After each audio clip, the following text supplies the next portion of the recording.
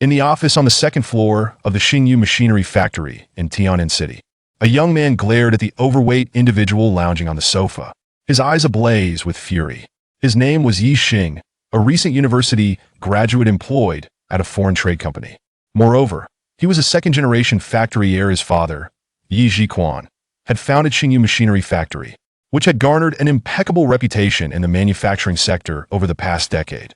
Thanks to its esteemed credibility, Xingyu Machinery Factory had expanded from a modest establishment with merely 5 or 6 manual lathes to a small factory equipped with dozens of CNC machines. However, this increase in machinery and space had not significantly altered the financial status of the Ye family, as most funds were reinvested into equipment and employee welfare. Consequently, Ye Xing found himself compelled to seek employment after graduation, as the family factory could not provide him with a satisfactory income. Furthermore, he had been in a relationship with his university classmate, Ding Xiaoling, for several years, and they were on the verge of entering the sacred bond of marriage. Ye Xing wished to present Ding Xiaoling with a flawless wedding to validate the correctness of her choice. Yet, this morning, Ye Xing received a sudden call from his father, who informed him of a grave situation. He quickly took a leave of absence and rushed to the factory. The man seated on the sofa was Hu Kai, a long-standing client of Xingyu Machinery Factory, with whom they had collaborated for several years. Ye Xing had previously encountered him at their home. However, at this moment, Hu Kai was perched in the boss chair, a privilege reserved for the factory director, exuding a nonchalant demeanor with one foot propped on the desk, casting a disdainful glance at Ye Xing. Meanwhile, Ye Xing's father, Ye Xing, stood before the desk, hunched over, his expression one of subservience. Atop the desk sat a slender, exquisite woman, her demeanor alluring, gazing down at Ye Xing with a sense of superiority. In the corners of the office stood 4 imposing figures clad in black, their expressions cold and detached. "Father, what has transpired?" Ye Xing approached Ye Xing, assisting him to his feet, a torrent of confusion swirling within him.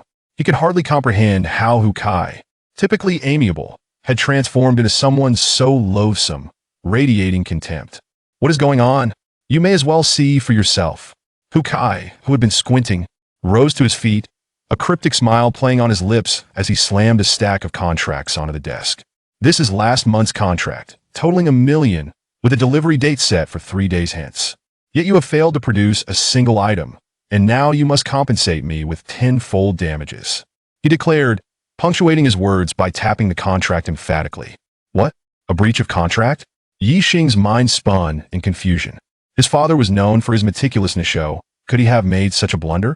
He numbly picked up the contract, which clearly stipulated a 1-month processing period, requiring 100 precision parts to be delivered in 3 days, with a 10-fold penalty for breach.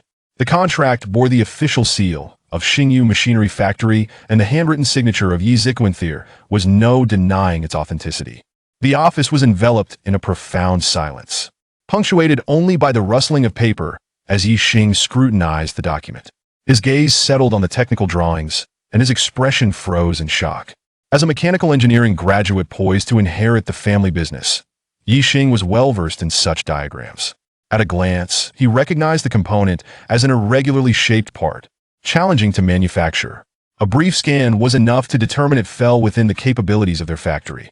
But the precision required, as indicated on the blueprints, far surpassed that of their current equipment. It was a matter of precision machining. How could his father have signed such a contract? A multitude of questions flooded Ye Xing's mind. "Father, what is the meaning of this?" He turned to Ye Xing, utterly perplexed by how he could have committed such a fundamental error. Ye Xing cast a self-reproachful glance at his son, lowering his head to softly recount the circumstances. It turned out that Ye Xing, eager to secure a substantial dowry for his son's impending marriage, was in desperate need of orders. At that moment, Hu Kai had presented an enticing offer, the terms of which were hard to refuse, despite the processing precision being difficult to achieve. After much deliberation, Ye Xing had initially declined the order. However, Hu Kai increased the price by 20%, and the factory's chief engineer, Song Ming, unexpectedly assured Ye Xing that with some flexibility on the timeline and the implementation of new processing methods, everything would be fine. Driven by the desire to secure the order, coupled with the tempting price increase and Song Ming's assurance, Ye Xing ultimately signed the contract. Little did he know after the contract was signed, Song Ming fell gravely ill and was hospitalized, leaving the workers scrambling in vain to produce anything but scrap. As Ye Xing's narrative unfolded, Ye Xing felt a chill run down his spine. Wasn't this an obvious trap? Hu Kai, are you deceiving my family? Ye Xing clenched his fists, his teeth grinding together in fury. Such childish remarks. The contract was signed by your father, his fingerprints are on it, and the deposit was transferred to his account. Did I force him to sign with a knife? Hu Kai sneered, a cold glint in his eyes. Mr. Hu, please disregard the boy's words. We have been friends for years. Could you extend your grace and allow me a few more days to find a solution? Ye Xing pleaded desperately. Ye Xing raised his head, catching a glimpse of Hu Kai's cunning smile. Old Yi, if I grant you a few days, who am I to ask for an extension? We have a contract. Hu Kai's demeanor hardened as he observed Ye Xing's pitiful appearance, secretly reveling in his triumph. This entire affair was a scheme he had meticulously orchestrated, aimed at seizing the land of Xingyu Machinery Factory and the Yi family's properties. Through years of interaction, he had gained an intimate understanding of the factory's capabilities and had bribed the technical head, Song Ming, to lure Ye Xing into this trap. Song Ming had long been arranged to flee, and although the order was genuine, it had already been designated for processing by Huaxing Group, the largest corporation in Tian'an City. His purpose for visiting today was to take possession of Xingyu Machinery Factory. Thus, Hu Kai remained unmoved by Ye Xing's desperate pleas. According to our agreement, if you fail to deliver the goods in 3 days, you will owe me 10 million. Your dilapidated factory is worthless even if you relinquish the land. It won't suffice. Hu Kai declared with a triumphant sneer, as he pulled the attractive young secretary closer and planted a kiss on her fair cheek. Ye Xing and Ye Xing's faces drained of color. Even the dimmest of minds could discern the nefarious plot woven into Hu Kai's words. There was no way Xingyu Machinery Factory could manufacture 100 high-precision parts in just 3 days. Even with the most expensive machinery, the Yi family's decades of hard work were on the verge of crumbling, all set to fall into Hu Kai's grasp. Ye Xing, I have already drafted the compensation contract you merely need to sign. Hu Kai produced yet another stack of documents, tossing them onto Ye Xing's desk, leisurely lighting a cigarette. Ye Xing picked up the contract, which stated that the Yi family was to transfer their factory land and properties to Hu Kai, after which all debts would be resolved. Old Yi, I've been more than lenient. I haven't demanded too much. In fact, you are still benefiting from this arrangement. Of course, should you refuse to sign. As Hu Kai spoke, his gaze turned icy, his voice dripping with menace. You know my past, don't think you can escape my clutches. Ye Xing visibly trembled. He was well aware of Hu Kai's complex background and his significant influence in Tian'an City. Hu Kai's threats were not mere words. With a mere gesture, Hu Kai signaled to a bodyguard, who promptly placed a pen into Ye Xing's hand. Ye Xing felt as if the pen weighed 1,000 pounds. This contract was one he could not sign. If he did, the Yi family would be doomed. Yet if he refused, he faced ruinous compensation. Ding! Congratulations, host, on becoming an interstellar trade agent. At that moment, a crisp electronic voice resonated within Ye Xing's mind. Chapter 2. The Trading System, the Space-Time Trading Platform? Is it truly capable of trading with myriad civilizations across the cosmos? Upon hearing the electronic voice resonating in his mind, Ye Xing's countenance, initially marked by despondency, transformed as his eyes widened in disbelief, involuntarily darting around in search of any gestures. Yet, aside from the few individuals present moments ago, silence reigned. When the second electronic chime echoed, Ye Xing was immediately engulfed in exhilaration. He was convinced that he had indeed acquired the legendary system, one that enabled transactions with the countless races of the universe. With such a plethora of civilizations in the cosmos, could the high-precision machinery troubles plaguing the Yi family be effortlessly resolved? The more he pondered, the more his excitement burgeoned, a smile unfurling across his face. Xiao Xing, what ails you? Lost in his reverie, Ye Xing's lips curved, forming an arc of delight. At that moment, he felt a light tap on his shoulder. Upon glancing up, he was met with the incredulous gazes of his colleagues, their expressions akin to those observing a madman. To them, Ye Xing's demeanor was utterly bizarre. Father, I am fine. Ye Xing roused himself from his daydream, responding in a serious tone, then turned his attention to Hu Kai. We will deliver that order on time. An abrupt silence enveloped the office, everyone regarding Ye Xing with expressions reminiscent of bewilderment. Just moments prior, Ye Zhiquan had been pleading with Hu Kai for an extension, and now Ye Xing boldly proclaimed that they could meet the deadline. Was this not a jest? If they could indeed deliver on time, why had Ye Zhiquan been compelled to plead? Each person grappled with this incongruity, their gazes toward Ye Xing tinged with absurdity. Hu Kai, in particular, wore a complex expression. He had come today fully aware that Ye Zhiquan would be unable to fulfill the delivery, intending instead to compel him to surrender the mechanical factory and pay the penalty for breach of contract. This would have concluded the matter perfectly, yet now, with Ye Xing's unexpected declaration, his plans were thrown into disarray. Ha ha ha, Hu Kai laughed heartily, but the mirth quickly faded, his countenance darkening like stormy waters. Old Ye, it appears I have underestimated you. I was contemplating ways to assist you. Yet the Ye family is teeming with hidden talents, having already devised a counter-strategy, leaving me completely outmaneuvered. Old Hu, no, Mr. Hu, do not heed this child's fanciful words. Allow me to explain, Ye Zhiquan interjected, his voice a flurry of anxiousness as he gestured to forestall Hu Kai's further comments. Regret flooded him. Perhaps had he not brought Ye Xing along, he might have managed to delay matters a few more days through his own pleas. Now, with Ye Xing's unwavering assertion of timely delivery, the situation had reached an impasse. Heh, Hu Kai scoffed, calculating whether this young man was genuine or merely posturing. Xiaoxing, you should tell him/Hu that you were merely jesting. Noting Hu Kai's silence, Ye Zhiquan grew increasingly frantic. The stakes for the Ye family were monumental, and he could no longer afford to maintain appearances. Father, I speak the truth. Ye Xing maintained his composure, resolute in his stance. What? Ye Zhiquan's mouth fell agape as he stared at Ye Xing, attempting to comprehend why his son had chosen this moment to act irrationally. Mr. Hu, the contract is unequivocal. The delivery date is the day after tomorrow.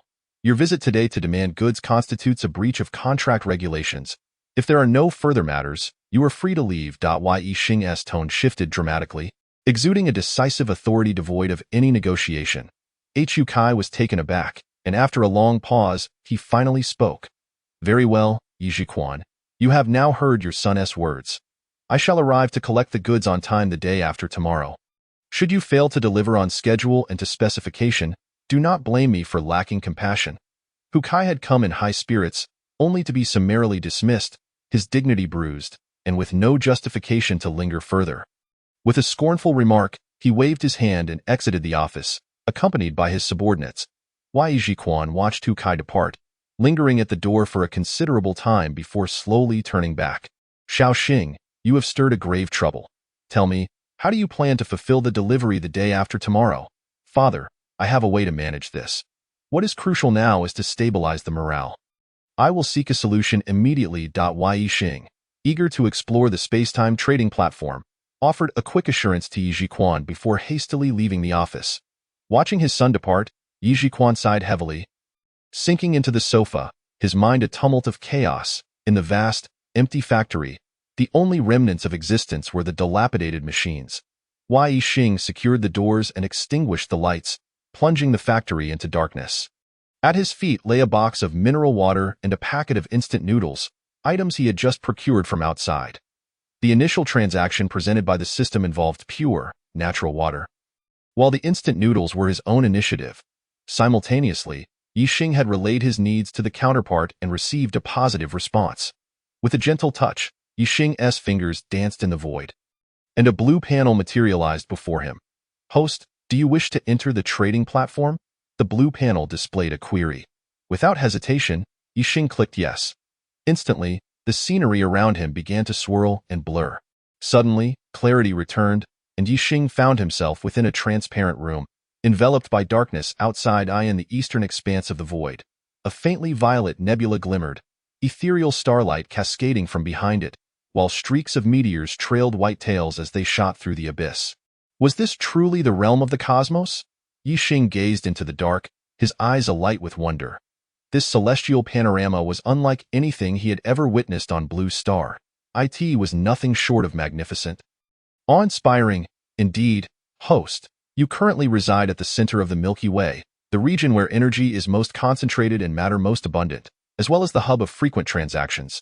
As soon as Ye Xing's thoughts had formed, a soft electronic voice echoed from an unseen source within the room. Ye Xing snapped back to reality, directing his gaze toward a white panel before him, a flicker of confusion crossing his mind as he pondered the mechanics of the transaction. In the office, he had visualized the system's material requisitions in his mind, which had prompted his purchase of the mineral water and instant noodles. Host, prior to your first transaction, please review the trading rules. Observing Ye Xing's perplexity, a white light screen abruptly appeared before him. A quick glance revealed the trading regulations, and Ye Xing quickly grasped their essence. Interstellar trading was divided into 3 tiers: primary, intermediate, and advanced. Presently, he was at the primary stage, where the system matched trading items with potential counterparts. Should both parties find no objections to the trading items, they could meet and conclude the transaction. Each trade would yield points, and upon accumulating a sufficient quantity, he would advance to the intermediate stage, where he could access all demand information and select trading partners accordingly. Upon reaching the advanced stage, he would gain entry to the environments of trading entities, acquiring more specific demands. In simpler terms, during the primary stage, both parties remain oblivious to each other's backgrounds, with transactions facilitated by the system. Upon advancing to the higher stages, Ye Xing would gain greater authority, essentially establishing his business within the territories of others, becoming a direct seller. Host, if you agree to the trading rules, please click yes. If you do not, please click no. 2 floating buttons appeared on the panel. Without hesitation, Ye Xing selected yes. This was an opportunity to become a planetary agent, potentially exchanging for boundless advanced technology. Neglecting this chance would be folly. Congratulations, host. Your first transaction is now commencing. As the electronic voice faded, the panel disappeared, and tranquility returned to the room. Chapter 3. Captain Jerry Ye Xing seated himself, gazing out into the starry expanse, a mixture of excitement and trepidation coursing through him. A beam of white light emerged from the void, and a figure materialized before him. Was this another inhabitant of Blue Star? Yet they appeared somewhat peculiar. Ye Xing scrutinized the trader before him. A flicker of astonishment crossing his eyes. The individual was tall, with slightly curly brown hair and skin of an unusual hue. Their features were strikingly symmetrical, as if chiseled by a master sculptor, forming a handsome visage. Yet, Ye Xing could not ascertain their age. Clad in a form-fitting black suit adorned with a sheen, the attire accentuated their robust physique, though it bore visible traces of dirt. An incongruity against the high-tech fabric. You are a Xing person? Splendid. Upon spotting Ye Xing seated, the individual's weary eyes ignited with excitement, and they raised a hand in greeting before taking a seat across from him. Their gaze then fell upon the mineral water, and their eyes brightened, hands trembling in anticipation, as if ready to leap forward. Is this truly pure, natural water? The individual pointed at the mineral water, their tone brimming with enthusiasm. Indeed, this is pure, natural spring water sourced from the mountains. It possesses a hint of sweetness, Ye Xing replied, nodding. As this marked his inaugural transaction, he adhered to the principle of revealing as little as possible about himself while probing for information about the other party, thus maximizing his own benefits. From the earlier reference to Xing, Ye Xing deduced that this individual had likely evolved far beyond himself, possessing the capability to leave Blue Star. Otherwise, they would not refer to it as their ancestral home. He had indeed observed the individual emerging from the void, and the expanse beyond was the cosmos itself, devoid of air and rife with cosmic rays, sufficient to obliterate any unprotected life form. Was that black suit they wore an advanced spacesuit? Remarkable? Excellent, Xing person. Allow me to introduce myself. I am Jerry, the captain of the 3rd Cosmic Fleet, dispatched by the Stellar Alliance to explore the 4th universe. Regarding the ancestor star people, we have only encountered references to them in ancient records. Many natural products are exclusively preserved by the ancestor star people, and it seems I am indeed fortunate. Oh, ancestor star people, it brings me immense joy to meet you. In previous transactions, those lesser beings simply could not comprehend our needs until we encountered you. Jerry spoke with great excitement, his words flowing effortlessly, inundating Ye Xing's mind with a wealth of information. Though Ye Xing maintained a calm demeanor, a tempest raged within him. While he did not fully grasp the significance of the 4th universe, he understood that a fleet capable of traversing the cosmos must possess a technological level classified as at least a level 3 civilization according to the standards of Blue Star. Furthermore, judging by the soil on the other party, It appeared their fleet had encountered some difficulties, placing the initiative of the transaction firmly in his hands. Of course, Jerry, no matter where you go, we are all part of human civilization. With the seeds of culture sown across the starry seas, yet the roots remain on the ancestor star. Ye Xing maintained his enigmatic composure. How splendid, ancestor star people. May I be so bold as to inquire how you wish to be addressed? Captain Jerry exclaimed, waving his arm in excitement. I am Ye Xing. You may call me Xing. Ye Xing nodded, bent down to retrieve a bottle of mineral water from a box, and placed it on the table. His gaze sweeping over the other party in a time-space trading platform. It is essential to prepare goods in advance. Discussing needs during the meeting would significantly reduce trading efficiency. Yet, aside from that peculiar spacesuit, there seemed to be nothing that could accommodate a machine tool on the other side. Xing, are you certain you wish to trade this water for my toy machine? Jerry's gaze fell upon the bottle of mineral water, his eyes igniting with fervor. After a long pause, he reluctantly lifted his head to look at Ye Xing. Yes, and not only that, I have also brought instant noodles. Ye Xing nodded and produced a packet of instant noodles. Placing it on the table, instant noodles? Are they of the delicious variety, with various flavors? I have only seen such things in historical museums, and I have heard that instant noodles are made from processed flour. Is that true? Jerry's attention shifted to the instant noodles, his eyes burning with desire, as if he wished to reach out and take them. According to trading rules, neither party is allowed to touch the other's goods before the transaction begins. Only after the platform authenticates the goods can they be handled. Ye Xing was taken aback. Instant noodles were commonplace fast food on Blue Star, often labeled as junk food by many. The other party's reaction seemed akin to encountering a relic. Did they not consume rice or flour? What did they eat? Jerry, indeed, this is instant noodles, but merely the most ordinary beef-flavored variety. Ye Xing nodded nonchalantly, pushing the mineral water and instant noodles to the center of the table. Ding! The system verified. The trading goods are authentic. A gentle electronic voice resonated in the room. Oh, Xing, you are truly a good person. On behalf of our fleet, I thank you. However, I am at a loss. I do not know what to offer in exchange for these instant noodles. Jerry's gaze flitted between the mineral water and instant noodles, a look of struggle crossing his face as he seemed to deliberate on which item to trade. Ye Xing feigned calmness, yet internally he was elated. Trading instant noodles and mineral water for a high-precision machine tool would be tantamount to a criminal act of fraud on Blue Star. Yet the other party appeared to be reveling in their good fortune. Seeing Jerry's expression, Ye Xing felt an impulsive urge to gift him a sausage, completing a homebuddy's meal set. Jerry, please hold on a moment. What about the machine tool I requested? Noticing Jerry still grappling with his inner conflict, Ye Xing couldn't help but interject. Oh, Xing, my mind is a whirlwind. In my excitement, I completely forgot. Your goods are simply too tempting. Jerry stood up, apologetically tapping his head, and removed a silver ring from his finger. Could the machine tool be concealed within the ring? But how could that be? Ye Xing's gaze fell upon the ring, his pupils narrowing as his heart raced, a thought flitting through his mind akin to treasures found in fantasy novels, a storage ring that can fold space. The ring in Jerry's hand appeared to be made from an unknown metal, remarkably lightweight, as if it bore no weight at all when placed on the table.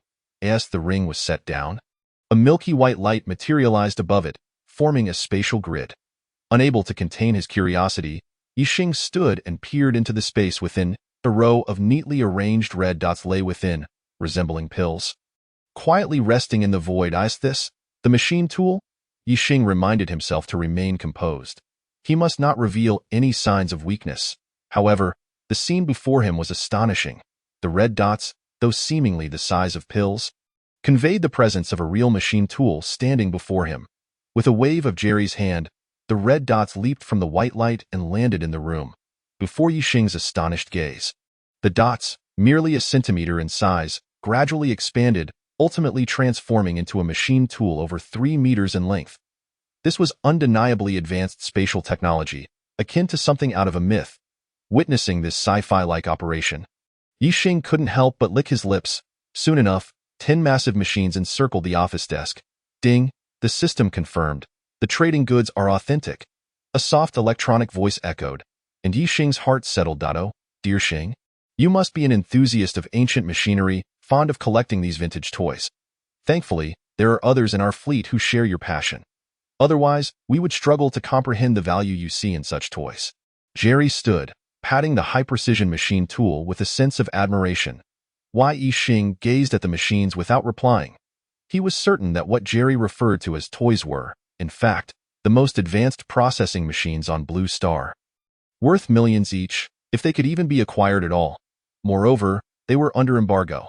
Xing, according to the information I have gathered, the machine tools you seek are 5-axis linkage machines, possessing 32 processing directions, and they belong to a rather antiquated category of machinery. My colleague mentioned that collectors of such toys are often very sensitive to parameters. Thus, I took the liberty of having the robot modify the machine tools into 6-axis, 64 processing faces, enhancing the processing precision tenfold. This way, you will gain a slight edge when engaging with like-minded individuals in the future. Xing, you won't hold my presumptuousness against me, will you? Jerry pointed at the machine tools. Looking at Ye Xing with an apologetic expression, yet Ye Xing was already taken aback by Jerry's words. His studies in mechanical engineering had made him well acquainted with machine tool performance. If Jerry was not lying, these machines arriving on Blue Star would cause an uproar in the global processing industry, sending scientists into a frenzy to acquire them. Their performance had surpassed the highest processing precision available on Blue Star. Of course not. We can proceed with the transaction now, Ye Xing smiled faintly, placing the box of mineral water on the table. Oh, Xing, I am truly grateful to you. We have not had natural spring water in quite some time. I eagerly anticipate our next transaction. Joy surged across Jerry's face as his eyes fixated on the box of mineral water. Have the trading parties reached an agreement? Will you proceed with the transaction? A gentle electronic voice chimed in the air. Jerry hesitated, his gaze lingering longingly on the instant noodles on the table before shifting to Ye Xing. May I purchase that packet of instant noodles from you? I have heard it is an exceptionally delicious food. Ye Xing's heart leaped with joy. The instant noodles were merely a precaution he had brought along, and he never anticipated they would prove useful. He had just witnessed the might of the silver ring, a space weapon that could fold dimensions in science fiction. The high-precision machine tools seemed trivial in comparison. Certainly, but Captain Jerry, what do you intend to offer in exchange? Ye Xing nodded, his gaze resting on the ring in Jerry's hand. Xing, how about my spacesuit? Although it may appear somewhat worn, its functions remain robust. Radiation protection, energy impact resistance, and it can automatically absorb materials to convert them into breathable air. Furthermore, it is powered by nuclear energy, though its power source is somewhat outdated. It can still maintain a speed faster than a shark in the deep sea. Jerry's face brightened momentarily before he seemed to struggle, tapping his head as his gaze fell upon his spacesuit, somewhat embarrassed to describe it. After all, the suit was old. What if Ye Xing found it unappealing? Ye Xing found himself torn, his eyes fixed on the ordinary black suit adorning Jerry. He hadn't expected such a seemingly mundane spacesuit to possess such impressive capabilities, rivaling the silver ring. Ye Xing gently tapped his fingers on the table, contemplating. Accepting the spacesuit would render him impervious to harm, seemingly allowing him to traverse heaven and earth without issue. However, the most pressing crisis for the Ye family was fulfilling their contract and ensuring the company's reputation. Without the silver ring, transporting the massive machines to the workshop would be impossible. Jerry, I'm afraid I cannot accept old clothing. Ye Xing raised a finger to halt Jerry from continuing. I apologize, Xing. I was too eager to obtain that packet of instant noodles. A distinguished collector such as yourself would certainly not desire something old. Even a new spacesuit cannot compare to instant noodles. Jerry's face was suffused with embarrassment as he glanced apologetically at Ye Xing. He then cast a searching gaze towards Ye Xing, indicating that he indeed had nothing of value to trade at the moment. Captain Jerry, I can offer you this pack of instant noodles, but would you consider parting with that ring on your hand? Otherwise, I won't be able to take these machines back. Ye Xing's eyes were drawn to the silver ring on Jerry's hand. Suppressing his inner excitement, of course, that's not a problem. This deal is exceedingly favorable for me. Next time, I shall surely compensate you handsomely. Jerry appeared momentarily stunned, his face reflecting a mix of joy and guilt. Ye Xing pushed the bottled water and instant noodles to the center of the table, while Jerry waved his hand, placing the machine tools into the ring, which he then set on the table. A flash of white light illuminated the space as the items exchanged owners. Curiously, Ye Xing picked up the silver ring and slipped it onto his finger. Instantly, he felt a vast expanse within his mind. Spacious enough to house an entire factory. Xing, I eagerly anticipate our next transaction. The voice of Jerry echoed in his ears. Ye Xing looked up to see Jerry, one arm clutching the bottled water and instant noodles, waving goodbye before vanishing into the darkness. With another flash of white light, Ye Xing found himself back in the factory. He took out the ring, and his consciousness immediately connected with the space, as if he were the master of it, controlling every object within. With a mere thought, 10 futuristic machine tools materialized on the ground. Glancing at the time, he noted that it was already evening, and the workers had finished their shifts. Ye Xing was eager to have the workers install the machines and assess their performance. However, recalling the anxiety the workers had endured all day, worrying whether the factory would be operational the following day, concerns that directly impacted their livelihoods, Ye Xing promptly dismissed the thought. He exited the factory, locking the door behind him, and proceeded to buy dinner before heading straight to the office on the second floor.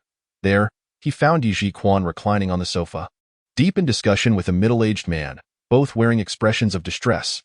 Uncle Cheng, Ye Xing called out upon recognizing the man. This middle-aged individual was the veteran Cheng Rui, who had been with Ye Xing since the inception of his venture, serving as his right-hand man alongside Song Ming.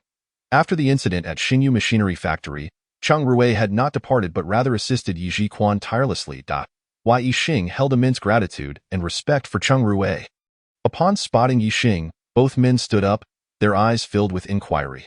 They were well aware of how bleak the situation appeared, given that Ye Xing was merely a recent graduate, and it was unrealistic to expect him to resolve their difficulties in such a short span of time. Father, Uncle Cheng, I have settled the matter. Ye Xing placed the dinner in front of them and spoke calmly. Really? Ye Xing and Cheng Rui exclaimed in unison, a mix of surprise and hope lighting their faces. Quickly, tell us, is it true that Huang Qian has agreed to lend us money? Ye Xing, fraught with anxiety, leaned over his meal box, eager to hear the news. During this period, he had sought loans far and wide, exhausting all avenues among friends and family, to little avail. Those who had once surrounded him had distanced themselves upon hearing of his financial troubles. The news of the Yi family's impending collapse had spread throughout Tiannan City's machinery industry, causing everyone to evade him. Ironically, it was Huang Qian, Ye Xing's classmate, who had extended a helping hand, providing Ye Xing with 500,000 yuan. Thus, when Ye Xing mentioned that the issue had been resolved, the first possibility that sprang to Ye Xing's mind was that the Huang family was willing to provide financial assistance. After all, even the Huang family could not purchase high-precision machine tools without a substantial sum. Ye Xing pondered for a moment before responding, Uncle Huang has only agreed to help facilitate contact. We shall know more by tomorrow morning. Ye Xing and Cheng Rui's expressions brightened, almost unable to contain their excitement as they wished to rush downstairs with Ye Xing immediately. Uncle Cheng, may I trouble you to notify the workers to gather at the factory early tomorrow morning? Ye Xing smiled gently at Cheng Rui. Certainly, I promise to fulfill this task. Cheng Rui replied eagerly. Little Xing, you may not realize this, but the workers are also yearning for the factory to overcome this crisis. They have invested many years here and have developed a deep connection.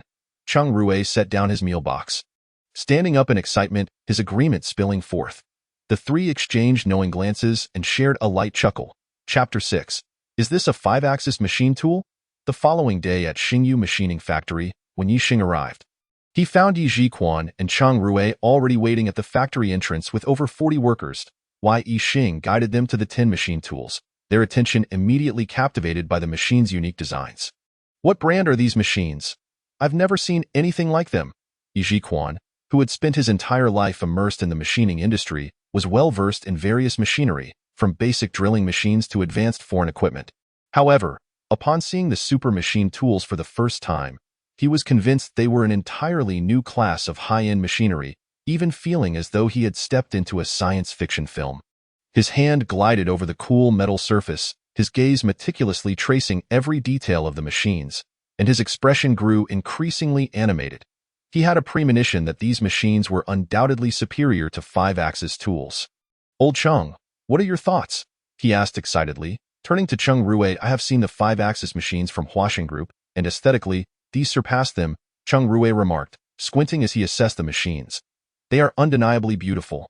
I can hardly wait to operate one. Indeed, after all these years, I've never encountered a machine tool that is such a pleasure to operate. Look at this control panel. It's truly sophisticated. I hesitate to even touch it. Why does it remind me so much of the control panel from a spaceship in a movie? The workers encircled the machine tools, chattering excitedly and expressing their Ye Xing stood back. Observing the astonished crowd, a smile gracing his face, he directed the workers to secure the machines, connect the power, and power them on. The instrument panels of the machines lit up, and Cheng Rui approached one of the machines for a closer inspection. Although the machine's exterior appeared advanced, the control panel bore similarities to previous models, allowing workers to operate it with no need for additional training. "Bring over the workpiece," Cheng Rui instructed, waving to a nearby worker. The worker maneuvered the overhead crane to lift the workpiece, a solid round steel rod measuring 1 meter in length and 20 centimeters in diameter. In the past, using older machines, this would have required the workpiece to be lowered painstakingly into position before securing it. However, the new machine operated differently. Cheng Rui noticed a loading button on the control panel and instinctively pressed it. With a soft whir, the machine body suddenly opened, revealing mechanical arms that slowly extended. Their pincers akin to crab claws, grasping the workpiece in an almost mesmerizing display, they smoothly retracted the workpiece into the machine. The onlookers were left speechless, having never witnessed such an intelligent machine capable of loading and securing workpieces autonomously. Heavens, this machine even has a robotic arm. Does this mean we only need to input parameters? Truly, this is high-tech. We have fallen behind. What could such a machine possibly cost? Surely several million. Not a chance. You'd need a source to acquire one. Our little boss is incredible. He has managed to procure such a marvelous machine. It seems our factory is indeed salvaged. The workers gathered around the lathe, buzzing with excitement, having previously sensed the uniqueness of the machines from their appearance alone. Now, witnessing the mechanical arms deftly grasping and placing the workpiece into the machine, their amazement was reignited. Cheng Rui's gaze was fixed on the closed machine body, his hand trembling slightly, and even his steady eyes revealed a hint of astonishment. Over decades of his career, he had encountered certain advanced machines equipped with robotic arms in various factories. Yet, the robotic arms he had seen were never particularly agile, often limited to handling smaller items, requiring human assistance for intricate tasks. Unlike those, the robotic arms he just witnessed could effortlessly lift workpieces weighing hundreds of kilograms, demonstrating a speed and dexterity that rivaled that of a human. "Old Cheng, stop dawdling. Enter the parameters and let us see its processing capabilities," Ye Xing urged when he noticed Cheng Rui lost in thought. Cheng Rui nodded. While the robotic arms had indeed been astonishing, the true measure of a machine tool lies not in its fancy features, but in its processing precision, the gold standard for such equipment. He approached the control panel, referencing the blueprint as he meticulously entered the required commands. The machine trembled slightly before falling silent. Cheng Rui cast a doubtful glance at the sealed machine body. The power was clearly on, and he had pressed the start button, yet he felt uncertain whether the machine was operating. Some impatient workers crouched down, eager to check the motor, but faced with such advanced machinery, they feared that acting too rashly might lead to damage. Ye Xing approached with a smile, pressing a button on the control panel. The sealed machine body suddenly revealed a transparent glass casing, through which the interior mechanisms were clearly visible.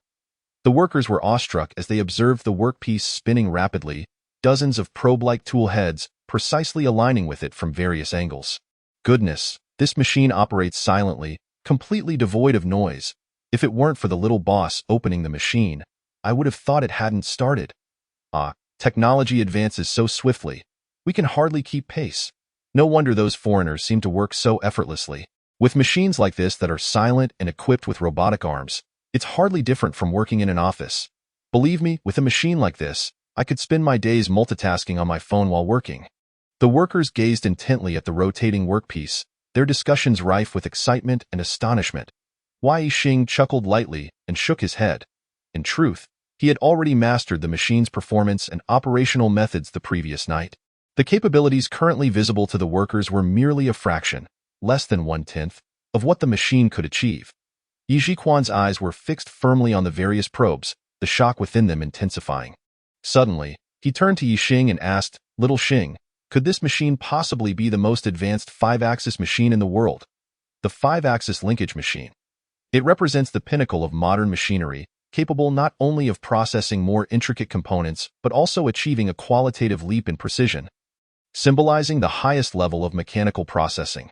Previously, this cutting-edge technology had been monopolized by Western nations, with strict prohibitions against its export to Longguo, resulting in a lag in industries requiring precision machining, such as military, shipping, and aviation.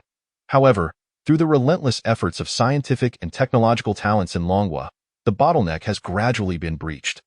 Yet, the most elite technologies remain firmly under Western lock and key.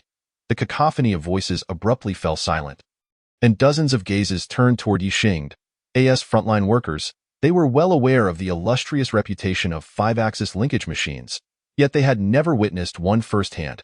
Now, they awaited Ye Xing to unveil the mystery. Indeed, this was a multi-axis linkage machine, but it was not 5-axis. Ye Xing maintained a calm demeanor, nodding in affirmation, yet a hint of amusement flickered in his eyes. This is no mere 5-axis linkage machine. It is a performance beast clad in the guise of one. Chapter 7. Exceeding standards. Suddenly, the operational machine halted, the transparent glass cover lifted, and a mechanical arm extended outward, clutching the completed component. The workers, having never before witnessed such an intelligent display, momentarily forgot to retrieve the workpiece, their necks craning in astonishment. Cheng Rui maneuvered the crane to lift the part onto the workbench, bending down to extract a vernier caliper from the toolbox for measurement. His face exhibited an extreme tension of excitement, yet his hands remained steady, his gaze focused as he compared the dimensions with the blueprint. A swarm of workers rushed over, encircling Cheng Rui, their eyes fixated on the vernier caliper. Suddenly, Cheng Rui's movement stilled, his gaze locked onto the caliper, an expression of shock crossing his features. How could this be possible? The precision exceeds that specified in the blueprint. Cheng Rui stared, dumbfounded, at the vernier caliper, while the surrounding workers wore expressions of disbelief, casting skeptical glances at him. Every component has its ideal dimensions, yet in actual machining, discrepancies arise. The smaller the discrepancy, the greater the precision, and the closer it is to the ideal size. The incessant improvement of the machine's capabilities aims to elevate precision to the point of achieving an ideal size.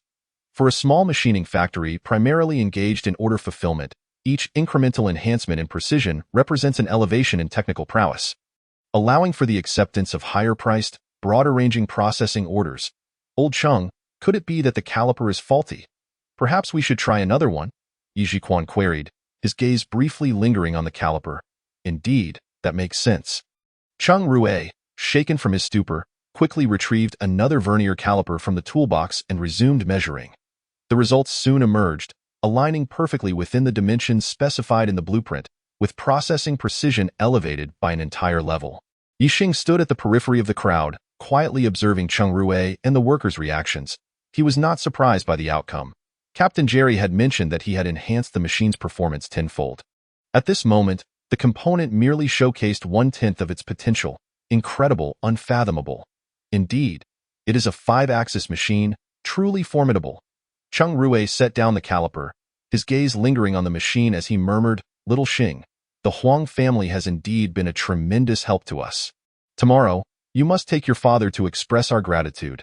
Ye Xing's eyes glistened with tears, his hands fidgeting restlessly. "Dad, let's not rush into this. I believe we should notify Hu Kai to prepare the funds first." Ye Xing smiled and shook his head, fully aware that he would not disclose the truth to Ye Xing. However, he eagerly anticipated Hu Kai's regret upon confronting the reality. Within an opulent private room at the Royal KTV in Tian'an City, blue and white lights swirled, casting an otherworldly glow throughout the space. Accompanied by pulsating music, several alluring young women in dynamic leather pants rhythmically swayed their waists, showcasing their vibrant figures. Song Ming reclined on the sofa, one hand cradling a wine glass while the other embraced a fair-skinned young woman adorned with smoky eye makeup. Yet, his gaze fixated hungrily on the exposed expanse of skin at the dancer's waists. Swallowing hard, Song Zong, have another drink. Soon, a few beauties will join you.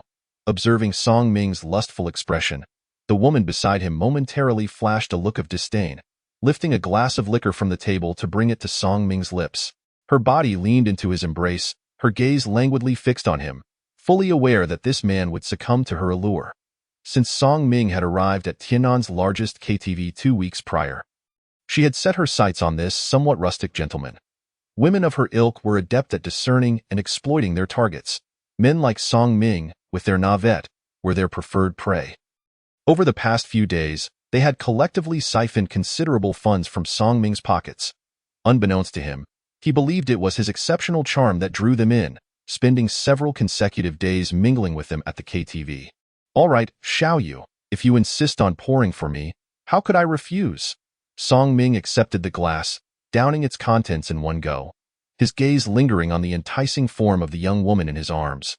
Feeling a fire ignite within him, suddenly, the door burst open as Hu Kai stormed in, flanked by several bodyguards.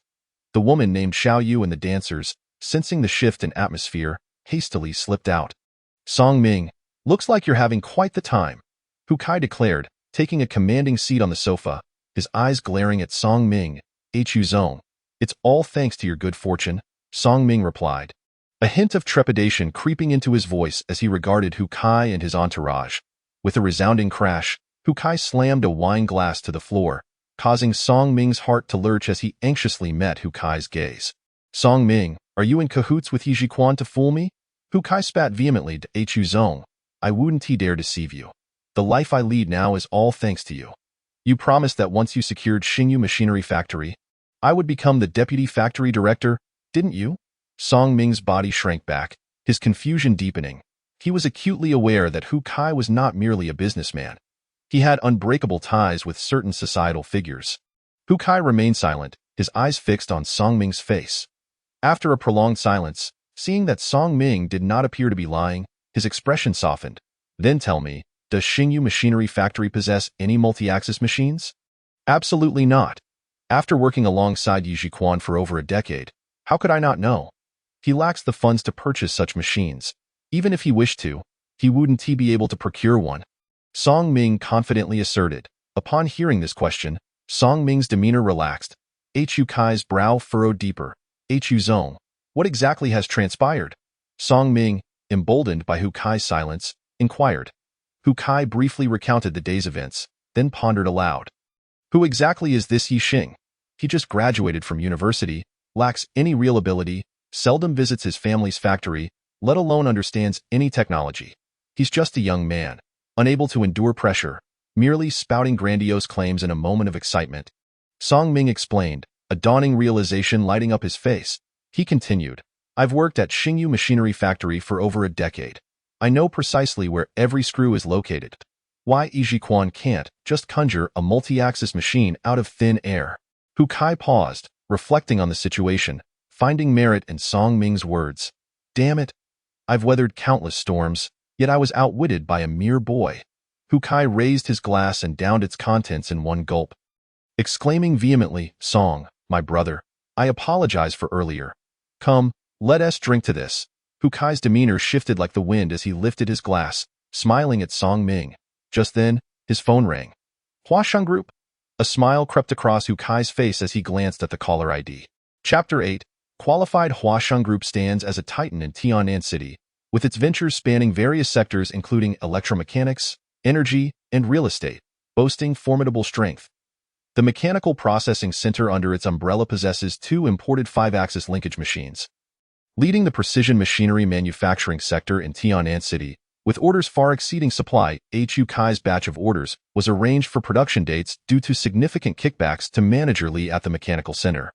Otherwise, such a small-scale order would hardly pique Huasheng Group's interest. "Manager Li, has the product been processed? Should I come to collect it?" Hu Kai inquired, his tone laced with a hint of obsequiousness. Despite his standing in Tian'an City, he paled in comparison to Huasheng Group, which is a major taxpayer, even garnering the mayor's respect. Crucially, as this order was arranged through connections, Hu Kai and Huasheng Group had not formalized a production contract. In his view, with Huasheng Group's capabilities, there should be no issues. "Old Hu, you might be overthinking this. It won't be ready that quickly," came the voice on the other end, followed by a few coughs. "Here's the situation.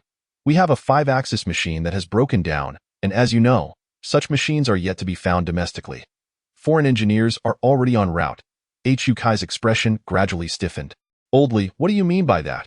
I've staked my life on you." Hu Kai wiped the cold sweat from his forehead as he spoke.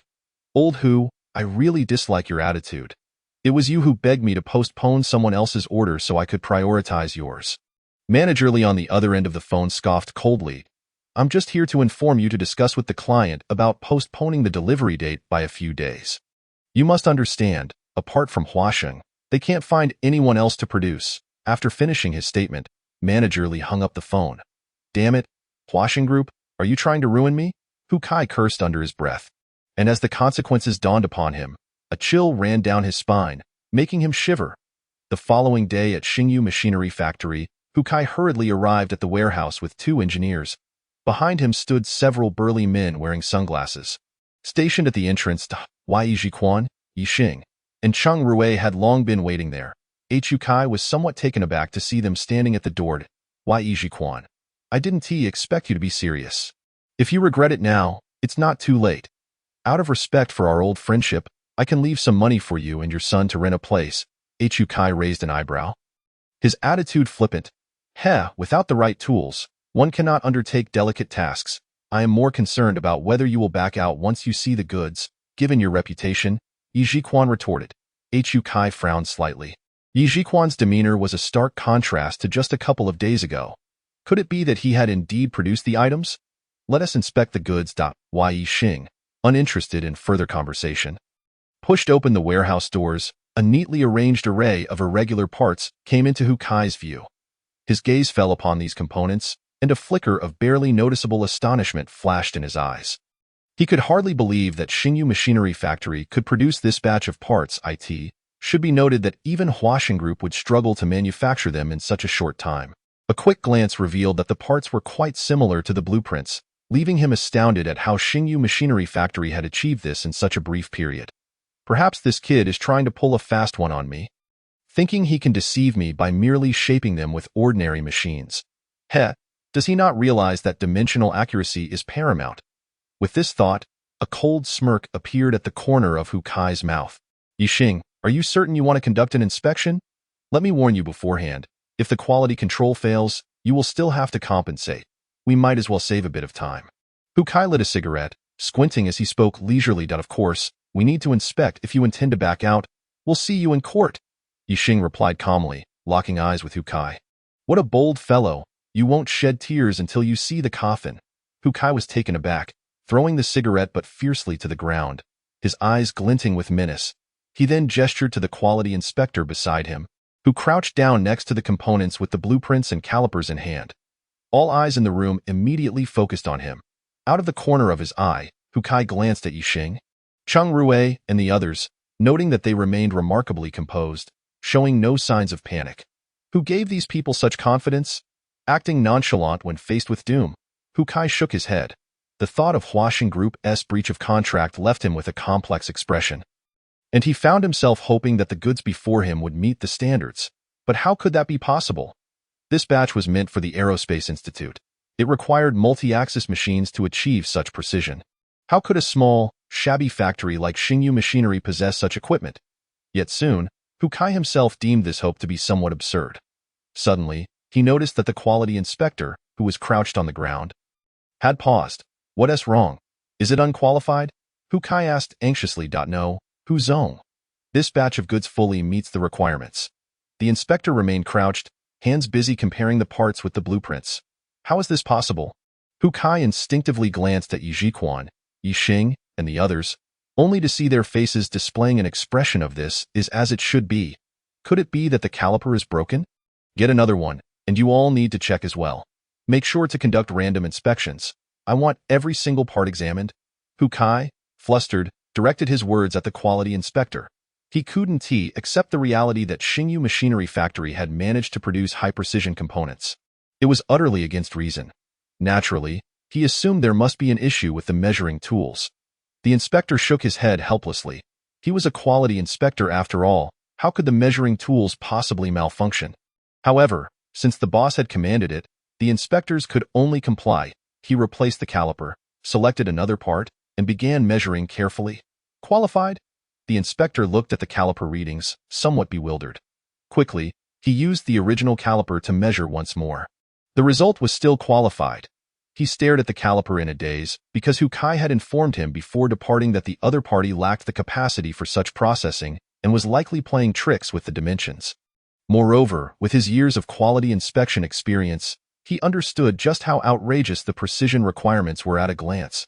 He stood up, selected another part, and measured it meticulously, his eyes wide open, fearful of missing any detail. Qualified, upon seeing the readings on the caliper, he stood up, shock evident on his face as he looked at Hu Kai.Hu Zong. The quality control has passed. At that moment, another inspector also reported to Hu Kai. This is impossible. Hu Kai stared in disbelief, his body swaying slightly, his expression incredibly complex. Chapter 9. Handover Ding Dong. A notification sound of 600,000 arriving echoed from Ye Xing's phone. This was the remaining payment after deducting the 40,000 deposit. Hu Kai shot Ye Xing a fierce glare, exasperated, and waved his hand for his subordinates to load the goods onto the vehicle and leave in haste. Watching Hu Kai and his entourage exit the factory, Ye Xing let out a long sigh. The ominous cloud that had lingered in his heart finally dissipated. Ye Xing whispered something to Cheng Rui, who nodded, and they drove out of the factory premises. Inside the office, Ye Xing gazed thoughtfully at Ye Xing, nodding as if lost in contemplation. Xiao Xing, our machinery factory depends on you to turn the situation around this time. I'm getting old.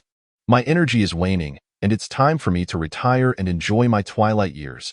Ye Xing took a sip of tea, a hint of sadness on his face. This incident had hit him hard. A trusted partner had colluded with outsiders to deceive him.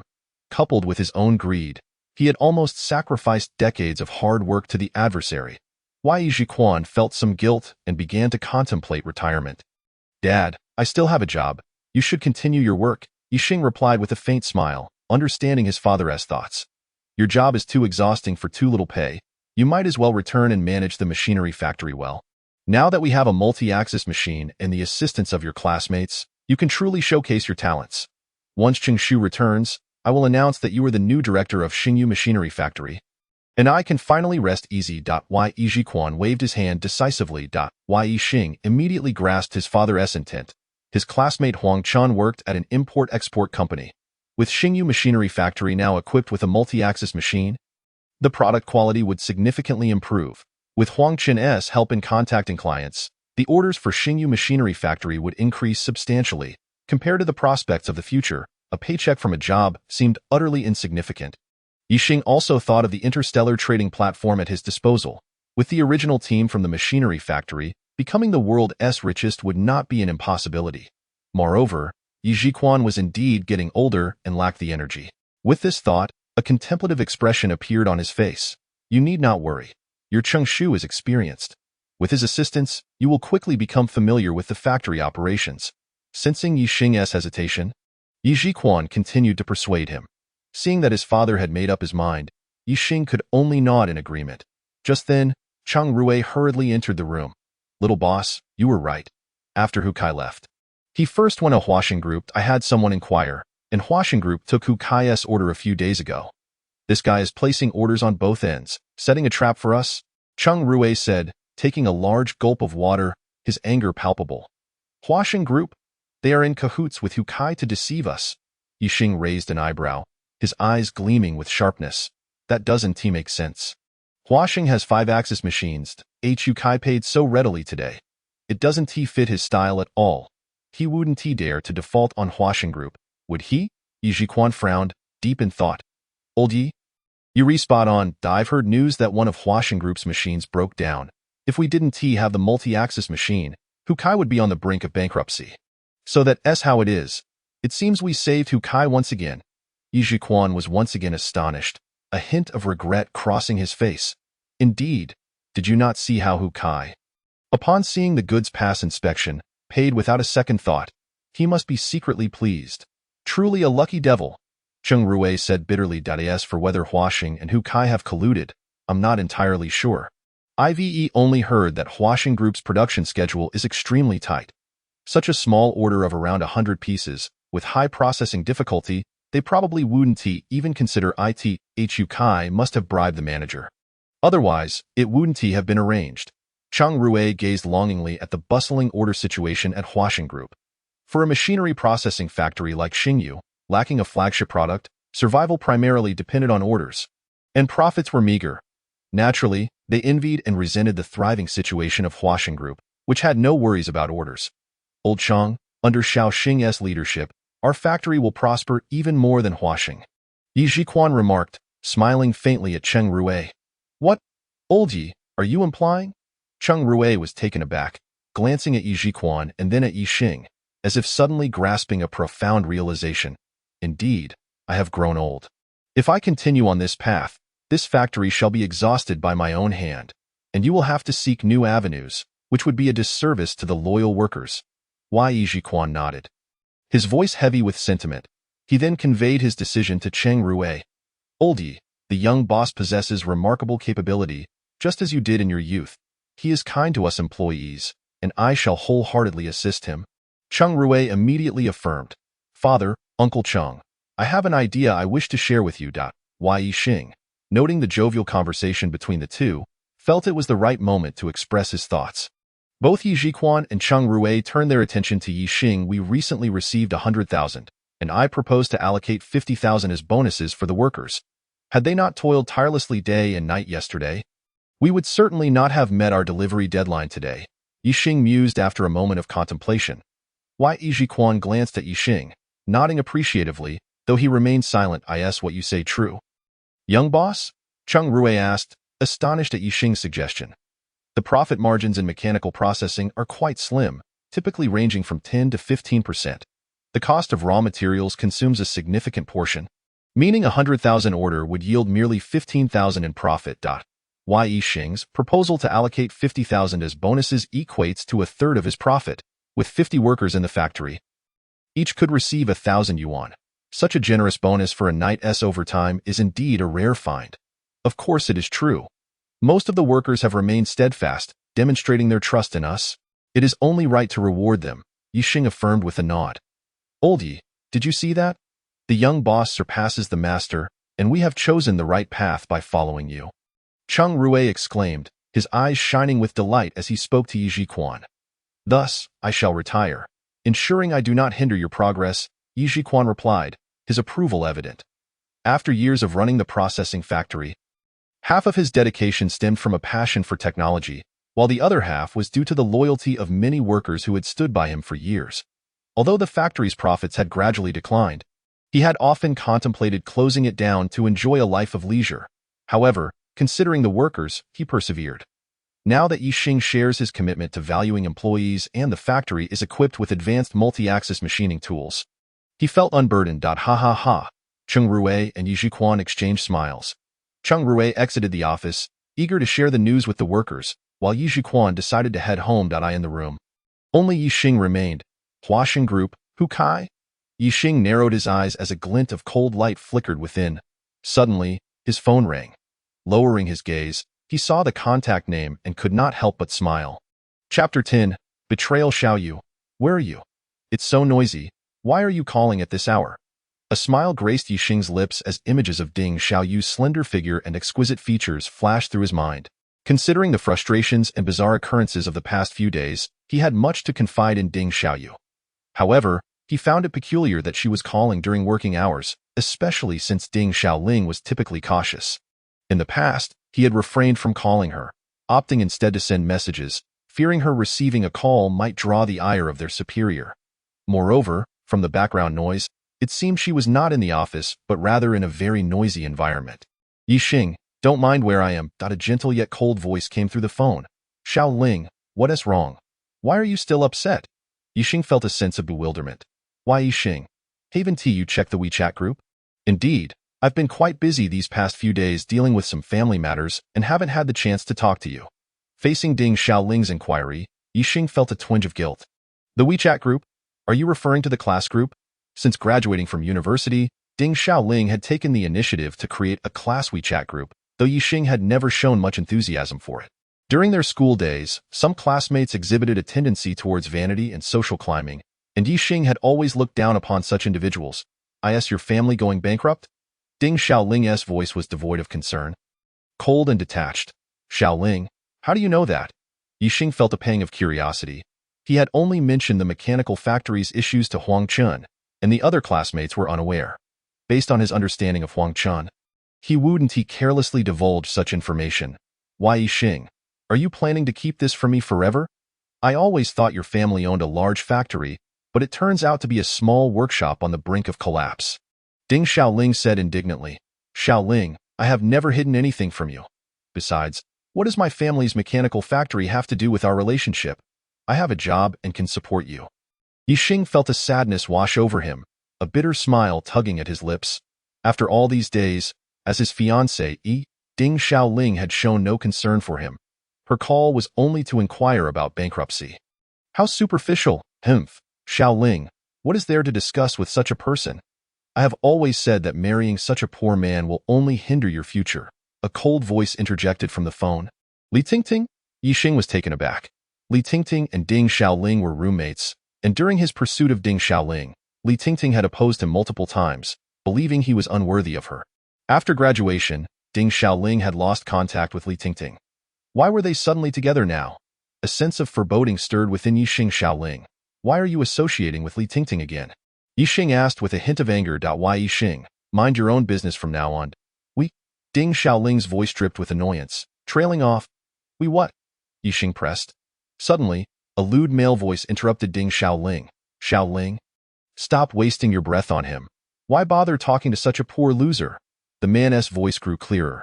Kid, are you the young master of that mechanical factory? I truly don't understand how Ding Xiaoling ever fell for you. But I warn you, keep your distance from her, or you won't even know how you died.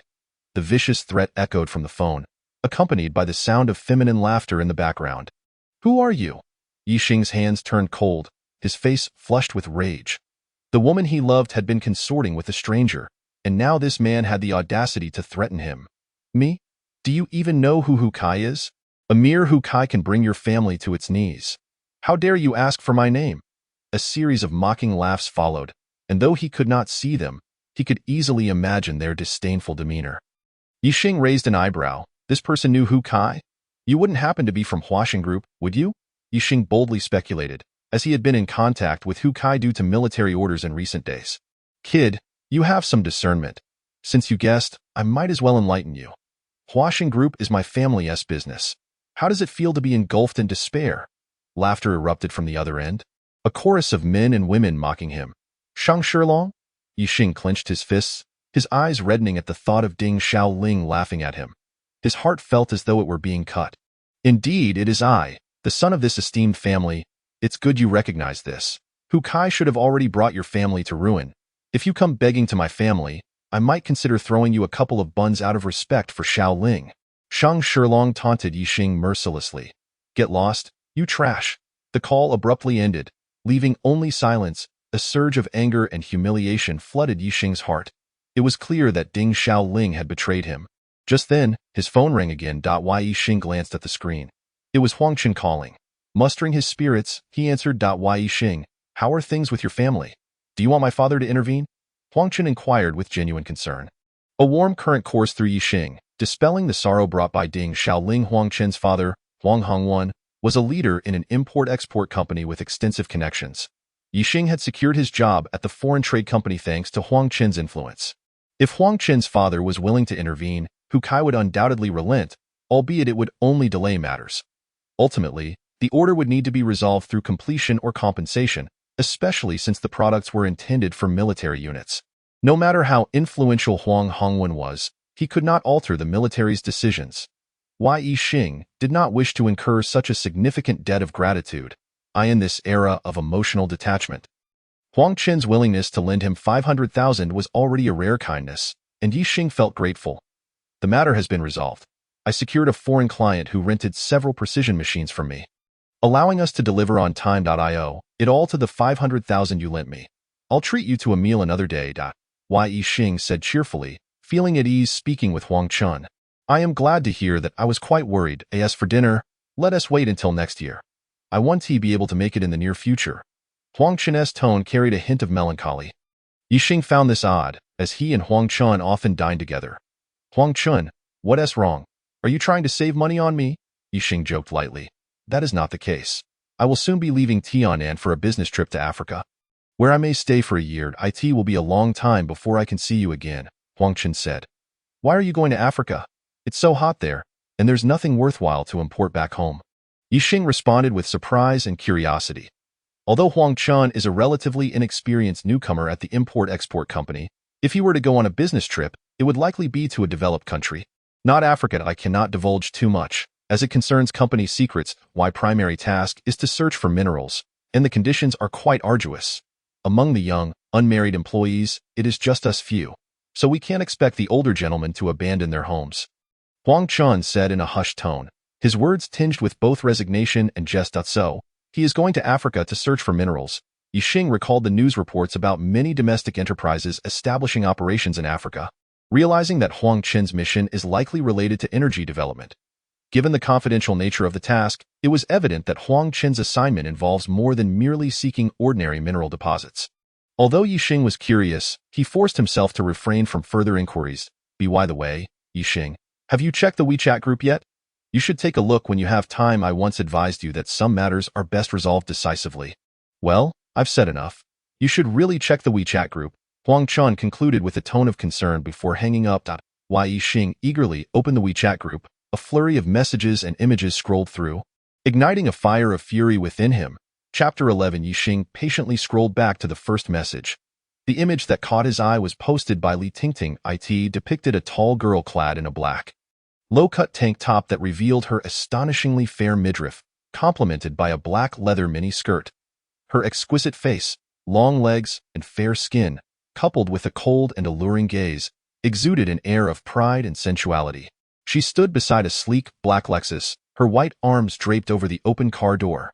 The combination of the luxurious car and the beautiful woman created a striking contrast. The only discordant note was the young man beside her. Dressed in a black t-shirt, with a rugged appearance, he stood at the height of the young beauty's ear, his physique robust. His hand was wrapped around the young woman's waist, his nostrils flared with a sense of arrogance, his gaze full of swagger and disdain. Together, they resembled a beast paired with a beauty. Ye Xing's heart twisted in anguish. The young beauty was none other than Ding Xiaoling. The group chat erupted. What? Is that Ding Xiaoling? Someone wake me up, my eyes. How could Ding Xiaoling dress like this? This is our good girl Ding Xiaoling. Her fashion style has changed drastically. Who is that man? Ding Xiaoling, what has happened to you? Have you struck it rich? If you told me she was a car model, I would believe it, but I can't believe she is Ding Xiaoling. Her figure is incredible. I'm drooling. How did we not notice this during school? The male classmates in the group gasped in astonishment, each offering their opinions. Even those who had remained silent before were now chiming in. Who is that man beside Xiaoling? Has she finally decided to embrace a more daring style? It seems Xiaoling has recognized her strengths and made a change. If only I had Xiaoling's body and face, I could find a wealthy boyfriend. The women in the group, however, did not seem as shocked as the men. What puzzled Ye Xing was that not a single person mentioned him. Why wasn't Ye Xing with Ding Xiaoling anymore? Finally, amidst the astonishment, an ID named Sales Genius posed a question. Ye Xing felt a slight warmth in his heart. That was their dorm leader, Li Mingyu, who had entered a company to work in sales right after graduation. They had been on good terms during their school days. With a light touch, that man? Who is he to Xiaoling? Is he her brother? This ID belonged to Su Qi, the fourth member of Ye Xing's dorm, who had graduated over a year ago and was somewhat naive, being infatuated with technology. Ye Xing shook his head lightly. Su Qi was still as oblivious as ever, lacking even the most basic discernment. He was bound to be ridiculed. Indeed, laughter erupted in the group. Oh my, who would have thought we had such a naive soul among our classmates? Su Qi, you can't still be a virgin, can you? So foolish, you'll probably never find a girlfriend at this rate.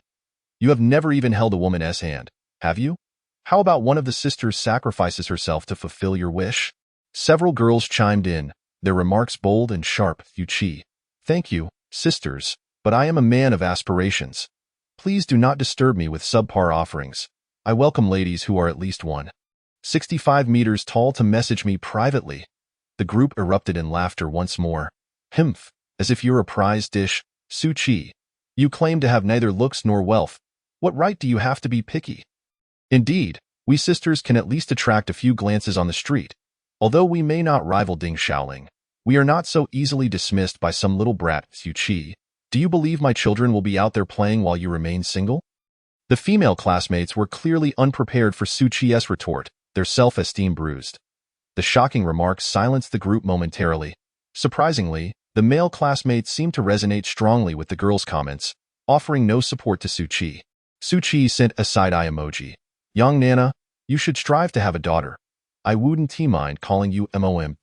Ye Xing couldn't help but be taken aback by this remark. Spitting out his drink. Ha ha ha, my friend, you are quite something, truly. Only magic can defeat magic. Su Qi, what strange thoughts are you concocting at home? I have no desire to marry a classmate from our year. I merely wish to become your son and law. Su Qi certainly knows how to play with time zones. Did this boy have such intentions since he entered university? The male students voiced their opinions, and the group descended into chaos. Young Nana, Su Qi, do you dare take advantage of me? If you can afford the Lexus in the picture, I will immediately throw myself at you. Can you afford it? With that reminder, the conversation shifted back to the imaged Li Tingting. Who is that man? How did Ding Xiaoling end up with him? Huang Chun, who had been quiet, suddenly spoke up. Li Tingting. Ding Xiaoling has broken up with Ye Xing. She couldn't inform you all directly, so she asked me to relay the message. Ding Xiaoling and Ye Xing have broken up? This news struck like a thunderbolt, sending shockwaves through the group. What? That's impossible. They were the golden couple of our class, so perfectly matched. They had been dating since their freshman year, and their relationship seemed strong. In my view of love, they were the ideal template. How could they break up? I saw them holding hands just last month, and there were no signs of trouble. Does this mean I can pursue Ding Xiaoling now? Li Tingting, is your information accurate?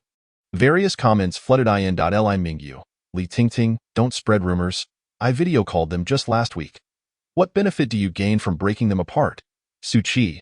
Li Tingting, I remember that during university registration, it was Ye Xing who carried your luggage to the dorm. Even if you look down on Ye Xing, there's no need to fabricate stories. The group fell silent for a moment before Li Tingting suddenly shared several images. The first was of a picturesque island, where Ding Xiaoling, clad in a bikini, showcased her curvaceous figure, walking hand-in-hand with the short-haired man along the beach. The second image featured a beautifully decorated, spacious office, where the short-haired man lounged in a suit on the boss's chair. Ding Xiaoling transformed into a professional beauty, wearing a light yellow short-sleeve blouse and high heels, her nose adorned with a pair of light-colored black frames.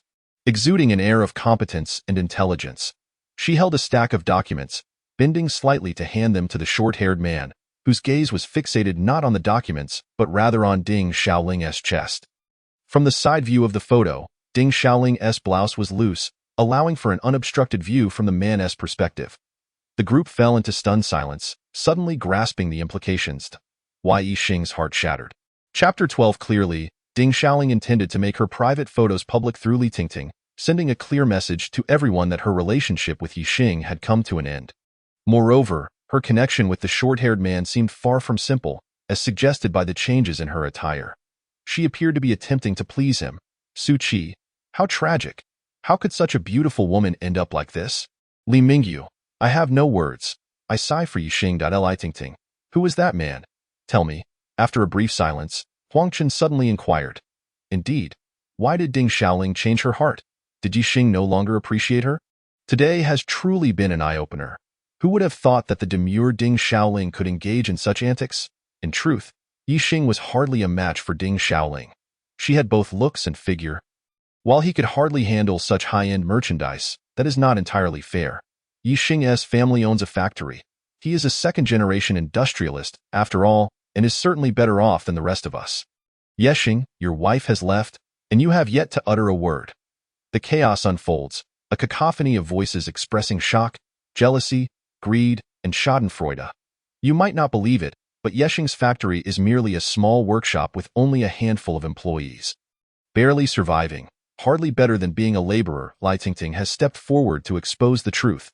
Moreover, his factory is on the brink of bankruptcy, and the Yi family is about to be cast onto the streets. How could a delicate woman like Ding Xiaoling possibly endure drinking cold water alongside him? A woman's youth is fleeting. To waste it on a good-for-nothing like Ye Xing is a tragedy. Xiaoling may be too bashful to speak up, but I cannot stand idly by as her close friend. How can I allow her to hang herself from a crooked tree? A woman must follow a strong man. Am I right, sisters? Li Tingting spoke eloquently. her argument seeming utterly justifiable. Ye Xing listened, feeling as though he had committed an unforgivable sin. What? The Ye family factory is facing bankruptcy. This shocking news ignited yet another wave of astonishment in the group. Many began frantically tagging Ye Xing. Tell me, who is this man? Huang Chun continued to press for answers. Huang Chun, I know you and Ye Xing share a good relationship, and I am aware of your family's connections. But as classmates, I advise you not to meddle. Haha, you still remember we are classmates? One might think you were a pimp. Huang Chun sent a side-eye emoji. Haha, a pimp. That is quite an apt metaphor. Li Laozhu, when will you introduce me to one as well? Huang Chun was the only one bold enough to say it. I was too busy admiring beauty. The group erupted in laughter. Incensed? Huang Chun, silence yourself. You merely have some familial connections, but compared to young Master Shang, you are nothing. Look at his vehicle. Have you ever seen anything like it? Li Tingting then shared several photos of a Lexus in the group. This car is impressive, costing at least a couple of $100,000. Just imagine the space, taking a girl out for a spin. It must be exhilarating, no? What you truly care about is the thrill of the ride. Don't you think I'm oblivious? How many years of salary would it take to afford such a car? If only I had Shaoling's looks, I would seek out a wealthy young man. And my life would be free of hardships. I saw a car exactly like this in our neighborhood. The owner runs a chain store and has become wealthy, making money while lounging. My husband works in management at a large company and recently bought a car worth $200,000. His female colleagues seem to constantly want to hitch a ride. It's quite annoying. You should keep a close eye on your husband. Wealthy individuals are a rarity. By the way, is your family's car also a Lexus? Of course not. This Lexus is likely over $300,000. My husband will have to toil for several more years before he can afford one. I in the group, both men and women envied and resented this car. In a lavish KTV room in Tiannan City, Shang Shilong lounged on the sofa, with the curvaceous Ding Xiaoling seated beside him. On another couch, Li Tingting gazed enviously at Ding Xiaoling, cautiously lifting a colorful drink to present to Shang Shilong. At the table in front of the sofa, two beautiful women in maid outfits knelt on the floor, mixing drinks from the table. A bunch of paupers. Shang Shilong held his phone in one hand, while the other roamed restlessly over Ding Xiaoling's body. His gaze was fixed on the scrolling messages, a disdainful smirk playing on his lips. Xiaoling, who are these people you associate with? I must give them a little shock. Shang Shilong tossed his phone to Li Tingting. Add me to the group. Li Tingting hurriedly scanned the code and added him. Instantly, the group was alerted to a new member joining. Aren't all our classmates already in the group? Who is this ID called the Xiaoya? Could it be a student of our homeroom teacher? Wow, he seems to be Xiaoling's man. That rebellious gaze is captivating. If you like him, go after him. This is our classmates group. What right does he have to be here? Exactly. I've never heard of a classmates group allowing family members. Li Tingting, you are not fulfilling your duties as group leader. The group buzzed with chatter. Some supporting and others opposing, a bunch of broke folks being so particular. Shang Shilong, who was drinking, felt a surge of anger and withdrew his hand from Ding Xiaoling's clothing. Ding, ding, ding. Suddenly, a flurry of red envelopes appeared in the group. Wow, 200 yuan. How generous. That's enough for several days' worth of chicken legs. Thank you, big brother, for the reward. A few quick-fingered individuals who managed to grab the envelopes opened them, eyes widening in disbelief. The sender of the envelopes was none other than the newly added Xiaoya. Everyone gets a share. Don't you dare snatch. If it's not enough, I'll send more. The group erupted in excitement, rushing to claim the envelopes. Xiaoya, I bow to you. Incredible, starting off with AV200. Xiaoya. From now on, you are the 41st member of our class. I'll be your little junior. Big shot. I take back what I just said. You not only can join the group, but feel free to bring your uncles, aunts, grandparents. Everyone is welcome. Ye Xing watched, eyes wide, utterly astonished. Is it truly so difficult to maintain one's integrity? Damn it. My grandparents are already resting in their little boxes, and here I am, still in this group. Shang Shilong observed the messages, reclining on the sofa, laughing heartily. This sum of money was nothing to him. But witnessing a bunch of losers bowing before him brought him immense satisfaction. You poor fools, open your eyes. My vehicle is a fully loaded Lexus LS, worth over $1 million. Don't even think about comparing it to your imagined ES models. And as for some chain store owner, he wouldn't even be worthy to carry my shoes, understand? Shang Shilong was radiant, freely insulting in the group. Classmates, my husband has a poor temper. Please bear with him. In the dim light, Ding Xiaoling's eyes sparkled as she swiftly typed a message on her phone. Xiaoling, how courteous. Just because of the red envelopes, I can't stay angry. Xiaoling, I appreciate a straightforward personality. No pretenses. Xiaoling, there's no need to say that. Didn't we all speak this way back in school? Xiaoling, with such a temperament, daring to dream big. It's no wonder he has achieved such great success. The group's messages quickly shifted to another tone. Dog couple. Suddenly, amidst the flurry of compliments, an incongruous message emerged. Is at her. Ye Xing's expression changed upon seeing her ID. Chapter 13. The Ice Beauty. Song Yinxue? The image of Song Yinxue appeared in Ye Xing's mind, a tall girl with flowing hair, starry eyes, fair skin, striking features, and a gentle, serene demeanor. She was the campus belle during their university days, somewhat reclusive, interacting little with other classmates. Yet she was the main topic of discussion among the male students during late-night talks. Although they desired her, they felt inadequate in her presence. It was said that several wealthy young men had attempted to court Song Yinxue, only to be rebuffed. Therefore, the male students had given her the nickname, Ice Beauty. Ye Xing had little interaction with her, having only exchanged a few words during class-organized activities. He never expected her to speak out today. The group fell silent, the individuals behind their phones feeling surprised, secretly speculating about the relationship between Song Yinxue and Ye Xing. Many felt a burning curiosity, awaiting a clash between this Ice Beauty and the young master. Who do you think you are to speak? Shang Shilong, basking in the adoration of the masses, was infuriated upon seeing the message. I am nobody. Just someone who cannot stand your collusion and distortion of the truth. Ding Xiaoling, remember that night you had a high fever? It was Ye Xing who risked disciplinary action to carry you out of the school to seek medical attention. When your brother lacked tuition fees, it was Ye Xing who helped you gather the funds. Do you truly believe everyone has forgotten these events? Ye Xing has been nothing but sincere to you. Yet during school, you flaunted your flirtations with unsavory individuals. Boasting about it in the dorms, I feel deeply for Ye Xing. Once Song Yinxue's messages were sent, the group erupted once more. They had not anticipated that their goddess, Ding Xiaoling, who appeared so dignified, would have such a disgraceful side. Especially since Ye Xing had even covered Ding's family's tuition. Ding Xiaoling was nothing short of a gold digger. In the private room, Ding Xiaoling held her phone, her face alternating between shades of black and red, her brows furrowing in anger. She felt guilty for betraying Ye Xing, and now, with Song Yinxue exposing her past, she felt as though she were completely naked before others. Song Yinxue, you are spewing nonsense. You are simply jealous of me. Ding Xiaoling, in a fit of rage, retaliated with a message. Haha, jealous of you? In terms of looks, grades, and family background, I am someone you could never aspire to. What do you possess that could evoke jealousy? Song Yinxue coldly scoffed.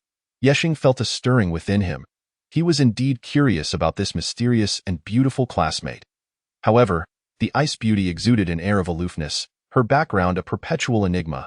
He had only heard Huang Chun mention that Song Yinxue came from a distinguished family, wealthy beyond measure. Now that she claimed her lineage was beyond Ding Xiaoling's reach, it only fueled everyone's imagination. Ding Xiaoling found herself at a loss for words when confronted by Song Yinxue. Feeling intimidated by the latter's background while striving to maintain her own goddess-like image. Internally, she was immensely frustrated, her chest heaving in a captivating manner. Longguo, you must avenge me. Tonight, I shall grant you your heart's desire. She caught a sidelong glance of Shang Shilong fixated on her bosom. Ding Xiaoling leapt into Shang Shilong's embrace, twisting her body playfully. Really? Just look at him. Shang Shilong's eyes sparkled, and he planted a kiss on Ding Xiaoling's fair cheek. His gaze then returned to the WeChat group. Young master. Little girl, do you know who I am? Song Yinxue retorted. You are merely a man with a few filthy riches, scavenging other scraps. Shang Shilong's brow furrowed. His expression darkening, he hadn't anticipated that even in a group of downtrodden individuals, someone would look down upon him. Young master. Little girl, you've stirred up a big trouble. Allow me to enlighten you. My family runs a small business called Huaxing Group. Surely you've heard of it. What? This fellow is actually the heir of Huaxing Group. The onlookers, who had been following the drama, couldn't help but gasp. Huaxing Group is the foremost behemoth in Tianan City, with a vast array of industries, and is a significant taxpayer. Many companies in Tianan City rely on Huaxing Group for their livelihood, including the workplaces of numerous group members. Offending Shengshi Long could lead to immediate unemployment with just a word from him. Now they understood the source of this fellow's audacity. Soon, a flurry of flattering messages flooded the group, pushing Song Yinshue's remarks down. The young master sent a smug expression. "Little girl, are you afraid? I've heard you're quite attractive. I won't hold it against you. Come to Huaxing Grand Hotel and keep me company for 3 days, and I shall let you go." The young master. "Otherwise, I will ensure you cannot stand in Tianan." Shengshi Long clicked on Ding Xiaoling's phone to view Song Yinshue's photo, and his eyes lit up. Eagerly, he sent a message. Based on the photo, Song Yinshue's beauty surpassed that of Ding Xiaoling. He simply had to have her. Ye Xing furrowed his brow upon witnessing this. His hand trembled as he sent a message. "Shengshi Long, if you have any grievances, direct them at me. How can you bully a young girl?" The group erupted in excitement. After such a lengthy wait, they finally saw the main character step forward. Under normal circumstances, they would have chimed in with their opinions. However, with Shengshi Long present, they hesitated to support Ye Xing. "Ye Xing, Song Yinshue, thank you for speaking up for me. From now on, this matter is between Shengshi Long and me." Goodness, has Ye Xing lost his mind today? Did he realize who he was addressing? Did he have a death wish by daring to confront Shengshi Long in Tianan City? The onlookers gasped, rubbing their eyes in disbelief. Inside the KTV private room, Li Tingting, Ding Xiaoling, and Shengshi Long erupted in laughter, as if they had heard the most ridiculous thing. "Xiaoling, this group is truly bizarre. There are all sorts of people, and a mere factory second generation dares to challenge me." Shengshi Long laughed until tears nearly streamed down his face. "Longguo, this fellow is simply clueless. Let us teach him a lesson." Ding Xiaoling gritted her teeth, solely because Ye Xing had stepped in to defend Song Yinshue, in a villa in the provincial capital. Song Yinshue held her phone, staring at the screen with excitement. A faint blush appeared on her snow-white skin as she murmured, "Ye Xing, I did not misjudge you." The group fell silent, awaiting Shengshi Long's wrath. As expected, a message swiftly emerged. "Young master. Kid, have you lost your mind? You think this is about you and me? Let me make it clear. Crushing you is as easy as squashing a bug. If it weren't for Ding Xiaoling, you wouldn't even qualify for my attention." A glint of cold fury flashed in Ye Xing's eyes as he sent a message. "Shengshi Long, unleash your fury. I await your challenge." After sending the message, he disregarded the group's reaction and exited WeChat, for he sensed someone summoning him within the trading system. Chapter 14. The trapped fleet. Ye Xing quickly opened the system panel. To his astonishment, he discovered scrolling lines of information at the top of the blue panel. "Jerry. Star, are you there? Jerry. Star, the purified water from our last trade was fantastic. Our entire fleet hasn't enjoyed such pristine water from nature in ages. Jerry. We eagerly wish to conduct a second trade with you. Jerry. Star, are you there?" The messages bounced, clearly indicating Captain Jerry's urgency. Ye Xing carefully examined the messages and was amazed to find that the system actually allowed for communication between trading parties. This would facilitate the negotiation of trade items and quantities in advance, reducing transaction costs for both sides. Elated, Ye Xing immediately engaged in conversation with Jerry. Ye Xing. "Jerry, hello. I'm thrilled that you enjoyed my products." "Jerry. Star, you're here. Wonderful. We need another batch of purified water or some fresh vegetables from Blue Star." "Jerry. However, we've been away from our home planet for so long that we're unfamiliar with many things. If you could provide a list, that would be fantastic." Ye Xing's mind sparked with a thought. He had sensed during the last trade that the other party belonged to a high-tech civilization. Logically, such a civilization shouldn't lack vegetables and fresh produce, as their technology could easily create superior alternatives. Reflecting on the dirt he had seen on Jerry's spacesuit during their last trade, a bold hypothesis formed in his mind. "Ye Xing, Captain Jerry, I can certainly provide purified water, but you must understand that water is a precious resource. Many planets lack it. Ye Xing continued, let alone vegetables and meat. You ought to know that in the solar system where our home planet resides, only our home planet harbors life amidst the vast expanse." After sending the message, Ye Xing felt that his reasoning was quite sound. While on Earth, vegetables and meat could be cultivated in vast quantities. In the cosmic scale, finding a planet with water and vibrant life was akin to searching for a needle in a haystack. "Indeed," Jerry quickly replied. "Jerry. Star, you are absolutely correct. To be honest, We have traveled at 100-fold light speed for hundreds of years, crossing countless star systems, yet we have not encountered a planet as exceptional as yours. Gasp! Ye Xing gasped, taken aback by Jerry's words. 100-fold light speed. What an advanced civilization that must be. Perhaps they had reached a godlike level of technology capable of capturing stars and moons. Jerry, Star, encountering you is our fortune. We are currently trapped in a cosmic void. You must have heard of this concept. Surrounding us is nothing but sparse nebula. Ye Xing's expression grew serious. The so-called cosmic void refers to a desolate region of the universe. In this area, the density of matter is extremely low, devoid of any stars or planets, and it spans vast distances, often measuring billions of light years.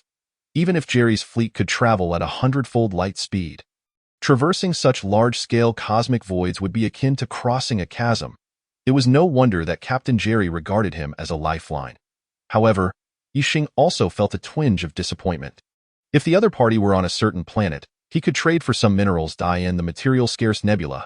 Merely replenishing the fleet's supplies would be a considerable challenge. Ye Xing, I can provide you with 10 boxes of purified water and a ton of vegetables. This should suffice for some time. Jerry, Star, that's fantastic. I truly appreciate it. What would you like in return?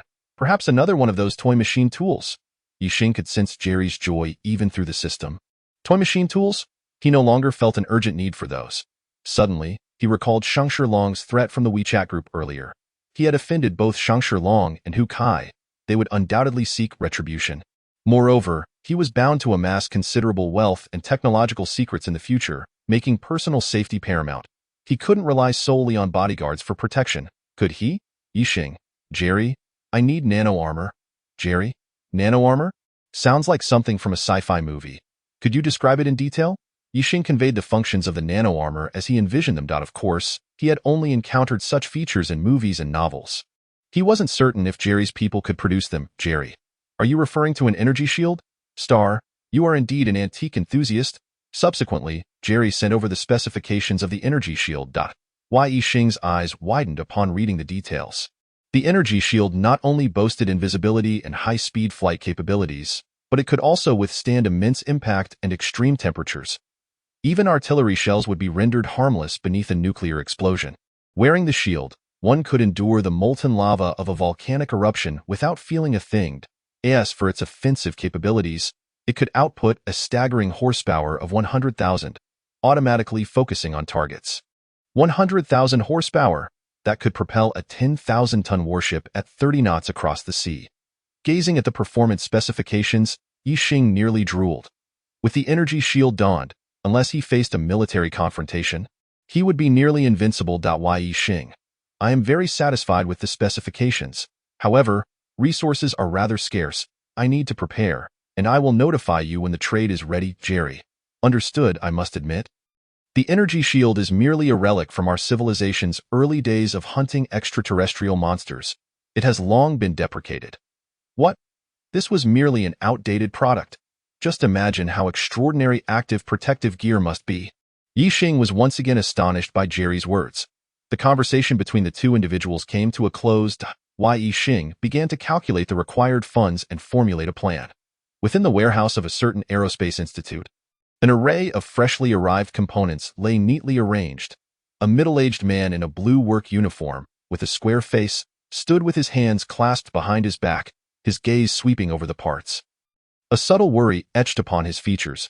Beside him, a young man wielding a measuring tool noticed the middle-aged man's unease and remarked with a smile, "Gu Gong, are you once again concerned about the quality of the outsourced processing?" Gu Hui nodded in silence. He belonged to the Precision Machinery Institute, responsible for aircraft research and manufacturing, as well as component inspection. Although the Aerospace Institute had its own processing factory, renowned for its leading precision in the country, recent increases in R&D projects had overburdened the factory, prompting the adoption of an outsourcing model for certain components. To Gu Hui's dismay, the quality of the components produced by external enterprises had been disappointingly low, barely meeting acceptance standards. This not only caused complaints from the outsourcing companies but also discontent among the various research institutes under the Aerospace Institute. After all, these components, once inspected by the Precision Institute, were to be distributed to the research institutes for installation and testing on aircraft. In recent days, all research institutes had expressed grievances regarding the decline in component quality, resulting in diminished overall performance and demands for the Precision Institute to elevate its verification standards. Stuck in the middle, Gu Hui found himself in a quandary. He too wished to raise the standards. Yet, within the entire Tiannan city, no production enterprise possessed greater technical prowess than the Precision Institute. Gu Gong. This batch was entrusted to processing by General Hu, and it should meet the standards just like last time. I heard it was processed by Huaxing Group, which has 2 foreign machines known for their high precision. The young man said with a smile, "Let's conduct an inspection first." Upon hearing the name of Huaxing Group, Gu Hui's furrowed brow slightly relaxed. The young man nodded and crouched down to measure the components with his tools. "No way!" the young man suddenly exclaimed. "What happened? Is there a quality issue? This Hu Kai is trying to pull a fast one on us." Gu Hui, who had been perusing the records on the table, looked up in alarm at his assistant's cry. "No, it's the dimensional accuracy that has exceeded the standard." I must have misread." The assistant, somewhat puzzled, picked up the measuring tool for a closer look. Their specialized measuring instruments at the Precision Institute could detect far more minute precision than the general calipers used in factories. Exceeded. How could that be? You must be mistaken. Measure it again carefully. Gu Hui shook his head, a wry smile escaping him. Since the outsourcing of components began, he had been grateful if they merely met the minimum standards. The mechanical industry requires accumulation. The precision of the processed components is closely tied to the capabilities of the machines as well as the proficiency of the operators. Gu Hui was well aware of the processing enterprises in Tiannan City, and he knew not to expect any surprises. Glancing at the processing records, Gu Hui's brow furrowed once more. Most recent orders had been handed over to Hu Kai. He was not fond of Hu Kai, whose rotund visage bore the hallmark of a shrewd businessman, always eager to take on large contracts. Just then, he heard the assistant gasp again. He hastily looked up to see the assistant crouched beside another component, swiftly measuring, his body seemingly trembling. "What's wrong?" Gu Hui hurried over to his assistant, now fully aware that an issue had arisen. "Jiu Gong, it really has exceeded the standard." "It's exceeded." The young assistant stood up, his face a mask of disbelief. "Oh? Let me see." Jiu Hui took the measuring tool from his assistant's hands. Almost immediately, shock registered on his face as well. 0.001 mm. As he scrutinized the scale on the measuring tool, Gu Hui's eyes widened. This precision was the utmost they could achieve at the Precision Institute, requiring not only high-precision machines for processing but also seasoned craftsmen for manual polishing, a time-consuming endeavor. Only to barely meet the standards. Such meticulous polishing was reserved for precision components and engines, not typical for outsourced parts. What on earth was Hu Kai up to? In the past, the orders he delivered were always completed with great difficulty. Yet today, they exceeded standards. Had he suddenly developed a conscience? Gu Hui crouched down, examining the component with a look of perplexity on his face. "Jiu Gong, I heard that the 2 machines imported by Huaxing Group can only achieve 0.008 mm. They could never reach 0.001 mm precision." The assistant moved to the middle, measuring several components, and returned, brimming with excitement. "I suspect that it wasn't T Huaxing Group that processed these." Jiu Hui glanced at the measuring tool in his hand. His gaze sweeping over the components, a thought suddenly occurred to him. The pneumatic measuring instrument. He waved his hand decisively, clutching a component as he headed toward the side door. "Jiu Gong, you can't be serious?" The young assistant looked at Gu Hui in surprise. He had never seen the usually composed Gu Hui so animated. Glancing at the measuring tool's scale, he quickly grasped Gu Hui's intentions. Their measuring instruments could only detect down to 0.001 mm, and now the component's precision had reached the limit of their measuring capabilities. The pneumatic measuring instrument could achieve 0.0001 mm, elevating the measurement level to capture more subtle details. But was that even possible? To increase precision, one would require even higher precision machines. Wasn't he that overkill? The assistant inwardly chuckled at what he deemed Gu Hui's overly bold conjecture. In the measurement room, Gu Hui placed the component on the measuring table, his gaze intensely fixed on the control panel. "Jiu Gong, shall I begin measuring?" The assistant's finger hovered over the measuring instruments button, looking at Gu Hui with a smile. Fearful that the measuring tool might shatter Gu Hui's fanciful hopes, Ji Hui did not lift his head, his eyes glued to the display screen. A beep sounded. The black and white screen displayed the reading, 0.0001 mm. Gu Hui and the assistant exchanged looks, their scalps tingling, their expressions akin to those who had seen a ghost. This component had once again reached the measuring limits of the pneumatic measuring instrument.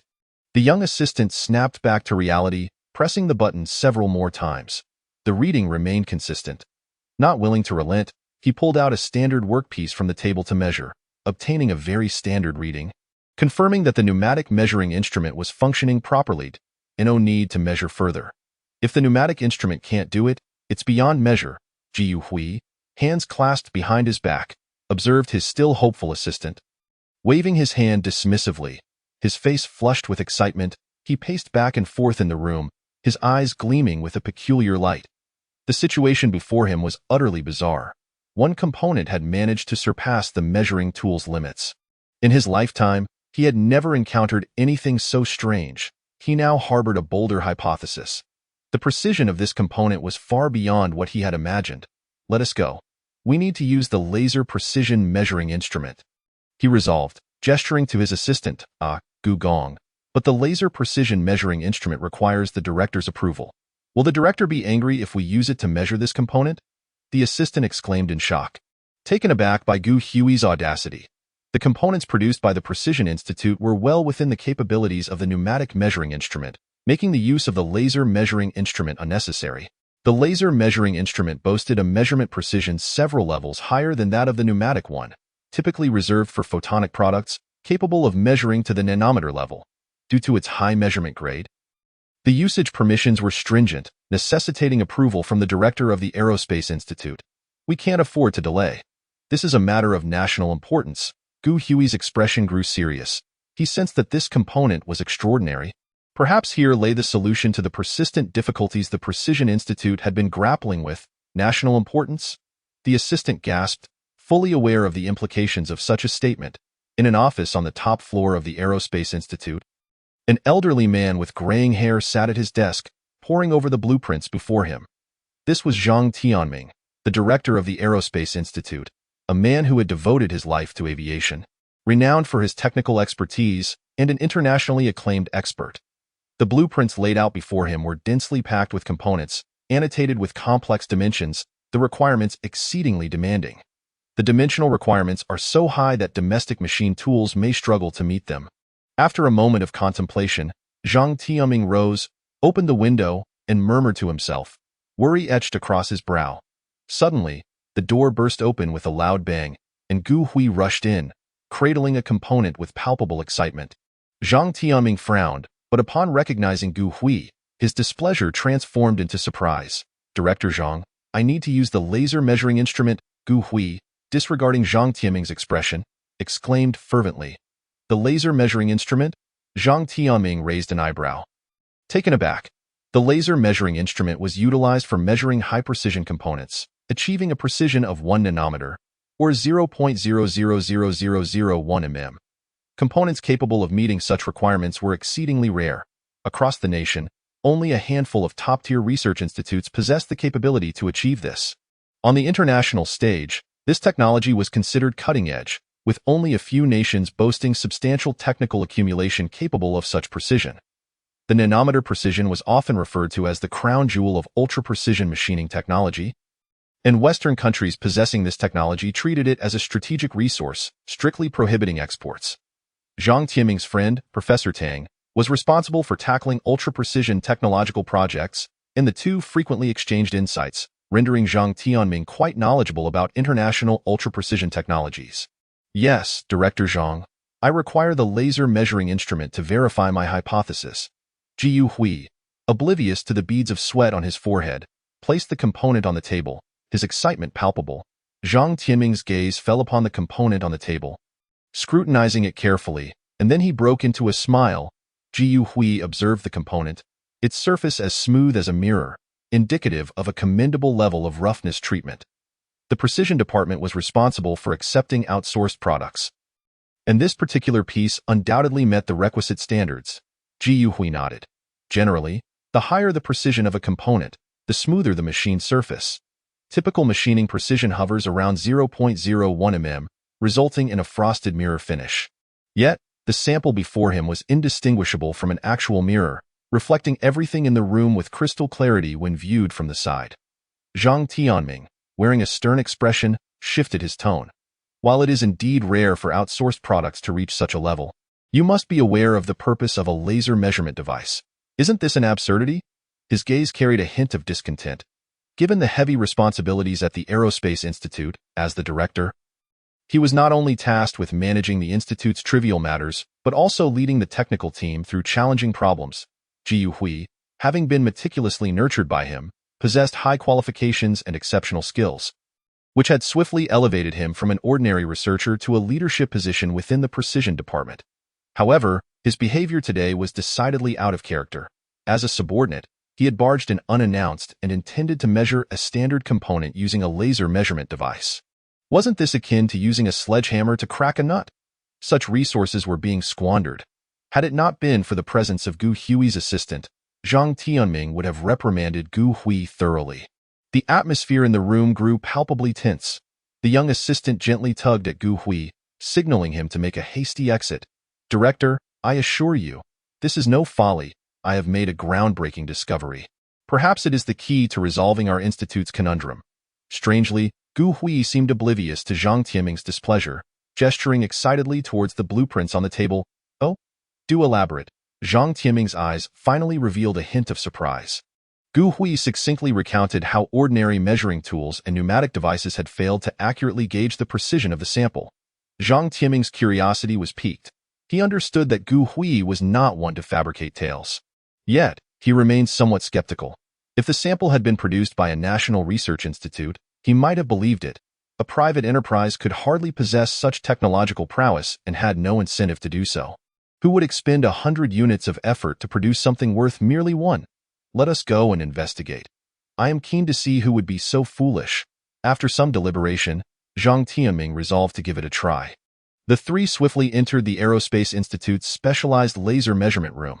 The assistant placed the workpiece on the operating table and stepped aside to press the button. "Go ahead." "I fail to comprehend why you were so anxious." Zhang Tianming crossed his arms, bemused by the tense demeanor of Gu Hui and the assistant. Ji Hui nodded at the assistant, who promptly pressed the button.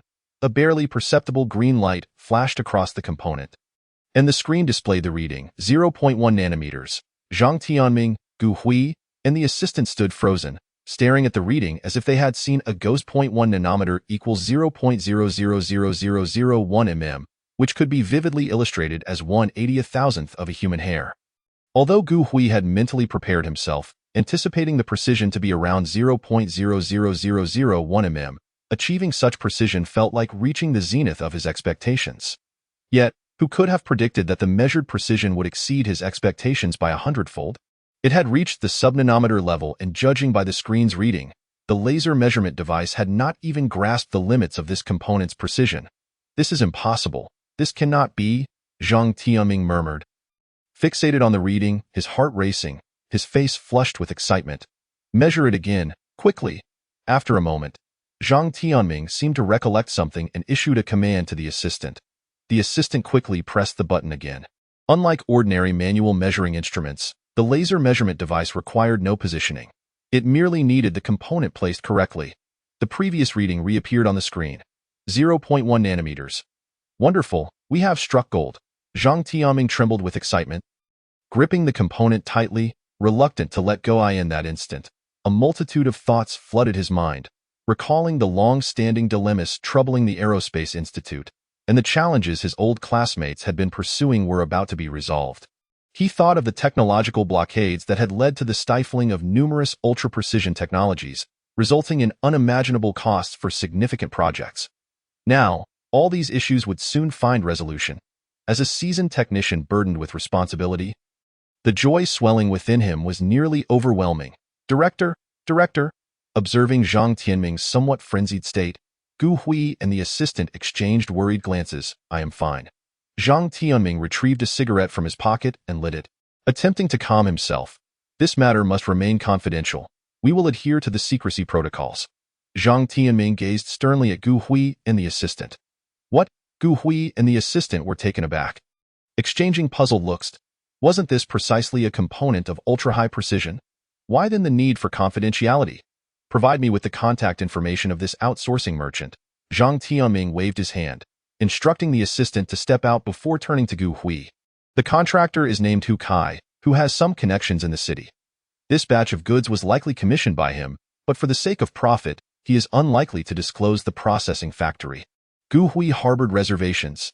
He had dealt with Hu Kai before and held a very low opinion of the cunning businessman. This is unavoidable. When national interests are at stake, everyone must yield. Zhang Tianming smiled faintly, showing no hesitation. Having said that, he walked into his office, picked up the landline, and dialed a number. Director Zhang, please issue your orders. A crisp voice responded on the other end of the line, in Tiannan City. Locate a merchant named Hu Kai. Within 10 minutes, I want to know which manufacturer he recently commissioned for orders with the Aerospace Institute, including detailed personnel information and addresses. Zhang Tianming spoke rapidly and succinctly. Chapter 17. The second transaction. 10 minutes later, all information regarding Ye Xing and Xingyu Machinery Factory lay spread across Zhang Tianming's desk. Xingyu Machinery Factory? Established only 20 years ago, employing 50 individuals. Occupying half an acre? The current factory manager just graduated from university a year ago. This cannot be correct. Zhang Tianming perused the documents, rubbing his eyes, convinced he must have misread. Soon, however, he dismissed that notion. He had dialed a direct line to the National Security Bureau, which would never make an error. This was their forte, that moment. The National Security Bureau was equally perplexed, unable to fathom why the Aerospace Institute would suddenly investigate such an inconsequential small factory.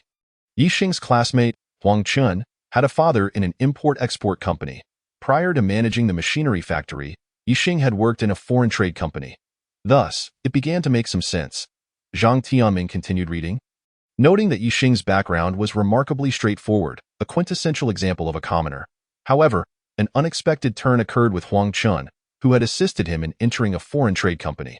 Zhang Tianming understood that it was normal for friends to help each other out. He even speculated that the ultra-precision machine tools in Ye Xing's factory might have been imported through the foreign trade company. Although developed nations imposed high-tech embargoes on Longguo, preventing the importation of the most advanced technologies, the sheer volume of international trade inevitably led some merchants to take risks for profit, secretly transporting many prohibited technologies into Longguo. Yes, that must be it. Otherwise, there would be no explanation for how a small factory suddenly acquired ultra-precision machine tools. The more Zhang Tianming analyzed, the more convinced he became of his judgment. Subnanometer precision machining technology was not entirely absent in the country. However, only 1 or 2 research institutes had achieved such precision. Nanometer-level precision fell within the realm of ultra-precision machining technology, primarily utilized for optical components in mechanical machining. Achieving this level of precision demanded highly skilled technicians to meticulously grind the components, requiring an extensive amount of time to meet the standards. Such technicians were regarded as national treasures, rare and sought after, typically reserved for pivotal technologies at major research institutes, with few in the private sector. Only through the combination of ultra-high precision machine tools and national treasure-level craftsmen could subnanometer-level precision be achieved. And such precision components were only employed in particularly critical applications, indicating that mass production of such parts was virtually impossible. This had long been a conundrum for Zhang Tianming. The blueprint sitting on his desk represented the latest fighter jet's engine, necessitating extensive precision machining and mass production. Solving the mass production issue would mean that numerous aircraft equipped with the latest engines could soar across Longguo skies, safeguarding the nation's security. This batch of goods from Xingyu Machinery Factory addressed Zhang Tianming's pain points. Gu Hui had already reported to him that it comprised 100 components, each undergoing ultra-precision machining. Should I confront him directly about the source? If he reveals it, we can engage with the source directly. But that would make our intentions too obvious, and the other party would surely flee. Indeed, we should feign ignorance of this matter, but we must go on site to ascertain the truth. If all else fails, we can leverage his classmate Huang Chun as an intermediary. Zhang Tianming paced the room with his hands clasped behind his back, smoking one cigarette after another, various plans swirling in his mind.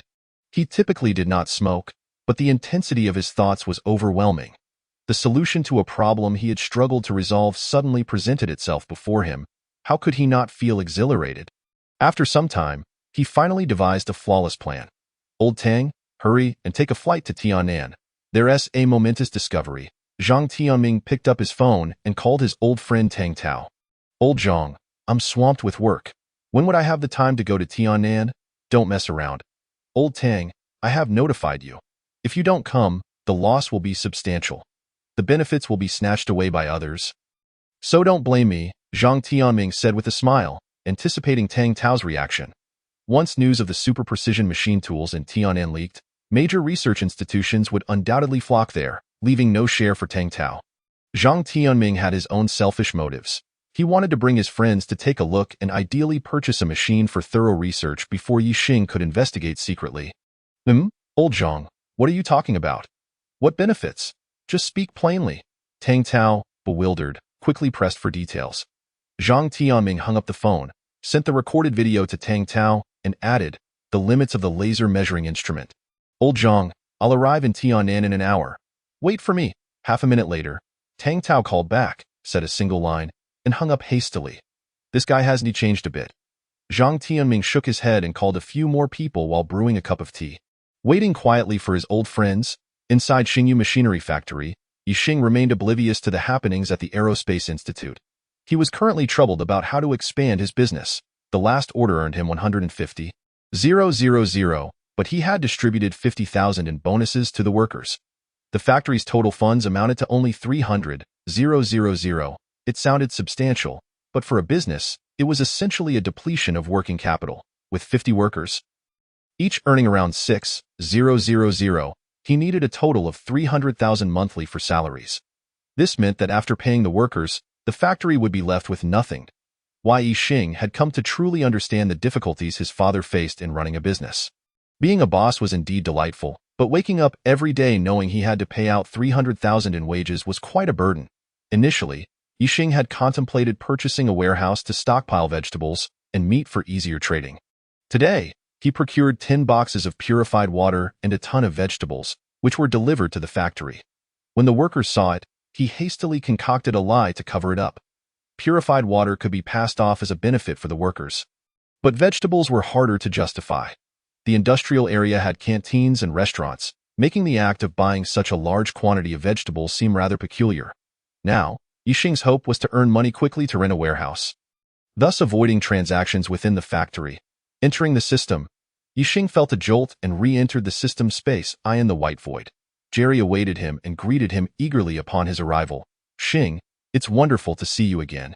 I am glad to see you too, Captain Jerry. Have you ventured out today? Ye Xing noticed dirt and water stains on Jerry's shoulder. Jerry wore a dejected expression. Xing, to be honest, today a comet unexpectedly intruded from somewhere, and we captured it with the gravity shield. Unfortunately, its tail is composed entirely of carbon monoxide, and we found no traces of water. What a waste of an energy bar, Jerry shrugged, looking quite disheartened. Ye Xing regarded him with sympathetic eyes. Jerry, it's all right. I'll provide you with water. Did you bring the energy shield? Of course, Xing. We crafted what you needed at the first opportunity. With that, Jerry pulled out a soft, red glowing cloud-like substance from a ring on his hand and placed it in his palm.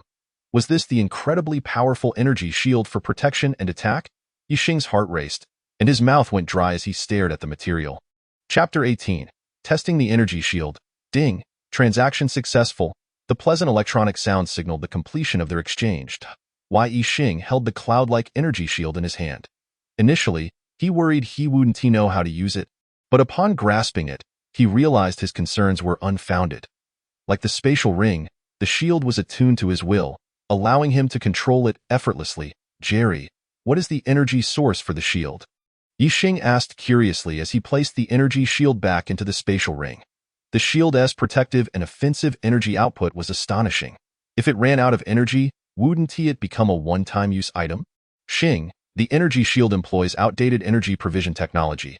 It can utilize solar, tidal, and electrical energy conversion methods. I'm unsure of your intended use, but to ensure longer usage, we incorporated flexible energy blocks into the shield, providing enough energy for 100 years. Jerry looked delightedly at the vegetables and purified water in the ring. Upon hearing Ye Xing's question, he quickly raised his head to respond. Goodness, 100 years seemed merely a long duration for them. If they were serious, wouldn't they aim for 1,000 or 2,000 years? Ye Xing was speechless. but it was reassuring not to worry about recharging it. Of course, if he wished to recharge, he could wear it under sunlight, where it would convert the absorbed light energy into stored energy. However, that method was too primitive and slow. Who would want to sunbathe? Jerry shrugged playfully. All right, if 100% solar energy conversion efficiency was seen as inadequate, Ye Xing had nothing more to say. After all, the solar energy conversion rate on Blue Star was only about 20. Ye Xing bid farewell to Jerry and exited the system. Once outside the factory area, he hailed a taxi and headed straight to the remote mountains on the outskirts. Tianan City, nestled between mountains and the sea, is a harbor city. The desolate mountains Ye Xing stood upon featured a stream that extended from the sea into the valley, and due to the steep terrain, it was sparsely populated. Standing in the valley, Ye Xing looked around and found no signs of life. With a thought, the energy shield enveloped him completely. From the outside, it appeared as though he bore no additional gear. Yet Ye Xing could distinctly feel a layer of faint white light surrounding him, allowing only his face to be visible to the outside world without any discomfort. FLY. Ye Xing silently commanded, activating the flight mode. His body felt light as if freed from the constraints of gravity, lifting him effortlessly into the air, with mountains and seas beneath his feet. A control panel appeared before him, displaying his altitude as 100 meters. With a speed of 0, there was also a speed slider, allowing Ye Xing to adjust his velocity. He set it to 100 meters per second, a speed he deemed safe. Without fully testing the shield's limits, he was hesitant to push the speed to supersonic levels, as breaking the sound barrier required high structural integrity for the flying object. Instantly, Ye Xing felt the mountains and rivers beneath him receding swiftly, the gentle air striking the shield, producing a sound akin to raindrops. If someone were on the ground, they would witness a human figure darting through the air, moving far faster than any bird could. FLY. Ye Xing soared for 7 or 8 kilometers, nearing the city before reluctantly returning to the valley. Shooting mode. Having just tested the flight mode, Ye Xing eagerly began experimenting with the shooting mode. A clear, semi-transparent disc materialized before him, featuring a crosshair in the center, presumably the aiming mechanism. Ye Xing aligned the crosshair with a rock the size of a basin, about 10 meters away. Fire. As Ye Xing issued the command, an invisible energy shot forth. Dust erupted as countless stones shattered and soared into the sky. The rock was utterly obliterated. Ye Xing gasped in astonishment. Truly, this was remarkable technology. He had merely adjusted the slider slightly. If he set it to the maximum, this small hill would surely be leveled in an instant. Taking a deep breath, Ye Xing prepared to test the protective mode. Just then, his phone rang unexpectedly. Uncle Cheng, what is going on? Ye Xing inquired curiously. Yi, where are you? We have a major deal. Cheng Rui's voice crackled with excitement and urgency. A major deal? I'll be right back. Ye Xing was puzzled. He hadn't even begun advertising or hiring sales personnel, so how could there be business? Nevertheless, having customers approach was undoubtedly a good thing, especially as the factory was in a transitional phase. Ye Xing activated flight and stealth modes, and within minutes, he was soaring over the factory. It seemed the stealth mode worked well, as it was undetectable to the naked eye. Ye Xing nodded to himself, circling the factory from above before landing in a secluded corner, shedding the stealth mode to reveal himself, and walked toward the factory entrance. Old Zhang, what on earth are you up to? Standing at the entrance of Xingyu Machinery Factory, Tang Tao appeared deceived and aggrieved, a mixture of indignation and frustration on his face. As a renowned expert in the machine tool industry, he had dedicated his life to the study of precision machine tools, establishing himself as a respected academic and practical authority both domestically and internationally. After receiving Zhang Tianming's video and prompt, he immediately recognized the implications. That was a laser measuring instrument. If it couldn't even measure the limits of the components, it indicated that the precision of the machine tools processing them exceeded his comprehension. Thus, he had set aside all his current tasks to come to Tianan City. Yet, here he was, waiting at the entrance of a dilapidated small factory. Every moment was crucial for him. How could he waste it waiting for a mere factory manager? Moreover, despite the mechanical factory before them being meticulously cleaned and the workers appearing spirited and diligent, its scale was far too modest, lacking the semblance of robust technical prowess. Tang Tao was utterly perplexed as to why Zhang Tianming had chosen to bring them to this place. The other experts shared Tang Tao's sentiments, voicing their complaints to Zhang Tianming. Old Zhang, this is quite the jest you've made. Surely, you do not expect this small, dilapidated factory to produce a golden phoenix? Old Zhang, what exactly are you concealing? I have numerous experiments to supervise. Indeed, Old Zhang, whom exactly are we waiting for? Is it some expert or professor? Why convene here? Zhang Tianming glanced at his watch, and in response to his friend's grievances, he pursed his lips in silence. Deep down, he too harbored doubts, not believing that this modest factory could house a super-precision machine tool. Nevertheless, the National Security Bureau would not err.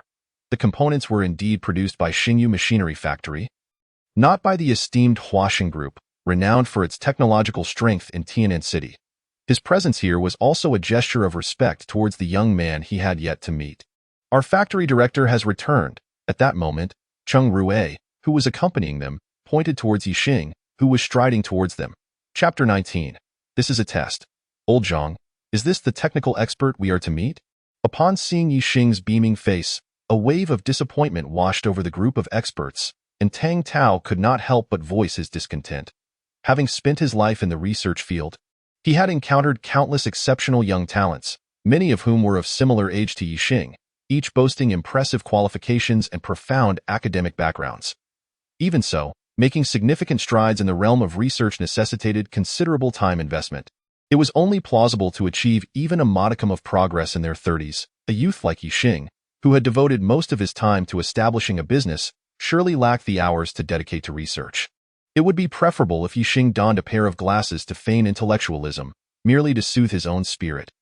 Old Tang, mind your manner of speaking. Zhang Tianming felt a tinge of disappointment as well. Yet he gently reminded him, he possessed slightly more knowledge about Ye Xing, regarding him not as a technical expert, but rather as a mediator with special connections. However, Ye Xing's countenance bore no signs of cunning or worldliness. He appeared much like a recent graduate. Hello, what should I call you? Ye Xing approached Zhang Tianming. Extending his hands, he found the individuals before him somewhat peculiar. They were all elderly gentlemen, exuding an aura markedly different from that of businessmen, more akin to professors from his university. You may call me Director Zhang. Zhang Tianming nodded discreetly. Director Zhang, I sincerely apologize for the wait. Let us proceed to the conference room to discuss, please. Ye Xing scanned the group of senior clients, noticing some casting disdainful glances, and felt a twinge of embarrassment, thinking it was due to the delay. No need for that, Director Yi. May we go directly to the production area? Zhang Tianming waved his hand, declining Ye Xing's courtesy. The situation is thus. I have a batch of urgent work with substantial profits, yet the technical requirements are quite high. I must first assess your technical capabilities. Otherwise, we shall seek another factory.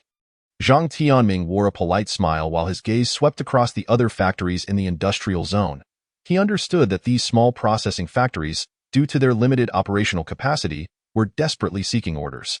Presenting his order would compel Xingyu Machinery Factory to showcase its true technical capabilities.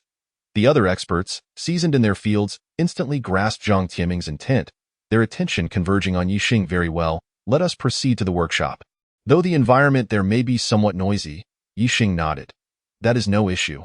We are not delicate individuals. We frequently handle parts and machine tools. Please, Director Yi, lead the way. Zhang Tianming remained unfazed, his gaze already fixated on the workshop entrance. Ye Xing nodded and led them into the workshop.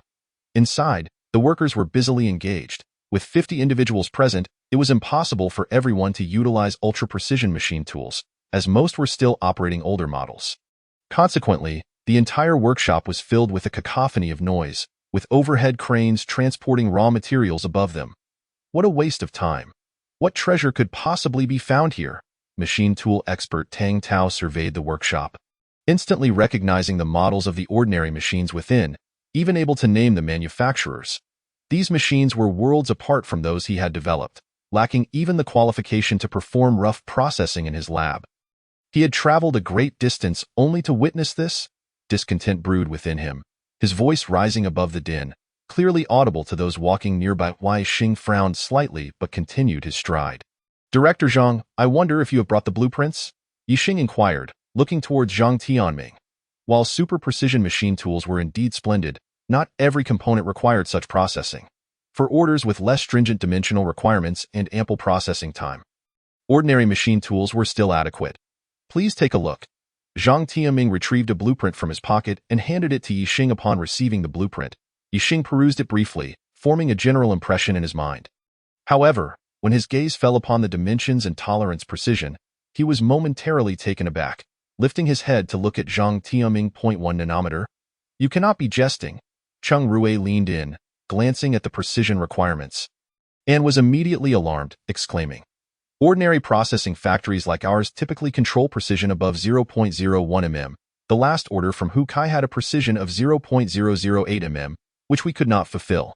Now, to request 1 nanometer precision is akin to increasing the precision of the previous order by 1,000-fold. The surrounding workers, hearing the commotion, gathered around, casting incredulous looks at Zhang Tianming and the others. Who on earth requires such high precision for common civilian components? Have these individuals mistaken this small, shabby factory for a research institute? They believed that the best precision they had achieved with super-precision machine tools was only 0.008 mm, thus considering that to be the limit of such machines. Yet Zhang Tianming appeared oblivious, as his gaze was captivated by the super-precision machine tool's sci-fi aesthetic deep within the workshop. This had to be the ultra-precision machine tool he had surmised was smuggled in. Its extraordinary appearance alone indicated its exceptional nature. Tang Tao and the others wore similar expressions, completely disregarding the curious stares of those around them. Director Zhang, we can certainly fulfill this order, Ye Xing, observing the expressions of Zhang Tianming and the others, comprehended the situation and spoke in a serious tone. Young Director Yi, please take a closer look. Do not fall into a trap. Cheng Rui, recalling the previous incident, anxiously cautioned. This precision is at the nanometer level, 1,000 times higher than the last order. Only a handful of countries can produce such specifications. It was an obvious pitfall. The young owner was about to leap into it. Uncle Cheng, I have reviewed it. We can manage. Ye Xing did not hesitate, asserting that even if the precision were to increase 100-fold, it was still not an issue. Only after uttering those words did he realize that the somewhat impetuous elder had already rushed to the side of the super-precision machine tool, running his hands over its body, exclaiming in awe that a group of elderly experts surrounded the super-precision machine tool, either caressing it, tapping it with their hands, or crouching down to examine its intricate seams. Having immersed themselves in the mechanical industry their entire lives, they possessed more knowledge and experience than the workers, immediately discerning the machine's uniqueness. Given its design, we are still lagging behind. The materials used for its casing are rather peculiar. Not ordinary metals. If only I could cut a piece. Have you noticed? There are no traces of oil around the machine body, nor any seams. I truly wonder how the raw materials are inserted. A group of mechanical experts encircled the super-precision machine tool, akin to children discovering candy they had never seen before, filled with both curiosity and excitement. Old Tang, what are you staring at? Zhang Tianming, hands clasped behind his back, was engrossed in observing the super-precision machine tool, only to turn and find his old comrade Tang Tao staring blankly at a panel. Old Zhang, I cannot shake the feeling that this entrance embodies the very effect I have dreamed of achieving. Tang Tao pointed at the black panel, his voice trembling with excitement. What? You mean this is the reading panel? Zhang Tianming was taken aback, his heart racing with astonishment. Chapter 20. Competing for the prize. Zhang Tianming was well aware that his old friend Tang Tao had always harbored a dream. To hand a blueprint to a machine tool, allowing it to autonomously read the blueprint, subsequently programming itself to process the final product. Should this come to fruition, coupled with robots, it would lead to automation, where workers would merely need to load raw materials into the machine, leaving everything else to the machine. However, achieving this goal necessitated the integration of numerous cutting-edge disciplines, including computer science, electrical engineering, mechanical design, and automated control. Tang Tao and his team had toiled for many years with little progress. After a lifetime of struggle, he suddenly found his long-cherished dream laid before him. How could he not feel ecstatic? Is it possible to be mistaken? Zhang Tianming, reluctant to dampen his friend's enthusiasm, spoke lightly to it. Is impossible to be mistaken. If I were to design it, the reading panel should be constructed this way. Furthermore, look, there is a scanning port above the reading panel for reading blueprints. Tang Tao resolutely shook his head, pointing at a faintly glowing light strip above the reading panel. You seem to know quite a bit. Ye Xing glanced at Tang Tao with some surprise but said nothing, instead pressing the start button. the seamless machine tool suddenly activated, and a pair of mechanical arms emerged, grasping the raw materials before retracting back into the machine, which then closed once more. The entire operation unfolded with the grace of flowing water, exhibiting a stability and speed that surpassed even that of a living being. How could this be possible? Zhang Tianming and his companions were left in a state of shock, their minds unable to settle from the overwhelming astonishment. They had envisioned mechanical arms, yet the one before them was so advanced that it could automatically identify the location of raw materials, grasp them, and secure them with ease. Moments later, the machine tool was activated once more, the mechanical arm deftly grasping a component and placing it delicately on the ground before slowly retracting. Incredible! Is it really that fast? Exclaimed several silver-haired experts, who found themselves once again dumbfounded, with only this phrase capable of encapsulating their current emotions. As seasoned professionals, they had brought along blueprints encompassing a myriad of processing techniques, including turning, milling, planing, and grinding, necessitating various machines and procedures, in their minds. Even the most precise machine tools would only serve for final precision processing. Little did they know that this super-precision machine tool was a fusion of multiple processes. Its concepts and technology astonishingly advanced. After a considerable time, Zhang Tianming finally emerged from his stupor and cleared his throat. Could we process another component for us to observe the procedure? Ye Xing glanced at Zhang Tianming and nodded. Reactivating the machine tool, this time pressing the button to open the protective cover during the processing, a glass shield materialized in the center of the machine, revealing its internal structure. Tang Tao and several other experts bent over, their eyes fixed intently on the machine's interior, their faces alight with excitement. They hailed from various fields, some specializing in transmission, others in electrical engineering, and still others in control systems. All of them luminaries within their respective domains. Upon witnessing the internal structure of the machine tool, each of them identified coveted technologies pertinent to their fields. Zhang Tianming scrutinized the component in his hand, noting its mirror-like smooth surface, nodding in approval before handing it to an assistant beside him. Whispering a few instructions, the assistant quickly exited the workshop with the component. Shortly thereafter, a second component was completed. Xiaoyi, shall we discuss matters in the office? Zhang Tianming suggested with a smile, glancing at his eager colleagues. As soon as they entered the office and closed the door, Tang Tao and the others eagerly surrounded Ye Xing. They had a multitude of inquiries. Tell me, is that black panel a reading device? This super machine tool can automatically interpret drawings, correct? Could I take a look at the automatic sensing system within the machine tool? Xiaoyi, I specialize in robotics. Which country manufactured your machine tool? Is it from Eagle Country? May I have a closer look? Xiaoyi, let's not beat around the bush. I'm from Jiangnan Shipyard, and having a machine tool of this precision level in your mechanical factory would be a waste. Name your price, and I'll take it. Old expert, you're being too domineering. Is Jiangnan Shipyard more significant than our Optical Machinery Institute? No way, this should be shared among us. What do you mean by shared? Isn't distribution based on the urgency and importance of tasks? At this point, I must mention my aircraft factory. Given the urgency of our tasks and the substantial workload, it's only natural that we should receive a larger share. The group of elderly experts, their hair as white as snow, surrounded Ye Xing's desk, engaging in a verbal tussle over the machine tool, as if they were children vying for candy. Their earlier politeness and refinement cast aside, they all understood that acquiring a super machine tool, whether for research or processing, would elevate their institution's R&D capabilities to a new level. As for the monetary aspect, Zhang Tianming frowned at his noisy old friends and waved his hand to halt their bickering. Gentlemen, have you forgotten what we discussed upon our arrival? The clamor ceased immediately, though their eyes still sparkled with determination. Xiaoyi, are the several super machine tools in your factory newly produced by Eagle Country? Zhang Tianming inquired with a smile. Eagle Country is recognized as the most technologically advanced nation on Blue Star, particularly in the military industry, capable of producing such cutting-edge machinery. You could say that, Ye Xing replied noncommittally. From the experts' heated exchanges, he discerned they likely hailed from military sectors, possibly having uncovered the secret behind the components. This was also a flaw of the super-precision machine tool. Regardless of the precision required for any component, it processed everything with the highest accuracy. After all, Jerry fancied himself an antique machinery enthusiast and designed it for maximum precision to maintain his own prestige. Xiaoyi, Is there any possibility of acquiring more such machine tools? Zhang Tianming inquired cautiously. The others turned their anxious gazes toward Ye Xing. Should he decline, the 10 currently available would become the last in the country. Such a national treasure, whether employed in military production, aerospace endeavors, or disassembled for reverse engineering, would significantly bolster the nation's strength. However, with so many research and military units in the country, if word got out, there would be no chance for them at all. Are you from the military sector? Ye Xing did not respond directly but gazed thoughtfully at Zhang Tianming. Zhang Tianming nodded. Did you not mention orders earlier?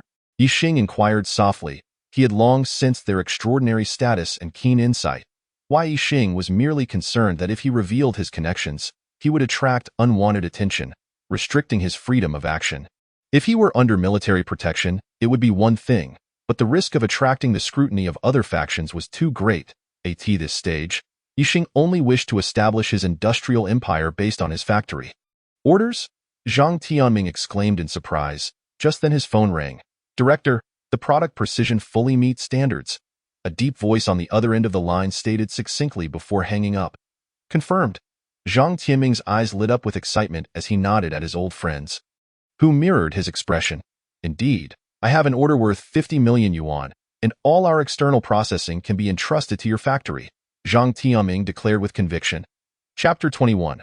Wild patriotism. Zhang Tianming retrieved a pre-drafted contract from his briefcase and placed it before Ye Xing. Ye Xing picked up the contract, scanning its contents briefly. It outlined the dimensional requirements for various processed parts and their unit prices. Upon noting the signatory, he recognized the party involved as a certain aerospace institute, complete with a bold red seal. Damn it, Hukai is being too greedy. He took 90% from the last order, leaving only 10% for Xingyu Machinery Factory. He still harbors intentions of devouring Xingyu Machinery whole. Ye Xing thought, furrowing his brow at the quoted prices while silently cursing Hukai. Xiao Yi, what's the matter? Do you find the price unsuitable? This can be negotiated, Zhang Tianming said, sensing Ye Xing's frown and feeling a jolt of anxiety, knowing he needed Ye Xing's cooperation. Although he could resort to other means to obtain what he desired, careful consideration led him to conclude that collaborating with Ye Xing was the most secure path. If he inadvertently angered Ye Xing by being evasive, it would only waste time and energy. Not at all. I merely lament the exploitation I faced in the past. This order is acceptable. I shall take it. Without a moment's hesitation, Ye Xing picked up the official seal and stamped the contract. He had already calculated the profits from this order. After deducting raw material costs, the profit would be around 30 million yuan. And it included not only high-precision processing but also some standard processing. This single order would ensure that the workers in his factory would have a full workload, naturally boosting their income. Seeing Ye Xing sign the contract, Zhang Tianming's lips curled into a smile. Their institute routinely had external orders, and as long as the technology was up to par, it didn't matter who the recipient was. Xiao Yi, it seems you were in need of orders. Fetch a secretary to draft another contract. I have a 20 million yuan order for you. Indeed, our aircraft factory also consistently has external orders. We will cover materials and transportation costs. You need only handle the processing. I trust your expertise. Tang Tao chimed in, realizing the potential for collaboration. Ye Xing beamed with delight and called in Cheng Rue. Proceeding to sign orders with Tang Tao and the others one by one, Cheng Rue observed the enthusiastic experts, utterly bewildered. Why did these clients exude such warmth, as if fearing Ye Xing would refuse their orders? As he modified the contracts on the computer, the names of the units left him in shock, rendering his mouth agape. All were military units, the kind of significant clients that were typically unattainable. Watching Cheng Rue struggle to type swiftly, nearly setting the keyboard ablaze, Ye Xing felt an urgent need to expand the factory's premises and hire more employees. He couldn't keep burdening Cheng Rue with the dual roles of technical chief and typist. Before long, several contracts were printed, with the total contract value reaching 100 million. After deducting raw material costs, the profit amounted to 70 million. Xiao Yi, I have a proposal for you to consider. Zhang Tianming said once Cheng Rue had exited the room. Director Zhang, feel free to speak. Xiao Yi, you should transform the machinery factory into a joint stock company. We from the Aerospace Institute would like to invest in your company. You would retain operational and decision-making authority, and we would only take dividends. What do you think?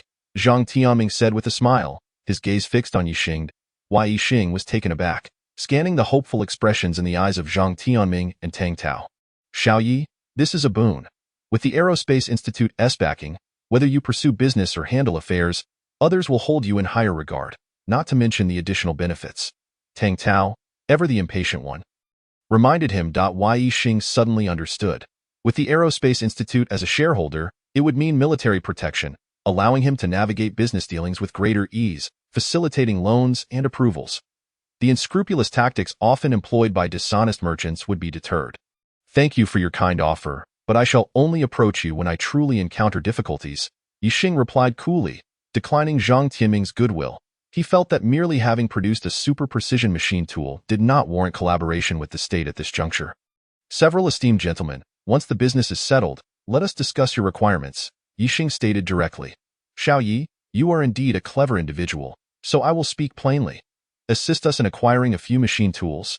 Or could we possibly disassemble one from your factory for our research? Zhang Tianming spoke leisurely. Indeed, Xiao Yi, name your price, and we shall provide personnel and equipment to assist with the disassembly. Tang Tao, clearly unable to tolerate the lengthy process of smuggling from overseas, favored the idea of directly dismantling an existing one. Ye Xing tapped his temple with his fingers.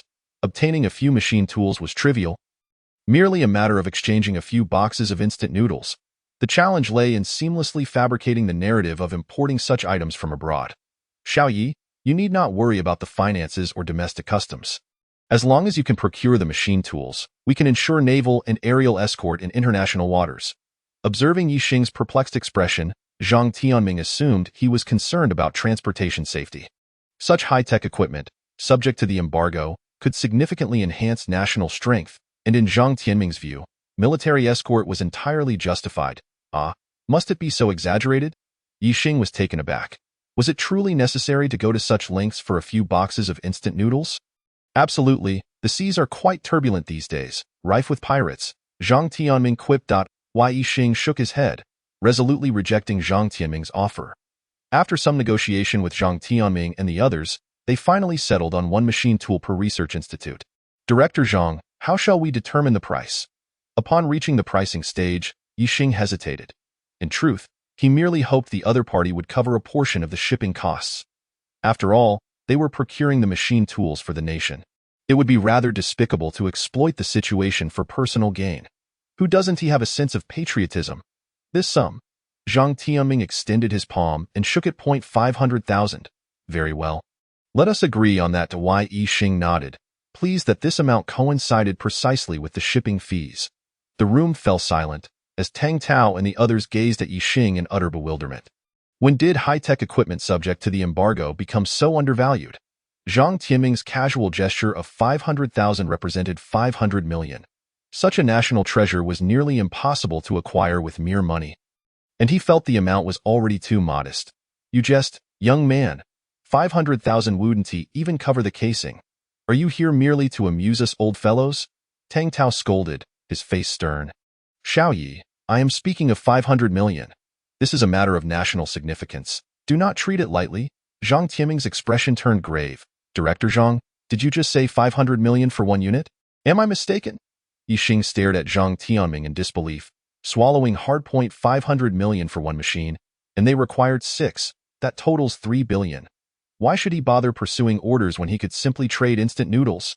However, it seemed this equipment could only be sold to the state. Zhang Tianming nodded solemnly. That won't do.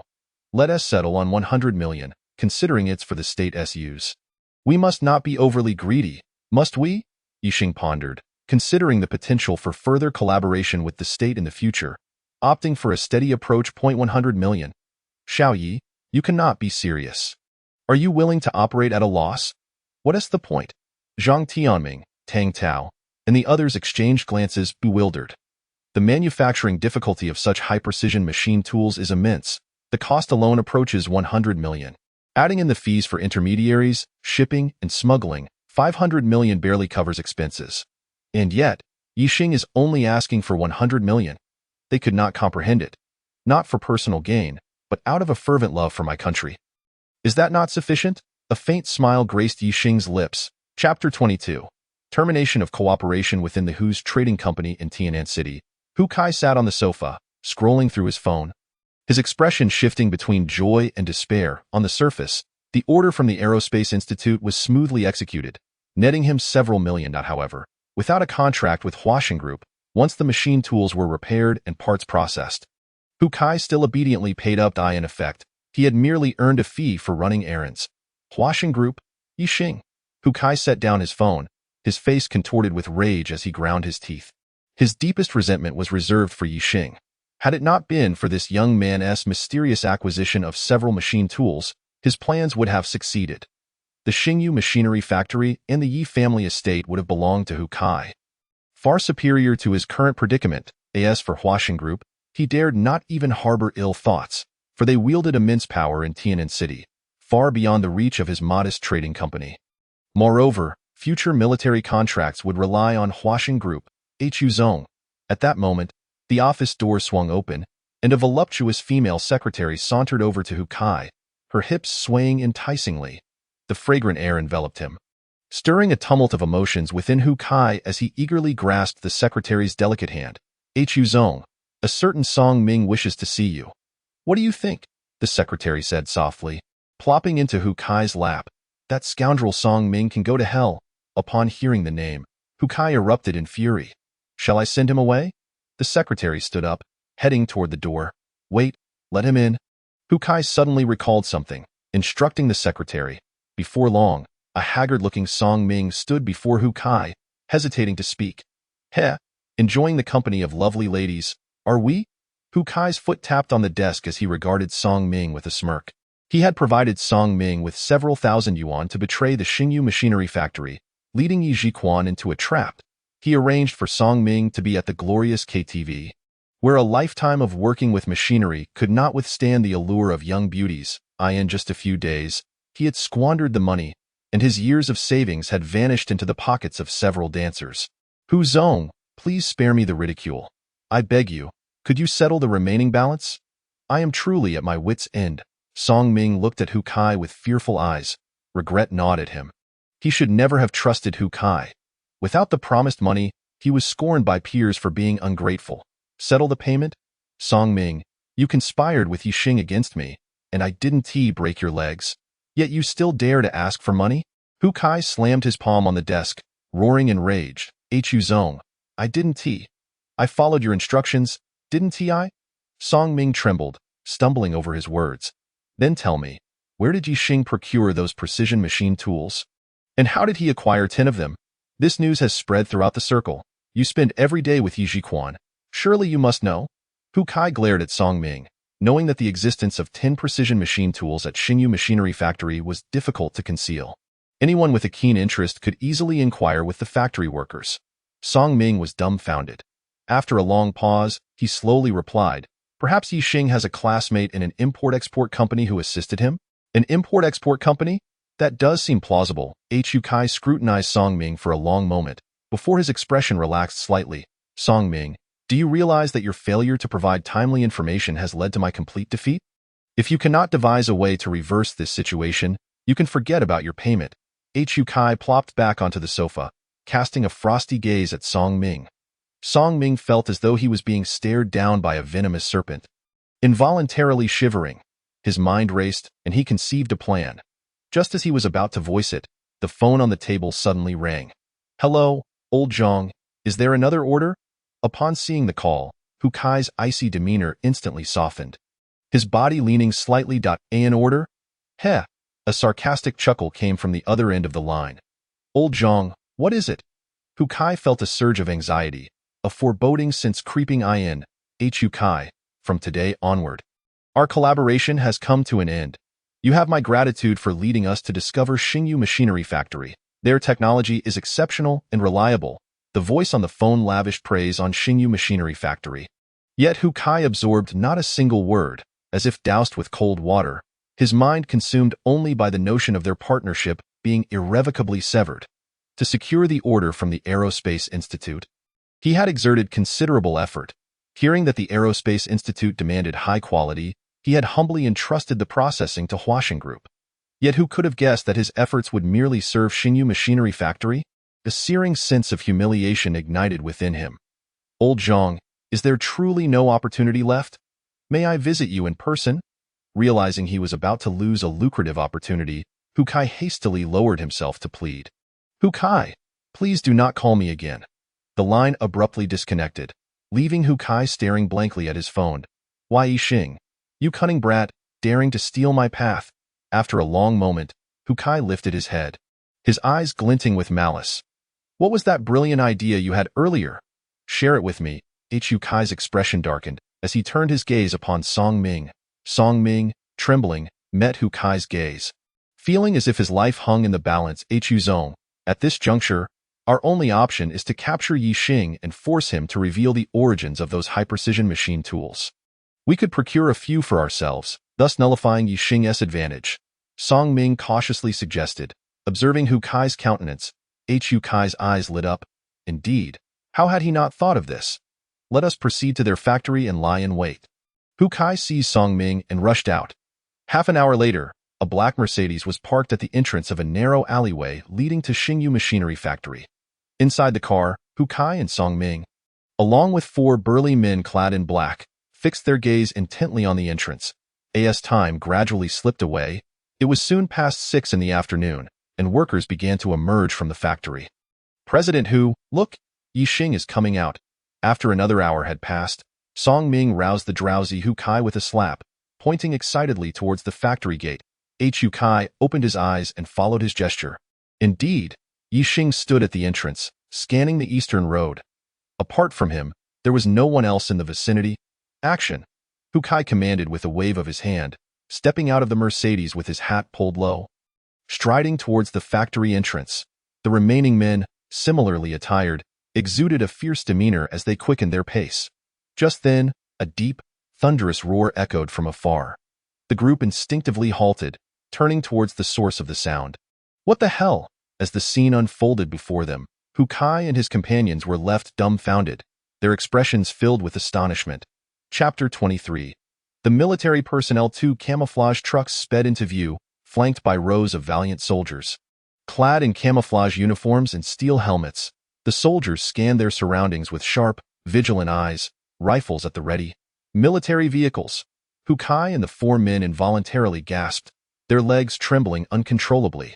They dared to intimidate ordinary people, but had no courage to confront soldiers. Even a mere glance from the soldiers sent shivers down their spines. What are you waiting for? Run. Hu Kai waved his hand and led the retreat back to the Mercedes. He drove the car forward for several dozen meters and concealed it in an alleyway, finally feeling a bit less terrified. From his vantage point, he could see the factory entrance clearly. He observed a nimble officer jump down from a truck and salute Ye Xing, who then gestured with his hand. The soldiers from the truck disembarked in an organized manner, swiftly dispersing around the factory perimeter. 2 soldiers, rifles in hand, stood guard at the factory entrance, their keen eyes scanning the area. Shortly thereafter, several black trucks rolled onto the scene, their cargo shrouded in black cloth, obscuring their contents. Following the black trucks were several rumbling cranes, creating an imposing spectacle. Behind the cranes trailed a convoy of minibuses, the occupants within remaining a mystery, yet their demeanor appeared solemn and professional from Hu Kai's perspective. Bringing up the rear was a procession of over a dozen black Mercedes vehicles. Hu Kai and Song Ming were utterly dumbstruck. They had never witnessed such a menacing display in their lives. A question lingered in their minds. Who exactly was Ye Xing to provoke such a military mobilization? Suddenly, a deafening roar erupted overhead. Hu Kai and the others looked up, their eyes widening in disbelief. In the dimly lit sky, 2 green dots raced towards them, growing larger until they transformed into 2 military helicopters. The helicopters hovered above the machinery factory, their thunderous noise deafening. Beneath the belly of the helicopters, 2 ominous black tubes extended. Damn it, Song Ming, you're going to get us killed. Who exactly is Ye Xing to some in the military? Hu Kai felt a wave of dread wash over him. Relieved that Mr. Yi, considering your personal safety, I recommend that you be assigned a personal bodyguard to ensure your security. What do you think? Sun Yunlong continued to offer his suggestions. Thank you for your kind intentions, but I believe it is unnecessary to go to such lengths. Ye Xing understood that the other party meant well, yet he resolutely declined. He did not wish for a shadow to follow him around, as that would expose all his secrets. As for personal safety, he had faith that with an energy shield, Nothing could harm him. Mr. Ye, could you please reconsider? Enemies can infiltrate from all angles. If anything were to happen to you, we would be deeply troubled. Sun Yunlong expressed his surprise. Thank you, but I am capable of protecting myself. Ye Xing replied with a faint smile, politely declining. Very well, Mr. Yi. Should you require assistance, feel free to contact Zhang Lao. We will always be ready to provide protection for you. Sun Yunlong shook his head in resignation. Since Ye Xing was unwilling, he would have to resort to covert protection methods. He waved his hand, leading the soldiers onto the military vehicle, bidding farewell to Ye Xing, watching them depart. Ye Xing returned to his office and quickly dialed a number. Hoffman, I will be flying to Munich tomorrow. Please arrange for a cargo ship in advance. Chapter 24. Positioning the next day, at the capital airport. Ye Xing carried a black backpack and took out his phone, waiting idly for his flight. Traveling from Longguo to Munich required a transfer at Frankfurt. And currently, only the capital airport had opened this route domestically. As for his insistence on going to Munich, it was because during his time working at a foreign trade company, he had dealt exclusively with Hoffman from Munich. He had thoughts of visiting Yingjiang country or Yinghua country, but he knew no one there, and the language barrier made it impossible to even locate the necessary offices. This was his first time traveling abroad. After a phone call with Hoffman last night, he had only remembered this morning that there were many procedures to complete before going overseas. He initially thought the paperwork would take a significant amount of time. But to his surprise, it was remarkably simple at the administrative hall, taking just over an hour to complete all the necessary procedures. When Ye Xing received his flight ticket, he even felt as if everyone knew he was about to go abroad and was waiting specifically for him. How could that be? Ye Xing quickly dismissed his own thoughts. Today happened to be Saturday, and the group chat was quite lively, with many people exchanging their experiences after work, though most were complaints. Some classmates were also anxious about job hunting. Finding a job in mechanical engineering was not particularly difficult, but the working environment was quite poor, and few could endure it. Li Mingyu. I had another argument with the boss today. Damn it, he's so stingy. No overtime pay for working on weekends. Who can stand that? I might get fired. Su Qi, boss, I support you. Fight back if you're unhappy. Don't indulge them. Several people in the group echoed Li Mingyu's sentiments. But more were mocking him. Li Mingyu, you need to recognize your situation. We're just from an ordinary third-tier school. Though you think you're a graduate of a prestigious university? Do you even know how to write the words practicality? Li Mingyu, this is how society is. You can't be so rigid like in school. Suffering a bit is a blessing, Mingyu. I don't understand what makes you think you can confront your boss. Are you the most senior in your company? Are you the best at your craft? Just because others can do it, you can't. Seeing these messages, Ye Xing furrowed his brow, finding it hard to believe that just a year after graduating, those once passionate youths who spoke boldly were now so mundane. Li Mingyu, seriously, I'm working for a salary, not as a slave. Why do you all think you've become second-class citizens? Su Qi, exactly. Please have a bit of self-respect. Ye Xing nodded. Indeed, his brothers had a correct sense of right and wrong. Just as he was about to speak, he saw Li Tingting post a message. Li Tingting. Oh dear, truly a case of misery loves company. Your good brother Ye Xing is about to go bankrupt. And you, Li Mingyu, are arguing with your boss. Aren't you afraid of getting fired soon? Li Tingting. If I were you, Li Mingyu, I'd rather join Ye Xing and go beg on the streets together. That Su Qi is quite the talker. Let him be the frontman, and the three of us can wander the world carefree. Ha ha ha. Tingting's suggestion was indeed amusing, though it was a bit shameful for the school. After all, while our school may not be the best, we still have our pride. The group was filled with a jovial atmosphere. Moments ago, many felt discomfort by the comments from Li Mingyu and Su Qi. Now, with Li Tingting standing up for them, everyone felt a sense of relief. Indulging in mocking the two, Ye Xing's expression darkened. Li Tingting was being excessively harsh. There was no need for such unkind words among classmates. Currently, he had several million in hand and access to an interstellar trading platform, enabling him to establish a technology company that urgently required personnel. He could invite Li Mingyu and Su Qi to join. Both were close friends from his dormitory, more reliable than outsiders. Ye Xing. Li Tingting, you really know how to talk nonsense. When did I go bankrupt? If you continue spreading rumors, be careful. I might take you to court. The group fell silent. Ye Xing continued to send messages. Mingyu, Su Qi, I'm planning to establish a company soon with an investment of 30 million. If you're interested, once I return from abroad, we can work together. At least one vice president position is guaranteed. Why endure hardships elsewhere? The group erupted once more, as many evidently thought Ye Xing was boasting. An investment of 30 million was no small amount. Many small companies registered with capital ranging from hundreds of thousands to millions, and that was often not the actual paid-in capital. If Ye Xing had merely mentioned a few $100,000 for a shell company, everyone would have laughed it off. But to state 30 million outright was too far-fetched. Did he really think money fell from the sky? Li Tingting, Ye Xing, why are you such a master at bragging? 30 million? Can you even come up with 100,000? You almost had me fooled, but I suspect you can't even afford lawyer fees. Ding Xiaoling. Classmates, no one knows Ye Xing better than I do. He can't even afford a wedding house, yet he claims he'll start a company with 30 million. How absurd. Familiar faces revealing shortcomings were the most terrifying. The group erupted again. Ha ha ha, Ye Xing, boasting in front of classmates is pointless. Who doesn't he know who?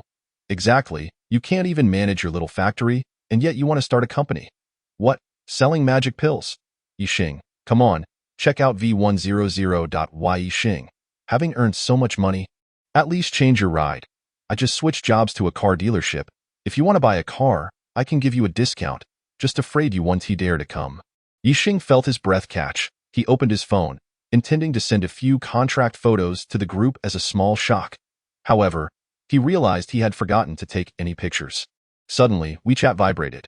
Someone sent him a private message. Li Mingyu, Ye Xing, can we please stop pretending at this point? It's too awkward. Su Qi, Xing, are you feeling all right? Did someone hack your account? What? Even Su Qi and Li Mingyu didn't believe him? Ye Xing felt a wave of frustration. He planned to download a banking app and take a screenshot of his assets to prove his claims. Li Tingting. Everyone, look at how Ye Xing can brag. He even went abroad. Why don't you send a location to prove whether you're telling the truth? That should be simple, right? Yes, send a location for us to see. That's a good idea. Ye Xing, send it now. Why Ye Xing? You're not going to hide like a turtle again, are you? The classmates in the group began to jeer, demanding Ye Xing send his location. They wouldn't believe it until they saw it. Would they? Ye Xing sighed, opened the location feature, and sent a screenshot to the group. Departure Hall 3, Capital Airport. The flurry of messages that had been buzzing moments ago suddenly fell silent. No one expected Ye Xing to truly be at the airport, and those who had mocked him earlier felt a bit flush with embarrassment. The corners of Ye Xing's mouth curled slightly. He had finally managed to reclaim a bit of dignity. Ye Xing? Just then, a familiar voice came from behind him. Chapter 25. Song mining not far away. A tall woman stood up and slowly walked toward Ye Xing. She was clad in a pink short blazer on top and a black short skirt below. With well-defined and exquisite features, her skin delicate and fair. There was a gentle yet aloof aura about her. Her long, fair legs moved gracefully with each step, accentuating their curves and sensuality. All eyes in the waiting area were drawn to her. Their throats dry as they followed her figure intently. Song Yanxue, the undisputed first ice-cold beauty of Tian'an University. Yet, at this moment, a smile graced her lips, her starry bright eyes focused on Ye Xing. Filled with surprise, beside her was a middle-aged man in a black suit, resembling Song Yanxue, exuding an air of authority. Song Yanxue, what are you doing here? Ye Xing rubbed his eyes to ensure he wasn't mistaken. Ye Xing, this is my father, Song Yi. Song Yanxue introduced the middle-aged man beside her. Uncle. Ye Xing quickly greeted him. Song Yi scrutinized Ye Xing from head to toe. Seeing his ordinary clothing, he frowned slightly and nodded. He then took a thermos cup in one hand and his phone in the other, sitting down to scroll through his device. Feeling the other party's arrogance, Ye Xing forced a smile. Finding the situation somewhat awkward, why Ye Xing, my father is usually like this. Please don't take it to heart. Song Yanxue shot a reproachful glance at Song Yi, apologizing to Ye Xing for his rudeness. Understanding, Uncle Song is quite busy with his business, and as a merchant myself, I must learn from him in the future. Why Ye Xing smiled faintly. Since entering society, he has encountered numerous individuals who flaunt their status. Ye Xing, are you planning to go abroad? Song Yanxue inquired curiously, gazing at Ye Xing. Yes, I am headed to Munich to negotiate a business deal. To Germany? I heard your family's machinery factory is facing some issues. Are you going to purchase equipment? Song Yanxue's tone remained calm, but the concern in her words was palpable. Song Yi halted his movements, leaning back in his soft chair, feigning closed eyes while slowly sipping his tea. Yet his gaze discreetly scrutinized Ye Xing through partially lowered eyelids. He found it odd that his exceptionally beautiful daughter, who typically dismissed wealthy young men, was engaging in such conversation with a classmate of little standing. However, recalling the challenges his group faced and his daughter's future, his mood grew heavy once more. "No, I am going to Munich to purchase some scrap metal." Ye Xing shook his head. Pfft. Song Yi suddenly spat out his tea, his face reddening from the effort of suppressing laughter. "Goodness, Ye Xing has truly astonished me. With so much scrap metal available domestically, why travel all the way to Germany for it? Does he think German scrap metal can be transformed into gold?" He appears to be a perfectly normal young man, yet his thought process is akin to that of an 8-year-old. Song Yi felt an impulse to distance Song Yinxue from Ye Xing. Having heard that prolonged exposure to individuals of lower intellect might be contagious, surrounding them were quiet chuckles, with many casting sympathetic glances at Song Yinxue. The moment she appeared, she captivated everyone. Numerous onlookers were stealthily eavesdropping on their conversation. They lamented how such a stunning and elegant business elite could have a classmate of such limited intellect. Song Yinxue, her fair hand covering her lips, widened her eyes in astonishment as she regarded Ye Xing. After a considerable pause, she finally spoke. "Ye Xing, if you truly wish to buy scrap metal, I can assist you. You need not spend unnecessarily." "Thank you, Song Yinxue, but I can manage on my own." Ye Xing resolutely shook his head. Harboring unspoken burdens, if he resolved matters domestically, he would have to explain the origins of the super machine tools. Is German scrap metal superior? Song Yinxue pondered for a while before contemplating a possibility. As otherwise, there would be no explanation for Ye Xing's insistence on going abroad for scrap metal. "Goodness, the rumors are indeed true. My daughter's intelligence seems to be plummeting," Song Yi lamented inwardly, covering his eyes with his right hand. His family was in the mining business, and he was no stranger to scrap metal. Scrap metal from any country was essentially the same. What difference could there be? Not quite. This trip to Munich concerns not only my business ventures, but is also intricately linked to the fate of Long Country. Observing Song Yinxue's sincere expression, Ye Xing did not wish to deceive her, yet he felt it inappropriate to divulge too much. However, his statement only served to make him appear more deceitful. Good heavens, is the fate of Long Country so trivial? Are we now at a point where we must rely on scrap metal for salvation? Those unaware might assume he was traveling abroad to purchase an aircraft carrier. Who gave him the audacity to believe he could lead the nation's destiny? The passengers eavesdropping on their conversation could no longer contain themselves, bursting into laughter. Song Yi, covering his eyes with both hands, leaned away from Ye Xing, wishing to feign ignorance of him. He regretted not consulting an almanac before leaving home today. If someone with ill intentions saw him with a fool, their family's stock would likely plummet. Song Yinxue, her pearly teeth delicately biting her cherry-red lips, gazed at Ye Xing with a mixture of disappointment and hesitation. She wished for Ye Xing to leave a positive impression on Song Yi, facilitating her request for assistance for the Yi family. However, Ye Xing's performance had left her profoundly disheartened. "Song Yinxue, are you going abroad for business?" Ye Xing discerned the awkwardness in her demeanor and shifted the topic. A shadow clouded Song Yinxue's exquisite features, her delicate brows knitting together as she remained silent for a while. "Song Yinxue, have you encountered some difficulties? Perhaps I could offer assistance," Ye Xing inquired urgently upon noticing a hint of distress. He could overlook the troubles of his other classmates, but not those of Song Yinxue. She had stood up for him in their class, and he owed her a debt of gratitude. "Why, Ye Xing? My father and I are heading to Kangaroo Country. If you face any financial difficulties, feel free to come to Jinling and seek my help." Song Yinxue did not reply, but instead pulled out a black business card from her pocket and handed it to Ye Xing. "Song Mining." Ye Xing's gaze fell upon the words on the card, his eyes widening in astonishment as he looked at Song Yinxue. The renowned mining group in the provincial capital boasted assets in the billions, with operations spanning mineral exploration, extraction, and sales. The founder, having started with coal mining, swiftly transitioned into the mining market after accumulating initial capital, transforming the company into a prominent entity within a few short years. Rumors circulated that the future heiress of Song Mining was breathtakingly beautiful, sought after by the wealthy scions of the provincial capital. Ye Xing had previously speculated with classmates about the appearance of this elusive heiress. Yet he never imagined that she would turn out to be his classmate, Yinxue. At that moment, a group of people rushed into the waiting area, led by a tall young man in a black suit, flanked by subordinates. Chapter 26. Conflict. The young man was slender, dressed in a luxurious suit, his hair slicked back, eyes narrowed, and his complexion pale with a hint of green, reminiscent of someone who had not slept well. "Young Master Yu, you've arrived." Upon spotting the young man, Song Yi immediately stood up, slightly bowing, his eyes glimmering with servility. Yu Hao barely acknowledged Song Yi, striding straight to Song Yinxue, his eyes greedily surveying her face, chest, and thighs. Song Yinxue felt Yu Hao's gaze, her brow furrowing slightly as she instinctively leaned behind Ye Xing. The rolling hills transformed into an airport. Her delicate, white hands were overshadowed by the coarse arms of Yu Hao, sending a jarring sensation to his eyes. Raising his head, he met Ye Xing's playful grin. "Buddy, have you never seen a woman before? Staring at a woman so brazenly in public is utterly uncouth."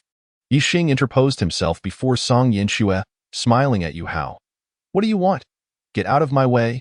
You're blocking my view," Yu Hao retorted angrily, having been thoroughly engrossed in his observation until this foolish bird had disrupted his enjoyment. "I am a classmate of Song Yinxue. A poor fool like you dares to stand beside Yinxue? Get lost," Yu Hao scoffed, his cold laughter echoing. Everyone knew that Song Yinxue was attending a mediocre third-tier university, and her classmates were of ordinary backgrounds. At tea gatherings, the wealthy would often mock Song Yinxue for this. Yu Hao waved his hand, and two burly bodyguards moved closer to Ye Xing. The atmosphere tensed, and those around them discreetly stepped back, anxious for Ye Xing buzz. An energy shield activated, vibrating the air around them.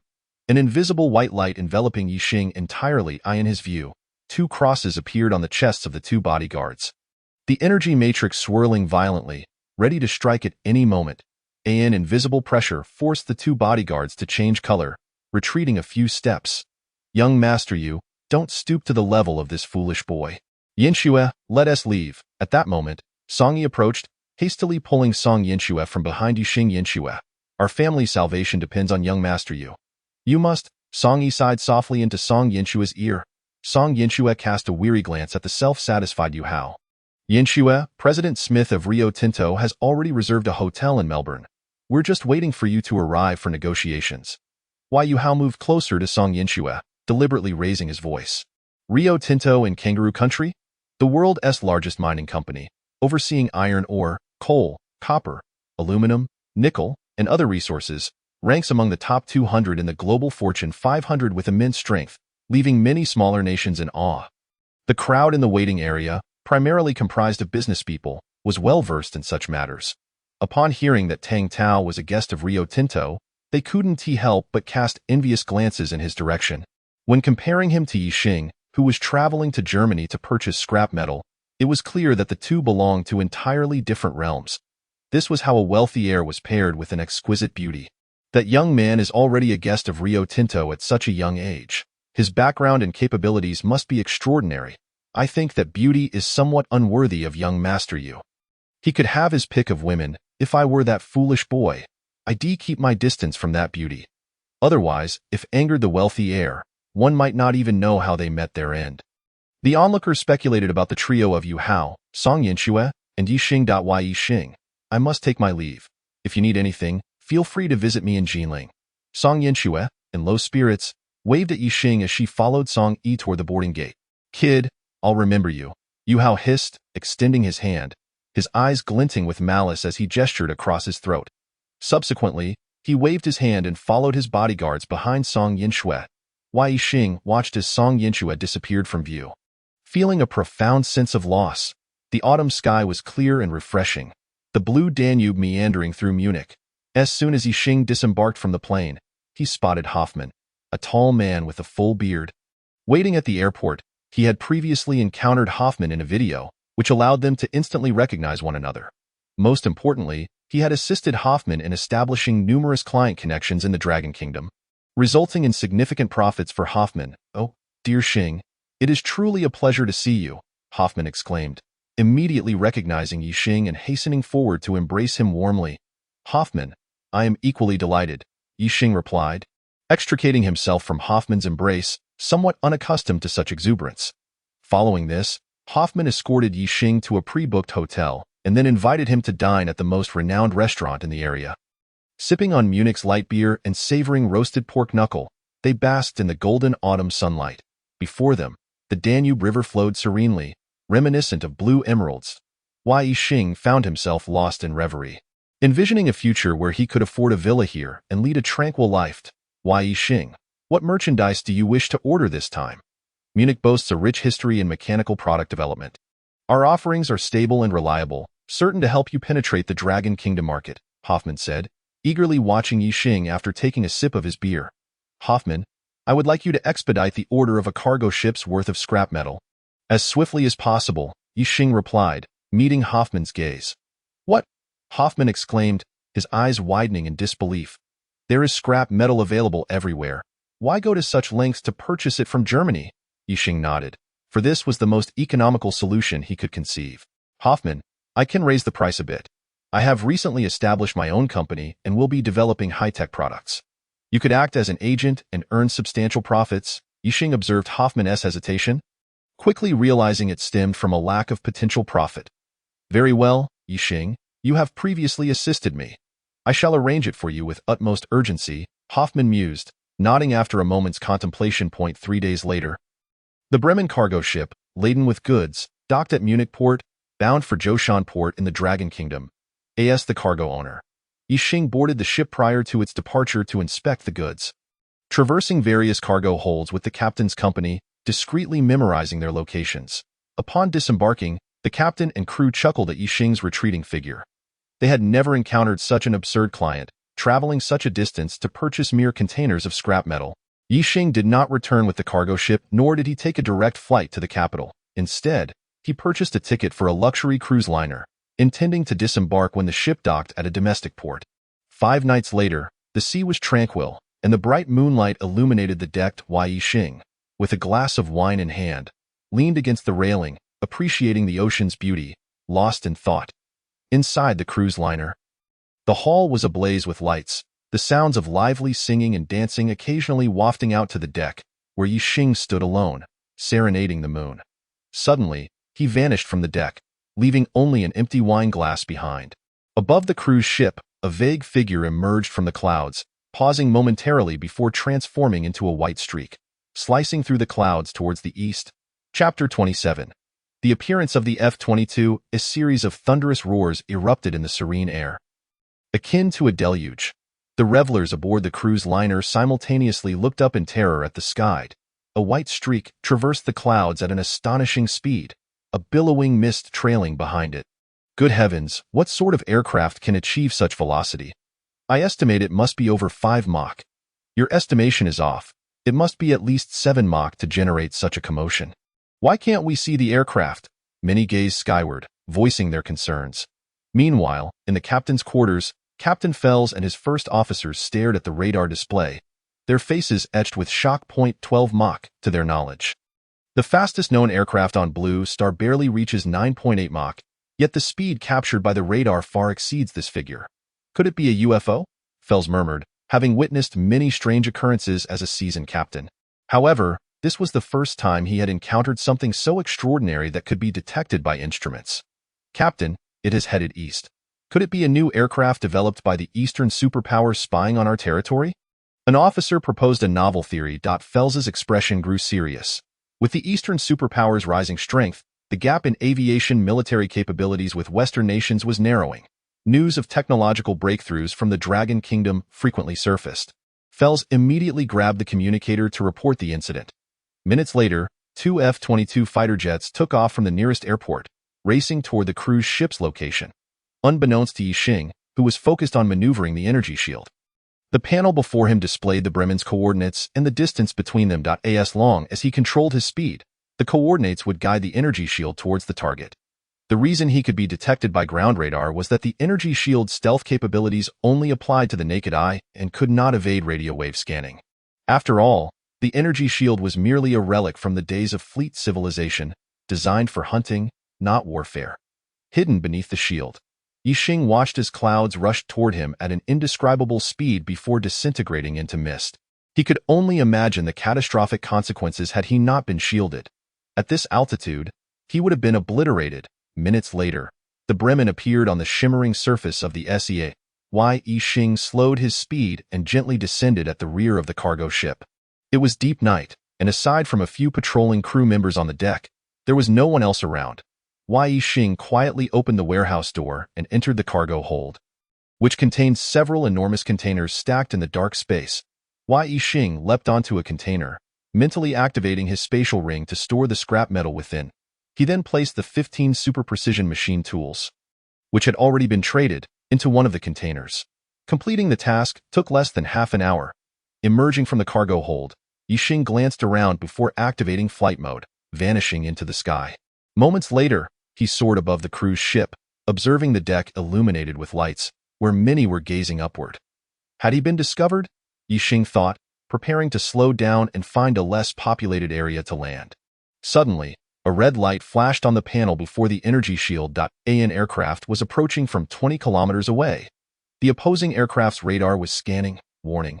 You have been locked onto by the opposing aircraft's fire control radar. A flurry of alerts appeared on the panel. Ye Xing's body froze in midair, cold sweat trickling down his back. This was his first encounter using the energy shield against an enemy, only to face modern fighter jets representing the pinnacle of human technology. He felt uncertain whether the energy shield would withstand a fighter jet's assault. The panel displayed the model of the opposing aircraft. Steeling himself, Ye Xing regained his composure and issued commands. The panel quickly revealed the model and distance of the fighter jets. 10 kilometers away, two F-22s were approaching at an angle to encircle him, unleashing continuous streams of green waves from their undersides toward Ye Xing, although Ye Xing knew this was merely a simulated representation. The actual situation would undoubtedly be far more dire. Flee. This thought flashed through Ye Xing's mind like lightning. As a military enthusiast, he was aware that each F-22 carried 6 Sidewinder air-to-air missiles, which used infrared guidance and would relentlessly pursue their target until destruction. Faced with such missiles, the only recourse was to dispense heat decoys to lure them elsewhere. However, Ye Xing knew the energy shield lacked this capability. Although Captain Jerry had claimed the energy shield could withstand any weapon's attack beneath a nuclear blast, Ye Xing was hesitant to test this assertion. After all, these were missiles, and a mere malfunction of the energy shield could result in his demise in the ocean. Fortunately, the energy shield had one notable characteristic: speed. Accelerate to 30 Mach. Ye Xing commanded, turning, the energy being unleashed furiously, achieving unprecedented velocity. Inside the F-22 cockpit, the robust Lieutenant David stared at the instrument panel, his expression one of astonishment. Upon receiving orders, he had rushed to the troubled maritime area, searching for any signs without success, initially believing it to be another farcical incident akin to previous unidentified flying object sightings. Just as they were preparing to turn back and report, they unexpectedly detected a new blip on the radar. An object appeared 20 kilometers away, drawing closer. Despite their excellent vision, it was nighttime, making it difficult to spot a target 10 kilometers away with the naked eye. However, if it could be detected by radar, it indicated poor stealth performance, placing it on a lower technological tier than themselves. This realization relieved them. As long as it wasn't the legendary extraterrestrial, they had confidence in capturing or destroying the target with their superior military equipment. David picked up the communicator, adhering to international protocol, and informed the unidentified object of its airspace violation, demanding cooperation in landing at a designated airport for processing. To his surprise, the message vanished into the void, receiving no response. They dare to ignore us? Let them taste the wrath of the Sidewinder. A cruel smile crept across David's lips. It had been a long time since he had the chance to launch a missile. Following protocol, David locked onto the target using the fire control radar. If the adversary continues to act defiantly, then David will resolutely press the missile launch button. A minor military conflict is poised to erupt. Fire! After several seconds of anticipation, David, having exhausted his patience, issued the attack order. 2 F-22 jets unleashed fiery serpents from beneath their wings, hurtling towards Ye Xing. A smile crept across David's face as he reclined heavily in his seat. Ready to revel in the moment the missiles obliterated the target. His extensive experience assured him that the opponent possessed no means of retaliation. Otherwise, they would not remain oblivious after being locked onto by fire control radar. However, out of the corner of his eye, he caught a glimpse of the instrument panel and instantly jolted upright as if bitten by a venomous snake, his gaze fixated on the screen. My God, is this the speed achievable by humanity? David, aghast, watched as the rapidly moving white line approached, emitting a wail. Chapter 28. Engagement point 30 Mach, 10 kilometers per second. In a minute, it could traverse 600 kilometers. Meanwhile, the speed of the Sidewinder missile is 850 meters per second, with an effective range of 12 kilometers. Should the Sidewinder and Ye Xing launch simultaneously, the missile would be left far behind. Observing the speed of the blip on the instrument panel, the two missiles appeared to be crawling like snails in comparison. David's complexion turned ashen, as he experienced the crushing sensation of being outclassed for the first time. John, accelerate and encircle him. Get closer for a shot.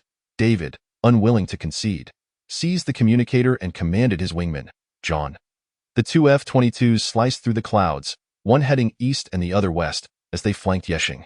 Ye Xing hovered in the air, scrutinizing the display panel, which clearly indicated the trajectories of the F-22s and the missiles. After traveling a distance, the Sidewinder missiles fell in a parabolic arc into the sea.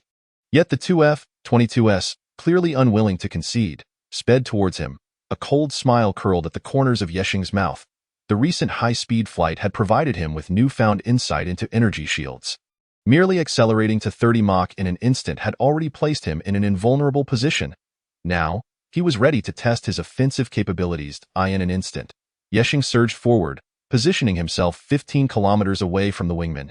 At this distance, even if a missile were to approach, it would lack precision and fail to catch up with Ye Xing. Inside the F-22 wingman, John, while piloting the aircraft, kept his eyes glued to the instrument panel. Upon noticing Ye Xing charging towards him, he hastily pressed the missile launch button. Whoosh! A missile, engulfed in flames, shot forth from beneath the wing, aimed directly at Ye Xing. Ye Xing focused intently on the display panel as the missile drew ever nearer. His heart racing. This was his first close encounter with a missile. 3 minutes later, a bright white missile, several meters long, materialized within Ye Xing's line of sight, growing larger by the second. 1,000 meters, 500 meters, 200 meters, 100 meters. David and John watched in trepidation as the missile approached its target with alarming speed. If the opponent did not veer away, the missile would undoubtedly strike home. 50 meters. David and John felt a surge of exhilaration. The opponent had yet to show any signs of retreat. They were 80% certain that the target could not escape. Boom. Suddenly, a brilliant firework erupted in the sky, illuminating the nearby clouds. John, we can celebrate with champagne upon our return, David exclaimed excitedly into the communicator. That firework was the explosion resulting from the missile's impact on the target. Although they were puzzled as to why the opponent did not evade, such considerations were no longer relevant. David, I can't shake the feeling that this is all too easy. John observed the instrument panel with skepticism, having witnessed the opponent's flight at 30 Mach. The ease with which they struck the target left him uneasy. Rest assured, John, that was a Sidewinder missile, heat-guided. Since the target did not deploy any heat decoys, it surely struck home. David replied enthusiastically, turning the aircraft around to head back. Just then, he suddenly spotted a shadow emerging from the distant clouds. David's heart seized as if gripped by a vice, his breath seemingly suspended as his gaze locked onto the approaching figure. And why God, it was a person. Someone flying through the air without any auxiliary equipment. David could hardly believe his eyes as he gaped at Ye Xing drawing nearer. When they were only 5 kilometers apart, he finally reacted and hurriedly pressed the launch button again. Another Sidewinder missile streaked towards Ye Xing. Ye Xing halted his flight, hovering in midair, calmly gazing at the rapidly approaching missile without a hint of panic in his line of sight. A crosshair had already locked onto the missile, when the missile was 100 meters away from him. Ye Xing unleashed his counterattack. With a power of 100,000 horsepower, the air along its path distorted, forming a horizontal tornado that spiraled toward the missile. The missile was buffeted within the vortex, its warhead contorting under immense pressure. Boom! The missile, compressed to its limit, finally detonated, sending shockwaves that expelled the surrounding air, leaving only the central flames raging fiercely. Ye Xing, 100 meters away, felt the tremors as he was rocked slightly. Fortunately, the majority of the energy was absorbed by his shield, leaving him unscathed. David, who witnessed the entire spectacle, gaped in disbelief, realizing that the first missile had never struck its intended target but had been detonated by the opponent through some unknown means. Cold sweat trickled down David's back as a profound sense of danger enveloped him. John, rapidly clear the missile bay and retreat. David frantically pressed the launch button while issuing a loud command to John. After expelling all 4 missiles carried by the aircraft, David piloted the plane back towards the base. He was utterly terrified by Ye Xing. Ye Xing had managed to intercept and destroy the first 2 missiles that had approached from 100 meters away, then turned and fled again at 30 Mach. There was no choice. The opponent was cunning, as the 2 waves of missiles had been fired from different directions, allowing Ye Xing to only eliminate one side. If he did not escape promptly, it would be exceedingly difficult to survive the onslaught of 4 missiles. He had no desire to test whether his energy shield could withstand the simultaneous explosion of 4 missiles. Watching the 4 missiles trace a parabolic arc into the sea, Ye Xing then returned to hover above the crew's ship. Finding an unnoticed corner, Ye Xing landed and revealed himself, standing on the deck alongside others. Gazing up at the sky and the heavens, dozens of aircraft appeared, conducting a coordinated search in the vicinity. Additionally, several armed helicopters skimmed low over the ocean, scouring the surface. The tourists aboard the cruise ship watched the military's actions with curiosity, speculating about their intentions. The previous aerial confrontation between Ye Xing and the F-22s had occurred at high altitudes, making it difficult for the naked eye to discern, with only radar capable of detecting the engagement. Half an hour later, the planes withdrew, and the sea returned to tranquility. Ye Xing remained seated on the deck, observing the military's maneuvers. Although he was in close proximity, appearing perilously exposed, he felt entirely secure in this world. Aside from Ye Xing, it was unlikely anyone would believe that a person could fly and engage in aerial combat with an F-22, successfully detonating its missiles. Next time they crossed paths, the outcome would be decidedly different. Ye Xing raised a glass of red wine, savoring its contents slowly in this encounter with the F-22.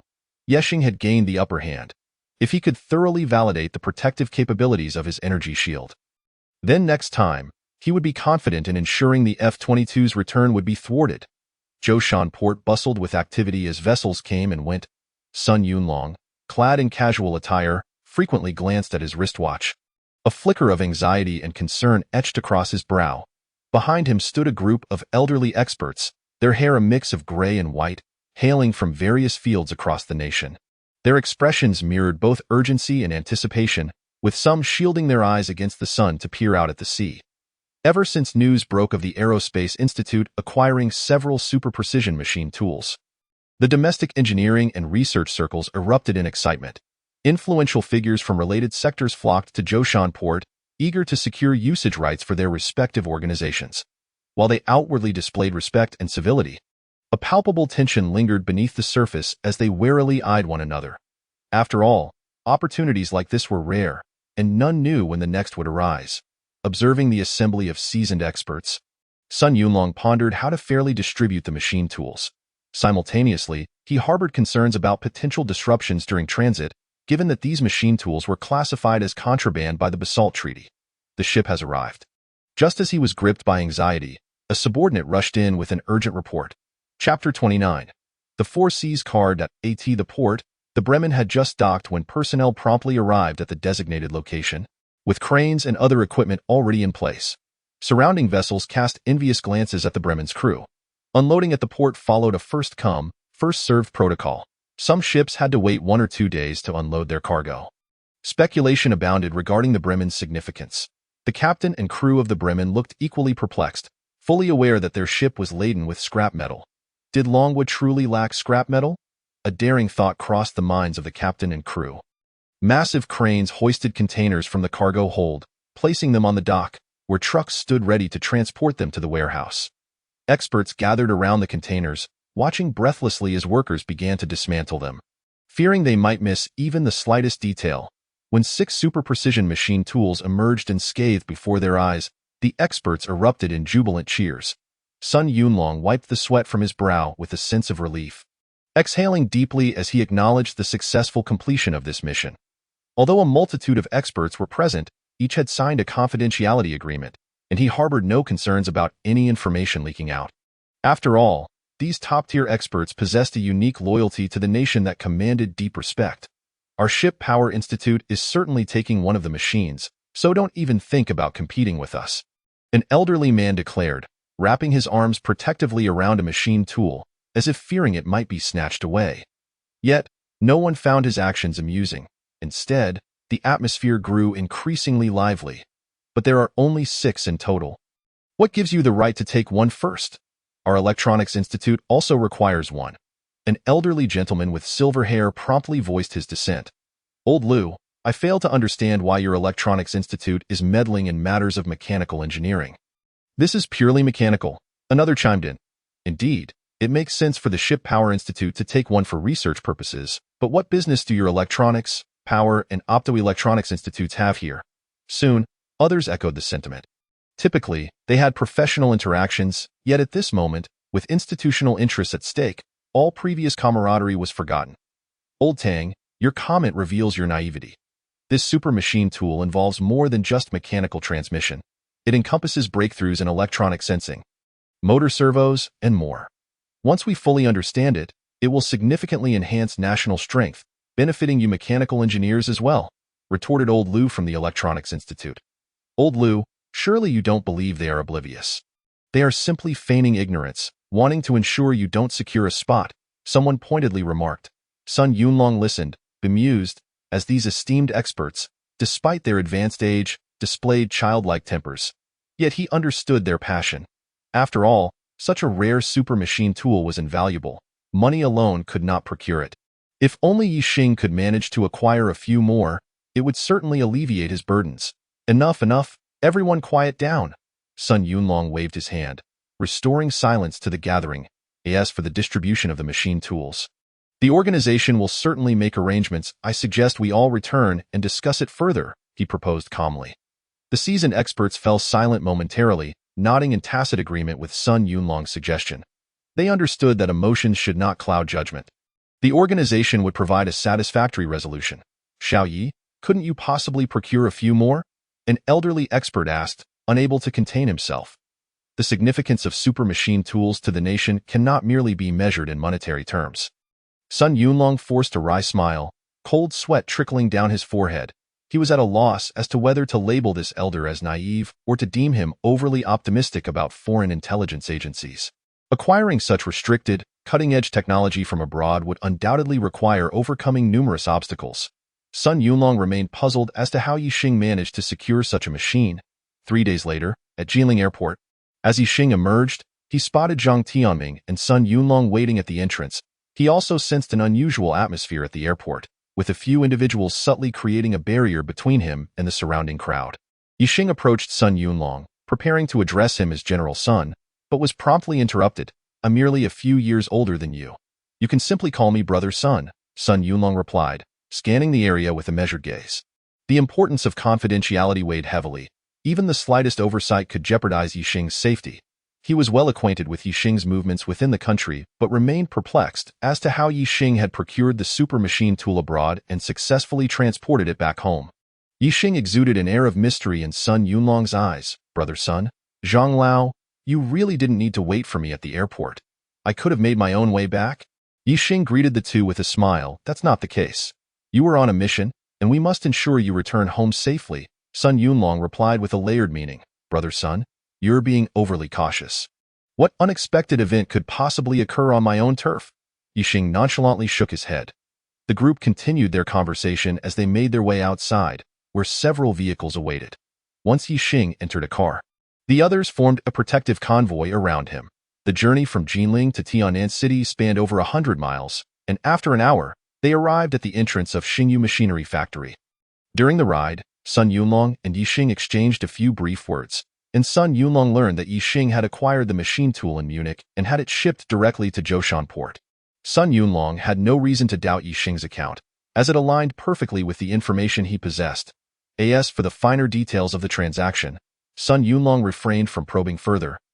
Respecting Ye Xing's privacy, upsetting him might jeopardize future opportunities for super machine tools. Upon disembarking, Sun Yunlong and Zhang Tianming escorted Ye Xing to the entrance. A glance around revealed to Sun Yunlong's surprise that there were no parked cars. Xiao Yi, where's your vehicle?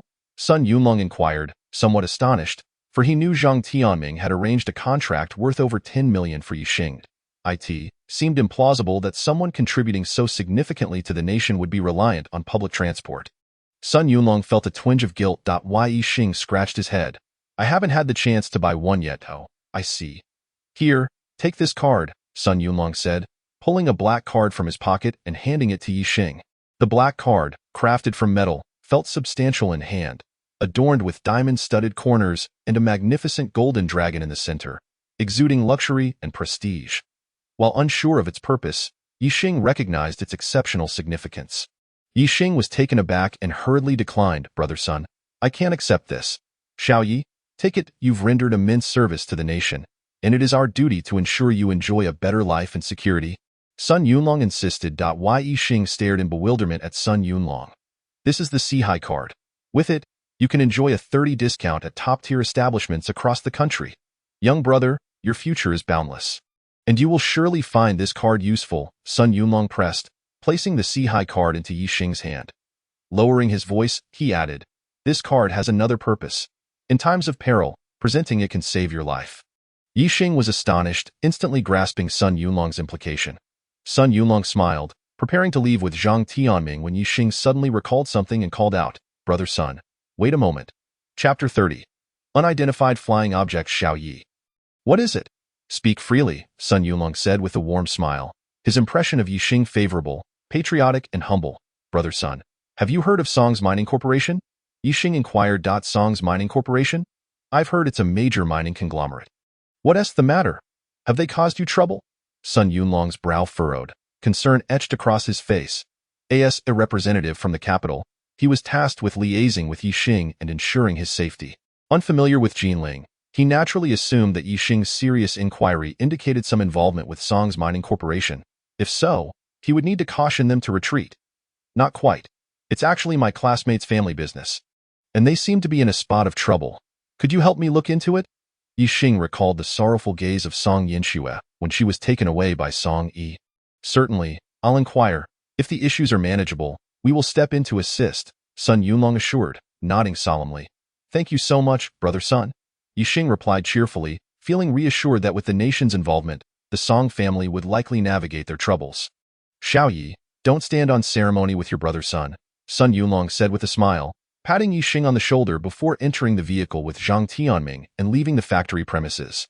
After dropping Zhang Tianming off at the Research Institute, Sun Yunlong drove around the outskirts of the city for a few circles before parking in front of an inconspicuous building. This was the National Security Bureau of Tianan City, which appeared as relaxed and ordinary as any apartment complex, yet both security personnel and staff were highly trained. After passing through security checks, Sun Yunlong entered a spacious office and took a seat.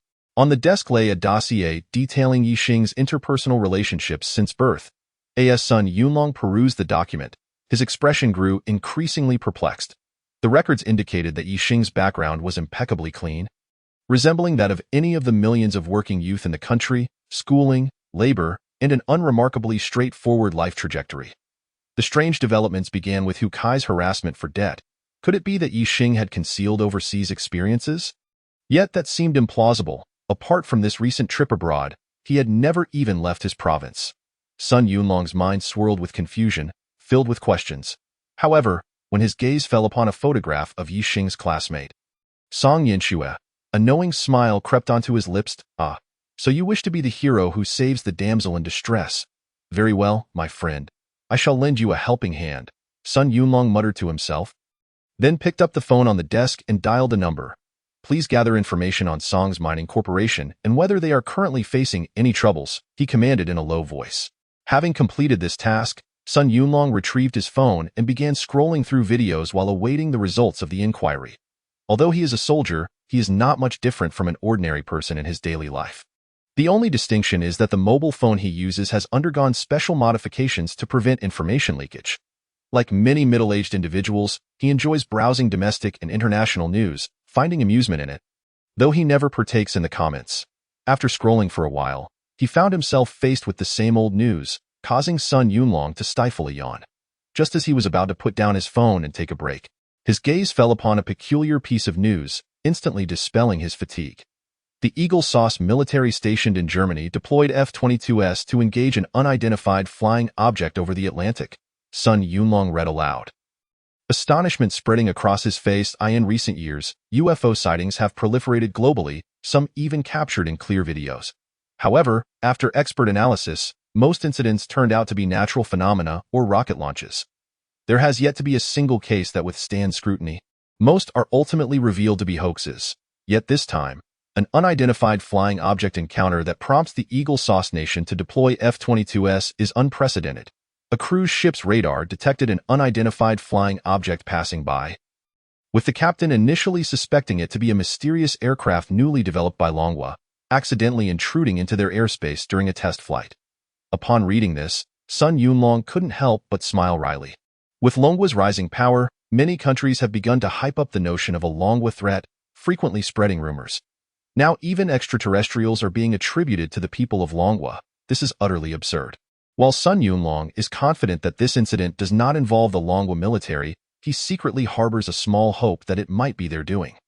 Previously, it was they who relied on their military technological advantage to spy on Longguo's territorial secrets. Now the tables have turned, haven't they? Upon receiving the information, two F-22s swiftly took off, arriving in the relevant airspace. Utilizing advanced technology, they located the unidentified flying object. After failing to receive a response to their communications, they launched missiles in an attempt to intercept the intruding object. According to the visual observations of the F-22 pilots, the unidentified flying object appeared to be humanoid. After finishing the entire report, shock filled Sun Yunlong's face, leaving him in a state of unrest.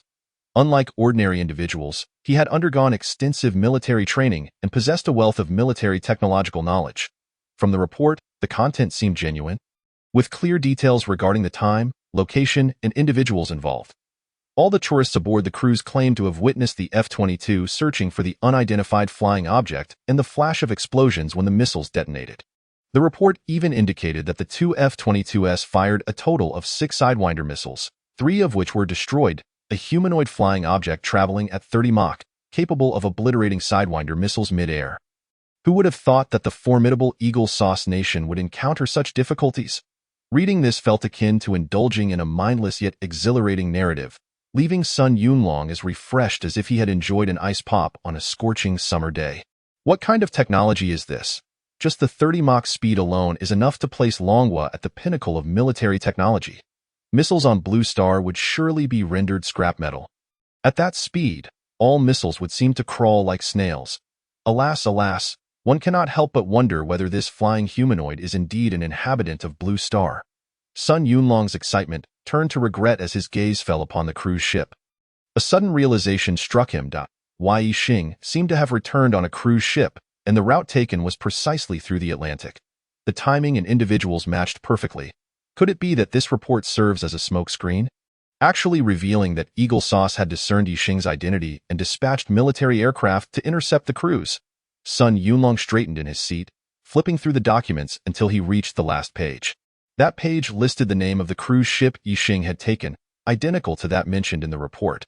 Sun Yunlong's body froze, guilt washing over his face. His negligence in his duties almost led to Ye Xing being captured by Eagle Sauce. The nation owes Ye Xing a debt of gratitude. Sun Yunlong felt an overwhelming urge to slap himself. He had just been reveling in the misfortunes of Eagle Sauce, only to discover the truth was far more serious. Just then, the phone on his desk rang. Sun Yunlong swiftly picked it up, asking in a deep voice, "What's the status on the investigation?" Reporting to the leader, Song's Mining has encountered issues with its financial chain. The person on the other end began detailing the problems faced by Song's Mining. What? Song's is also entangled in the international mining capital whirlpool. Sun Yunlong's brow furrowed, his expression growing grave. He felt a pang of guilt. It was under his encouragement that Ye Xing risked his life to bring back the super machine tools, during which they were intercepted and inspected by Eagle Sauce military aircraft. One can only imagine how perilous that situation was. Yet Ye Xing never uttered a word of it. Such a young person is indeed rare, and no reward from the state could be deemed excessive. Ye Xing had gone to great lengths to request his assistance.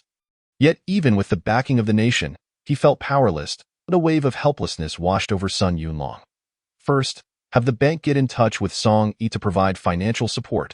Most importantly, ensure that Song Yanxue is protected. That Yi Hao should keep his distance from Song Yanxue.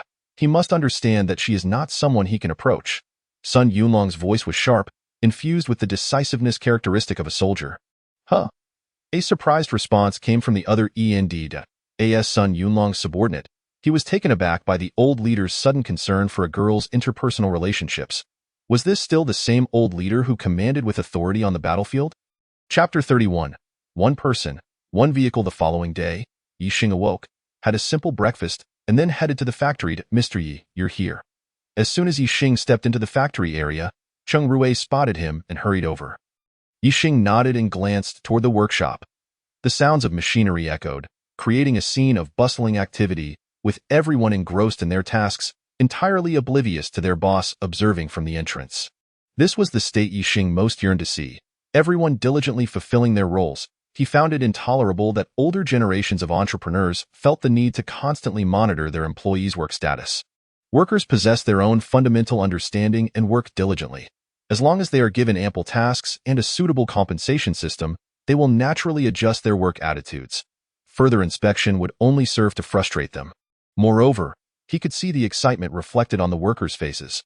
"Uncle Cheng, do they all know about the orders?" Ye Xing asked with a smile as he walked toward the office. "Of course. They heard that the young boss secured a major order. And everyone's thrilled that a few young workers even had a few extra drinks last night and were late this morning, which I had to reprimand them for, as for Lu Zhonghua and the other senior employees. They've brought their children from their hometowns to Tiannan, saying they want to work hard under the young boss for a year." Cheng Rui recounted animatedly, his face glowing with pride. News had spread among workers from nearby factories, who were secretly inquiring whether they were hiring while enjoying drinks in the night market. Upon entering the office, Ye Xing surveyed the space, shaking his head. The entire office was quite small, merely around 20 square meters. Furnished with an old desk, 2 office chairs, a telephone, a fax machine, a computer, and a water dispenser. A typical private small factory office. What made Ye Xing feel particularly awkward was that although this was ostensibly his office, it was actually shared with Cheng Rui.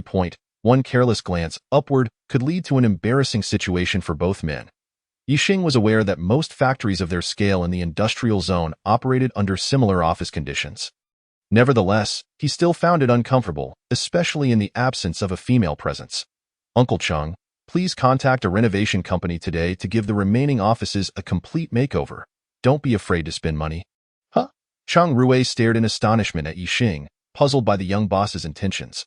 "Also, reach out to a recruitment website to hire 3 female clerks, 1 female accountant, and 5 technicians, with salaries set at 1.5 times the industry standard. Additionally, recruit 50 more workers, raise the base salary of existing employees by 1,000 yuan, and double the hourly wage. For new employees, maintain the old standards, with hourly wages equivalent to those of the current employees."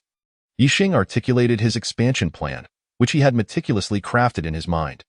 With the backing of various research institutes, orders would flow in continuously, and the machinery factory had reached a point where expansion was imperative. The funds at hand were more than sufficient to support this, and the workers were genuinely committed to him. Enhancing employee welfare was only right. "Young boss, on behalf of the employees, I thank you." Cheng Rui's eyes widened, filled with immense gratitude. In factories like theirs, workers primarily relied on hourly wages for income.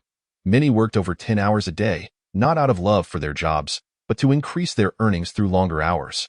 Ye Xing's decision to double the hourly wage was akin to magically doubling their income. He could already envision the long queues of workers from surrounding factories lining up at Xingyu Machinery for a chance to join. "From now on, you'll lead the personnel in the factory. When I'm not around, you will be the factory manager." Seeing Cheng Rui hesitating to speak, Ye Xing smiled and added, "Young boss." A warm wave surged through Cheng Rui's heart, leaving him somewhat choked up. Having navigated the industry for many years, he had encountered numerous reports of heirs seizing power from their predecessors upon assuming leadership.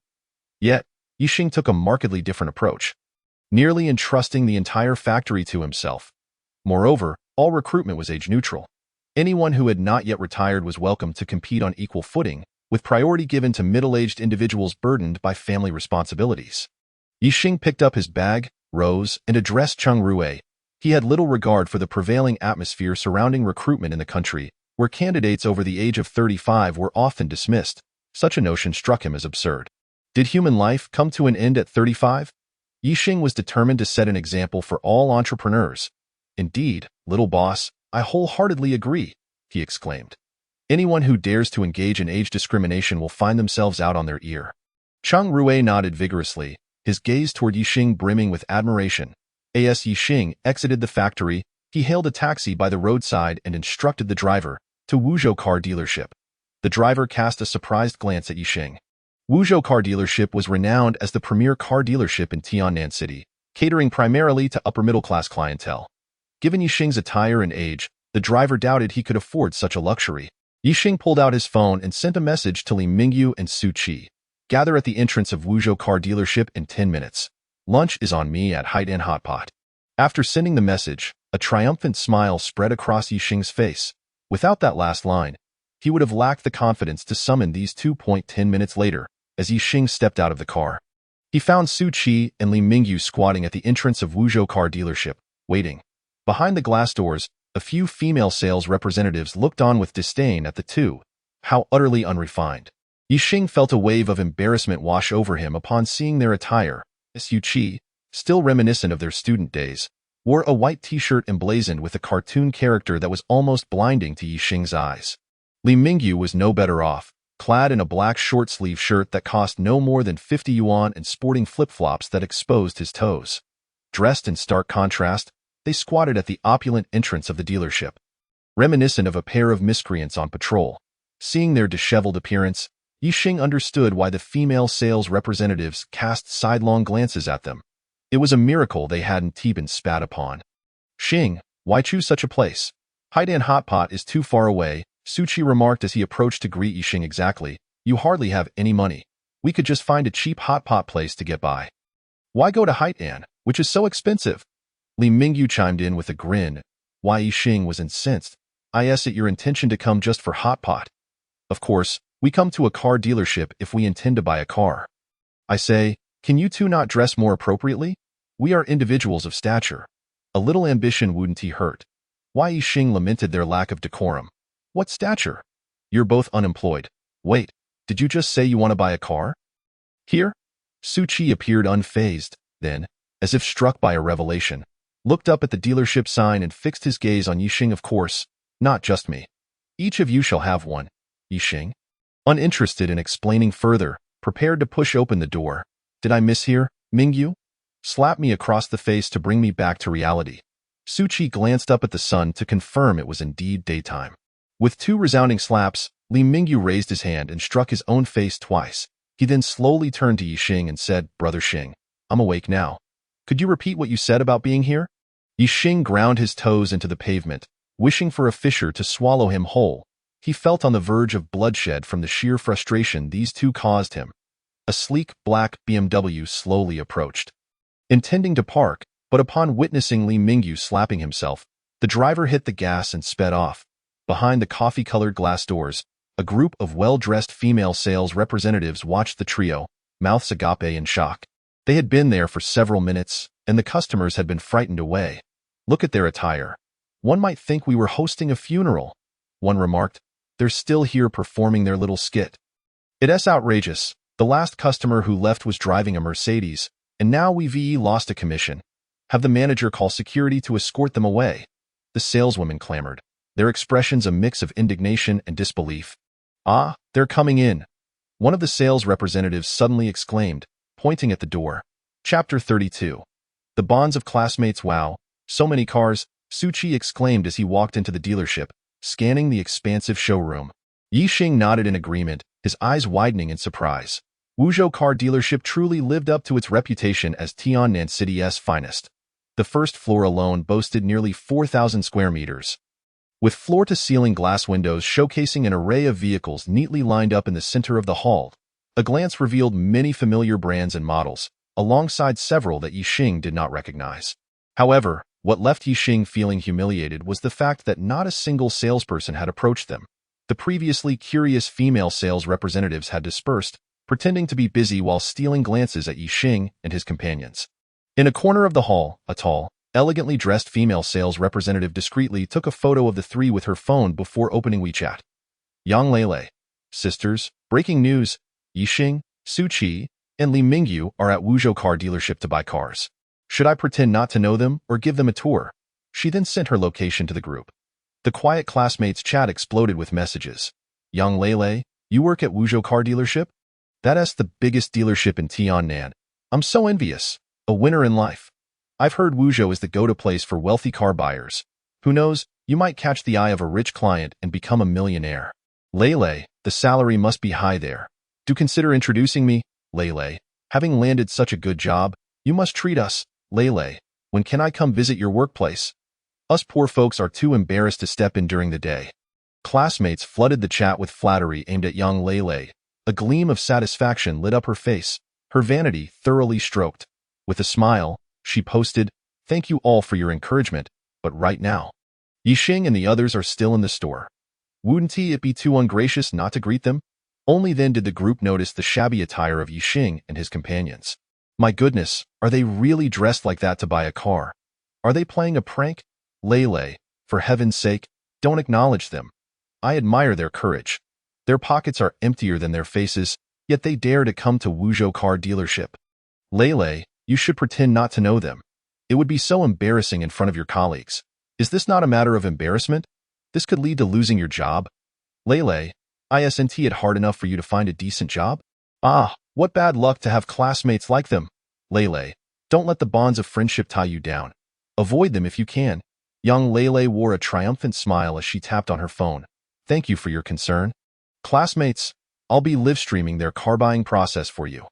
Putting down her phone, young Lele pretended not to see Ye Xing and proceeded to fill her cup at the water dispenser, her eyes frequently darting toward him and his friends. What was going on? Were there no salespeople to attend to the arriving customers? At that moment, a woman in her 30s emerged from the back of the showroom, her expression turning serious upon seeing Ye Xing and his companions standing there. Sister Yu, the sales representatives greeted her as she approached. Why you may quickly assess the situation and realized what was amiss. Her expression darkened further. The pinnacle of customer service lay in treating every client with respect. And it was clear her subordinates had much to learn. Gentlemen, I apologize for the oversight on our part. I will arrange for a customer service representative to assist you immediately, Yume said. Addressing Ye Xing with sincerity, "It's no trouble at all," Ye Xing replied coolly. Given the other party's attitude, he felt it unnecessary to press the issue further. Wai Yume scanned the hall and her gaze fell upon young Lele moving toward the back. Young Lele, you're new here. Please introduce these gentlemen to the various models. Young Lele's body jolted as if struck by electricity, and she reluctantly turned to face Ye Xing and the others. Forcing a smile, "Young Lele, is that you?" Su Qi and Li Mingyu exclaimed in unison. Ye Xing suddenly understood. Young Lele had recognized them long ago but had chosen not to acknowledge her old classmates out of embarrassment. Realizing this, Ye Xing's expression hardened, and he let out a heavy snort. Wai Yume raised an eyebrow, intrigued. Do you know each other? Merely a fortunate encounter with Miss Yang in the same class, Ye Xing replied coldly. A smirk playing at the corner of his lips, Wai Yume's demeanor shifted, her gaze hardening as she shot young Lele a disapproving look. Her opinion of her colleague plummeted several notches, so it was those three beggars who were young Lele's classmates. No wonder she hadn't come to gawk at the spectacle. One wonders how young Lele managed to land a position here. With her mediocre education, if she weren't tough on herself, how could she associate with us? I hear she's been getting close to Vice President Wang. Rumors of an affair, perhaps. Vice President Wang does have a penchant for younger women. The sales representatives gathered a short distance away, giggling and gossiping, the flames of curiosity and scandal burning brightly. Young Lele's ears perked up, her face alternating between crimson and pallid, while her heart seethed with resentment towards Ye Xing and his companions. Please assign us another sales representative. We cannot afford Ms. Yang's services, she muttered. Ye Xing cast a cold glance at young Lele. All right, Qi Xinyue, you may explain to the three gentlemen.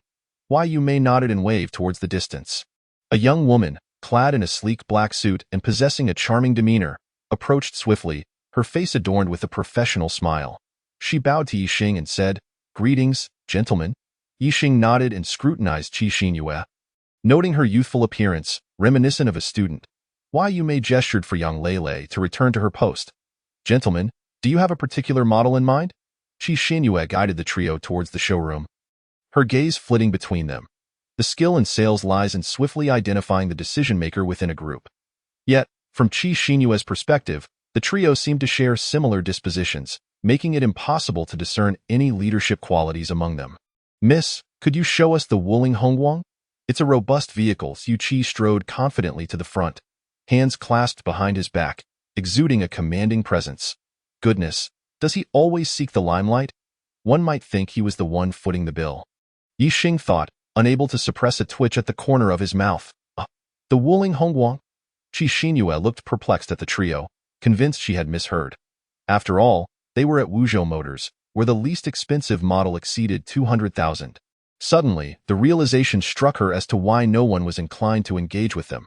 A wave of being mocked surged within her. Yang Lele, concealed behind a nearby Mercedes, eavesdropped on their conversation. Promptly updating her group chat, "Sisters, I was careless and they recognized me. They've even reported me to my boss. It's utterly humiliating." The chat erupted with sympathetic messages for young Lele. Poor Lele. It's such bad luck to cross paths with those three. How could they behave this way? After all, we are classmates. I can't take it anymore. I warned you to keep your distance from them, but you wouldn't listen. As she read the responses, young Lele's mood lifted slightly, having been chastised by Yu Mei moments earlier.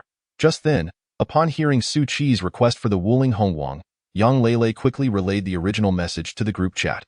Ha ha ha, going to Wuzhou to buy a Wuling Hongguang? Isn't that absurd? I don't even need to ask. I know it's Su Qi. Humph, do you think Ye Xing wouldn't do something like that? It wouldn't be surprising for those three to pull off any peculiar antics. The chat buzzed again, filled with mirth. Suddenly, young Lele heard Ye Xing's voice calling from a distance, "Take us to the luxury car section." Chapter 33.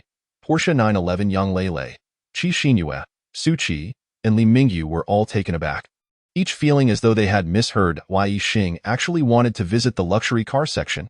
Especially Qi Xinyue, who was now baffled by the trio's identities. One wanted to buy a Wuling Hongguang while another sought a luxury vehicle. "Which one should I listen to, sir? What is your preference?" Qi Xinyue directed her gaze at Li Mingyu. "Sister, don't heed their whims. Just take us for a quick tour and then proceed with your duties. No need to waste time." Li Mingyu replied earnestly. Qi Xinyue was nearly at her wit's end. What kind of individuals were they, treating Wuzhou Motors like a supermarket? Young Lele overheard their banter and silently congratulated herself for discerning the unreliability of the trio. Happily observing from the sidelines, she shared Li Mingyu and Ye Xing's remarks in the group chat, prompting another wave of laughter, with even more lurkers emerging to witness the spectacle. Qi Xinyue, her expression dimmed, forced to smile as she led the trio to the mid-range section. "Gentlemen, this Audi A6L is one of our latest promotional models, featuring high-quality interior materials, unparalleled power and safety, and a 10-inch LCD panel for entertainment, a perfect choice for both business and family outings." Pointing to a row of similarly styled Audis, Qi Xinyue patiently elaborated. Meanwhile, her eyes subtly gauged the trio's reactions. The prices for this series ranged from over 400,000 to 600,000, revealing the economic standing of potential buyers. If they lacked the means, they would likely utter excuses, allowing her to suggest more affordable options. Su Qi and Li Mingyu circled the vehicle twice, their faces impassive. After all, they had no intention of purchasing and were merely there for amusement. Su Qi, "Do you like this model?" Ye Xing asked, arms crossed, casting a cursory glance. It didn't pique his interest, of course. Isn't it far superior to the Wuling Hongguang? Su Qi replied with utmost seriousness, "Let me tell you, if you drive this car around campus, the junior girls will be swooning." Ye Xing rolled his eyes, thoroughly unimpressed. "Li Mingyu, what's your take? Do you like it?" He turned his attention to Li Mingyu. In Ye Xing's vision, the company's future lay in partnerships with international corporations, and the mode of transportation would reflect the company's image. "Come on, stop joking around. Does it really matter if I like it? I just want a beautiful girl to show us around before we head out for hot pot. If we wait too long, we'll have to queue." Li Mingyu shrugged, humorously remarking, "Beautiful lady, the top-tier Audi A6L is only around 600,000, which is severely mismatched with our company's capabilities. Why don't you take us to see the Audi A8L?" Ye Xing suggested, having inspected the car's price. Qi Xinyue was left in a state of confusion. Were these three performing a comedy act? Young Lele, overhearing from behind, was clutching her stomach with laughter. She knew all too well the true nature of the trio, and their claim about the company's capabilities was utterly ludicrous. However, as she and Qi Xinyue were both newcomers, and their rapport was tenuous, she refrained from intervening, opting instead to enjoy the spectacle.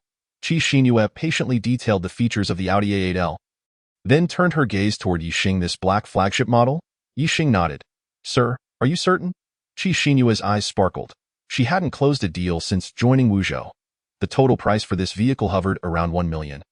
And her commission would exceed 10,000? Absolutely. Before Ye Xing could respond, Su Qi's voice came from behind, laced with exasperation. He realized that Ye Xing was merely seeking fun, as anyone could pretend to be affluent. Definitely, Ye Xing replied, feeling slightly slow on the uptake. That's wonderful. I'll fetch the contract right away. Qi Xinyue was eager to dash upstairs to the finance office for the paperwork. Wait, I haven't finished shopping yet. Ye Xing interjected, halting her. Sir, you wish to purchase another vehicle? Qi Xinyue's eyes widened in astonishment. A vehicle priced over 100,000 was a spontaneous purchase, and to consider more than one was unprecedented for Wuzhou Motors. Of course, let's have a look at the latest BMW 7 Series. Ye Xing pointed towards the adjacent BMW showroom. Following the same pattern, Ye Xing also ordered a top-tier BMW 7 Series, bringing the total price to 230,000. Their commotion drew the attention of several female sales representatives, who watched them intently. They, however, were skeptical of Ye Xing's financial capacity and discreetly alerted security, prepared to escort him to the police station should he fail to pay. Yang Lele promptly updated the group chat with their progress. These three are courting disaster. Who do they think they are, messing with Wuzhou Motors? Indeed, it's outrageous. If they're not buying, they should leave and stop pretending to be big shots. Lele, for your sake, keep your distance. Don't let their recklessness splash onto you. Those three have always struck me as troublemakers. Now they're resorting to deceit. The sentiments of Ye Xing's classmates shifted from amusement to indignation. Within Wuzhou Motors, Qi Xinyue regarded Ye Xing with stars in her eyes, while Su Qi and Li Mingyu exchanged anxious glances toward the entrance, beads of cold sweat forming on their brows. They now sensed that Ye Xing's antics had escalated. Mr. Yi, I will lead you to the payment and contract printing area. Given the time constraints today, the loan processing may need to wait until tomorrow. Qi Xinyue articulated cautiously, fearful of offending a significant client with a misstep. What loan? We're paying in full, Ye Xing replied nonchalantly, knowing he had several million at his disposal. Spending 100,000 or 200,000 on vehicles was mere pocket change. Then, shall we head upstairs? Qi Xinyue, somewhat perplexed, gestured toward the office above. No, I want to buy another one. Do you have a Porsche 911? Ye Xing waved his hand, scanning the showroom. Mr. Yi, you're looking to purchase a supercar? Qi Xinyue exclaimed, her eyes widening in shock. The hall fell silent. For just moments ago, Ye Xing had ordered 2 business vehicles. Now, he intended to acquire a supercar. His extravagance had transcended all bounds. Even the wealthy heirs of Tian'an City would likely kneel before this casually dressed young man. Yes, I prefer the 3.8T model. Its power is formidable, Ye Xing replied nonchalantly. Qi Xinyue gasped, for she recognized that model, the Porsche 911 Turbo S, with a starting price exceeding 3 million. She was also aware that Wuzhou Motors had limited stock of this series. As few could afford such luxury in Tian'an City, sir, allow me to confirm once more. Are you certain you wish to proceed with the purchase? Qi Xinyue inquired with utmost seriousness, her gaze fixed intently on Ye Xing. She keenly sensed that Ye Xing's 2 followers had turned pale, their expressions fraught with anxiety. I am certain. Let us proceed, she declared. Ye Xing, maintaining an air of nonchalance, nodded lightly. Chapter 34. Is this card acceptable? In a corner of the exhibition hall, a Porsche 911 Turbo S was parked, resembling a fierce, clawed yellow bumblebee, its surface reflecting a muted sheen. Ye Xing had researched beforehand and knew that this was a high-end car paint, sourced from Miami. Its 4 matrix headlights were embedded in the body, extravagant and opulent, while the streamlined silhouette combined with the prominent rims stirred a tempest of excitement within him. During times of financial scarcity, this had been his dream car, and he had perused ample information about it. Thus, as soon as his economic situation permitted, he was eager to acquire it. Su Qi and Li Mingyu, standing nearby, were equally exhilarated. Supercars are the aspiration of every man. Sir, allow me to introduce you to its performance, Qi Xinyue said, picking up the information in her hands and quietly taking notes, clearing her throat. At Wuzhou Auto Sales. Each salesperson was restricted to selling familiar models. The more experienced they were, the pricier the models they could handle, along with higher discounts. Qi Xinyue, being newly employed, could only sell entry-level vehicles. Selling 2 BBA cars today was indeed a fortunate occurrence. No need, Ye Xing waved his hand, circling the car. 8,000 Nm of torque, 3.8-liter twin-turbocharged engine, a maximum output of 650 HP, and 0 to 100 km/h in 2.7 seconds. He recounted the key specifications of the Porsche 911 Turbo S as if reciting a well-learned poem. Ye Xing blushed, astonished that the customer was even more familiar with the vehicle than she was.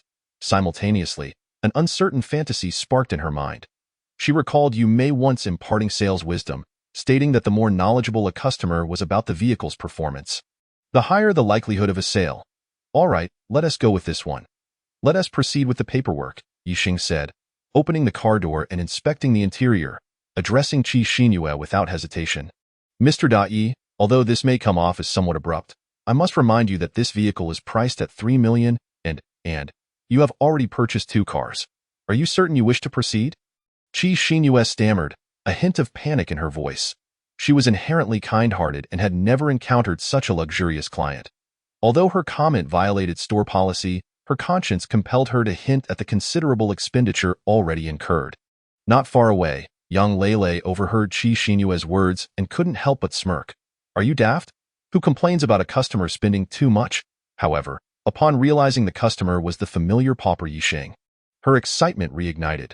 She envisioned Ye Xing being unable to pay and Ye Xing's expression of utter despair. The mere thought of such an outcome sent a thrill of exhilaration through her, prompting her to share the progress in their group chat. Young Lele, classmates, breaking news. Ye Xing is about to purchase the only Porsche 911 Turbo S in our dealership. Dio, you know how much that car costs? 3 million, young Lele. According to the old-timers, this car has been parked at Wuzhou Auto Sales for 2 years. Countless rich second-generation heirs have dared to admire it, yet none possess the means to buy it. Ye Xing must have lost his mind. Is this how he seeks amusement? The Porsche 911 Turbo S. I have viewed it hundreds of times on my phone, yet have never laid a hand on it. Ye Xing actually claims he wants to buy it. Does he think he is my baba? Young Lele, why didn't you mention Wuzhou had a Porsche 911 Turbo S sooner? I would have found a way to touch it too. It's my dream car. Haha, is it that easy to touch? Aren't you afraid of being unable to leave the dealership? I've heard Wuzhou Auto Sales is formidable. Ye Xing might not make it out today. Just wait for the trending news tomorrow. The group buzzed with chatter, even the usually silent Song Yinxue chiming in. Song Yinxue, young Lele. Young Lele, could you please speak to your manager about letting Ye Xing and his companions go? If compensation is required, I can cover for him, young Lele. Song Yinxue, don't joke around. Why would Ye Xing pick Wuzhou Auto Sales to seek fun? That is akin to provoking a dragon. Besides, how much can you even compensate? 1,000, 2,000. Wuzhou wouldn't even glance at such a trifling sum, Li Tingting. Ye Xing is purely blinded by jealousy. He should take a good look at himself. What makes him think he can compete with young Master Sheng? Just because he sees young Master Sheng driving a top-tier Lexus LS, he decides to buy a Porsche 911. Isn't that downright insane?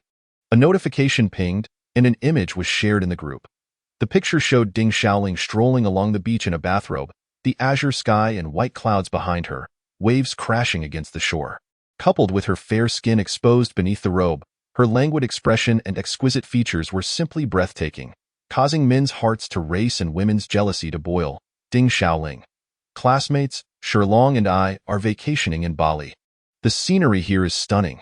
Seeing all of you so lively makes me envious. I truly wish to return to those innocent days when a single loaf of bread could last a day. A thick air of ostentation permeated her words. Although young Lele was also materialistic, she felt dwarfed by Ding Xiaoling's remarks. Ding Xiaoling continued, regrettably, I may have provoked my ex-boyfriend Tio that I can only urge my classmates to shop within their means and avoid spending beyond their capabilities. Not everyone has a good father. The group fell silent, female classmates grinding their teeth in jealousy, feeling overshadowed by Ding Xiaoling. Young Lele, classmates, they have ascended to the office above. I'll go check on the situation and report back. After sending the message, young Lele followed the female sales staff upstairs. Purchasing 3 cars at once, totaling 5 million, was unprecedented at Wuzhou Auto Sales. All the salespeople were stirred, gathering at the office door, eager to see if the trio of pranksters could muster the funds to make their exit from Wuzhou Auto Sales, in Tiannan City. No one had dared to stir trouble at Wuzhou Auto Sales before. Inside the office, Ye Xing and the others were seated on the sofa, while a female secretary organized the contracts. Ye Mei and Ye Xing stood by the table, assisting with the stamping. Brother Xing, stop fooling around. Let us leave. The security guards have already come upstairs. Indeed, Brother Xing, this joke has gone too far. Wuzhou Auto Sales is not to be trifled with. I'll teach you a trick. When they strike, shield your head and protect your stomach. Xu Qi and Li Mingyu were on edge, trying to covertly urge Ye Xing to make a discreet exit. Yet, the entrance was blocked by the female sales staff, leaving them no chance. Before long, the female secretary completed the contract, and Ye Xing approached Ye Xing with the paperwork. Mr. Yi, the total comes to 5 million. Will you be paying by card or via bank transfer? The atmosphere fell into silence, all eyes fixated on Ye Xing. Will this work? Ye Xing produced a C-high card and handed it to Ye Xing. Oh no, we're doomed. Su Qi and Li Mingyu covered their eyes. Bowing their heads, Ye Xing's face displayed a look of anger upon realizing she had been deceived. The others, however, watched with amusement, regarding Ye Xing as if he were a ghost. They couldn't help but admire his audacity. Having deceived others throughout, he now brandished a seemingly worthless card at the moment of payment. It was as if he intended to engage in a life-or-death struggle with Wuzhou Auto Sales. Chapter 35. A distinguished guest. Bang, bang, bang. The only sound in the room was the echo of Ye Mei's high heels against the floor. Her expression was icy, brows furrowed. She scrutinized the C-high card repeatedly, her anger intensifying. Having worked at Wuzhou Auto Sales for quite some time, she had encountered various types of bank cards, from basic debit cards to black gold cards and centurion cards. She had seen them all. However, the C-high card before her appeared exquisitely crafted, exuding an air of opulence. Yet, based on her experience, she could discern that this card was utterly unsuitable for transactions, especially for a sum as substantial as 5 million. Sir, I am unfamiliar with this card, and I kindly ask that you refrain from toying with us. While Wuzhou Auto Sales may not be a criminal organization, it is certainly not a playground for jesters. If Ye does not clarify matters, it may prove difficult for him to exit this establishment. Ye Mei crossed her arms, looking down at Ye Xing and his companions. Having spoken, she lightly clapped her hands. Immediately, 5 towering security guards squeezed through the door, wielding electric batons that crackled ominously. They blocked the trio's path, eyes gleaming with intent. Heh, I was right. They truly came seeking amusement. Who gave them the audacity to attempt to swipe 3 cars with a mere worthless card? Have con artists become this brazen? A show was about to unfold. They would not let the trio leave Wuzhou Auto Sales without extracting a price. Could there be a hidden agenda? Did you see how calm and confident that guy is? Can a con artist maintain such composure? Even Yu Jie is convinced he is a fraud. Can she possibly be mistaken? Yu Jie has built her career from the ground up alongside the boss. She has seen all manner of bank cards. The female sales staff, congested at the door, began to murmur amongst themselves, wearing expressions of glee. Madam, I believe it's time to update your understanding. This card is known as the C-high card, usable at all top-tier establishments and eligible for a 30% discount. Ye Xing stood up, waving the C-high card before Ye Mei, speaking coldly. The C-high card was a gift from Sun Yunlong, a man of the military whose words were beyond reproach. A 30% discount on luxury goods was no small fortune. Such a card further validated the meticulous selection of its issuer, indirectly highlighting the extraordinary status of its holder. What? A 30% discount? Are you jesting? Do you comprehend the value of 5 million with a 30% discount? It amounts to 1,500,000. Ye Mei, seething with rage, could not fathom the audacity of swindlers in this day and age. Merely presenting a tattered card to deceive others was insufficient. They had to demand a 30% discount as well. What infuriated Ye Mei the most was that the con artist had the audacity to mock her ignorance with pretentious words. Laughter erupted at the entrance, as the female sales staff had never witnessed such a farce and were doubled over in mirth. Xu Qi and Li Mingyu sighed, instinctively squatting down and cradling their heads, bracing for the impending storm. Take them away, teach them a lesson, and then hand them over to the police. Be careful not to draw blood. Ye Mei, exasperated, waved her hand at the security personnel, wishing to sever ties with Ye Xing. She had to manage numerous affairs daily, with clients waiting in the showroom. She had no time to squander on 3 worthless individuals. You all should return to work. What is there to gawk at? It is just a bunch of ruffians causing a scene. A good beating will make them behave. Wai Yume cast a glance at the female sales staff at the entrance and waved her hand dismissively. The saleswomen scattered reluctantly, still eager to witness the con artist's fate. Yang Lele quickly sent the latest developments to the group chat. Classmates, breaking news. That swindler Ye Xing actually presented a tattered card demanding a 30% discount. Just how audacious can one be? Thankfully, our manager has keen insight and has seen through his trickery. The security is already preparing to deal with him. Yang Lele, brimming with excitement, sent 2 messages in quick succession. Oh dear, our boss is here. Ye Xing might find himself in a predicament this time. Yang Lele was about to close WeChat. She looked up and saw a sharply dressed middle-aged man striding towards them from the hallway. Hello, Chairman. The female sales staff hastily stepped aside, bowing in greeting with expressions of awe. The newcomer was of average height, with a dark complexion, a buzz cut, and donned a gray suit, embodying the image of a newly affluent entrepreneur. Thankfully, the gold-rimmed glasses perched on his nose added a touch of sophistication, rendering him less crude. However, the female sales staff at Wuzhou car dealership were well aware of his past, knowing he had made his fortune in earthmoving before establishing the dealership, which had grown increasingly prosperous. Qian Wuzhou had a complex background and was known for his ruthless nature. Otherwise, he could not have expanded his business across industries so successfully. What's the matter? Qian Wuzhou, clutching an exquisitely crafted leather bag, hurried towards his office. Upon noticing the crowd in the hallway, he appeared somewhat puzzled. Brother Qian, there's a disturbance. Why you may emerge from the finance office to report to Qian Wuzhou. Oh, let the security handle it. Is it truly necessary to gather around for such a trivial matter? Qian Wuzhou continued on his way, having weathered many storms. Dealing with ruffians was a task his security could easily manage without his intervention. He found it odd that the staff, usually unfazed by such scenes, had gathered upstairs, especially in the finance office. Brother Qian, this situation is somewhat unusual. Why you may considered it carefully, feeling that Ye Xing and his companions were not typical troublemakers. Oh, what makes it special? Are there many people involved, or do they have a significant background? Call Lao Zhang and have him bring more people over. We'll address any issues as they arise.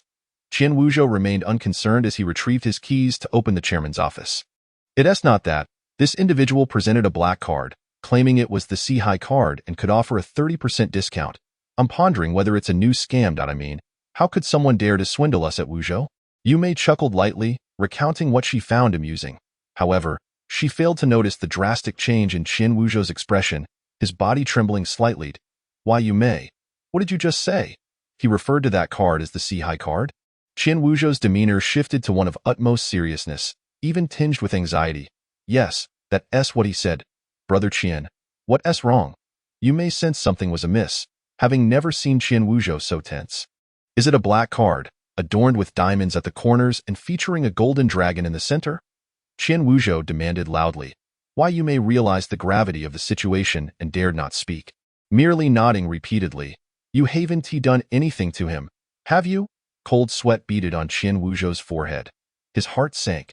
Those who possessed the C-High card were either wealthy or powerful, individuals he could not afford to offend. There's still time. Yumei, feeling a twinge of guilt, pointed towards the finance office, internally hoping the security would refrain from taking action.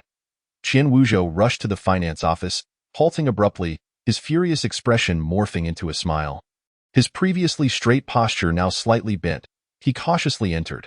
The female sales staff in the hallway exchanged incredulous glances at Qian Wuzhou's dramatic transformation. Even the most naive among them could discern that Ye Xing and his companions were esteemed guests. Individuals to whom Qian Wuzhou had to extend a courteous facade and treat with caution. Yang Lele was left dumbfounded, a wave of regret washing over her. Chapter 36. A gracious send-off at the entrance of Wuzhou car dealership. All employees lined up on either side, slightly bowing as they bid farewell to Ye Xing and his companions. Moments ago, Qian Wuzhou had personally apologized to Ye Xing and had promptly granted him a discount. The total amount of 5 million, reduced by 30%, came to 3,500,000, and after further concessions, Ye Xing paid only 3,400,000. The discount alone was enough to purchase an entry-level vehicle. A level of generosity they had never witnessed from their boss before. Subsequently, Qian Wuzhou mobilized all personnel to handle the insurance and license plate, ensuring everything was completed in the shortest possible time. Throughout the process, Qian Wuzhou's respectful demeanor towards Ye Xing sparked a wave of trepidation among the female sales staff, who speculated about Ye Xing's affluent background. A few attractive women seized the opportunity during the paperwork to cast flirtatious glances at Ye Xing. Unfortunately, Ye Xing pretended not to notice, engrossed in banter with his two companions. Mr. Yi, I'll take the liberty of calling you young brother since I'm a few years older. I hope that's acceptable? Qian Wuzhou said with a smile, laced with a hint of flattery. Brother Qian, you're too kind. I, Ye Xing, am merely engaged in minor business ventures, not at all comparable to the illustrious Wuzhou car dealership. I feel I am reaching for the stars. Ye Xing replied with a smile, well aware that Qian Wuzhou's demeanor was influenced by the Sihai card, rather than specifically directed at him. For a businessman like Qian Wuzhou, having extensive connections would only benefit his enterprise. Oh, young brother, what business are you involved in?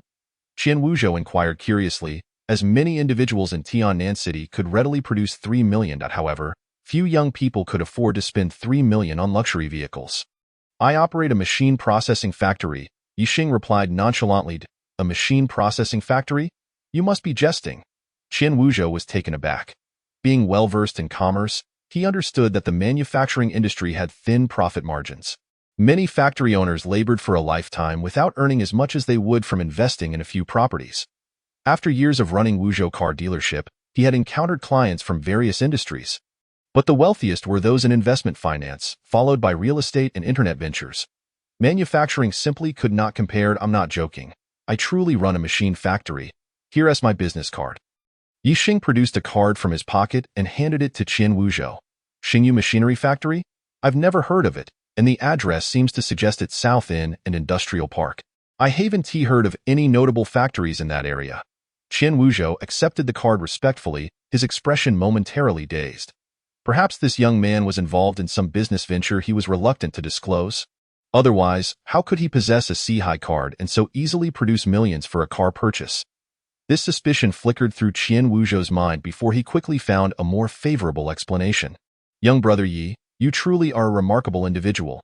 Even operating a machinery factory, you seem to be thriving. Too, have some connections in Tian. If you encounter any difficulties that you prefer not to address openly, feel free to reach out to me, and I'll assist you. Qian Wuzhou carefully tucked the business card into his wallet, narrowing his eyes as he signaled to Ye Xing. Ye Xing nodded, suddenly recalling something, and said to Qian Wuzhou, I plan to establish a company and am looking to rent an entire floor of office space. Do you have any recommendations, Brother Qian? Renting an entire office floor?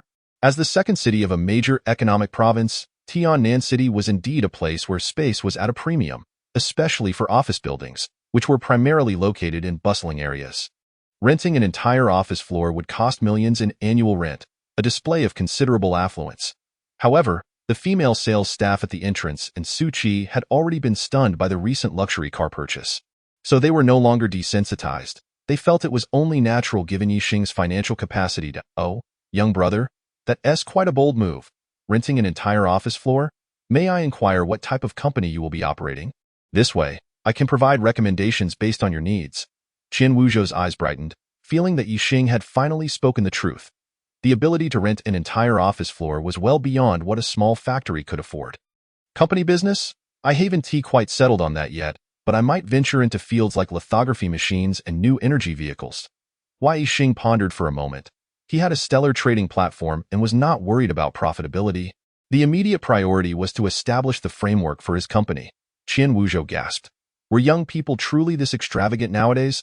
Lithography machines were not something just anyone could engage with. Young brother, you truly have a visionary outlook. If you do begin manufacturing new energy vehicles, you must reserve a position for me as an agent. I'd like to earn some profits alongside you. Although Qian Wuzhou did not genuinely believe him, he maintained a facade of flattery. Subsequently, he shifted his tone, pondered for a moment, and said, speaking of office buildings, I happen to know a remarkable place. It is situated by the sea, offering a broad view. And the transportation is quite convenient, though the rental fees are somewhat steep. Where is this place? Ye Xing inquired, showing no concern for the rental costs. Even in an international metropolis, he remained confident. I've heard from a friend that the 8th floor of Xingdi building is available for lease. I wonder if you, young brother, might be interested? Qian Wuzhou smiled as he glanced at Ye Xing's Xingdi building is the most opulent office complex in Tiannan City. housing numerous international brands that have established subsidiaries there. The professionals frequenting Xingdi Building are all highly educated and earn substantial salaries, embodying the elite of the era. The residents of Tianan City take great pride in working at Xingdi Building. By mentioning Xingdi Building, Qian Wuzhou aimed to test Ye Xing's capabilities. While purchasing luxury vehicles might merely be pocket money for the scions of affluent families, leasing an entire floor in Xingdi Building and sustaining operations there would entail expenses far exceeding that of acquiring several luxury cars. Only the decision-makers within the family could authorize such an endeavor. Xingdi Building? That's it. Ye Xing's eyes brightened.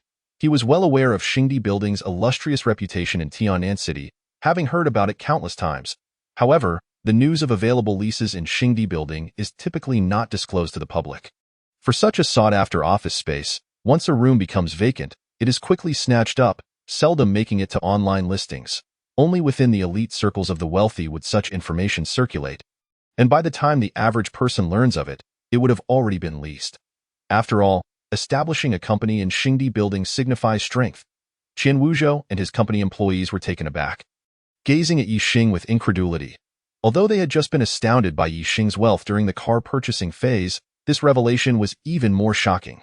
What kind of background does this individual possess to effortlessly lease an entire floor in Xingdi Building without even inquiring about the price? Young brother, I must remind you that the rental fee for Xingdi Building is 30 yuan per square meter. Qian Wuzhou said quietly, pulling Ye Xing aside. At 30 yuan per square meter. If one floor measures 400 square meters, the monthly rent would be 360,000 yuan, amounting to 4.3 million yuan annually.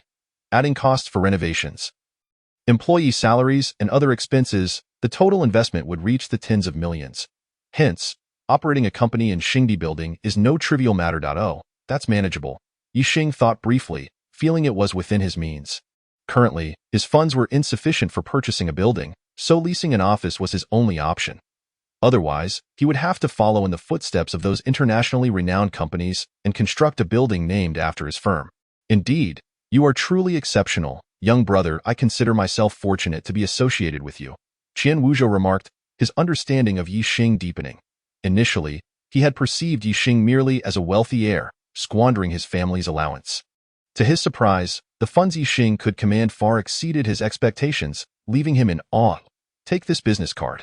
The property management at Xingdi Building can be quite challenging. She can help you save a considerable amount, Qian Wuzhou stated, eager to befriend Ye Xing, as he produced a business card from his pocket and handed it to him. Upon examining it, Ye Xing noted it belonged to a sales manager at a brokerage firm, Yao Yichuan, and appeared to be a woman, leaving him somewhat perplexed. However, Qian Wuzhou, seasoned in society, would not recommend an incompetent individual. Ye Xing expressed his gratitude to Qian Wuzhou and tucked the card into his pocket. Do not underestimate manager Yao. She possesses remarkable capabilities and stunning beauty. If you could win her over, it would be. Qian Wuzhou lowered his voice, a mischievous grin spreading across his face. Ye Xing smiled faintly, dismissing Qian Wuzhou's words. Just then, the roar of engines filled the air as 3 brand-new cars appeared before them, led by a striking Porsche 911 Turbo S, resembling a flamboyant bumblebee. Qi Xinyue, please escort Mr. Yi, Qian Wuzhou called out to a group of female sales representatives gathered nearby. Yang Lele, thank you for letting me have your classmate. Qi Xinyue whispered to Yang Lele, exuding the air of a victor as she proudly approached the Porsche 911 Turbo S with her long legs striding gracefully. You? Yang Lele felt as though she had been struck by a powerful force, a whirlwind of disappointment and regret swirling within her. She watched helplessly as the enchanting figure stepped into the luxury car and sped away. Huang Chan posted a dynamic. Just as Ye Xing prepared to drive, he heard a notification sound from his WeChat. He opened it to find a surprising message. Chapter 37. The interview begins. Ye Xing was about to scrutinize the message when he noticed Qi Xinyue had already settled into the passenger seat of the car. Prompting him to lower his phone, a delightful scent wafted toward him, and upon turning his head, he saw Qi Xinyue smiling back at him. With her naturally sweet appearance, she now seemed even more charming. Her cheeks flushed with a hint of shyness from her first time accompanying a guest for a test drive. Glancing further down, he noticed she had changed into a short skirt, revealing her fair skin, and was even wearing black stockings. It was overwhelmingly tempting. Ye Xing's heart raced, his mind becoming somewhat clouded. Mr. Yi, where are we headed? Qi Xinyue asked playfully, seemingly unaware of her captivating allure. Typically, one would test drive a car before making a purchase to assess its performance. But Ye Xing had bypassed this step and made an immediate payment. However, Qian Wuzhou had thoughtfully arranged for Qi Xinyue to accompany him, clearly with a specific intention in mind. If you have no other plans, why don't we join our colleagues for a meal at Haitan Hot Pot? And then, Ye Xing said, starting the engine while turning to Qi Xinyue. This young lady, perhaps influenced by someone, had transformed her demure demeanor into a more seductive and innocent allure, significantly increasing her appeal. Mr. Yi, you may decide. Today, Xinyue is at your service, Qi Xinyue said softly, her cheeks flushed crimson. Goodness, why was she saying such things at this moment? Ye Xing felt a rush of blood surging through him, a sensation that was hard to contain. Fortunately, the engine roared to life, unleashing the Porsche's extraordinary performance, propelling the car to its maximum speed in an instant. The three vehicles traveled in convoy, commanding attention as they arrived at Haitan Hot Pot. The arrival of three luxury cars inevitably drew the gaze of onlookers, particularly the imposing Porsche, which effortlessly maintained distance from other vehicles, allowing Ye Xing to experience the treatment befitting a luxury car owner. Inside Haitan Hot Pot, Ye Xing ordered the most extravagant seafood set, featuring lobsters, fresh abalone, and giant clams. Filling the table to the brim, Xu Qi and Li Mingyu had a multitude of questions for Ye Xing. But upon seeing the lavish spread before them, their curiosity was instantly forgotten. They now realized that Ye Xing was no longer the person he once was. As long as they followed him, they would enjoy a life of luxury. As for Qi Xinyue, after a few glasses of red wine, her cheeks flushed, her long hair cascading down her shoulders, her eyes sparkling with allure. Eventually, citing the air conditioning as too cold, she leaned closer to Ye Xing under the table, her cool, fair leg brushed against Ye Xing intermittently, igniting his thoughts and sending his mind wandering far and wide. Xu Qi, Mingyu, you two should drive your car back today. From now on, this will be the company car for you, Ye Xing said, taking a sip of red wine as he addressed the two of them. With his current financial capacity and their relationship, gifting them vehicles was well within reason. However, Ye Xing understood their characters. They were not the type to accept gifts lightly, by framing it as a company car. They had no grounds to refuse. Qi Xinyue gazed enviously at Xu Qi and Li Mingyu. A 100,000 yuan luxury car was something many people spent their entire lives striving to afford. Yet Ye Xing treated it as a company vehicle for them. She admired Qian Wuzhou's keen insight, recognizing Ye Xing as a potential asset and sending herself to accompany him. Brother Xing, are we really going to start a company? Xu Qi inquired, tearing into a large lobster. Absolutely. The company will be headquartered in Xingdi Building, and you and Mingyu will be responsible for renovations and recruitment. The mechanical factory is quite busy, so I'll rely on you to manage affairs here. Ye Xing replied, nodding as he assigned tasks to them. Brother Xing, hiring? What kind of people should we recruit? What are the requirements? Li Mingyu, having entered the workforce, recognized the gravity of the responsibility. While hiring may seem straightforward, posting job ads and interviewing candidates, selecting the right individuals through qualification checks and interviews is an art form. Failing to do so could result in hiring individuals lacking expertise, which is detrimental to both the company and the job seekers. I've heard that Huaxing Group has invested heavily in the battery and new energy vehicle sector. So we should also venture into batteries and automobiles, Ye Xing stated without hesitation, having already researched Huaxing Group's business structure.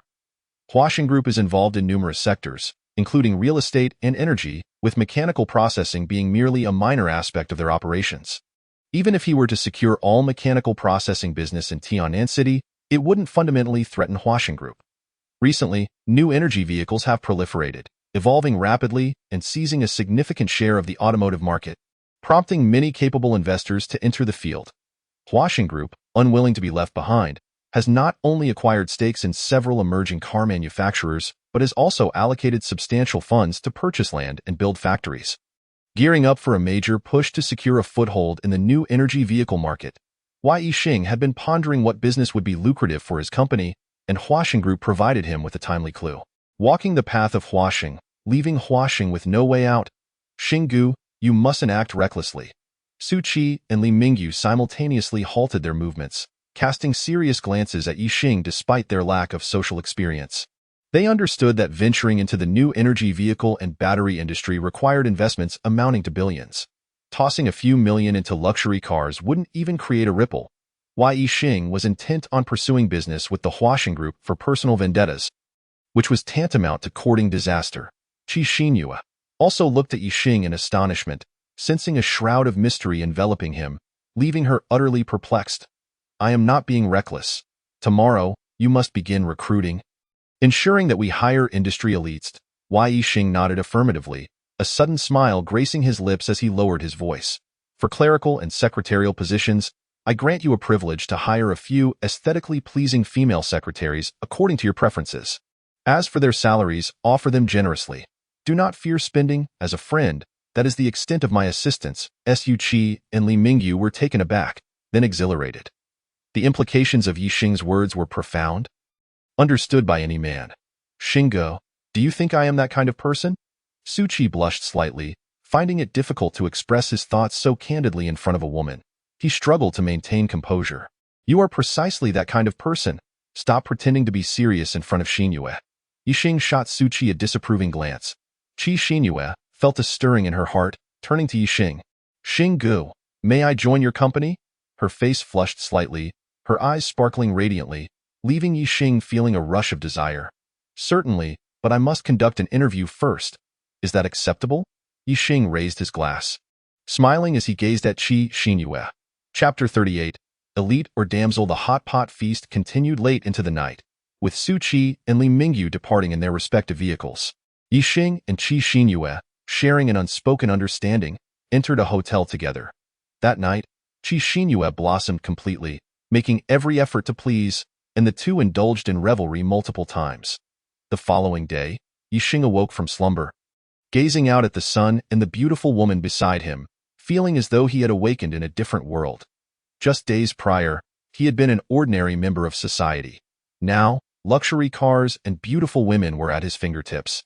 Qi Xinyue remained asleep, her clothing disheveled, her long, fair legs exposed beyond the covers, an alluring sight. Ye Xing picked up his phone, noticing it was already noon, time for lunch. His gaze fell upon Qi Xinyue's delicate face. A wave of impulse surged within him, greedily lingering on her visage, as he leaned in to plant a gentle kiss. Just then, her large eyes fluttered open. Xing, were you just stealing a glance at me? Qi Xinyue smiled sweetly at Ye Xing, a satisfied grin gracing her lips, fully aware of her own beauty. You were already awake? Ye Xing was momentarily stunned, realizing she must have caught him in the act. Of course, why feel guilty? Qi Xinyue replied playfully, reclining on the bed while teasingly observing Ye Xing. After a night of intimacy, they had grown quite close. Why should I feel guilty? I merely wish to assess your quality. He chuckled, unable to resist Qi Xinyue's provocations, leaping towards her. After another passionate encounter, Ye Xing reclined on the bed. Today, please take a leave of absence from Wuzhou and rest well. As he dressed, he spoke to Qi Xinyue. He quite enjoyed this arrangement, where both could fulfill their respective needs without entanglements. Later, provide me with your bank account details, and I shall transfer some funds for you to use.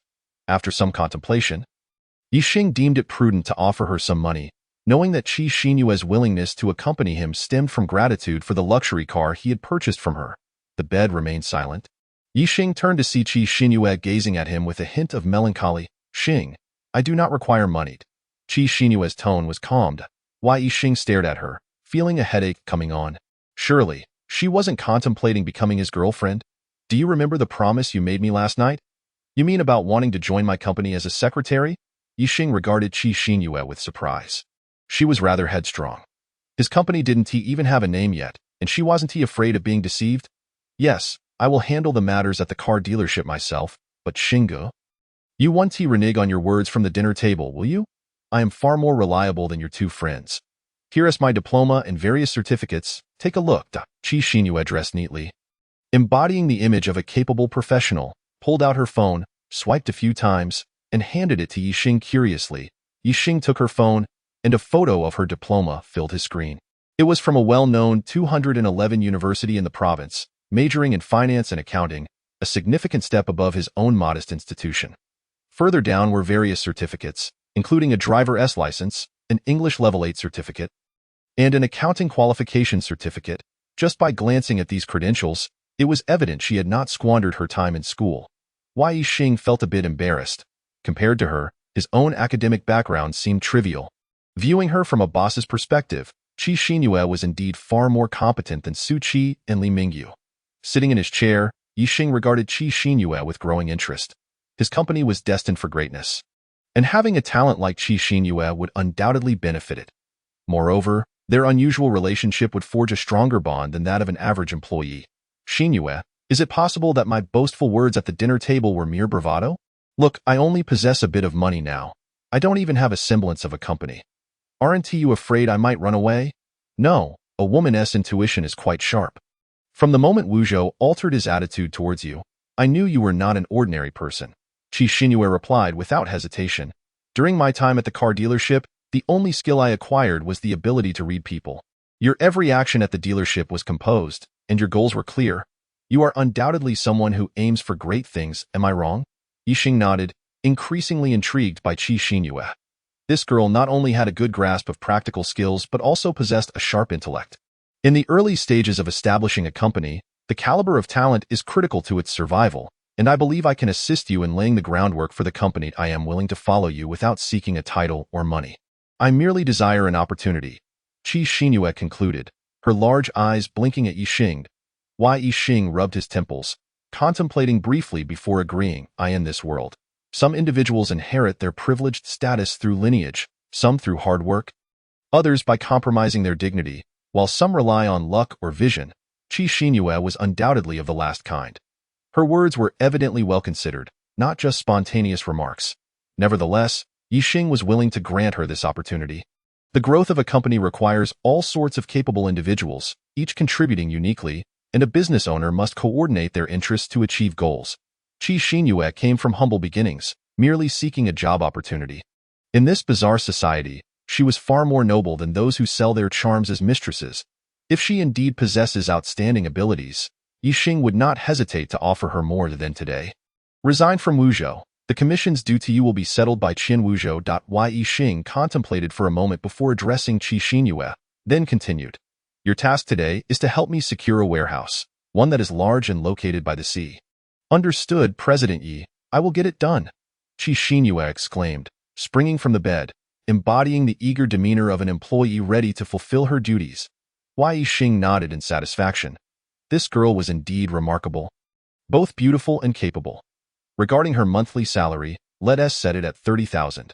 If you perform well, we can discuss an increase. Ye Xing knew that at the car dealership, her salary was merely 5,000 to 6,000. And to earn more, she had to rely on commissions. A monthly salary of 30,000 was exceptionally high for the entire Tiannan city. Thank you, President Yi. A glimmer of joy flashed in Qi Xinyue's eyes.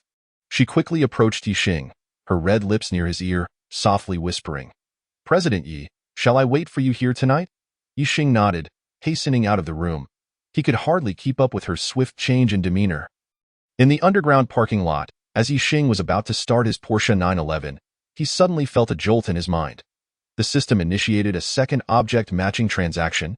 Ye Xing felt a surge of excitement. The previous matches had all been with the fleet civilization. However, the universe is home to myriad civilizations, not solely technological ones. Each civilization develops along different trajectories, shaped by their environments. Ye Xing eagerly anticipated encountering different civilizations. Host, the system has matched you with the crustacean civilization. Would you like to negotiate with the matched entity? The blue panel displayed the inquiry. Ye Xing glanced around, ensuring no one was watching, and rolled down the window. In a flash of white light, Ye Xing found himself once again in that suspended hall. Chapter 39. Crustacean civilization. The surroundings remained shrouded in darkness, juxtaposed with the enchanting beauty of nebulae. Seated in a chair, Ye Xing felt a mix of trepidation and anticipation. He was anxious about what the beings of the crustacean civilization might look like. Would they resemble humans, or perhaps be insect-like creatures as depicted in films? Or might they be so minuscule as to be invisible, akin to dust? What items did the crustacean civilization require, and what could he exchange with them? A cascade of questions flooded Ye Xing's mind. At that moment, a flash of white light illuminated the space, revealing a towering figure emerging from the shadows. Ye Xing quickly turned his gaze, instinctively recoiling as a chilling sensation surged from the depths of his heart. The creature before him stood an imposing 3 meters tall, its bald head adorned with two unprotected, blood-red eyes set within its face, and visible golden fur sprouting from its skin. Its nose, reminiscent of a primate's, was deeply wrinkled, topped with a protruding pink structure that suddenly made Ye Xing think of a rat's nose. The creature possessed robust limbs, each ending in a structure akin to that of a human, with yellowed, bony tips that were noticeably less sharp than the claws of a beast. On its back, a pair of wings resembling those of a bat unfurled. Positioned before Ye Xing, its body slightly hunched. It was draped in a fiery red robe. The impression it left on Ye Xing was that of a primitive beast man, bearing some rat-like traits while still retaining aspects of human form. Wild and crude. Although Ye Xing had mentally prepared himself, aware that humanoid beings were rare in the cosmos, the sudden appearance of such a peculiar beast man still startled him. Ye Xing's attention was drawn to the tail. As thick as an arm, that writhed beneath the crimson cloak. The creature did not take a seat, but instead supported itself on the ground with its hands, crouching as it regarded Ye Xing. A mix of fear and curiosity stirred within Ye Xing. After all, he was facing a 3-meter-long monster, whose temperament was unpredictable, perhaps even entirely absent. However, he felt assured of his safety. The trading hall guaranteed the security of both parties, and any violent actions would be promptly curtailed. As for communication, he had no cause for concern, as the trading hall boasted a built-in language conversion feature that transformed the languages of all planets into Mandarin upon reaching Ye Xing's ears. Hello, I am Ye Xing, from Blue Star. Our planet is composed of land and oceans, and it is a pleasure to meet you. Ye Xing composed himself and greeted the creature. Greetings, I am Tuo, from Crust Star. It is a pleasure to meet you as well. Our world is shrouded in darkness and blazing flames. What is an ocean? The being named Tuo emitted a sound akin to a beastly shriek, imbued with an inexplicable sense of oppression. Its gaze fixated on the nebula outside the hall, filled with curiosity and greed. Ye Xing observed that the meteors flying from the darkness startled Tuo, causing it to flinch and shield its eyes with its forelimbs, seemingly afraid.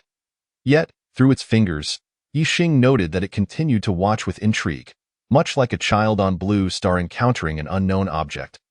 Oscillating between curiosity and fear, Tuo had just mentioned that their civilization existed in darkness and flames. What could that possibly mean? Ye Xing's curiosity intensified. Star, I envy your ability to witness the outside world. Unlike us, who are confined within the crust from birth to death, never knowing what lies beyond. Tuo remarked while gazing at the stars beyond. Ye Xing's mind stirred as he recalled a piece of biological knowledge he had encountered online. Tuo, what did you see just now? Could you enlighten me? Ye Xing inquired, directing his attention towards It appeared to be a vague blur of white light. In our world, we have never witnessed such a marvel. Do the inhabitants of Blue Star often behold such wonders? Tuo turned its head towards Ye Xing, eyes brimming with curiosity. Ye Xing sighed, realizing that the meteor he had glimpsed had indeed been green. Further corroborating his hypothesis regarding the visual limitations of the beings from Crust Star, it seemed these creatures, having been deprived of sunlight for so long, had developed severely diminished eyesight. If he were correct, Tuo must rely on sound waves, such as ultrasound, to discern objects. Tuo, what is it that you desire? Ye Xing gazed at Tuo with a blend of sympathy and mild disappointment. Here was a civilization still in the nascent stages of cultural development. Lacking the awareness of their own potential, it was akin to a modern individual attempting to barter with a gorilla. Star, I understand that your planet is remarkably advanced and beautiful, entirely unlike our dark world. However, I wish to share our tale, so you may comprehend our needs. Tuo prostrated itself, like an ancient elder, its tone profound. Ye Xing was taken aback. He found it difficult to fathom what a creature still adorned with its primal fur could possibly have to share. Our world is a hollow space surrounded by thick, solid rock, spanning tens of thousands of miles. Here, there is water, red magma, plants, and various creatures, all of considerable size and roughness, unlike your delicate forms. Tuo began to describe the nature of Crust Star. Ye Xing suddenly grasped the concept. It was akin to a world within the Earth's core. From childhood, he had been told that the world was just as such, with thick rock walls safeguarding their existence. And no one ever pondered what lay beyond. Star, do you understand what I am saying? Tuo spoke as if reminiscing about history. Ye Xing nodded, fully comprehending Tuo's narrative. Throughout human history, there had been epochs where people believed that land was supported by a giant turtle. And those who had never seen the ocean assumed that land constituted the entirety of existence. However, Ye Xing suddenly froze, staring at Tuo in disbelief, for only those aware of the existence beyond the rock walls could speak with such certainty. Do you now know that there exists another world beyond the rock walls? How did you come to this realization?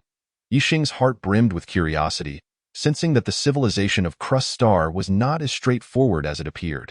Star, our civilization produced a remarkable individual, and it is thanks to him that we discovered the rock walls could be breached.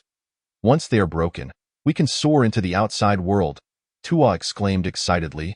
Rising to its full stature, Chapter 40. Is this gold? Oh, Tuo, please continue. Ye Xing gazed at the half-beast, half-human being before him, filled with profound interest. From Tuo's narration, he discerned that the technological progression of Crust Star's civilization seemed markedly different from that of Blue Star. Over 1,000 years ago, a brave warrior from our race, while being pursued, accidentally collided with a rock wall and lost consciousness.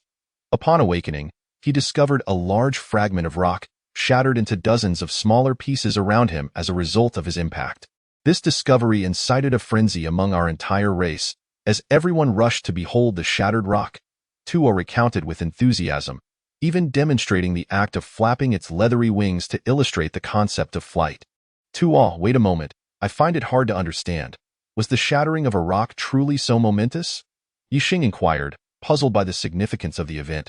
Star, you may not be aware, but in our ancient legends, the rock walls are believed to be impenetrable, impervious to any force, unless struck by another rock of equal strength. They are akin to a father, safeguarding the feeble among us. Yet now, to have it shattered by our very bodies is utterly astonishing.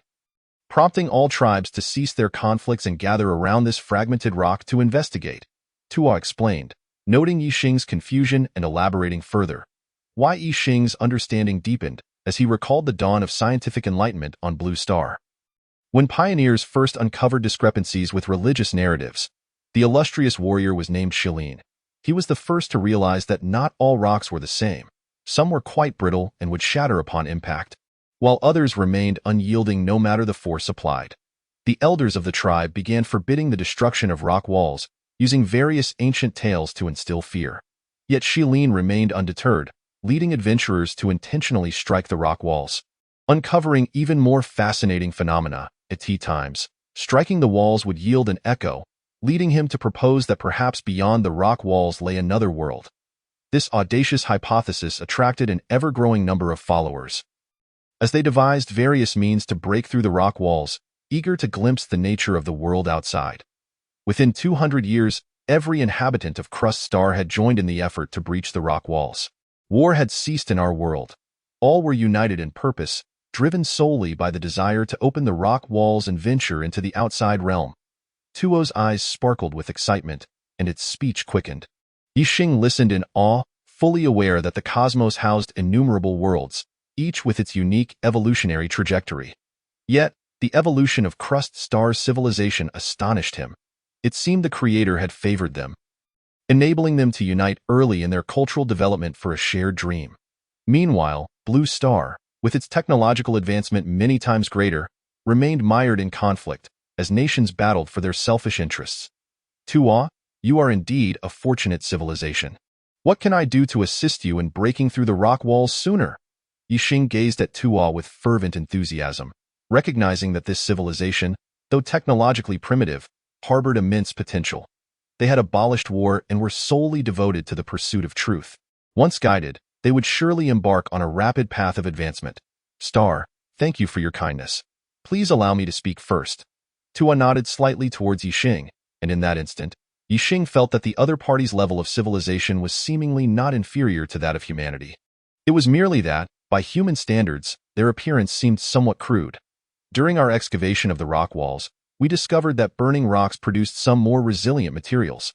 Different types of rocks yielded different substances, some lighter, some heavier, thus giving rise to a specialized discipline. Concurrently, throughout the excavation process, we made numerous discoveries, such as the ability to construct mechanisms using trees to affix the burned materials onto wooden poles, significantly reducing our exertion, leading to the emergence of yet another field of study. Tuo continued narrating. Ye Xing was astounded, marveling at the perseverance of the rock shell beings. Was this not an extraterrestrial version of the fable of Yugong moving the mountains? Furthermore, it was a collective endeavor of all the world's creatures. Even more astonishingly, they had developed technology in the very process of moving mountains. Such a civilization is worthy of admiration and assistance. Tuo, the materials produced from burning rocks are referred to as metals. Each possesses its own properties, thus exhibiting various characteristics. Moreover, relying solely on the method of burning rocks is far too slow, yielding metals of low purity. Ye Xing explained with a smile. Star, you are truly remarkable. In just a few words, you have shared more than our civilization's research has achieved in hundreds of years. You mentioned that the method of burning rocks is too slow, so there must be a faster method, correct? Tuo gazed at Ye Xing with a look of admiration, though as the conversation progressed, its expression turned urgent and earnest. Indeed, our civilization has developed numerous methods for metal smelting. Ye Xing nodded, now understanding what Tuo desired in a different context. He would not mind serving as a scientific guide to point the rock shell civilization in some directions on their technological tree. However, they were currently within a trading system, and the other party must provide something in exchange. He was curious about what the rock shell civilization could offer in return. That is splendid. We require the very method of metal smelting you mentioned. Tuo's eyes, devoid of eyelids, widened, and its arms and wings flailed excitedly, causing Ye Xing to feel a twinge of unease, fearing it might uncontrollably leap forward. Subsequently, it composed itself, scratching its head with its forelimbs, displaying an expression that Ye Xing interpreted as one of shyness. Star, our world is rather impoverished. Apart from various rocks, we possess no other meaningful substances. To express our sincerity, I have compiled a collection of our world's rocks. Please take a look and see if there is anything you require. Tuo retrieved a rolled object from its crimson robe and placed it at the center of the table.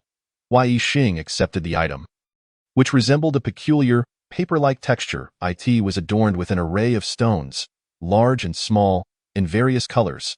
Several large sheets indicated that the rock shell beings had dedicated considerable effort to geology. Their artistic skills were exceptional, each stone depicted with lifelike precision, as if one were standing before them. Upon closer inspection, one might mistake it for a photograph, as Ye Xing browsed the illustrations of rocks or minerals. His meager knowledge of geology, limited to what he had learned in high school, enabled him to recognize only common granite and coal, while the rest remained unidentifiable. Nevertheless, in an effort to appear knowledgeable before Tuo, he feigned understanding, nodding frequently. The system had indeed chosen the right individual. Tuo's gaze remained fixed on Ye Xing, and upon witnessing his seasoned demeanor, it beamed with delight. Is this gold? Suddenly, Ye Xing's eyes landed on a familiar image. His heart racing and breath becoming labored. In the illustration, there was a rock shaped somewhat like cow dung, its surface covered with a layer of gray sand, speckled with numerous small black dots. Only a few exposed areas gleamed with a yellow hue, and it was precisely because of this that Ye Xing perceived it as gold. After all, the gold he had encountered in the modern world had all been refined and processed, bearing significant differences from the natural form of gold. Tuo, do you have many of these stones? A fleeting look of surprise crossed Ye Xing's face before he continued to examine the other rocks, subsequently pointing to a black stone to inquire further. Tuo lowered its gaze to the stone Ye Xing indicated and nodded. Yes, we have an abundance of this type of stone, especially after magma has melted. Star, do you require this stone? Ye Xing shook his head, casually gesturing towards the gold-like stone to ask, what about this stone? There is an excess of this stone, and it is quite soft, possessing almost no utility. At times, we even have to expend labor to remove it. Tuo began to complain upon seeing the gold-like stone. Ye Xing was bewildered. Was gold truly so valueless on rock shell? Regardless, gold was still a precious metal. Was it not? However, he quickly reconsidered. The development of the rock shell civilization bore no relation to Blue Star, as their utmost pursuit lay in penetrating rock walls, seeking scientific truths in their value system. Gold indeed held little worth. Tuo, is the currency your civilization uses based on the hardness and value of materials? Ye Xing first explained the concept of currency to Tuo before posing his question. Star, you are astute. This is the hardest metal in our civilization, and it possesses immense value. It can be used not only for trade but also for chiseling rock walls. Tuo indicated a shiny metal in the illustration to Ye Xing. Isn't that brass? Ye Xing recognized it immediately, as it was clearly a processed metal, akin to the copper products found on Blue Star. For a moment, Ye Xing's emotions grew complex. He felt a pang of sympathy for the rock shell people. A civilization working so diligently yet progressing at a glacial pace. As an entire populace engaged in metal smelting and rock wall excavation, they had only reached the stage of smelting brass. The thought of iron was beyond consideration. This stone had a unique shape, distinct from some found on our planet, and could be used for research into the differences between the two worlds. I would like some of these stones. Ye Xing casually pointed to the gold-like rock. Star, is that what you want? We have an abundance of these. Would you care to select some more precious metals? Tuo seemed somewhat anxious, realizing that the item Ye Xing desired was of little value, which implied that the exchange would yield equally low-value items. Bearing the expectations of an entire civilization, he sought to obtain something significant in return. Tuo pointed to several metals in the illustration, his eyes gleaming with anticipation as he looked at Ye Xing. Ye Xing glanced over, recognizing that they were tin and lead, both common metals on Blue Star, and of little worth. However, the last metal, silver, piqued Ye Xing's interest. Yet, he ultimately dismissed it, as the goal of the exchange was to trade inexpensive items for the more valuable ones from the other party. Given the rock shell's technology, extracting silver would undoubtedly be challenging. Conversely, the techniques on Blue Star for refining silver were far superior. No, I still prefer to exchange for this stone called gold. Ye Xing shook his head, pointing to the natural gold. Very well, Star. We shall provide you with a substantial amount of this so-called gold, as long as we can obtain what we desire in return. Tuo appeared somewhat disheartened. Ye Xing smiled gently. Tuo, in exchange, I will teach you a new method of metal smelting, one that boasts greater hardness than brass. I believe that after your people master it, the speed at which you can chisel rock walls will increase significantly. After speaking, Ye Xing pointed to what seemed to be iron ore in the illustration. Tuo scrutinized the rock Ye Xing indicated, a look of sheer ecstasy spreading across its face. Star, this ore is incredibly hard. We have attempted various methods to smelt it but have never succeeded in producing metal. Are you certain you wish to use this for the exchange? Ye Xing nodded affirmatively. Trading iron smelting techniques for gold was a lucrative deal. Moreover, the sense of accomplishment was overwhelming. Just the thought of casually pointing out something that could save the entire rock shell civilization centuries of effort was unparalleled. Splendid, Star. I shall return immediately to prepare my kin. May we exchange tomorrow? Tuo excitedly flapped its fleshy wings. Ye Xing felt speechless. Next time, he must ensure they focus on hygiene practices. After agreeing on the time for the exchange, Ye Xing swiftly emerged from the space and returned to his vehicle. The underground parking garage was exceedingly quiet, and Ye Xing took out the scroll, followed by his phone. He scanned the images from the scroll, and soon, the search engine retrieved numerous names of the minerals. Ye Xing's attention was drawn in. To his astonishment, the rock shell actually possessed some rare minerals found on Blue Star.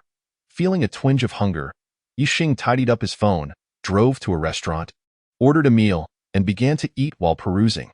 Upon seeing a message from Yang Lele in the WeChat group, Ye Xing furrowed his brow. He could hardly believe the depths of human malice. He had done nothing to provoke Yang Lele, yet she had used him and his companions as tools for her amusement. With this in mind, Ye Xing called Qian Wuzhou, succinctly relaying the situation. Brother Qian, retaining such an employee in your company may adversely affect its image and, consequently, the client experience. I suggest you devise a plan at your earliest convenience. Ye Xing stated tactfully. In Wuzhou car dealership. Qian Wuzhou held the phone, his expression darkening. He understood the dynamics among the female sales staff better than anyone. Playing favorites and competing with one another was standard practice. After all, how else would they earn a living? However, when matters involved Ye Xing, the situation was entirely different. Moreover, Yang Lele shared the details of Ye Xing's vehicle purchase in the group, not only violating company regulations but also inciting the ire of the esteemed guest. Ye Xing Qian Wuzhou naturally could not keep her any longer. He could hardly fathom the extent of Ye Xing's fury. Brother Yi, why speak so subtly with your elder brother? I shall dismiss her at once. Would you like her to apologize to you in person?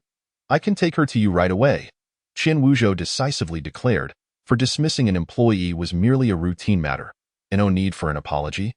Thank you, Brother Qin. I will treat you to dinner sometime, Ye Xing replied calmly before hanging up and browsing WeChat. Upon opening Huang Qin's updates, he paused momentarily, then scrolled faster and faster. Huang Qin's personal space chronicled his quest for mineral deposits in Africa. Although the title did not specify which minerals he sought, it was evident from the numerous countries and tribes Huang and his colleagues traversed that the endeavor was arduous. Upon reaching the end of the updates, Ye Xing's eyes widened and anger surfaced on his face. Huang Chun, has the mineral you were searching for been intercepted?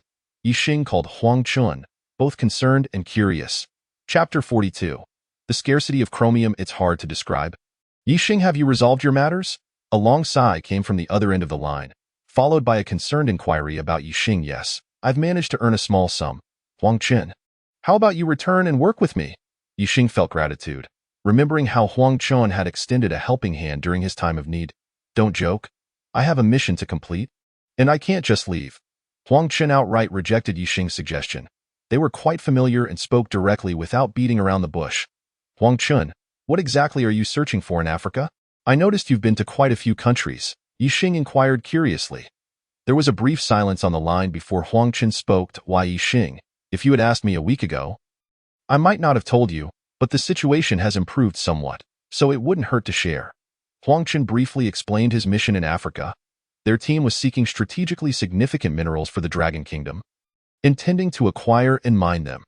This time, our objective is chromium. We had already negotiated prices with several countries, and the local governments had agreed. However, on the eve of signing the contract, either the other party opposed it, or domestic protests erupted. Huang Chun sighed deeply over the phone. Ye Xing furrowed his brows, his gaze sharpening. Although Huang Qian did not disclose who the hidden hand was, Ye Xing could surmise the truth. In recent years, as the Dragon Kingdom's power grew, it had incited panic in certain nations. They employed various means to restrict the Dragon Kingdom's development, particularly in crucial technological sectors, including strategic minerals, where their influence was often felt. Just the day before yesterday, we discovered a relatively decent chromium deposit in an African country, hired local labor to extract the mineral, and loaded it onto a ship, thinking we were foolproof. Yet, the ship had barely left the harbor when it was intercepted by unidentified armed forces, forcibly taken back to port for inspection. All our hard work over the past half-month turned out to be in vain. Huang Qin lamented. Hearing this made Ye Xing seethe with anger, as it was evident that the so-called unidentified armed forces were undoubtedly tied to the Eagle Nation. Huang Chun, is chromium that important? Ye Xing, lacking time for research, directly questioned Huang Qian. Of course. This metal is primarily used in electroplating, enhancing metal strength, and is also widely utilized in military applications, Huang Qin briefly elucidated, omitting further details on military usage due to confidentiality agreements. Ye Xing understood that discussing this further would breach security protocols, and he resolved to look it up himself later. Huang Chun, perhaps I can assist you, Ye Xing suggested. Why, Ye Xing, I'm merely venting in my space. The overseas strategy for minerals is a national maneuver. How could an ordinary person like you get involved? I appreciate your goodwill, but Huang Qin chuckled bitterly over the phone, thinking Ye Xing was joking. Hold on a moment. Ye Xing hung up, retrieved the mineral scroll, and quickly searched for an image of chromium or online. Soon, he identified the location of the chromium deposit on the scroll. Its various rock types were arranged according to their rarity on the crustal planet. Chromium, like natural gold, was abundant and of little use. After completing his search, Ye Xing immediately picked up the phone and called Huang Qian. Huang Chun, I just reached out to an old client of mine who claims he can procure chromium. How much do you need? Ye Xing, stop joking. The world is currently facing a chromium shortage. What is the background of your friend, who seems to have more resources than the government? Huang Qian responded skeptically, cautioning Ye Xing against befriending dubious characters. You needn't worry about that. Just provide me with an address, and I will have him ship it directly. Is 1,000 tons sufficient? Ye Xing replied nonchalantly. The civilization of the crustal planet resides in the Earth's core, using Blue Star as a reference model, where many rare metals are in vast quantities. For instance, scientists have estimated that 99% of the Earth's gold is stored in the core. Even if the crustal planet civilization operates inefficiently, With their large population, acquiring 1,000 tons should be quite manageable. Ye Xing, stop boasting. Chromium is a strategic national resource, and the global shortage is particularly acute for high-quality chromium. Do you have any idea how much it costs per ton? Huang Chun felt he needed to bring Ye Xing back to reality. How much? Ye Xing inquired, intrigued. Chromium with a purity of 99.9 is priced at 130,000 per ton. If you can secure it, I'll take as much as you can get. Huang Chun insisted on keeping Ye Xing grounded. That high a price? Ye Xing gasped, realizing he might have misinterpreted the information when he searched for chromium or earlier. He noted that the recent scarcity had driven prices up to merely 10,000 per ton. However, the price had surged nearly tenfold after refinement. Given the crustal planet civilization's technological capabilities, they could not extract chromium metal. To obtain high-quality chromium, assistance from a fleet civilization was necessary. With this in mind, a smile crept onto Ye Xing's lips as he devised a plan. Huang Chun, you said 130,000 per ton, right? I'll arrange for 1,000 tons to be shipped to you. Just provide me with the receiving port. Ye Xing stated casually. Ye Xing, are you serious? Have you even thought this through for more than a second? Don't joke. Huang Chun was at a loss for words. Their team was struggling to find minerals in South Africa, besieged by an alliance led by the Eagle Nation. I'm not joking. Just give me the delivery port. Ye Xing remained persistent, recognizing the substantial business opportunity worth 130 million, with his costs amounting to only a few hundred kilograms of vegetables and bottled water. Most importantly, solving Huang Chun's dilemma could expedite his return to the homeland. All right, I'll send you the address. I have to get back to work. Huang Chun reluctantly concluded before hanging up. Moments later, Ye Xing received the address via WeChat. Durban Port. So it was located in South Africa. Ye Xing nodded, stepping out of the restaurant, momentarily uncertain of where to go. The company's office location was yet to be determined, and a large warehouse for storing goods was still being sought by Ye Xing. The only place he could head to at the moment was the Xingyu machinery factory. Just then, Ye Xing's phone rang. Hello, Xingyu. What is the matter? Ye Xing answered the call. President Ye, could you come over? We found a warehouse, and we just need you to confirm it. Ye Xing reported over the phone. All right, I'll head over right away. Ye Xing rejoiced, having been worried about finding a warehouse. It seemed fortune had smiled upon him. It appeared that hiring Ye Xing had indeed been a stroke of genius. She was both beautiful and capable. Chapter 43. Doghead Gold. Ye Xing hurried to the address provided by Ye Xing. The warehouse she found was located by the seaside, with a road leading directly to the port, and it was relatively secluded, with no buildings in sight apart from a few dilapidated factory structures hundreds of meters away. The privacy was excellent. Ye Xing parked his vehicle beside the warehouse, surveyed the surroundings, and felt quite satisfied. President Ye, you're here. Ye Xing, who had been sitting in an old Volkswagen, hurried over to greet him upon seeing Ye Xing. To Ye Xing's surprise, Ye Xing was not alone. She was accompanied by a tall, slender young woman. Ruoxue, this is our President Ye. Ye Xing introduced the girl to Ye Xing. President Ye, this is my best friend. Lu Ruoxue, Ye Xing added. Lu Ruoxue, tall and fair-skinned like Ye Xing, possessed a beautiful face and short hair that framed her features, exuding a refreshing style and bold-fashioned sense. Ye Xing, looking down at her, caught a glimpse of her fair skin beneath her attire. May I ask where Miss Lu is employed? Ye Xing inquired with a smile. It's Honghai Real Estate. I'm sure you've heard of it. Lu Ruoxue replied with a faint smile, her gaze lingering on Ye Xing with intrigue. So, she worked in real estate. No wonder she was so stunning.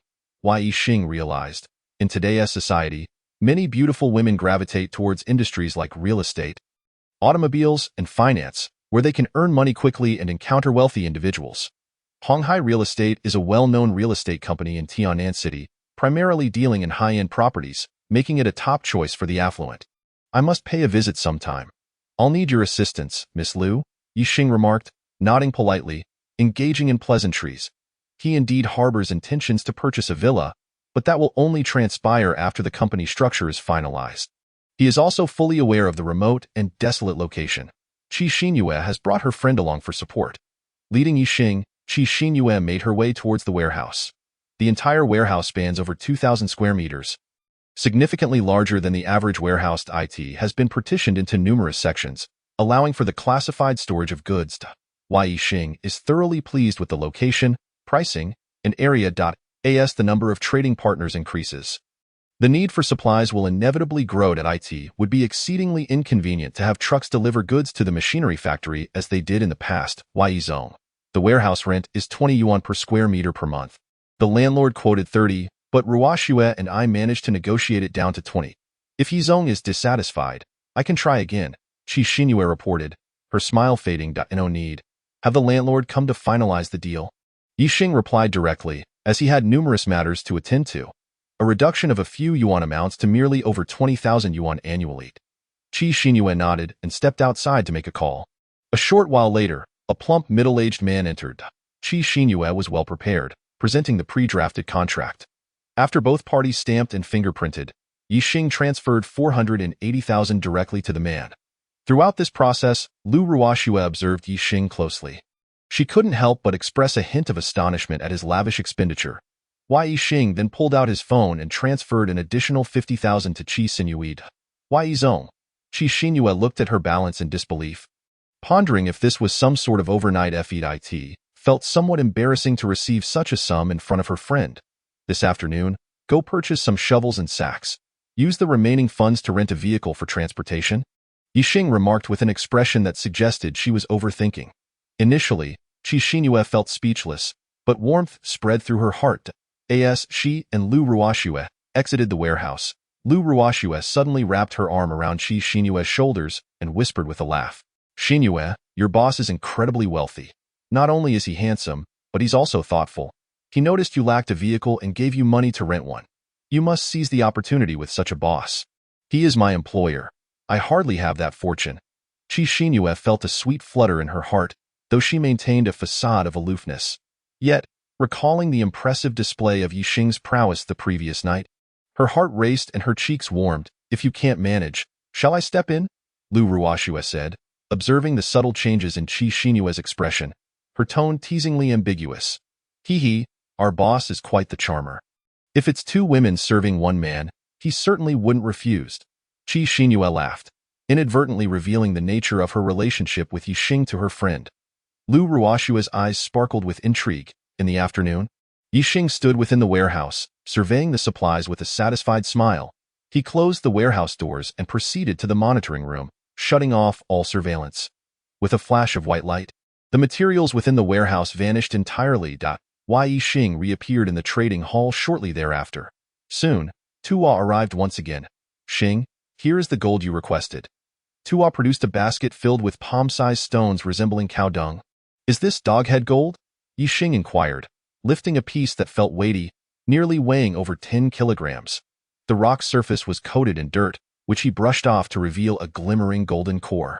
Adorned with some black impurities, Ye Xing had done his homework prior to arriving and understood that the items depicted on the scroll were natural gold, more precious than refined gold. The market price stood at 2,000 yuan per gram. The piece in his hand weighed approximately 10 kilograms, worth about 20 million. There were dozens of similarly sized rocks in the basket, which would be impossible for Ye Xing to lift alone if it were not for the colossal physique of the rock shell aliens. The entire basket of doghead gold was valued at over $1 billion. Despite having encountered the awe of super-precision machine tools, Ye Xing still felt a sense of astonishment. Xing, do you find the gold lacking? I can return to fetch larger pieces or acquire more if necessary, Tuo quickly offered, noticing Ye Xing's stoic demeanor. No need. This basket of gold will suffice. Ye Xing waved his hand, emphasizing the principle of rarity. While doghead gold was undoubtedly precious, acquiring it in large quantities would be inconvenient and could potentially devalue it if it flooded the market. Ye Xing produced a stack of papers and a rudimentary clay furnace crafted by hand. Placing them on the table, the papers detailed the early historical techniques and sketches for smelting iron. To ensure the rock shell aliens could comprehend the illustrations, he fashioned a clay furnace for a more tangible representation. Xing, is this the equipment for smelting iron? Tuo exclaimed, his eyes widening in shock. They had been refining metals deep within the earth for thousands of years, yet had never considered that a furnace could be used for smelting. He could already envision the uproar this technology would incite upon its return to Rock Shell Star. Indeed, it contains the details regarding the temperature and specific smelting methods, as long as the procedures are followed. Sturdy iron can certainly be produced, Ye Xing confirmed with a nod. This furnace can only yield iron. It is still far from producing steel, he added. Xing, are you certain you want to exchange such a precious technique for gold? Tuo asked, still in disbelief. Absolutely, Ye Xing affirmed. With a flash of white light, the transaction was complete. Ye Xing gazed at the basket of glimmering doghead gold, his heart brimming with joy. Tuo, let us now discuss the second transaction. Observing Tuo's excitement, Ye Xing unveiled the scroll, pointing to the chromium ore. I need 1,000 tons of this. Chapter 44. Shovels must also be exchanged. Tuo stretched his neck to peer at the scroll and then back at Ye Xing. Xing, this material is abundant in our world, even more so than gold. Are you certain you want it? Ye Xing took a deep breath, as he sought the very response Tuo had just given. Of course. This material is called chromium ore, found throughout the universe, particularly on rocky planets. However, recently we have been short-staffed on our planet, and I cannot find anyone to extract it. Ye Xing fabricated a tale, intentionally downplaying the value of chromium ore. Tuo nodded in agreement and offered, Xing, since we benefited from your exchange of the iron smelting technique for gold, how about we assist you in extracting it for free? After all, we have plenty of manpower. How many able-bodied individuals does your civilization possess?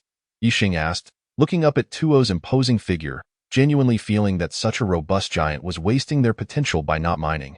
Our world has around 2 billion people, excluding the elderly and young. Nearly 1 billion are capable of labor, Tuo replied, scratching his head, a hint of embarrassment crossing his face. Perhaps he felt that despite their numerous studies on metal smelting, they had made less progress than Ye Xing's single suggestion, which was somewhat humiliating. Ye Xing's eyes lit up as he envisioned an enormous scene of similar iron tower-like beings bustling to mine in the Earth's core. Given Tuo's size, it would be effortless for each individual to extract 100 kilograms in a day. 10,000 rock shell aliens could easily mine 1,000 tons daily.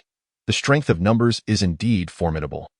Ye Xing felt a compelling urge to persuade the rock shell aliens to abandon their drilling and instead embrace mining. With a flick of his wrist, a shovel materialized in his hand, its sharp edge gleaming. What is this? Tuo exclaimed, his eyes fixed on the shovel, captivated. This is a shovel forged using the iron smelting technique, designed to significantly enhance soil extraction efficiency. Ye Xing demonstrated how to use the shovel. Tuo crouched down, carefully running his front limbs along the shovel's edge. The shovel had been meticulously crafted, resulting in a razor-sharp edge. Tuo accidentally nicked its finger, blue liquid oozing from its front limb. However, it seemed oblivious, gazing at the shovel as if it were a rare artifact. Just as Ye Xing was about to remind it to bandage the wound, he noticed that the injury was healing at an observable rate. Leaving only a faint scar, Ye Xing swallowed hard. Indeed, as a subterranean creature, Tuo possessed an exceptional ability to adapt to harsh environments. With tough skin and thick flesh, it would be a shame not to mine. Xing, can this shovel be exchanged? Tuo suddenly raised its head, looking earnestly at Ye Xing. A shovel for 1,000 tons of chromium ore. But these shovels are intended for your labor. They are tools for production. The thought of the rock shell aliens laboriously mining with shovels only to receive a single shovel in return, without even a meal, made Ye Xing feel slightly embarrassed. Even the most notorious exploiters on Blue Star would feel ashamed. Exchanging is possible, but an unexpected realization prompted Ye Xing to think rapidly. Xing, how about one shovel for 10,000 tons of chromium ore? Tuo suggested anxiously, noticing Ye Xing's hesitation. This is absurd. You think you're at a disadvantage? Ye Xing's eyes widened in disbelief. However, I have 100 shovels. Ye Xing produced the shovels from his space, displaying them before Tuo. Initially, he had prepared 1,000 shovels, but reconsidering, he thought that if he brought them all out, the entire rock shell alien populace would become his laborers, akin to those who bring their own provisions. Ye Xing felt a pang of guilt. After all, he was a person of notably high moral standards. Tuo stood dumbfounded, staring blankly at the 100 shovels on the ground. Ye Xing understood its feelings. If 100 aircraft carriers were laid out before him, he would be ecstatic to know that he could acquire one by organizing a day's labor from the global population. Even if he lacked the organizing capability, yet Tuo could, and it seemed rather simple. Xing, let's proceed with the exchange. You can request any ore, and we will mine it for you. One shovel for 10,000 tons of ore. Tua stared intently at Ye Xing, anxious that he might refuse. Why Ye Xing, expressionless, nodded and said, however, it cannot be limited to just chromium ore. You must mine for me 100 times. Deal? Tua was fearful that Ye Xing might have second thoughts. Ye Xing remained silent, his mind troubled by the possibility of violating the system's trading rules. He exited the system panel and conducted a search, discovering that the system indeed supported such a transaction. With a flash of white light, the deal was sealed. 100 shovels were effectively loaned to the Ye Xing civilization. Once the ore was delivered on time, it would count as one transaction. Should the other party default, Ye Xing believed there would be punitive measures in place. Exiting the system, Ye Xing drove directly to the Star Emperor Tower. The 600-square-meter office space, with its orderly and bright floor-to-ceiling windows, offered a panoramic view of the nearby bay. Yet, the hall was exceedingly spacious, occupied only by a few dilapidated desks. Now, the entire floor belonged to Ye Xing Qi Xinyue, clad in a sharp gray suit with a light yellow shirt underneath. Exuded the aura of a corporate elite. In contrast, Su Qi and Li Mingyu appeared quite casual in their attire. Qi Xinyue gazed at Ye Xing, her eyes filled with admiration. Su Qi, Mingyu, take a page from Xinyue's book. You'll be executive soon, and how can subordinates respect you when you dress like this? Ye Xing looked at his two bumbling companions with a hint of exasperation. Brother Xing, rest assured, once the company is established, I promise to astonish you, Su Qi chuckled. Xinyue, take them both this afternoon to expedite the renovations. The sooner we move in, the sooner we can start making money. Ye Xing regarded Qi Xinyue, the most reliable among the three. Ye Zong, I have already contacted the best renovation company in Tiannan. They will come for a site visit this afternoon to draft a proposal. By the way, have we decided on the company name? Qi Xinyue nodded confidently. It shall be called Xingyu Technology. I have already registered the company. Ye Xing replied nonchalantly, having commissioned the paperwork the previous afternoon, now merely awaiting the commencement of operations. 2 days later, Ye Xing arrived punctually in the space, where Captain Jerry was already waiting. Upon seeing Ye Xing enter, Jerry cheerfully greeted him. Jerry, I have 10,000 tons of chromium ore. Can you refine it into high-quality chromium granules or powder? Ye Xing inquired. Sourcing manufacturers on Blue Star would incur exorbitant costs. It was far more feasible to engage the Fleet civilization, which could be satisfied with a few vegetables. The Fleet civilization possessed advanced technology, making the extraction of chromium or a trivial task. Oh, absolutely, but we require some meat. We are in the cosmic wasteland, Jerry shrugged, readily agreeing. No problem. 1 ton of vegetables, 1,000 bottles of mineral water, and 200 pounds of beef. Does that satisfy you? Having dealt with Captain Jerry for some time, Ye Xing had a clear understanding of their requirements. Okay, shall we conduct the transaction tomorrow? Captain Jerry unhesitatingly affirmed. So soon? Ye Xing felt a thrill of anticipation for the upcoming trade. Chapter 45. My chromium has arrived in a hotel in Durban, South Africa. Huang Chun was idly scrolling through his phone. Struggling with poor signal, requiring frequent reconnections, in the room. A young man in his 30s lay lounging. I miss home. Thinking of the hot pot, the young man suddenly remarked, Ho Gu, when we return to the country, come to my place. I'll treat you to a seafood hot pot.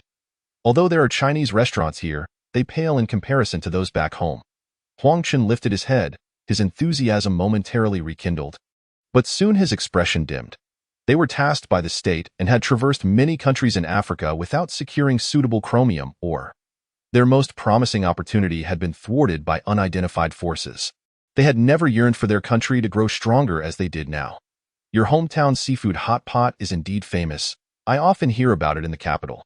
Unfortunately, who knows when we will get to eat it? The man known as Hogu, evidently a leader, wore a face of melancholy mixed with worry. Xiao Huang, tomorrow we depart for West Africa to check out some large mineral deposits. We must act swiftly as all the world S-powers are eyeing them. Ho Shiming said, his concern unabated. Huang Chun understood the urgency. Mineral resources were highly sought after, and West Africa was rife with competing factions. Yet, recalling Ye Xing's recent jest about 1,000 tons of chromium ore, he pondered, could there be any truth to it? All right, I'll notify the others. Huang Chun stood up, preparing to head to the other rooms. Just then, his phone rang out. Ye Xing. Why is he calling at this time? Huang Chun, still basking in the sun in Durban, came Ye Xing's languid voice over the line. Huang Chun's mouth twitched. Who said one had to sunbathe in South Africa? Ye Xing. Why don't you fly over and join me? Huang Chen bantered back, "No way. The sun in my homeland is far superior to yours. Why would I want to go to your dilapidated place?" Ye Xing replied. "Are you serious? I still need to prepare for our departure to West Africa tomorrow." Huang Chen frowned, aware that his superior was still listening. "What do you mean? West Africa?" "Huang Chen, stop immediately. Why?" Huang Chen shot a guilty glance at Ho Shiming. "Because my cargo ship will arrive in Durban in 2 hours, carrying 1,000 tons of chromium granules." Ye Xing stated flatly. "What? Ye Xing, don't joke around." Huang Chen was taken aback. 1,000 tons of chromium granules. Major powers around the globe can't acquire that, and you, an ordinary person, can? I'm not joking. Check the trajectory of the Bremen. Prepare to receive the shipment, Ye Xing concluded and hung up the phone. After acquiring the refined chromium granules from the fleet civilization yesterday, he immediately arranged for the Bremen to set sail for South Africa. Unlike last time, this time, Ye Xing had loaded cement onto the cargo ship. He proceeded to execute a similar maneuver, swapping the cargo midway. "Huang Chen, what did your classmate just say? What does he do?" Ho Shiming sat up from the bed, his curiosity piqued. He hadn't caught the entirety of Huang Chen's conversation with Ye Xing, but the mention of chromium granules had struck a sensitive chord. "Ho Go, my classmate likes to joke. He claims to have hired a cargo ship to Durban. Do you think that's even possible?" Huang Chen shrugged, a bitter smile gracing his lips. "That might be true. We would surely know if anyone in our country had such resources." Ho Shiming sighed deeply and lay back down. Huang Chen took out his phone and opened a specialized app designed to track shipping routes, particularly for cargo vessels. Although he thought Ye Xing was merely jesting, the details provided were so specific that he felt compelled to check Bremen. Huang Chen muttered as he entered the ship's name and clicked the search button. "What the heck?" Huang Chen exclaimed, springing up from the bed as if pricked by a needle, his eyes fixed on the screen in disbelief. "Xiao Huang, what's wrong?" Ho Shiming furrowed his brow, rising from the bed and leaning closer to Huang Chen's phone. "Is this real?" The screen displayed unmistakably that the Bremen had departed from Munich and would arrive in Durban in 2 hours. Ho Shiming was equally stunned. In the afternoon, at Durban's port, the atmosphere was bustling with ships coming and going. A group, including Ho Shiming, stood at the port, gazing out at the vast ocean. Although they could not yet identify the Bremen, they knew it would dock in an hour. That moment, each face bore an expression of astonishment. However, unlike the shock evident on the other young faces, Ho Shiming's countenance was marred by worry. On the way there, he had repeatedly questioned Huang Chen, dissecting every detail of the conversation with Ye Xing, leaving no trace unexamined. There were no clues. It was as if Ye Xing had inexplicably emerged, suddenly wealthy and capable of securing minerals. At this moment, Ho Shiming felt a tumult of anxiety, particularly as time ticked away, intensifying his inner turmoil. "Huang Chen, have your classmate notify the cargo ship to divert to Zhoushan, or even any port in the country?" Ho Shiming hesitated before speaking. "Why?" Huang Chen and the others were taken aback. The cargo ship was set to arrive in an hour. Changing course now would be tantamount to making a fool of Ye Xing. "Have you forgotten what happened last time?" Ho Shiming's face was filled with regret. Huang Chen and the others exchanged glances, their expressions shifting to one of indignation and agitation as they recalled the previous incident of being intercepted. If they waited until the ship docked, it would be far more challenging to make a move. After a moment of silence, Huang Chen spoke up. "What about the extra shipping costs? The state will cover it, but we haven't even seen the chromium, nor have we verified its quality. This is too risky." Huang Chen's brows knitted tightly. "I wager my future on this." "Huang Chen, make the call," Ho Shiming declared with unwavering resolve. "Ho Go." The others looked at Ho Shiming with newfound respect. "And you? Return to the country tomorrow." Ho Shiming's gaze upon Huang Chen was tinged with a peculiar expression. "Tio Huang Chen." It almost seemed as if there was a hint of envy directed at him. Huang Chen nodded, though he found himself perplexed by the implications behind Ho Shiming's series of arrangements. Yet, he was certain they were inextricably linked to Ye Xing. "Why, Ye Xing, could you possibly instruct the cargo ship to divert towards Zhoushan?" Huang Chen retrieved his phone and dialed Ye Xing. Chapter 46. The purity is excessively high. 3 days later, at Zhoushan port, Huang Chen stood on the dock, anxiously checking the time. The Bremen was about to dock, and the entire port was in a state of readiness. Once the ship arrived, the necessary equipment would spring into action to unload the cargo. Similar to the previous encounter with the super-precision machine tools, The atmosphere at the port was both tense and vigilant, with many pairs of eyes covertly observing the proceedings. After hastily returning to the country from Durban, Huang Qian did not head straight to Tianan City but went directly to Zhoushan Port. Ho Shiming had already reported the situation, and the higher authorities had instructed local personnel to cooperate with Huang Qian's actions. Thus, the pressure now rested squarely on Huang Qian's shoulders. The entire port's apparatus was aligned with him, and in the shadows, relevant units like the National Security Bureau were also at work. However, he had yet to see what Ye Xing's chromium looked like, if the cargo turned out to be incorrect. His only recourse would be to plunge into the sea. This was a rather audacious gamble. Ye Xing, where are you? Huang Qian called Ye Xing again. I'm on my way, but the highway is congested. I can't fly over. Ye Xing, you mustn't play tricks on me, otherwise, this time next year will be my Memorial Day. Listening to Ye Xing's nonchalant tone, Huang Qian felt faint. Huang Qian, look at you, trembling at the slightest breeze. Fear not, with me around, everything will be arranged clearly. With a clang, the call was abruptly terminated. Just then, a loud ship's horn echoed through the air. A staff member approached Huang Qian and whispered, Mr. Huang, the Bremen has arrived. Immediately prioritize the unloading process, Huang Qian decisively ordered.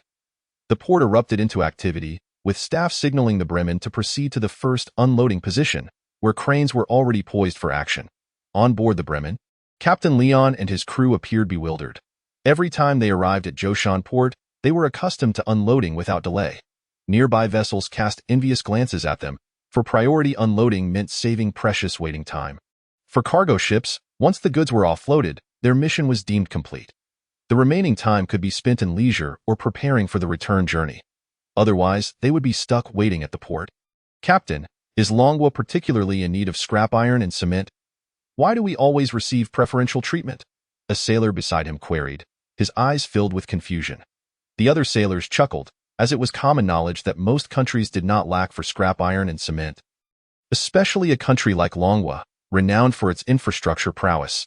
Could it be that our German cement is exceptionally superior? Leon shrugged helplessly, eliciting more laughter from the crew. The crane slowly descended, lifting a container into the air before gently placing it in the designated unloading area. The Bremen was emptied and departed from the port. As the containers were opened, the contents were revealed. Why are there baskets? Huang Qian was taken aback by the sight of numerous large bamboo baskets packed inside. Modern mining operations typically employed mechanical devices, and refined materials were usually packaged in specialized containers. Chromium granules were typically bagged or barreled. This was Huang Qian's first encounter with such a primitive method of packaging. Each basket stood over a meter tall, exuding a raw, rustic charm. Huang Qian mused that if he filled a basket with soil, he could practice his light body technique right beside it. The personnel present shared his bewilderment. Fortunately, the glimmering metallic granules could be seen through the gaps in the baskets, providing Huang Qian with a modicum of reassurance. Huang Qian, the call of Ye Xing reached his ears. Why Ye Xing, you finally arrived. What is the meaning of these baskets? Huang Qian hastily inquired, pointing at the baskets. Ye Xing, at a loss for words, explained, the Yinsha people are rather primitive. They use baskets to store their items. After extracting 10,000 tons of chromium ore, they simply stored it in the space provided by the system. Without even glancing, Ye Xing directly transferred the cargo to the fleet civilization. The fleet civilization was notably straightforward. The manner in which Ye Xing provided the ore was directly mirrored in how they packed the chromium granules back into baskets for him. It was also possible that the fleet civilization retained some of the baskets, given their existence in a resource-scarce cosmic desert. While they were not yet at the point of resorting to eating baskets, their advanced technology might allow them to deconstruct the baskets and fashion them into something else. There's nothing peculiar about the baskets. The miners work under harsh conditions. Not every country has achieved the level of mechanization we enjoy. Ye Xing reasoned, internally resolving never to repeat this method again, as the baskets appeared rather lowbrow. Which country produces chromium? Huang Qian inquired skeptically. Tuji, Ye Xing responded, having done some preliminary research on the entire blue planet. The only places producing chromium ore are Tuji, South Africa, and Pakistan. Huang Qian nodded. The origin did indeed align. Is life still tough for the people of Tuji? Huang Qian mused as he picked up a piece of chromium granule. Turning to Ye Xing, feeling unconvinced by the explanation, they're suffering. Otherwise, who would carry baskets under the blazing sun to collect this stuff instead of lounging at home with coffee? Ye Xing replied, his hands clasped behind his back. Surveying the ground littered with chromium granules, Huang Chun remained silent, his gaze fixated on the granules, his expression grave. During his time in South Africa, he had diligently studied relevant knowledge to identify the quality of chromium granules with his naked eye. He discerned that the quality before him was notably high. It needs to be tested, he stated, handing the granules to a nearby staff member, who awaited examination. Ye Xing, do you truly have connections? Huang Chun whispered. Lowering his voice, in truth, there was no need for such caution in this environment, as arrangements had been made for the personnel around him. Yet, Huang Chun could not shake the feeling of unreality regarding the several containers filled with chromium metal. Had what they sought so desperately in South Africa been resolved so easily by Ye Xing? To some extent. You know, I worked in a foreign trade company and have some connections out there. My channels are quite extensive. Ye Xing replied. Conversing with Huang Chun was refreshingly straightforward, devoid of any need for subterfuge. Can you procure more? Huang Chun pondered, staring blankly at the containers. While the quality remained uncertain, it mattered little, even if it was chromium or domestic technology could refine it into high-quality chromium metal. What concerned him was whether Ye Xing could secure more than just this shipment, as the demand in the military-industrial sector was significant. As long as you ask, I can arrange it, Ye Xing replied nonchalantly. Around them, others cast envious glances at Huang Chun. In a time when precious metals were experiencing soaring prices, fluctuating daily, the mere ability to procure them was seen as a remarkable achievement. In the eyes of many, Ye Xing had transformed into a mining tycoon, wielding access to globally scarce mineral resources. Meanwhile, Huang Chun stood as the sole individual capable of acquiring goods from Ye Xing, elevating his status significantly and paving a promising path for his future. At that moment, Huang Chun received a text message. He quickly scanned it and was left in stunned silence. The quality is 4 nines? How is that possible? Huang Chun's gaze shot up, his eyes wide with disbelief. A purity of 99.9 was already considered high-grade chromium, yet Ye Xing's granules had elevated to an entirely new level. Ye Xing, name your price. Huang Chun looked at Ye Xing expectantly. Previously, the price for 99.9 purity had been 130,000 per ton. With the purity now enhanced, a re-evaluation was certainly in order. Chapter 47. Super Energy Battery. Huang Chun. Let's keep it at 130,000 per ton, Ye Xing replied almost without hesitation, his own rationale guiding him. On one hand, Huang Chun had likely already reported the price to the relevant departments, and raising it now would place him in a disadvantageous position. Moreover, Huang Chun represented not just himself, he was backed by the nation. As Longguo's national strength continued to grow, they would not be overly concerned about such a sum. Given the current scarcity of chromium ore, it would be imprudent for Ye Xing to artificially inflate prices or hoard resources. By offering a slight concession to the nation, the homeland would surely remember his good deeds. Ye Xing, are you serious? Huang Chun asked, a hint of disbelief in his voice. With the international market for chromium ore tightening, securing a supply was already a significant boon. Furthermore, given the extremely high purity of this chromium metal, prices had already soared to 150,000 per ton on the market. Ye Xing's quotation was a full 15,000 lower per ton, amounting to a staggering 15 million for 1,000 tons, a figure that would seem astronomical to the average person. Was this young man possibly being targeted by international thieves, eager to offload his goods? Huang Chun contemplated the nonchalant expression on Ye Xing's face, lost in thought. Ye Xing, have you encountered some trouble? Rest assured, given your performance this time, that should be no issue, Huang Chun tentatively inquired. Preposterous. What trouble could I possibly face? If you need more, just let me know, Ye Xing chuckled in response. Huang Chun's expression turned serious as he fixed his gaze on Ye Xing. Ye Xing, do you mean to say you have more stock? While 1,000 tons of chromium metal sounded substantial, it would merely be a drop in the bucket for a nation's developmental needs. The demand for chromium in both military and heavy industrial manufacturing was exceedingly robust. If they were sending specialized personnel to South Africa to seek and procure such resources, it was clear that strategic reserves of these essential materials required foresight and planning. Absolutely. How much do you require? Ye Xing replied with a slight smile, revealing that he possessed an additional 9,000 tons in his storage. It all at the same price and quality. Huang Chun's breath quickened as he stared at Ye Xing. Feeling a sense of urgency, it dawned on him that Ye Xing was in possession of an unusually large resource. Ye Xing nodded affirmatively. Huang Chun, It seems you are the one. If it were for other companies, the price would not be the same at all. You are aware of how sought-after chromium is in the current market. Ye Xing's words carried a double meaning. Huang Quan remained silent, fully comprehending the implication of Ye Xing's statement. Ye Xing was selling to the state. All right, we will acquire the chromium particles in your possession, Huang Quan decisively declared, knowing full well the nation's urgent need for chromium. A few days later, Ye Xing received a notification of 13 billion in his mobile account. What surprised Ye Xing the most was that such a substantial transfer occurred without any inquiries via phone. He was using a personal account, which typically has a transaction limit. Yet this time it transpired silently, indicating something significant. Indeed, Ye Xing was pleased to engage with the state, as it meant financial concerns were alleviated, providing a smooth path ahead. However, he found it more challenging to offload his gold nugget. A week later, at Xingyu Technology Company, Ye Xing returned to the company. Compared to the chaotic state of renovations from a few days prior, the project had now reached its completion phase. Upon stepping onto the 8th floor, he was greeted by the reception desk and the logo behind it, the overall aesthetic presenting a sophisticated blend of black and purple, exuding a sense of stability and dynamism.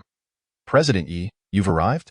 Qi Xinyue emerged from within the company upon hearing footsteps. Ye Xing noticed a slight sheen of sweat on her brow, stirring a sense of empathy within him. She had been overseeing the progress of the renovation company while Ye Xing had only occasionally checked in. Su Qi and Li Mingyu had played supportive roles but lacked the sensitivity required for negotiations and intricate matters. Although the renovation company had contracted the entire project without an informed individual monitoring the process, it was easy to be deceived. Following Qi Xinyue into the company, Ye Xing felt a spark of delight. The renovation style was both grand and modern. Ahead lay the business hall, partitioned by glass from the surrounding rooms, filled with office cubicles and desks. Along the corridor were 2 rows of open offices. President Yi, allow me to introduce you. The business hall serves as a space for salespeople to seek opportunities and address inquiries. And our customer service representatives will also be stationed here, Qi Xinyue explained, pointing towards the business hall. Ye Xing nodded in approval, appreciating the creative concept. That office at the end is the chairman's office. Which is yours? Qi Xinyue gestured towards the office at the far end. Entering, Ye Xing noted that the office was approximately 60 square meters, with a floor-to-ceiling window on the side facing the street, offering a panoramic view of the entire bay. The wall facing the corridor was adorned with tinted glass, allowing visibility into the business hall while obscuring the interior from the outside. As for the furnishings, everything was complete, from leather sofas to a luxurious desk. Ye Xing nodded in satisfaction, realizing that Qi Xinyue had indeed put in considerable effort. Xinyue, you've done well. I'll give you a bonus next month. Ye Xing remarked sincerely, surveying the surroundings, the style, materials, and layout perfectly aligned with his envisioned design. President Yi, this is all part of my duties, but shouldn't we consider hiring more staff? Qi Xinyue smiled radiantly, pleased to receive Ye Xing's praise, feeling her labor had not been in vain. However, she was more concerned with how the company would generate revenue. Tomorrow, post a recruitment advertisement nationwide for talents related to batteries and new energy vehicles. With no cap on the compensation, Ye Xing commanded with a wave of his hand, as the profits from his mineral sales were intended to support this project. President Yi, are we venturing into new energy? Qi Xinyue exclaimed, astonished at Ye Xing's declaration. She had always heard him mention competing with Huaxing Group but had not taken it seriously. Huaxing Group, primarily engaged in energy and real estate, had recently shifted its focus towards the increasingly popular new energy vehicles, directing funds into batteries and related technologies. Both sectors required substantial capital and high-tech investments. A few billion could easily vanish without a trace. Entering the market without industry experience, especially without robust financial backing, often led to losses. Yet now, Ye Xing was genuinely considering entering the battery market, which took Qi Xinyue by surprise. His audacity was truly remarkable. Gazing at Ye Xing, she was torn between admiration for his boldness and concern for his apparent naivety. She had also vaguely heard from Su Qi that Ye Xing's grievances with Huaxing stemmed from a past relationship, but was it worth risking billions for a woman? Yes, we shall start hiring this afternoon. Let us also keep an eye out for any factories that may be available for acquisition. Ye Xing nodded, exiting the company. Driving to a warehouse on the outskirts, Ye Xing swiftly entered the system space. Jerry, is the battery I requested ready? Upon seeing Captain Jerry, Ye Xing immediately inquired anxiously. Of course, star. Here are the samples and technical documents, Jerry replied with a smile, placing a white rectangular object the size of a cigarette box on the table, accompanied by a stack of papers. This is the super battery that charges in 10 minutes and powers for 3,000 kilometers. Ye Xing gazed at the object in astonishment. Indeed, dear star, not only that. We added a little Easter egg to the battery that requires your careful exploration, Captain Jerry replied with an air of mystery. Easter egg? Ye Xing was taken aback. He understood that in the tech industry, an Easter egg referred to an additional feature included in a product to enhance usability, a whimsical touch from the developers that could significantly improve user experience. While Ye Xing was still reeling from the shock of the super battery, he recalled that batteries for new energy vehicles were typically large, and increasing energy output usually necessitated larger batteries. This had become a significant challenge for new energy vehicles on Blue Star. If they were to utilize the super battery before him, it would require a complete redesign of the vehicles, as the super battery was remarkably compact. Exiting the system space, Ye Xing stored the documents and the super battery in his spatial ring. With everything in place, all that remained was to recruit the necessary personnel to commence production. Perhaps it was time to consider purchasing a house. As Ye Xing sat in his car, surveying his surroundings, he mused. Given the increasing frequency of transactions, he found it increasingly inconvenient to always run to the warehouse. Once he acquired a villa, he could enter the system from there without needing to trek to the outskirts. He pulled out his phone, opened an app to browse available villas in Tianan City. However, an instinctive habit led him to check the news first. The nickel crisis strikes, and Qingchuan Group's valuation skyrockets fivefold overnight? Ye Xing's attention was suddenly captured by a bold headline, prompting him to read further, his expression shifting to one of intrigue. What a fascinating turn of events regarding the nickel crisis. Ye Xing read through the entire incident, his brow furrowing in contemplation. The so-called nickel crisis referred to a recent upheaval in the futures market, where Qingchuan Group, a major nickel producer in Long Country, was obliged to deliver 200,000 tons of nickel in spot contracts. Failing to do so would compel the company to compensate at market rates, potentially incurring immense losses and forcing them to relinquish some of their mineral resources. Previously, Qingchuan Group had the capacity to fulfill such contracts as a renowned international nickel producer. However, with the outbreak of war, the supply of high-quality nickel was suddenly jeopardized. Certain factions seized the opportunity to manipulate the market, driving the price of nickel from 20,000 per ton to 100,000 per ton. Consequently, Qingchuan Group's market valuation surged fivefold overnight. However, towards the end of the article, the author subtly suggested that Qingchuan Group might face risks in fulfilling their commitments. Failure to deliver the nickel on time could result in substantial penalties, putting their global dominance in nickel at serious risk. The situation was still evolving, and the ultimate outcome remained uncertain. The comments section below the news was rife with intense discussions. Some expressed surprise that Qingchuan Group had gained control over global electrolytic nickel, brimming with pride. Others cheered for the soaring valuation of Qingchuan Group. A few netizens even derided the author for worrying unnecessarily, questioning whether the global leader in electrolytic nickel could possibly fail to deliver on their commitments. Initially, Ye Xing had thought he could profit from nickel, but his lack of understanding of futures trading, coupled with the logic presented by the netizens, led him to reconsider. As the leading player in global electrolytic nickel, Qingchuan Group surely had sufficient stockpiles. Raising the market price of nickel to 100,000 was undoubtedly a strategy to facilitate sales. Ye Xing was astonished to discover the presence of so many hidden wealthy individuals domestically. Curiously, he navigated to Qingchuan Group's webpage. Wow, they are actually one of the Fortune Global 500, with annual sales exceeding 200 billion. This is a massive corporation, Ye Xing thought, his mouth watering at the comparison. With his current assets of over 10 billion, he had felt quite affluent, but now he realized he was merely a drop in the ocean. Just then, his phone rang. Picking it up, he saw it was Huang Chun. This fellow hadn't called in a while, likely busy handling that shipment of chromium. Ye Xing, are you busy? I'd like to treat you to dinner tonight. Huang Chun said nonchalantly. Sure, I've been meaning to discuss a few matters with you. Ye Xing replied without hesitation. That evening, Ye Xing arrived at a private dining establishment as planned. Upon entering the private room, he found Huang Chun already waiting for him. As soon as he took his seat, the dishes were served. The food was exquisite, a delightful array of home-cooked dishes, each appealing to the senses of sight, smell, and taste. Ye Xing, Allow me to raise a toast to you first. Huang Chen grinned as he presented a glass of beer. Huang Chen, this one to do. After a trip to South Africa, you've changed the rules. Who has ever toasted with beer? Ye Xing teased Huang Chen. Enough with the nonsense. I have something significant to discuss with you later. I am not afraid you might drink too much and muddle things up. Oh, come on, we've drunk plenty before. When have we ever been muddled? Ye Xing raised his glass and downed it in one go. Ye Xing, if it weren't for you, I might still be in South Africa. Just the other day, my company promoted me to section chief. Huang Chen finished his drink and looked at Ye Xing. His expression serious, why Ye Xing's mind raced, instantly understanding why Huang Chen said that. The municipal import-export company is a state-owned enterprise, and getting in is quite challenging. Typically, a freshly graduated student would take until their 30s or 40s to be promoted to section chief. Huang Chen's rapid elevation in such a short time undoubtedly stemmed from resolving the thorny issue of chromium or resources.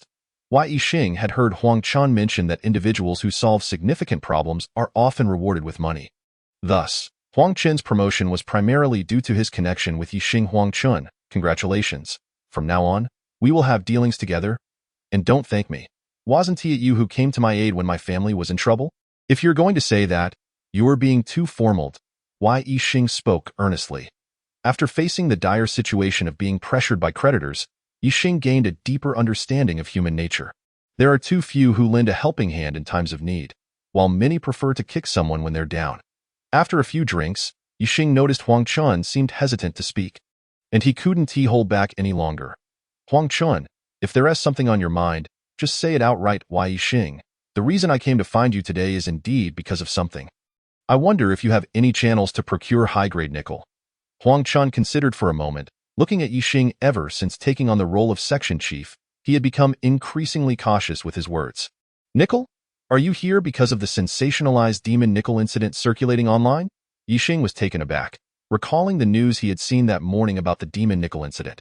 Huang Chen glanced at Ye Xing in surprise and nodded, saying, Indeed, I came for that matter, but the truth behind it differs somewhat from what is being reported externally. Isn't Qingchuan Group a private enterprise?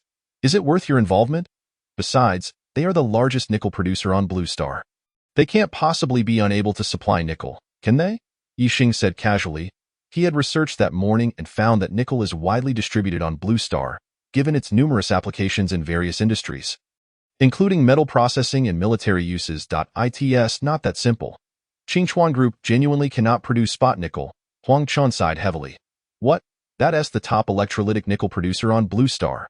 Ye Xing stared at Huang Chen in disbelief. Feeling proud earlier that morning to have such a company in Long Country. It's true. Qingchuan Group is now desperately seeking nickel, and the National Storage Bureau has also mobilized to assist them in finding it. Huang Chen's tone was grave.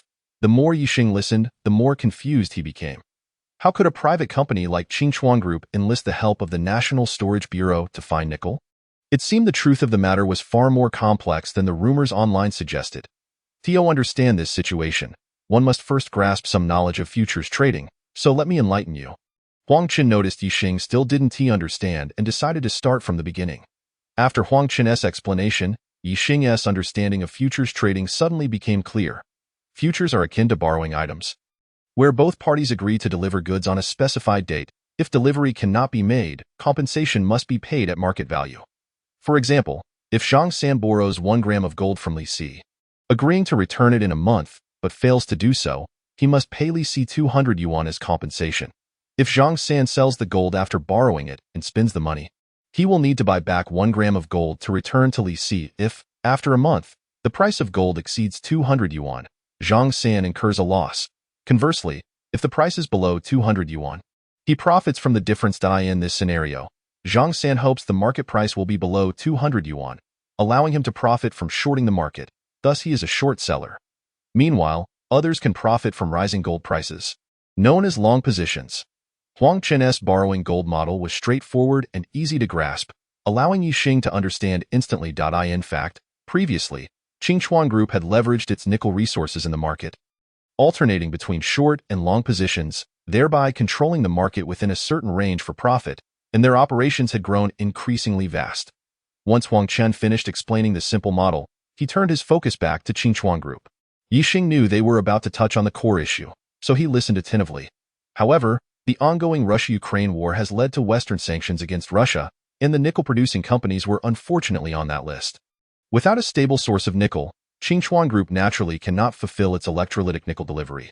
Huang Chun concluded, looking at Ye Xing. But aren't there other places that can supply nickel? Ye Xing questioned.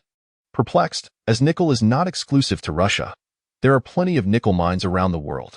What you may not know is that Russian nickel is of the highest quality, referred to as high-grade nickel.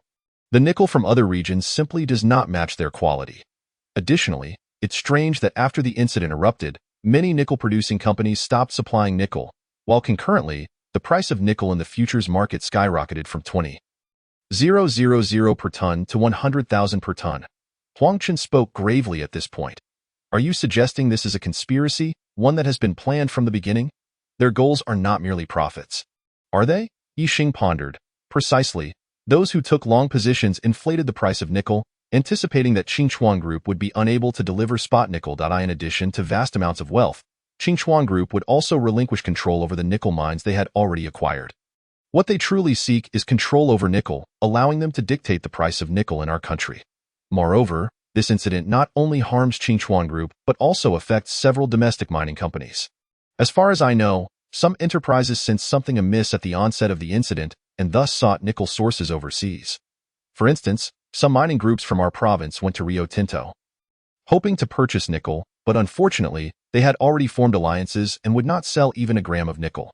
Huang Chun grew increasingly agitated as he spoke.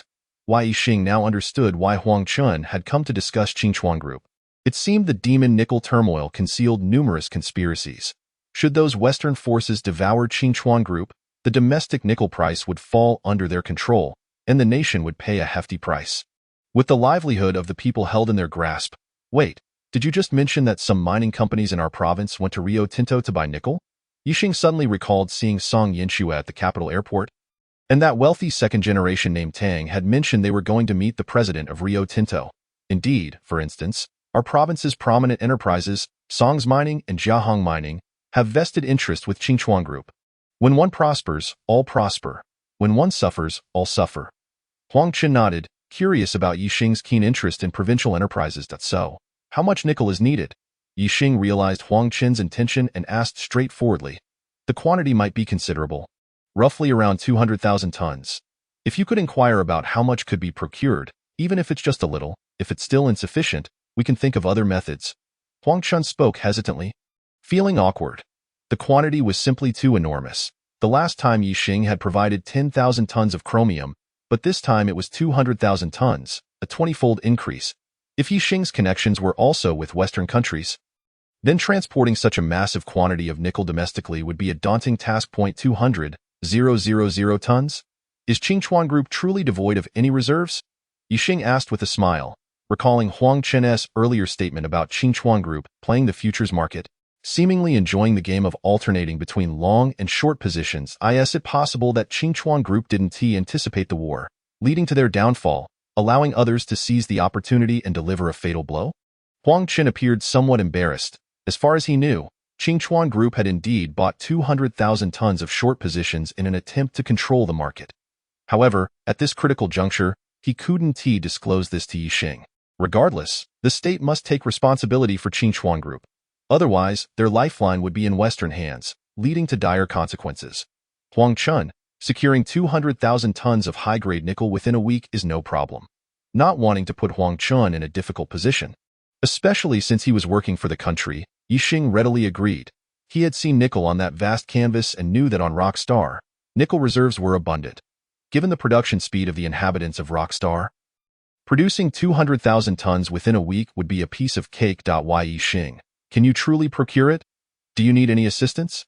We can provide ships and escort on the high seas. Huang Chun was overjoyed, somewhat incredulous. He had left with little hope. The last chromium issue was complicated by the interference of the Eagle country, disrupting Long country's mineral layout. This time, however, it was the entire Western capital colluding to strangle Long country's voice in nickel resources. It must be done, by the way. Do you wish to profit from this? Ye Xing chuckled and looked at Huang Chun. Hee, Huang Chun, I can't believe you work in import-export and yet know so little about futures. Ye Xing jokingly observed Huang Chun. Ye Xing, what do you mean? Huang Chun still appeared confused. He had heard of the futures market but had never engaged in it. Furthermore, in the minds of ordinary people, futures are riskier than stocks. Without specialized knowledge, ISNT entering the market akin to courting disaster. Huang Chun, to my knowledge, the futures market operates in both directions. One can profit not only from going long but also from shorting. Currently, those Western powers are desperately driving up the price of nickel, fully aware that Qingchuan Group cannot produce electrolytic nickel, thus compelling them to compensate at a high price. However, if the market price ultimately declines, we could short nickel to capitalize on the price difference, which could yield returns far swifter than anything you've experienced in your lifetime. Ye Xing stated with unwavering confidence, emphasizing that unlike the stock market, the futures market allows for short selling. Ye Xing, are you so certain? This involves a staggering 200,000 tons. Huang Chun felt a flicker of temptation. Who wouldn't wish to earn money? Yet, the crux of the matter still lay in whether we could secure that 200,000 tons of nickel. If we can obtain the nickel, the market price will naturally fall, providing us with ample room for maneuvering. I have stated that it is feasible, hence it is indeed feasible. If you wish to profit, then stake your entire fortune. I will guide you to wealth and success. Ye Xing replied with a confident smile. Ye Xing, while profit is secondary, the key lies in acquiring the nickel. As this pertains to our future influence in the nickel market, if you can resolve this issue, the benefits will extend beyond mere monetary gain. Huang Chen hesitated for a moment, then raised his gaze to Ye Xing. Subtly hinting at the advantages, he understood that many were awaiting his response to proceed with their next steps. The fate of numerous enterprises rested upon Ye Xing's shoulders. As for money, does our nation lack funds? As long as we can overcome the difficulties, money is not a constraint. Huang Chun, I comprehend your stance, yet the market has always been manipulated by Western forces. If we do not take action this time, it feels rather stifling. Ye Xing nodded, a cold smile gracing his lips. He then briefly outlined his plans, causing Huang Chen's eyes to widen in astonishment. After exiting the room, he made a mysterious phone call, and upon receiving an affirmative response, he returned to the room with a smile. After leaving the restaurant, Ye Xing drove to an open area in the suburbs. Noticing no one around, he swiftly entered the trading space. Upon his arrival, Tuo stood up to greet him eagerly. Star, I am so pleased to see you. You cannot imagine, since acquiring the smelting technique, our world's craftsmen have followed your methods to refine iron that surpasses copper in hardness, significantly increasing the speed of rock wall excavation. Tuo joyfully reported to Ye Xing, that's wonderful. One day, you will break through the rock walls and behold the world outside. Ye Xing genuinely rejoiced in the progress of the rock-shell star. At least their civilization was straightforward and had a clear objective. Star, is there an exchange this time? We still owe you many transactions. Tuo looked at Ye Xing with an eager expression. Ye Xing produced a scroll, pointing to the image of the nickel mine. This time, I require 200,000 tons of nickel, but I have a condition. Star, please state your requirement. Tuo's gaze fell upon the nickel blueprint, filled with confusion. This substance was ubiquitous in their world, and although some had speculated it might be a type of metal, their experiments had yielded no success in extracting any metal from it. I need nickel ore of superior quality. Let me outline some specifications for you. Ye Xing succinctly described the characteristics of high-quality nickel ore. Tuo's mouth gaped open, his expression seemingly one of delight, causing Ye Xing to feel somewhat uneasy. Though he was no longer as fearful as during their first encounter, he still found it challenging to interact with the beast men. Star, I can absolutely fulfill this requirement. Without a moment's hesitation, Tuo nodded in agreement after hearing Ye Xing's demands. For in their world, the nickel ore they encountered casually would easily meet Ye Xing's high standards. Surprised by Tuo's swift acquiescence, Ye Xing reflected on the abundant mineral resources within Rock-Shell Star. I can only grant you 1 week. The timeline may be tight, but to enhance your efficiency, I will provide you with 100 shovels. Ye Xing looked at Tuo, never doubting that Rock-Shell Star lacked nickel, but he was concerned about their tight schedule and low production efficiency, which might hinder timely task completion. Therefore, he opted to increase their production tools. Really, Star, you're gifting us 100 shovels? Tuo exclaimed with immense excitement. After they had smelted iron, someone fashioned it into shovel shapes, which were indeed much harder than brass. However, compared to the shovels brought by Ye Xing, they were not in the same league at all. Those shovels had become the most precious tools of Rock-Shell Star's civilization.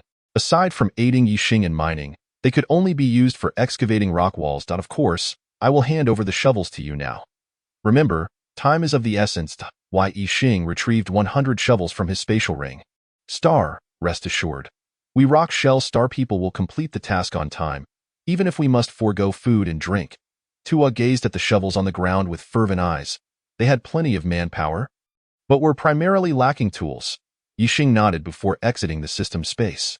Upon emerging from the system, Ye Xing drove directly back to the Imperial Star Building, entered his office, and opened his notebook. He quickly accessed the web to search for ports in East Asia, soon identifying his target port, Jakarta. Previously, Ye Xing had shipped goods from Munich, where he would board the ship halfway and discreetly swap the cargo during the night. This plan was flawless. Even if someone suspected the cargo, inspections would only occur during departure, making it virtually impossible to uncover anything. However, this time, as transporting nickel was time-sensitive, he could not ship from Munich again. So he had to select a port in East Asia closer to Longguo. Shortly, he found the contact information for Jakarta port. After some communication, Ye Xing secured 2 cargo ships, each with a capacity of 100,000 tons, and paid the deposit.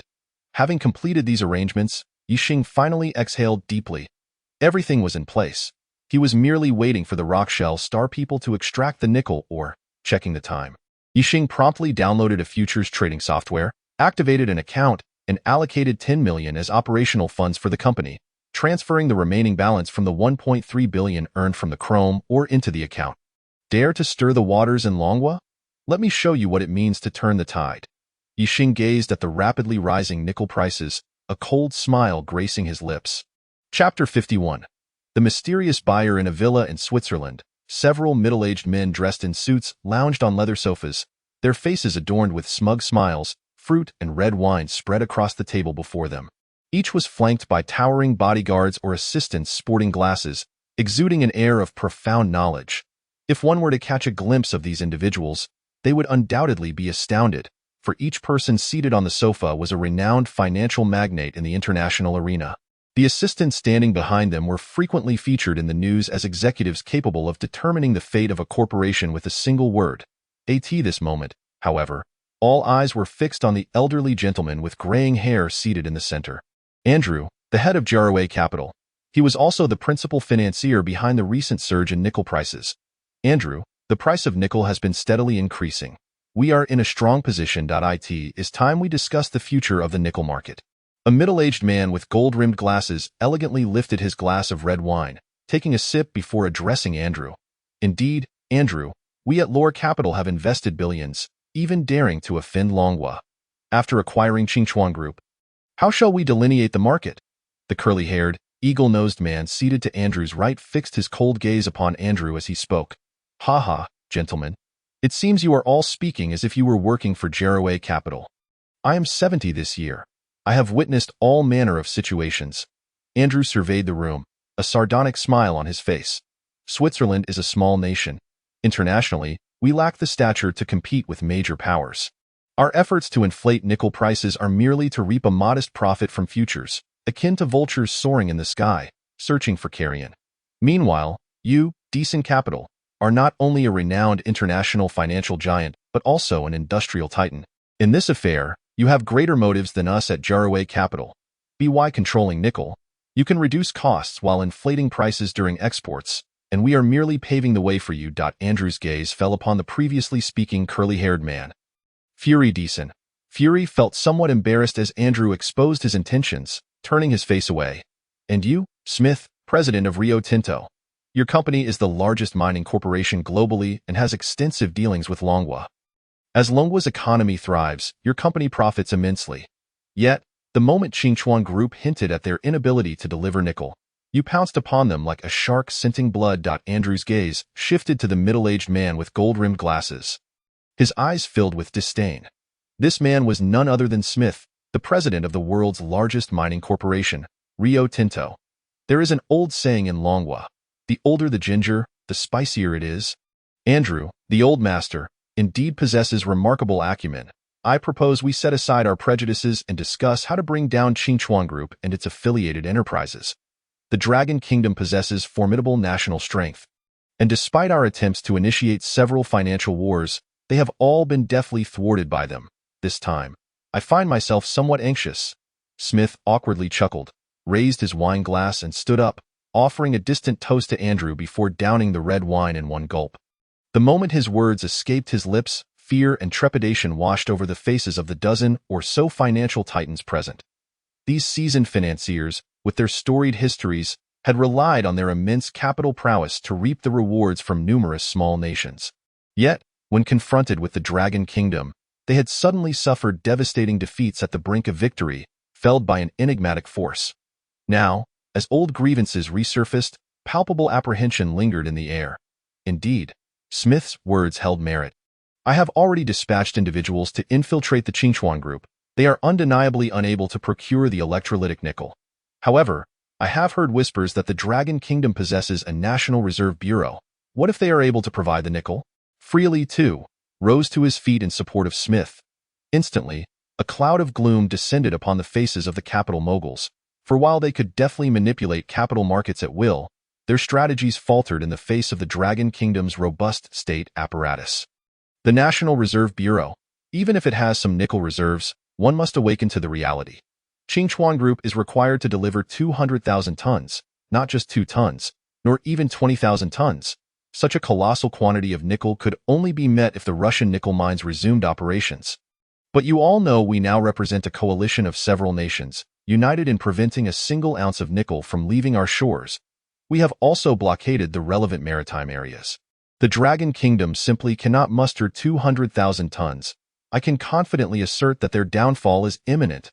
Andrew lifted his wine glass, casting a cold smirk at the assembly, before bursting into triumphant laughter. The attendees exchanged glances, their hearts still harboring doubt, yet Andrew's words offered them a measure of reassurance. They activated the large screen to scrutinize the trading market. With a gesture, Andrew signaled his attendant to turn on the television. The attendant retrieved the remote control and pressed it gently. A massive screen mounted on the wall a few meters from the sofa flickered to life, showcasing the trading status of nickel futures. The curve representing nickel prices surged relentlessly, racing towards 110,000 per ton. "Ladies and gentlemen, do you see? This is what confidence looks like," Andrew exclaimed, pointing at the ascending curve and the myriad buy orders on the right. The crowd's eyes sparkled with excitement, their blood surging with fervor. The higher the buy orders for nickel surged, the greater the financial burden Qingchuan Group would incur at maturity. It was evident that everyone understood Qingchuan Group would be unable to deliver physical nickel and were eager to feast upon its impending misfortune. "Bring forth my collection of 1990 pinfolds. Tonight, I shall indulge with you all in splendid revelry." As Andrew observed the continuously rising prices, his joy knew no bounds. He waved his hand, issuing instructions to his attendant. The capital moguls rejoiced. Penfolds was a globally renowned wine, with the 1990 vintage being a true treasure. Moreover, sipping exquisite wine while witnessing their assets skyrocket was truly a delight of life. Suddenly, someone noticed an anomaly on the screen. Funds were being funneled into short positions, causing the previously soaring nickel prices to come to an abrupt halt. Have they lost their minds? Is someone truly unafraid of death? Gasps of disbelief filled the room as they speculated about the source of this opposing force.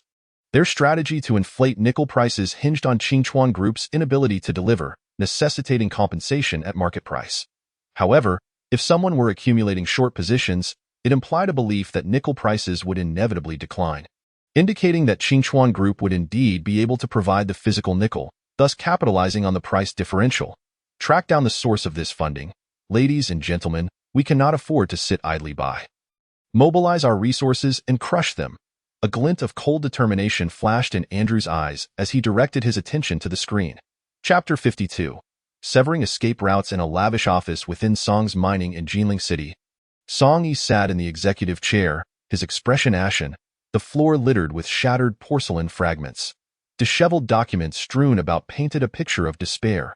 In a corner, Song Yinxue silently observed her enraged father. Her demeanor forlorn as the prospective heir to the company, she had come to fully grasp the dire state of affairs. As a partner of Qingchuan Group, Song's mining was burdened with a contract to deliver 10,000 tons of physical nickel.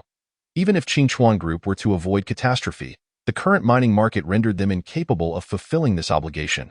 In ordinary times, 10,000 0.000 tons of nickel would pose no challenge for Song's mining.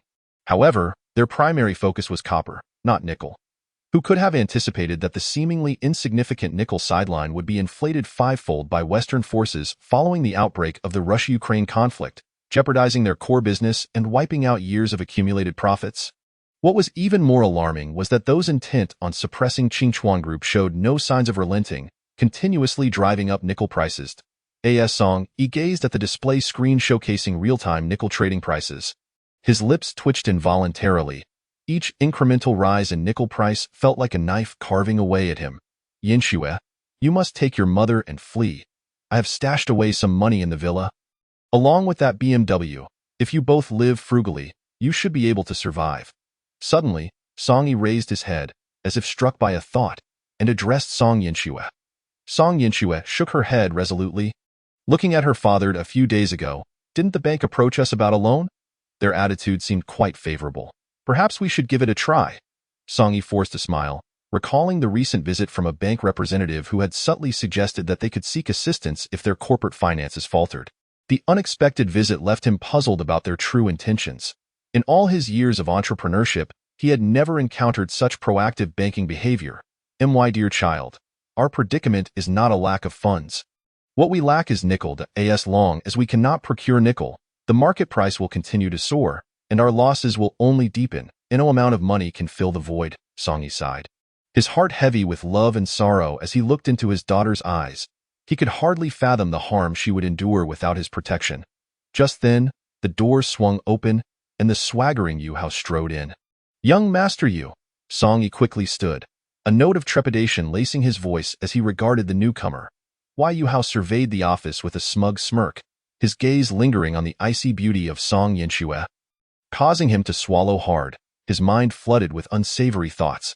Song Yi, are you planning to flee? Yu Hao said, casually sitting down and crossing his legs, leisurely observing Song Yi. The latter's face shifted slightly, caution rising within him at Yu Hao's unexpected familiarity. In the past, Yu Hao had always addressed him with respect, but now he spoke directly, indicating ill intent. Song Yi, just now I ascended the stairs and noticed many of your employees packing their belongings into cardboard boxes. It seems you've laid them off. However, do not forget that even if the company goes bankrupt, the debts remain. You think you can simply walk away without a word? You underestimate the Yu family. Yu Hao's expression darkened as he fixed his gaze on Song Yi, though a flicker of caution lingered in his demeanor. He recalled his father's recent warning to avoid further trouble with the Song family, especially to keep his distance from Song Yinxue. After a brief respite, he could no longer resist the allure of the Song family's wealth and the beauty of Song Yinxue, returning to confront Song Yi. Song Yi's face flushed crimson, his plan exposed, leading him to awkwardly chuckle. Yu Hao, I can forego repayment to anyone, but I cannot default on the Yu family's debts. Setting aside the friendship I share with your father, we, the Song family, are immensely grateful for your assistance in facilitating our meeting with President Smith.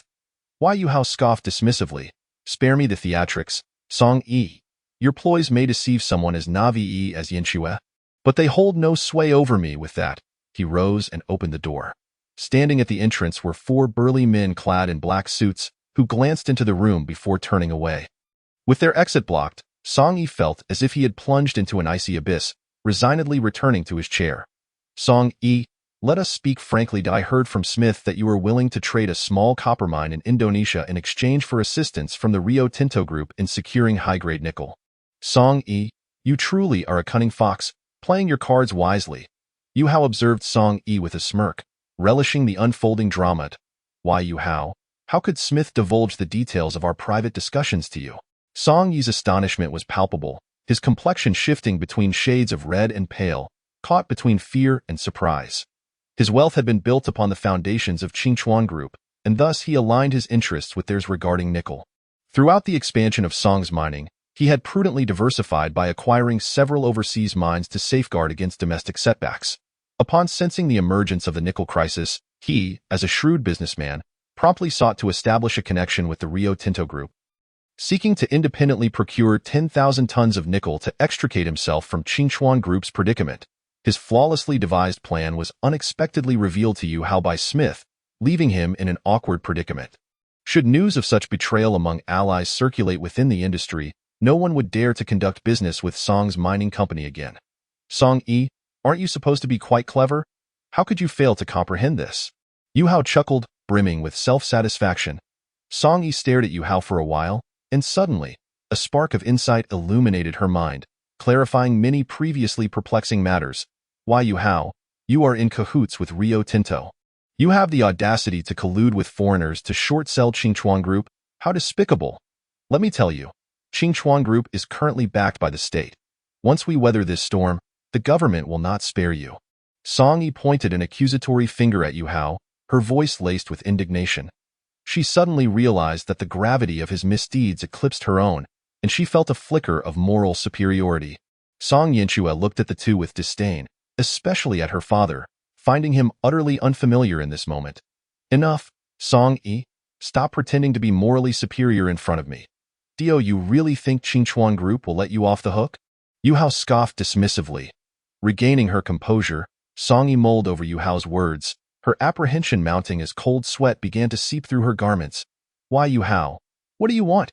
She inquired, gazing up at him. You transfer the ownership of the copper mine to me, along with Yinxue, and I will let you go. Otherwise, when the nickel delivery date arrives, there will be no escape for you. Why, Yu Hao's cold smile conveyed an air of assured victory. He had come prepared, meticulously calculating Song Yi's retreat. Song Yi's countenance turned ashen, feeling ensnared by an invisible net that rendered her immobile. No. Release Yinxue, and I will give you the copper mine, she pleaded. Aware that Yinxue's fate in his hands would be dire, agreed. Yu Hao nodded, inwardly mocking, for without Song Yi's protection, Song Yinxue would be easily subdued. After a moment's hesitation, Song Yi retrieved a contract filled with text from her pocket and slowly pressed the seal onto the table. A triumphant grin spread across Yu Hao's face. Suddenly, Song Yinxue's phone rang. Ye Xing. Song Yinxue answered, her face reflecting utter astonishment. Upon hearing the name, Song Yi paused, her hand with the seal momentarily halting. She recalled the young man she had encountered at the airport, an ordinary youth from the lower echelons of society. What could he possibly want? Surely, it was merely to pursue her daughter, a proposition she had heard many times before. Yinxue, does your family possess a nickel futures contract? Ye Xing inquired directly. Song Yi's hand froze, her expression one of shock as she turned to look at Song Yinxue. Yu Hao's gaze shifted towards them, filled with astonishment and caution. Such a critical juncture. A stranger suddenly brought up the most sensitive topic, the nickel contract. How could he not be wary? Ye Xing, is that really what you are calling about? Song Yinxue asked, feeling a mix of frustration and disappointment. She had hoped that Ye Xing intended to invite her to Tiannan for a leisurely outing, especially since she felt disillusioned with her father and sought a distraction to assess whether Ye Xing could be her romantic interest. Instead, Ye Xing's call was about the nickel that could potentially ruin her family, leaving her understandably disheartened. Yinxue, what else should I talk about? Just tell me if your family has the nickel contract. If not, I will hang up. Ye Xing pressed on, oblivious to the disappointment in her tone, as he had numerous matters demanding his attention. Certainly, we have some, but why the sudden inquiry? Song Yinxue asked, disregarding the anxious expressions of the two men nearby. Showing concern for Ye Xing, of course, I've bought back the scrap iron, and that batch turned quite a profit. You should come to Tiannan sometime. I will treat you to a sumptuous meal at our alma mater. Ye Xing replied, envisioning the envy of his peers as he walked the campus with the school bell. Nothing could be more exhilarating than returning to his alma mater with her. Sounds great. It's been ages since I had Tiannan seafood, Song Yinxue replied cheerfully, casting an almost imperceptible glance at Yu Hao. Song Yi, feeling anxious, had hoped to glean some information from Ye Xing regarding the nickel contract but found his daughter engrossed in conversation with someone else, seemingly enamored. This left him feeling both anxious and embarrassed. Despite losing his company, the Song family was not a household that someone like Ye Xing could reach. Song Yi, stop dawdling and stamp it quickly. Yu Hao barked, his brow furrowing. Yinxue, is there someone beside you? Are you in trouble? Ye Xing, perceiving the tension from Yu Hao's reprimand, immediately recognized Song Yinxue's precarious situation. It's nothing. They are just discussing business, she replied, casting a disdainful glance at Yu Hao as she stepped away, moving towards the door. Yinxue, the nickel market is unstable right now. You need to urge your father to sell the nickel contract quickly, Ye Xing advised solemnly, as he was busy gathering market intel. Ye Xing, if you don't understand futures, don't meddle. The market is tense. No one would dare purchase the contracts now, Song Yinxue responded with a wry smile. Aware that her understanding of futures surpassed that of the average person. Hearing that Ye Xing was an outsider crushed Song Yi's hopes further, prompting him to continue stamping the contract. I demanded. If you don't believe me, just throw the contracts into the market and see what happens, Ye Xing retorted with a smile. Ye Xing, this is no joking matter. If you still don't understand, open any news app. The most talked about topic today is the nickel debacle. Thank you for your kindness, but you cannot assist us, Song Yinxue gently explained, her gaze darting towards Song Yi and Yu Hao, anxious that they might ridicule Ye Xing. Yinxue, why waste your breath on a pauper? Do you really think they can grasp this issue? Aren't you worried about wasting his data? Yu Hao scoffed, unimpressed. If you still trust my words, then throw it out and see. If you don't believe it, that's fine. I've given you the opportunity. If you miss it, it's on you. Ye Xing sighed heavily and hung up. He was not a savior destined to rescue everyone. He offered assistance to Song Yinxue out of friendship and previous kindness shown to him. However, if she chose not to believe, he could only respect her fate. Dad, should we give it a try? Song Yinxue said, holding her phone, listening to the dial tone with a hint of disappointment. Suddenly, she had an epiphany. If the other party was so certain, what would be the harm in trying? Try? Fine. The keyboard is right there, and the market is open. Feel free to throw it out, Song Yi said, lifting the seal just a centimeter from the contract. Hearing her daughter's words, he raised the seal and pointed towards the already open computer, casually stating that it didn't matter if they prepared to flee. Meanwhile, Yu Hao seethed with frustration, feeling like he was losing everything. Just when the copper mine was within reach, this unexpected turn of events threatened his plans. Song Yinxue took her seat at the computer, contemplating for a moment before tossing out a single nickel futures contract. A single contract typically represented 1 ton, making calculations and deliveries straightforward. Tossing out one contract was merely a playful gesture.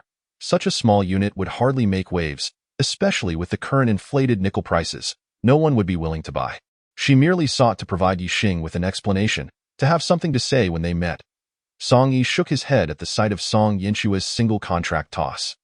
If it were him, he would have thrown out 100 contracts. Without decisiveness, one cannot stand firm. Ding! The trading software suddenly chimed with a notification. As Song Yinxue looked closer, she was astonished to find that someone had indeed made a purchase. She turned to Song Yi with wide eyes, filled with joy. Could this be mere luck? Song Yi wondered aloud, placing the seal aside and taking a seat at the computer. Yinxue, watch your father, he declared. Gathering 1,000 contracts and pressing the confirm button to sell. 1,000 contracts equated to 1,000 tons. Such a volume of nickel was impossible for an individual to absorb. Yet, merely 2 seconds after the sale, another successful transaction notification chimed. Someone is here to save us. Song Yi stared at the screen, his mind racing as he recognized that the situation had shifted dramatically. Quick, call your classmate. Be gentle and respectful, he commanded, leaping to his feet, his excitement causing him to tremble as he called out to Song Yinxue. Star, was that you just now? Song Yinxue, suppressing her inner excitement, spoke softly. I understand now. Thank you. Her voice trembled with emotion as she realized the depth of her gratitude. From being a privileged heiress to facing bankruptcy and debt collectors, she had gained a profound understanding of human cruelty. Ye Xing's timely assistance felt like a lifeline in her darkest hour, illuminating her path and reminding her of the warmth of humanity. Hee, Song School Bell, how do you plan to thank me? Ye Xing teased from the other end of the line. Song Yinxue turned her head, catching sight of Song Yi's hopeful gaze and Yu Hao's envious, furious expression.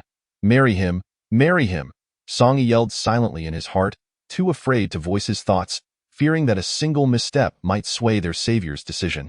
Ye Xing, I shall journey to Tiannan tomorrow, and at that time, I shall allow you to.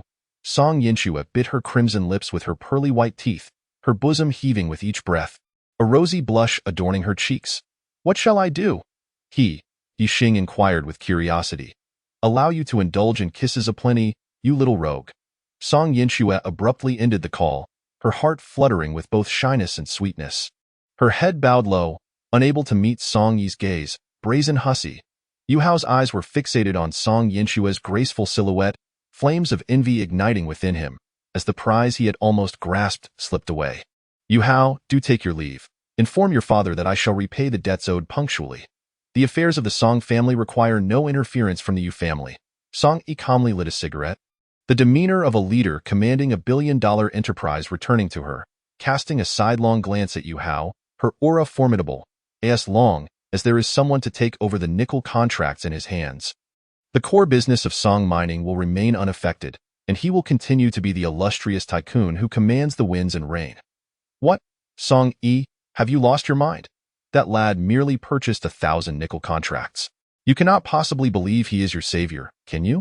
Yu Hao was taken aback, finding the current Song Yi somewhat unfamiliar. Should she not be bowing to him like a dog? "Yu Hao, you need not concern yourself with my matters. As for you, selling your country for personal gain, be wary of drawing up a list." A cold smile graced Song Yi's lips as she waved her hand in annoyance. In the Import-Export Company, the office of the head of the International Trade Department, a telephone resting on the desk suddenly rang, and Huang Chen answered, his expression grave. The call was from the National Reserve Bureau. "Old Zhao." "Xiao Huang, has Ye Xing mentioned when the shipment will be made? You know, we are all quite anxious. The enemy's offensive is pressing." The aged voice of Old Zhao from the National Reserve Bureau echoed through the line. Before Huang Chen could respond, another urgent voice broke in. "Is this Director Huang? I am Li Qingchuan. Did General Yi indeed say he could secure the nickel? Could you provide me with a definite answer? I feel as though I might die from the weight." Li Qingchuan, the chairman of Qingchuan Group, began his journey by wholesaling construction materials, gradually transforming his company into a global leader in electrolytic nickel. His rise was undoubtedly aided by the soaring economy of the Dragon Nation, yet his personal capabilities and vision were exceptional, enabling him to build a 100 billion level conglomerate. Director Li, Old Zhao, Ye Xing has stated that the cargo ship will arrive in international waters in 1 week, and we are required to dispatch warships for escort, lest we suffer a setback. Huang Chen spoke solemnly. "That is necessary. Currently, Western nations are meticulously blocking ports, and no nickel-related goods can leave the harbor. I shall contact the Ministry of Defense immediately." Huang Chen heard Old Zhao exhale with relief on the other end, praising Ye Xing's decision profusely. "Director Huang, do not blame Li Qingchuan for his urgency. He is truly at his wit's end. We received a report earlier that he attempted to leap from a building, and we had to intervene." Old Zhao continued. Sweat beaded on Huang Chen's forehead. The situation was dire. If Ye Xing failed to procure the nickel, he would have to join him in a dramatic leap. "Old Zhao, Director Li, I completely understand your concerns. Since Ye Xing claims he can secure it, he surely will, I can assure you." Huang Chen gritted his teeth, resolute. "Director Huang, thank you. May I inquire what price General Yi has quoted for the nickel?" Li Qingchuan, being a businessman, was not one to forget about pricing in a crisis. If Ye Xing's offer mirrored the future's market price, he would still be driven to despair. Even if Ye Xing were to triple or quadruple the price, he would have to accept it, all while feeling grateful to Ye Xing for the opportunity. After all, one cannot even buy nickel with money these days. Why Ye Xing mentioned a price of $20,000 per ton. Upon hearing the price, Huang Chen felt a wave of relief. Ye Xing's offer was quite generous. Silence enveloped the line for a moment. Finally, Old Zhao spoke slowly. "Ye Xing is a commendable individual. His assistance not only benefits Qingchuan Group but also serves the nation greatly. We must not let him go unrewarded. He possesses noble character and is not driven by greed. Thus, we should offer him something else. What are his parents' occupations? I shall see how we might assist him conveniently." Huang Chen rolled his eyes. Did Old Zhao truly not know Ye Xing? Noble character indeed. He simply loves money.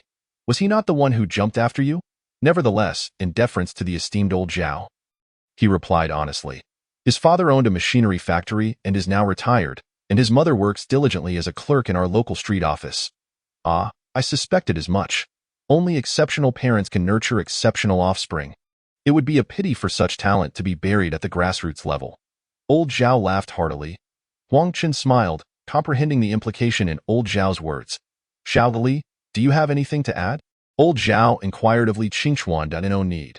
Great kindness does not require words of thanks. I shall fly to Tiannan this afternoon to express my gratitude directly to my benefactor," Li Qingchuan stated succinctly. As a formidable figure in the business realm, he had his own way of showing appreciation. In Xing U.S. office, Ye Xing had been seated before his computer for several hours, tirelessly amassing shares.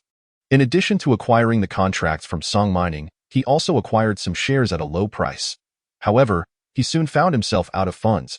He had only a little over 10 billion yuan, which, while significant for an average person, was insufficient to make waves in the futures market. Yet, this very limitation allowed him to quietly accumulate shares without anyone perceiving him as a formidable player in the market. To further disguise his identity, he even switched his IP to appear as though he were in the Sakura Nation. Now, if he wished to continue accumulating shares, aside from increasing his capital, he could also aim to procure the nickel contracts held by Qingchuan Group. Once the delivery period arose, he would be able to profit from the price differential between the market price and his acquisition cost. However, Qingchuan Group would not part with them without reason. Even if that contract was as hot as molten iron in their hands, it appeared that he would need to enlist Huang Qin's assistance. Ye Xing made up his mind to call Huang Qin. At that moment, his phone rang unexpectedly. Ye Xing glanced at the screen, not bothering to look, and instinctively swiped to answer. Yanxue, missing me already? Come on, let us share an early kiss. Moi? Ye Xing, with a wicked grin, held the phone to his ear. Chapter 55. A ruthless turn. Are the youth nowadays this bold? Li Qingchuan, having just been showered with love confessions, stared at his phone in bewilderment, examining the number once more. Indeed, it was the very number Huang Qin had provided. Yet, the voice and words did not align with the image of a market-shaping titan. It seems the younger gentleman has a taste for this tone. He noted that Li Qingchuan, a commercial prodigy, instantly concocted a plan. Ahem, General Li Qingchuan cleared his throat, feeling somewhat awkward. Damn. Hearing the unfamiliar voice of a middle-aged man on the line, Ye Xing's mind raced with 1,000 thoughts. Who are you, eavesdropping on someone else's call? I'll tell you this. Those who eavesdrop have eyes full of chicken eyes. Ye Xing glared at the unfamiliar number with irritation. Well, whatever. Ye General, can we calm down now? Li Qingchuan chuckled nervously, taking on a cautious demeanor befitting a head of 100 billion enterprise. You possess an intriguing character. May I ask who you are? Ye Xing detected that Li Qingchuan was also someone who could adapt, and his anger dissipated. Ye General, I am Li Qingchuan, and my company is Qingchuan Group. I believe you have heard of us. Upon hearing Ye Xing's mood lighten, Li Qingchuan's tone brightened as well. Qingchuan Group is here to bring gifts. Ye Xing's eyes sparkled with intrigue. Oh, it is Chairman Li. I have long wished to meet you, yet time has eluded us. Thus, as your host, I shall treat you to a seafood feast this afternoon. Ye General, I am here to disturb you. It is only right that I treat you. This afternoon, I shall host you and Director Huang at the largest restaurant in Tiannan. I kindly ask for your favor. Li Qingchuan, even from a distance, slightly bowed, adopting a subservient posture. Agreed, it's settled. Ye Xing readily accepted, hanging up the phone. At the Huangfeng Seafood Restaurant, VIP room. As Ye Xing ascended the stairs, he was promptly guided by an awaiting attendant to the Luyun Pavilion. Upon entering, he found 3 individuals already seated. Aside from Huang Qin, there was a middle-aged man and a tall young woman. Ye General, you have arrived. Li Qingchuan hurriedly approached, grasping Ye Xing's hand with heartfelt sincerity. Ye Xing nodded, and Li Qingchuan ushered him to the central VIP seat. Xiao Mei, this is our savior, Ye General. Your task today is to ensure his comfort. Li Qingchuan gestured towards the young girl. Xiao Mei gracefully stood, offering Ye Xing a radiant smile as she took a seat beside him. Ye Xing gazed at Xiao Mei, feeling somewhat dazzled. Her features were impeccably refined, her skin porcelain-like and radiant, rivaling that of Song Yanxue. However, Xiao Mei exuded a seductive charm. Each smile and frown ignited a fire within, making one yearn to possess her immediately. Coupled with Li Qingchuan's suggestion, it seemed that Xiao Mei could be at his beck and call tonight. Had it not been for Qi Xinyue's prior influence, Ye Xing felt he might fall into temptation. After several exchanges of pleasantries and toasts, Li Qingchuan finally steered the conversation towards the main topic. He signaled with his eyes, discreetly sending Xiao Mei away. Mr. Yi, you have bestowed upon our group the grace of transformation, and I genuinely find myself at a loss as to how to express my gratitude. Should you not find it beneath you, I would be willing to bestow 1/10 of our group's shares upon young M. Li Qingchuan's gaze was imbued with sincerity. Huang Qin looked at Li Qingchuan in astonishment, utterly taken aback. Qingchuan Group is a publicly traded company, with the founder holding 30 of the shares, Granting 1/10 to Ye Xing would effectively mean surrendering half of his own holdings. This is a colossal mining enterprise. One of the Fortune Global 500, with an annual profit exceeding $1 billion, and possessing 1/10 of the shares would yield annual dividends of $100 million. More importantly, this is wealth that accumulates effortlessly, an aspiration coveted by countless individuals. Li Qingshan's intentions were undoubtedly earnest and beyond reproach. Huang Chen reflected that if he were in Ye Xing's position, he would have accepted without hesitation. Who could resist such temptation? Brotherly, your kindness is appreciated. Ye Xing replied with a faint smile. If you find it insufficient, I possess additional assets, several $100 million I could readily part with. Brother Ye, if you do not deem it too little, I shall transfer it to you immediately. Observing Ye Xing's apparent indifference, Li Qingshan began to perspire nervously. Although Ye Xing had agreed to Huang Chen and the State Storage Bureau's willingness to assist, Li Qingshan felt uneasy. The act of gifting shares and wealth was intended to align Ye Xing with their cause. To collectively confront Western forces. Brotherly, if your intentions are sincere, perhaps you might consider sharing half of your nickel contracts with me, Ye Xing suggested softly, taking a sip of tea. Li Qingshan's expression shifted, revealing his inner turmoil. Huang Chen was bewildered. He could not comprehend why Ye Xing would forego immediate wealth in favor of a precarious nickel contract. Even though Ye Xing fervently assured he could secure the nickel, the absence of tangible nickel rendered the contract a perilous gamble for all involved. With a production cost of 20,000 per ton, nickel was trading at 100,000, resulting in an 80,000 loss per ton. Young Yi, I cannot grant you that. It would be detrimental to you, Li Qingshan replied after careful consideration. He discerned that Ye Xing was confident in securing nickel, suggesting a profit of 80 billion for 100,000 tons. Greed temporarily obscured his awareness of who truly held the reins of this situation. Why Ye Xing frowned. Now was the opportune moment to demand the contracts. Once the ships reached international waters, the truth would be evident, and the nickel contracts would gain value. Li Qingshan. Sometimes it's prudent to know when to withdraw. Do not entangle yourself further. Reflect on my words, Ye Xing remarked, tapping his glass on the table in impatience before rising. Huang Chen was taken aback. It seemed Ye Xing was preparing to abandon the endeavor. This was the first time he witnessed the usually jovial Ye Xing exhibit such coldness. Mr. Li, Ye Xing is assisting you. Without his help, you will be left with nothing, Huang Chen asserted, suddenly understanding the stakes and issuing a veiled threat. Li Qingshan's demeanor shifted to one of panic. As a businessman, he was loath to relinquish the substantial profits within reach. Yet, without Ye Xing's cooperation, he risked losing not only potential earnings but also a lifetime of effort. Well then, since Brother Yi is unafraid of losses, what do I have to lose? Li Qingshan forced a smile as he addressed Ye Xing and Huang Chen. Ye Xing nodded, returning to his seat, his heart swelling with joy. Funding for the battery factory and new energy vehicles was finally in sight. A week later, 2 empty vessels, having undergone stringent inspections, set sail from the port of Jakarta towards the Dragon Nation. Upon entering international waters, they were immediately encircled by warships of the Dragon Nation, escorting them into its territorial waters. Meanwhile, the nickel futures market remained buoyant, with various factions frantically driving up the nickel price to 150,000 per ton. Unbeknownst to them, a sharp steel blade loomed overhead, poised to strike. Chapter 56. The counterattack from the Dragon Nation. The day of nickel delivery had officially arrived. In recent days, the price of nickel in the futures market had been inflated to an astronomical 120,000 per ton, with a sharp upward trajectory. Within the Dragon Nation, additional onlookers had begun to circulate near the Qingchuan Group's premises, watching the comings and goings at the factory gates with keen interest.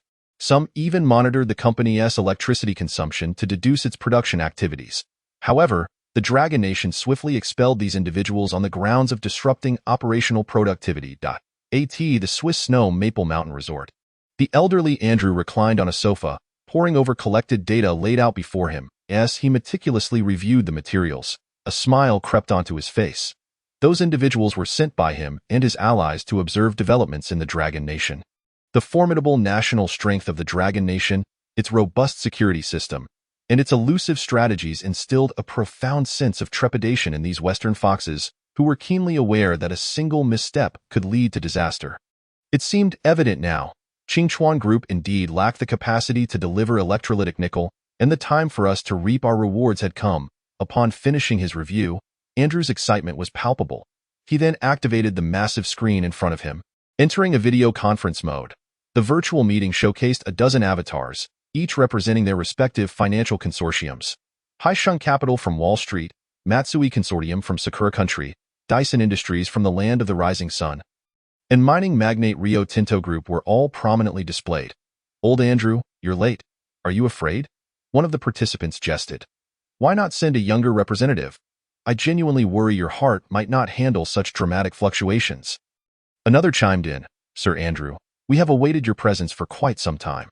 Should you feel fearful, we wouldn't mind claiming your share." A third remarked. "Andrew, we are in the age of the internet and information. You may be out of touch," yet another added. Upon seeing the elder Andrew, representing the venerable Swiss consortium, log in, the other consortium members took turns mocking him. Although they were allies, united in their ambition to divide the Dragon Nation's nickel resources, their internal cohesion was lacking, particularly in recent years. With the rise of new network and financial capital, those rooted in the oil and automotive eras held a certain disdain for the traditional industrial energy conglomerates. This was especially true for aging institutions like Andrew's century-old consortium, which elicited jealousy and scorn from the emerging financial elites. "Oh, young ones, you are far too impatient. Do not forget that the adversary you face is the Dragon Nation, a great power with a rich history and a wealth of talented individuals. Even the slightest oversight on our part could lead to irreparable losses." Elder Andrew warned, adjusting his spectacles. "You are overly cautious. Andrew, we have conducted extensive research and established a web of maritime blockades. I possess the data on port exit figures from every country, except for those of the Dragon Nation. This power is exclusively ours," boasted Yell, the representative from Ye Xing Capital, a domineering middle-aged man who surveyed the room assertively. Others nodded in agreement. The Eagle Nation was the most powerful country on Blue Star, having established the current trade and military landscape.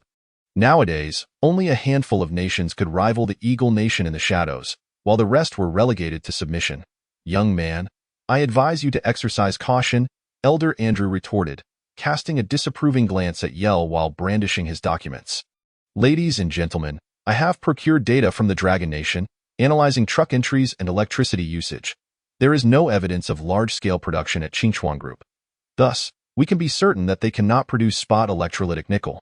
The conference erupted in jubilant exclamations, each participant wearing a genuine smile. "To prevent the Dragon Nation from changing its mind, I have conversed with the London Futures Exchange. We must ensure that trading does not halt and that we adhere strictly to the futures contract." Yell interjected, surveying the room with a fierce expression. "Indeed, Ye Xing is experienced. We nearly overlooked that detail. From my understanding of the Dragon Nation, they would rather suffer a loss than tarnish their reputation. Unlike us, fortunately, the exchange is under our influence. Otherwise, the outcome would be uncertain." The attendees collectively praised Ye Xing Capital for its prudent considerations. After all, among the capital represented, there were those with a history of reneging on agreements, and they were determined to prevent such tactics from being applied to themselves. "Only 3 minutes remain. We can begin celebrating with champagne," Yell announced, as an electronic clock appeared in the center of the video conference. With the hour and minute hands steadily approaching the opening time, silence fell over the room as everyone fixated on the clock, their eyes ablaze with anticipation for this impending slaughter of the dragon. With a resounding pop, Andrew instructed a servant to open a bottle of beer, drinking directly from the bottle rather than pouring it into a glass. The frothy liquid spilled from the corners of his mouth. Dampening his white beard, he paid no mind to these trivialities, instead resembling a bloodthirsty wolf fixated on the market. As the hour and minute hands converged, the market opened. Andrew's heart raced, his gaze locked onto the market and the sharply upward trajectory of the curve. Yet, after a minute of waiting, nothing transpired. A sense of unease began to creep in. "Get me the trading exchange on the line. Inquire why there has been no movement on Qingchuan Group's closing funds." Andrew barked at his attendant. The attendant hurriedly made the call, only to be met with a busy signal. Damn it, who had the audacity to call the exchange at such a critical moment? Andrew fumed, shattering the beer bottle on the ground and pacing the hall in agitation. A foreboding feeling took hold. He feared he might have fallen into a trap. At that moment, a stir was felt in the virtual conference. The latest news revealed that the exchange announced the delivery of 10,000 tons of electrolytic nickel. A representative from the Matsui consortium dropped a bombshell point 10,000 tons?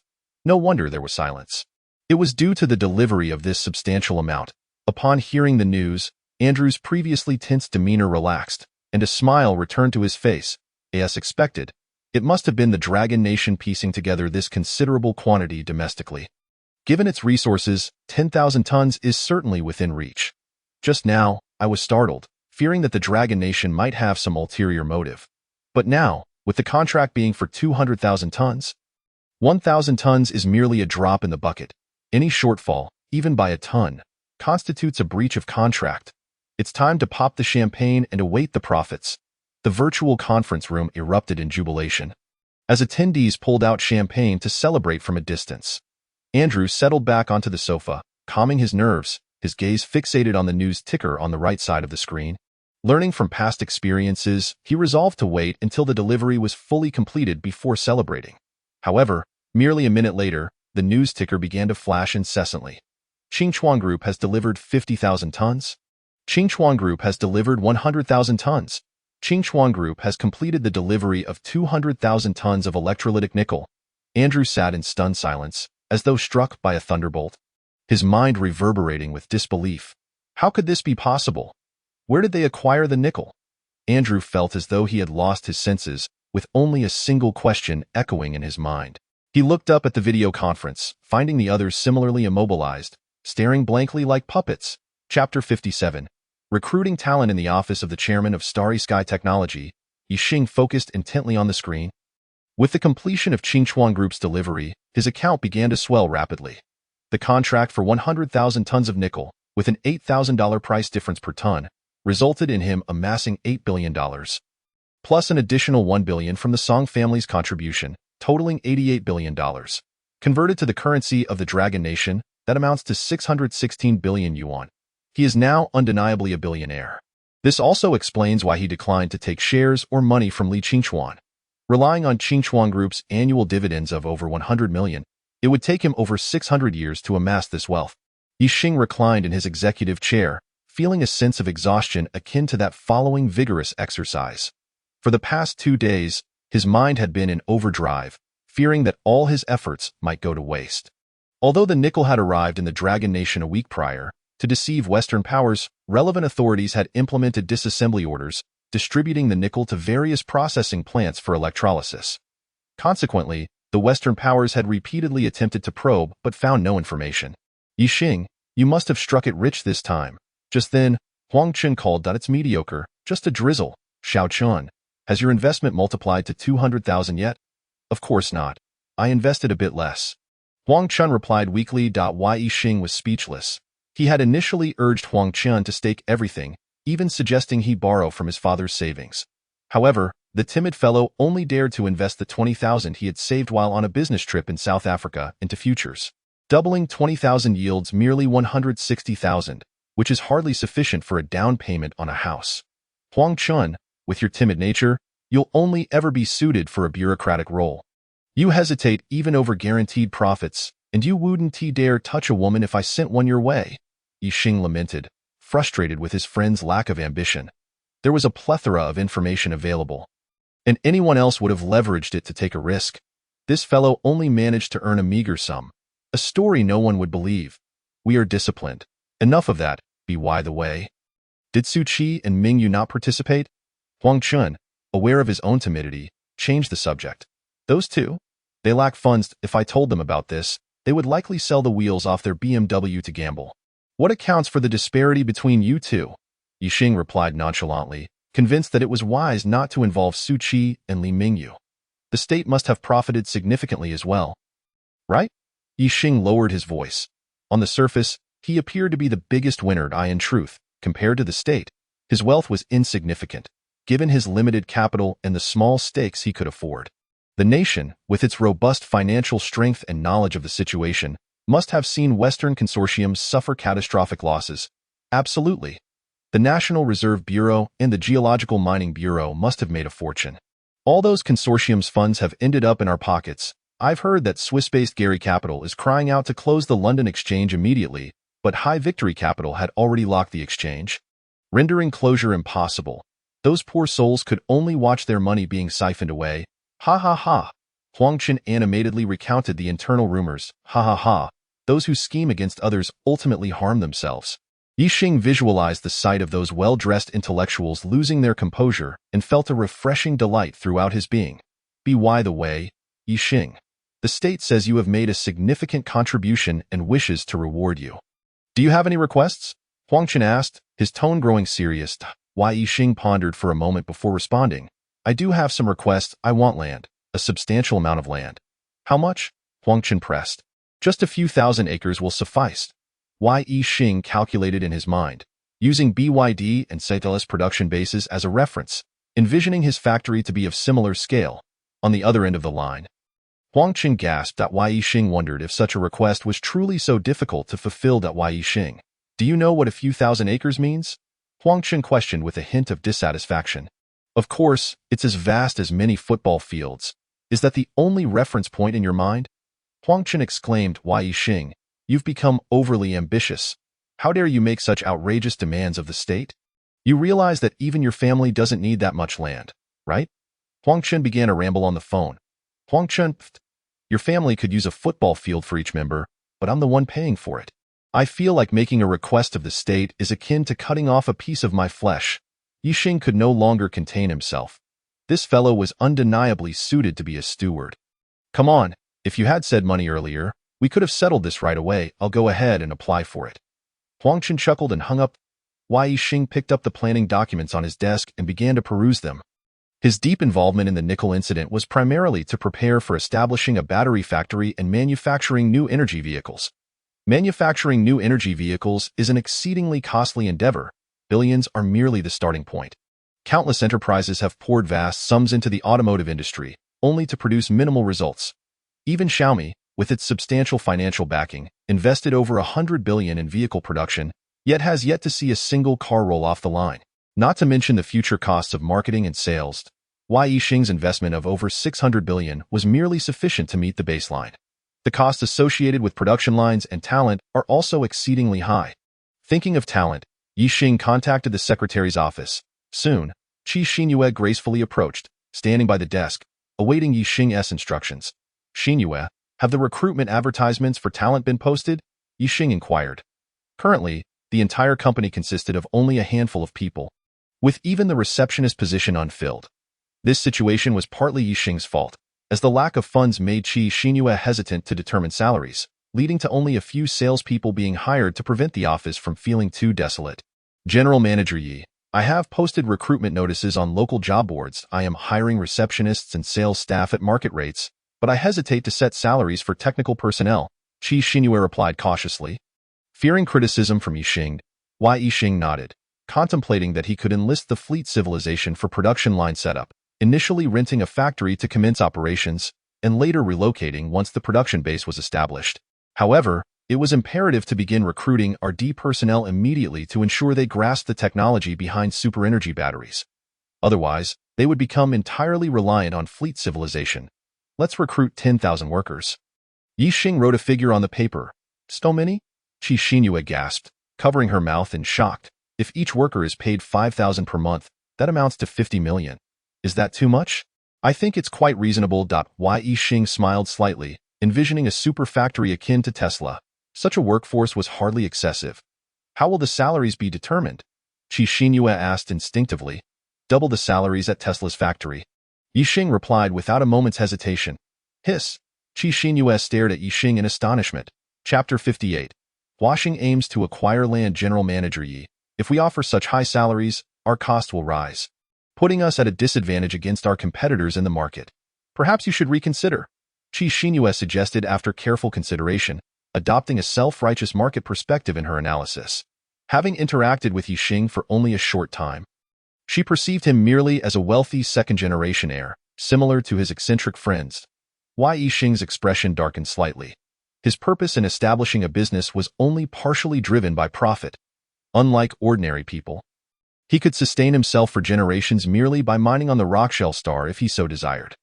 Xinyue, our mission at Xingyu Technology is to prioritize humanity through technology, and to promote the advancement of human technology. Our products are designed to serve a broader populace, allowing them to enjoy the benefits of technology, enabling them to access superior technological products for the least amount of money possible, Ye Xing stated. Standing up and pointing to the words inscribed on the wall behind him with a serious demeanor, Qi Xinyue appeared utterly bewildered. She had seldom encountered bosses who genuinely regarded their company's mission as significant. Wasn't that merely a tool to deceive subordinates and customers? If I treat clients with kindness, can I still exploit my employees without restraint? Therefore, I implore you, in executing company policies, never adopt a sweatshop mentality towards your colleagues. After Ye Xing concluded her words, she returned to her seat, scrutinizing Qi Xinyue. Ye Xing, you are absolutely right. But how do you suggest we determine the salaries for our sales and technical teams? Qi Xinyue, having just been chastised by Ye Xing, cautiously inquired. For sales and general staff, we should offer competitive compensation at 25 above market rates, with the age limit extended to 55. We need not adhere to the exploitative practices of those sweatshop companies. We will not engage in such tactics. As for the technical team, we can explore various avenues. Besides recruitment, we can also lure entire R&D teams away, as we have the financial capacity to establish laboratories and provide a conducive research environment. Make sure to include these offerings in the job postings. Ye Xing, seated in her executive chair, issued her directives. She increasingly felt that having wealth was a significant advantage. Words that once eluded her now flowed effortlessly. Qi Xinyue was taken aback, extending the age limit to 55. Was she establishing a retirement preparatory class or a company? In her mind, her colleagues were young, ambitious professionals, sharply dressed and brimming with industry expertise, sharing common interests and effortlessly engaging in modern online discourse.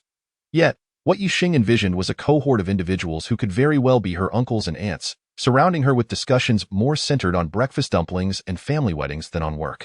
Good heavens, wasn't this merely a high-end version of a vegetable market? Ye Xing, speaking of the technical team, I've recently come across some information regarding the Heliong team, known for their unique capabilities in battery technology. I've heard that their contract with their former employer is about to expire. If we manage to recruit them, we could save a significant portion of our R&D expenses. Here's their information. Qi Xinyue brushed her short hair aside and placed a stack of documents before Ye Xing. The Heliong team, with an average age exceeding 45, primarily comprised members with doctoral degrees, yet their salary expectations were quite steep. Most companies, aside from universities, were reluctant to engage such a team primarily due to their age. This demographic typically bears family responsibilities, unlike younger individuals who can work tirelessly. Their only advantage lies in their extensive experience, which may help avoid common pitfalls. However, this is not particularly competitive in the rapidly evolving field of renewable energy, where many nations have chosen the wrong path, rendering even profound expertise futile. Qi Xinyue mentioned the Heliong team to gauge whether Ye Xing was merely speaking casually or was serious about her intentions. Indeed, they are all experts, Ye Xing remarked as she perused the resumes, expressing her admiration. The lowest qualification in the team was a master's degree from prestigious institutions, and they had published numerous papers on battery technology, showcasing remarkable achievements. Hiring them would mean they could start working immediately, saving us considerable time. Excellent. Please get in touch with them. If they are not deterred by Tiannan size, we can proceed with the contract. Ye Xing decisively concluded. Ye Xing, please take a look at their salary and requirements. Qi Xinyue reminded her. Ye Xing cast a puzzled glance at Qi Xinyue, flipping to the last page. They require the hiring party to have a fully equipped renewable energy battery laboratory, an annual salary of no less than 600,000. Ye Xing read aloud, her mind reflecting on the importance of selecting the right avenue for business. In recent years, salaries in the renewable energy and semiconductor sectors have surged, with even freshly graduated students earning upwards of 200,000 annually, while in other fields, competition for 5,000 to 6,000 salaries was fierce. We were already planning to build a laboratory, so that's not an issue.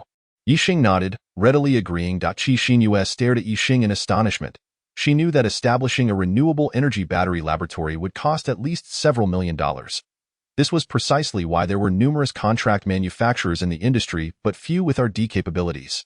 As for salaries, given their qualifications, offering 700,000 a year, with additional patent royalties for results, seemed reasonable. Ye Xing's gaze lingered on the salary figure for just a second before proposing her terms. All right, I will contact them immediately. Qi Xinyue nodded and turned to leave. In her heart, She had already associated Ye Xing with being extravagant. Who raises salaries proactively, with an increase of 100,000 a year? Did they not realize how arduous it is for an ordinary person to earn that sum? Watching Qi Xinyue's figure fade away, Ye Xing picked up the phone and dialed Huang Chun. Huang Chun, I need your assistance with something. What is it? Do you need to purchase land again? I must tell you. The Huaxing Group has also set its sights on that piece of land in the western suburbs, and I am doing my best to secure it for you. Huang Chen's voice came through, tinged with urgency and apology. Ye Xing had just aided the nation in repelling Western forces' attempt to control the nickel market. As an intermediary, he felt compelled to help Ye Xing fulfill his ambitions, especially since Ye Xing was not merely a taker but a payer. However, with the emergence of the Huaxing Group, which also coveted the neglected land, the situation became complex. The Huaxing Group had operated in Tiannan for a long time, significantly impacting local taxes and employment. The municipal government favored Huaxing but was hesitant to contradict higher authorities, thus turning to Huang Chun in hopes of persuading Ye Xing to yield. Caught in the middle, Huang Chun found himself in a difficult position. What's so hard about it? Just bid for it and let the money do the talking. Ye Xing replied with a cold smile. He was never short on funds. With that, he stepped into the trading space, preparing for a new transaction. Chapter 59. The embarrassing reason. At the top floor of the Huaxing Group, in the conference room, a middle-aged man dressed in a black suit, of average build with slightly graying hair, stood at the center. Despite being over 50, he maintained an upright posture and an imposing presence.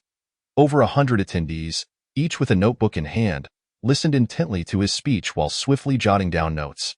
This man was Sheng Wanhong, the chairman of the Huaxing Group, wielding exceptional influence in Tiannan.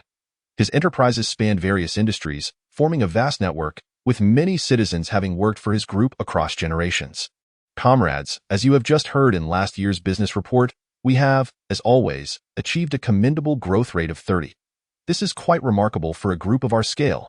Sheng Wanhong gestured emphatically, his speaking style reminiscent of the last century. The Huaxing Group originated from a small state-run factory, nearly collapsing during the initial wave of reforms. As the deputy director, Sheng Wanhong seized the opportunity to purchase the factory at a low price and swiftly pivoted its operations, propelling it to become the most influential group in Tiannan. However, entering this year, the performance has been lackluster, with certain departments even regressing, particularly the machinery processing plant. Tiannan, located near the ocean, is home to numerous shipyards and research institutes. Despite our significant investment in establishing a unique processing center, our operational figures have declined. Li Zihua, stand up and explain this. Sheng Wanhong's agitation grew as his gaze landed on a middle-aged man trembling in the corner of the room. Chairman, there are reasons for this. Recently, a new competitor, Xingyu Machinery Factory, has captured half of our market share. Research institutes that previously signed contracts with us have shifted their business to them. Li Zihua's expression was one of distress as he explained. The entire room directed bewildered and skeptical looks in his direction. The research institutes had been long-standing clients of Huaxing.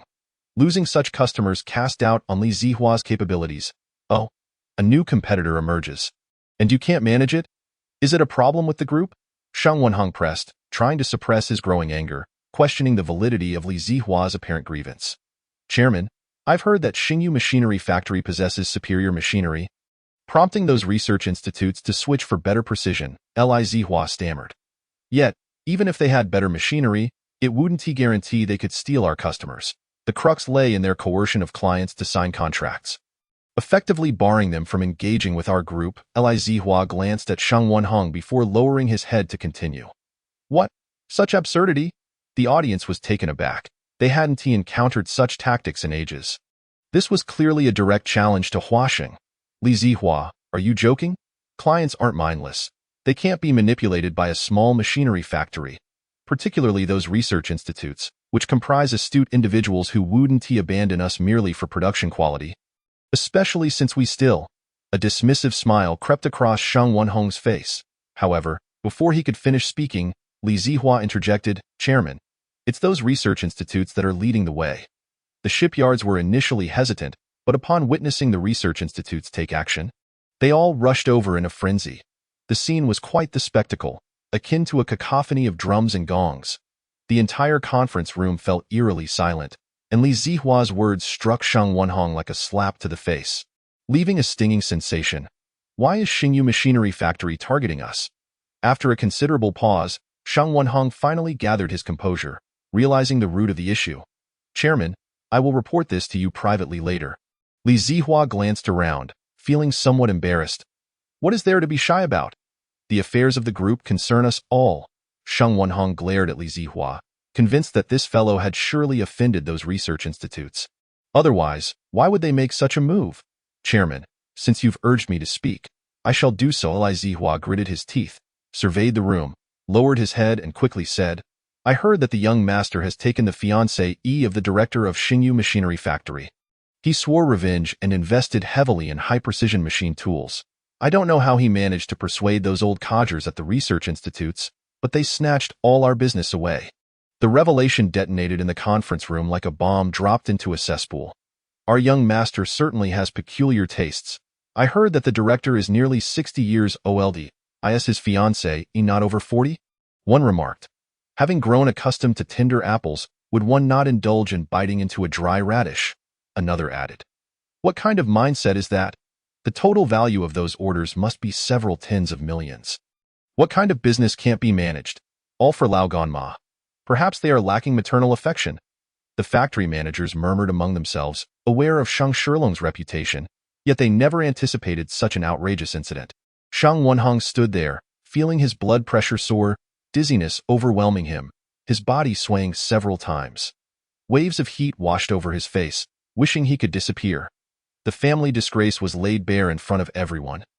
And it was he who had compelled Li Zihua to speak. I will handle this matter. First, let me discuss the upcoming work arrangements. Having weathered many storms, Shang Wenhong quickly regained his composure. Everyone had witnessed the recent trends. Traditional industries were continuously being impacted by the new energy sector. Therefore, we must actively pursue transformation. To this end, the group is investing tens of billions to construct new energy battery facilities, and we have acquired the latest battery technology from the Eagle Nation. Confidence radiated from Shang Wenhong's face, as if nothing had transpired moments ago. This new battery technology, in terms of energy density and endurance, far surpasses that of domestic battery manufacturers. Once production begins, we will displace Ningde Times and become the premier battery supplier in the country. The conference room erupted with excitement. Ningde Times was a company with assets in the hundreds of billions. Within a few short years, they had ascended to one of the most formidable enterprises on Blue Star thanks to their battery technology.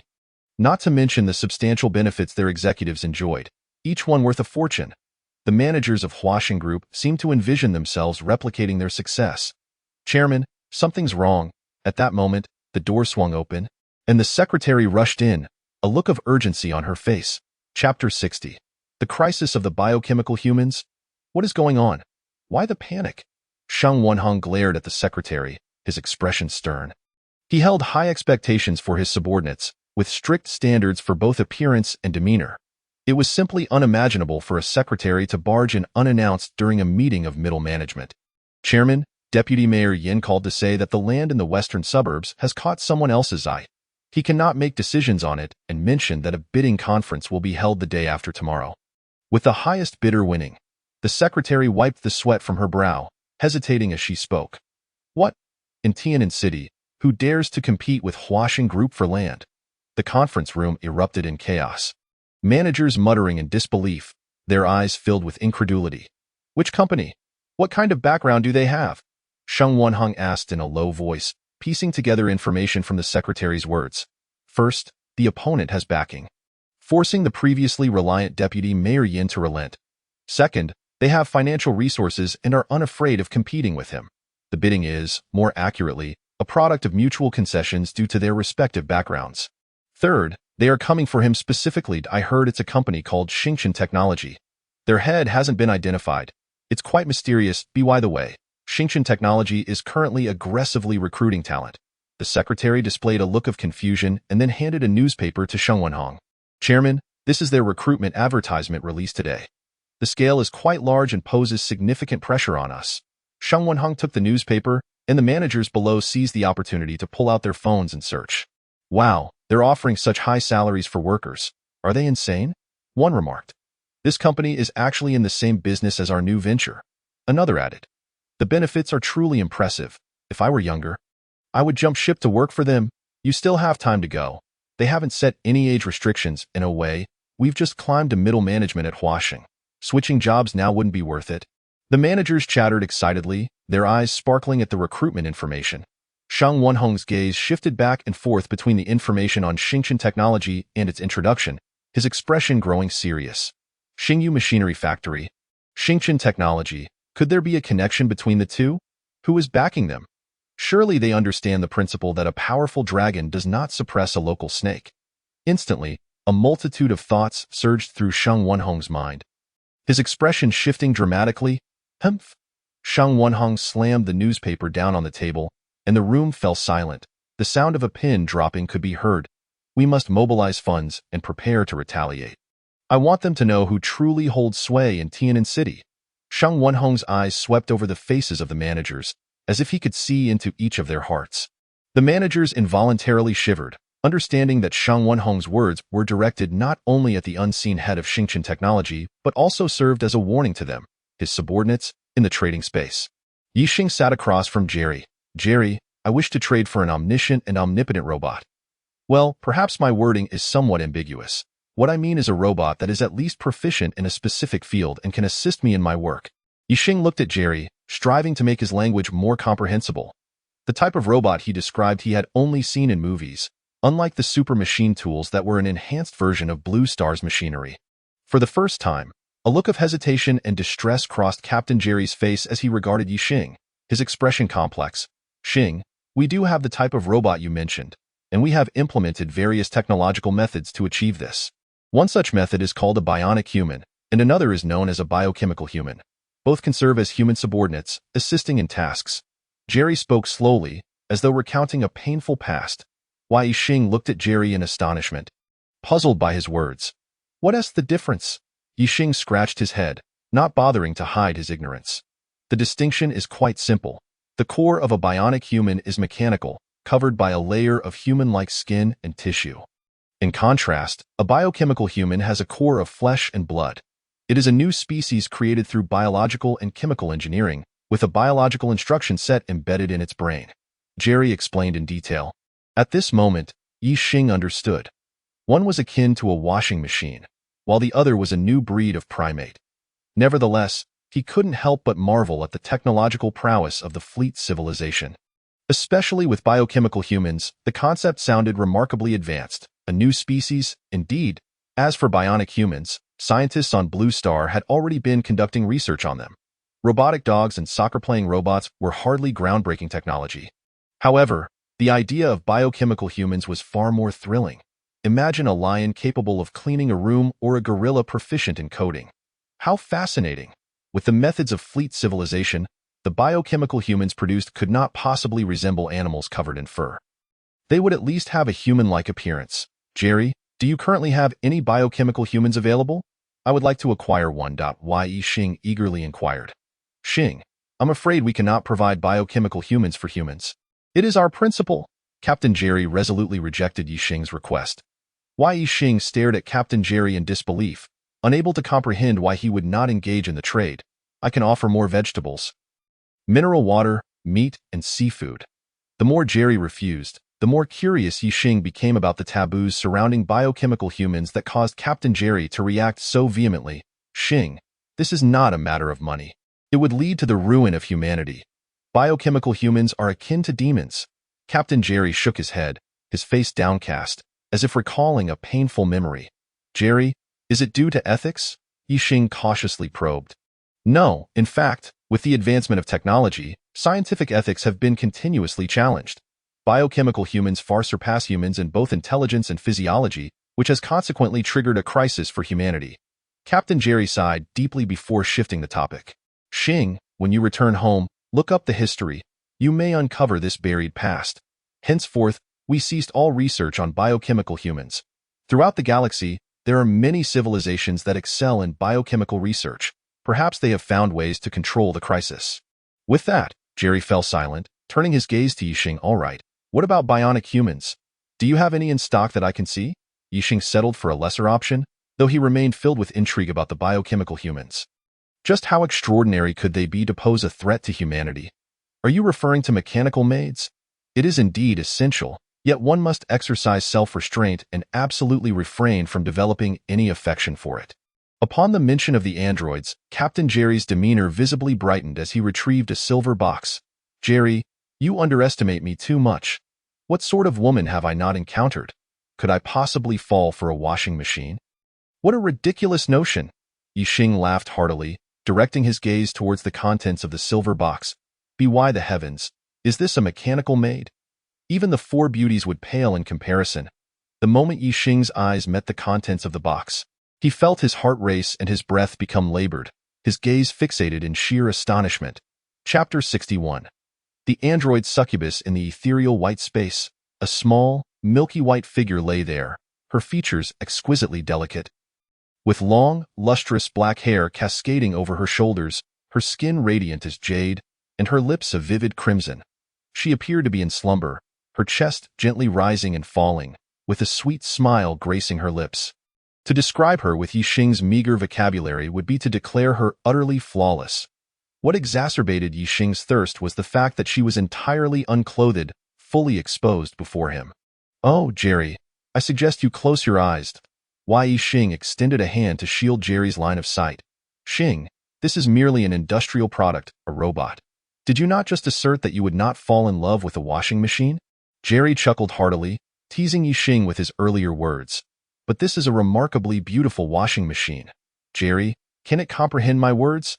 What tasks can it perform?" Ye Xing gazed greedily at the small figure within the box. Bombarding Jerry with questions, "It can do anything. Its skin is indistinguishable from that of a human, and its hair can grow naturally. Moreover, its intelligence is extraordinarily high. It can swiftly learn anything you teach it." Jerry pointed at the figure in the box, continuing his enthusiastic explanation. "Furthermore, its combat capabilities are exceptional, powered by crystalline cores that can sustain energy for a century without concern. It is modeled after the most beautiful star of our civilization, Stina, in a one-to-one replica. In the past, every man on our planet possessed one, making it the best-selling android of its time." Jerry's eyes sparkled with excitement as he elaborated. "Every man had one?" Ye Xing regarded Jerry with a peculiar glint in his eye, a hint of mischief stirring within him. "Surely, this isn't secondhand?" "Of course not. Our fleet has other types and styles of androids, some designed for strength, others for combat, and still others suitable for maintenance in various harsh environments." Jerry shook his head repeatedly, resuming his recommendations. "All right, I'll take her. How about 100 bottles of beer in exchange?" Ye Xing looked at Jerry, considering that if Jerry's claims were true, he could become a carefree master. "Making the deal quite advantageous? Absolutely. I haven't had beer in ages. I've almost forgotten what it tastes like. My goodness. This is the ancient beer recorded in history." Jerry licked his lips, his gaze fixated on the green beer bottles within Ye Xing's possession, his eyes alight with desire. Ding! A flash of white light signaled the successful completion of the transaction. The milky white figure entered Ye Xing's box, causing his heart to flutter. "Jerry, are you certain you haven't laid a finger on her?" Ye Xing still felt a tinge of unease. The figure was simply too perfect, evoking a possessive instinct within him. "Xing, I swear to God, if anyone has touched her, may they be trapped in the interstellar abyss for eternity." Jerry raised his right hand towards the heavens, making a peculiar gesture. By the way, Jerry, do you have any intelligence-enhancing pharmaceuticals? I have a friend who wishes to take an exam but struggles to grasp certain concepts." Ye Xing recalled another matter and turned his gaze towards Jerry. He was on the verge of establishing a high-tech company, requiring exposure to increasingly advanced technologies, with a team of highly educated employees. Enhancing intelligence had become imperative. After a moment of contemplation, Jerry slowly replied, "We do have such things, but the preparation requires specific materials. If you truly need it, you can provide the necessary ingredients." Ye Xing nodded, understanding the material shortages faced by the fleet civilization. Some items simply could not be manufactured. "Very well, I will arrange for it. Please send the materials to the contact channel, and I will deliver them to you next time." Ye Xing waved at Jerry, exiting the trading space. Upon returning to his office, Ye Xing released the android from the confines of the space. The moment the android made contact with the cool floor, she awakened, gradually opening her eyes. It was as if a beam of light had suddenly pierced through her vision, breathing life into her. Her eyes sparkled with brilliance, serene like a deep well. She rose from the ground, gazing at Ye Xing with eyes filled with admiration and adoration. She was simply breathtaking. Ye Xing surveyed the android, unable to suppress his admiration. She stood approximately 1.65 meters tall, the ideal height for a woman from Blue Star. Appearing to be in her early 20s, her figure was perfectly curvaceous, even more stunning than when she had been enclosed within the silver box. Even after experiencing Qi Xinyue's allure, Ye Xing found no faults in the android's physique or beauty. This was indeed a succubus. No wonder the Fleet civilization claimed she was the best-selling android. Countless men must have been utterly enchanted by her. If sold on Blue Star for 20,000 each, sales would surely skyrocket. It was likely that marriage would become obsolete.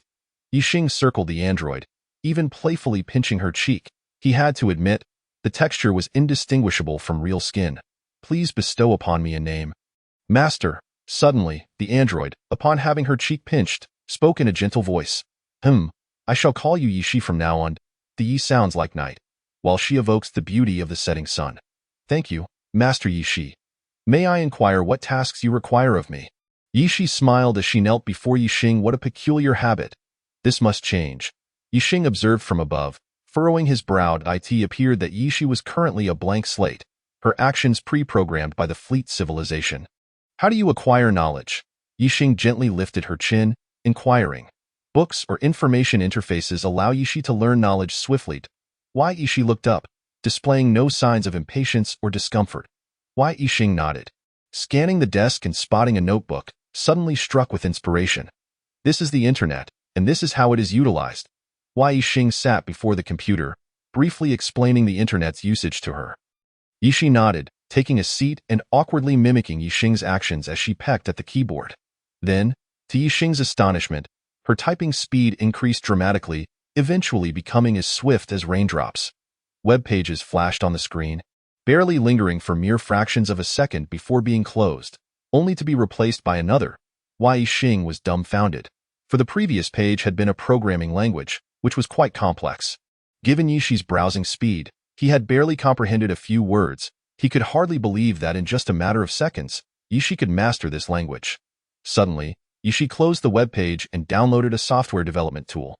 Her slender, delicate fingers danced across the keyboard, and a software outline began to materialize on the screen. Is this a web crawler? Ye Xing gasped in shock, having dabbled in computer knowledge himself. A minute later, the web crawler was complete. Ye Xi's fingers struck the keyboard one final time, and a black window appeared, consuming the entire screen.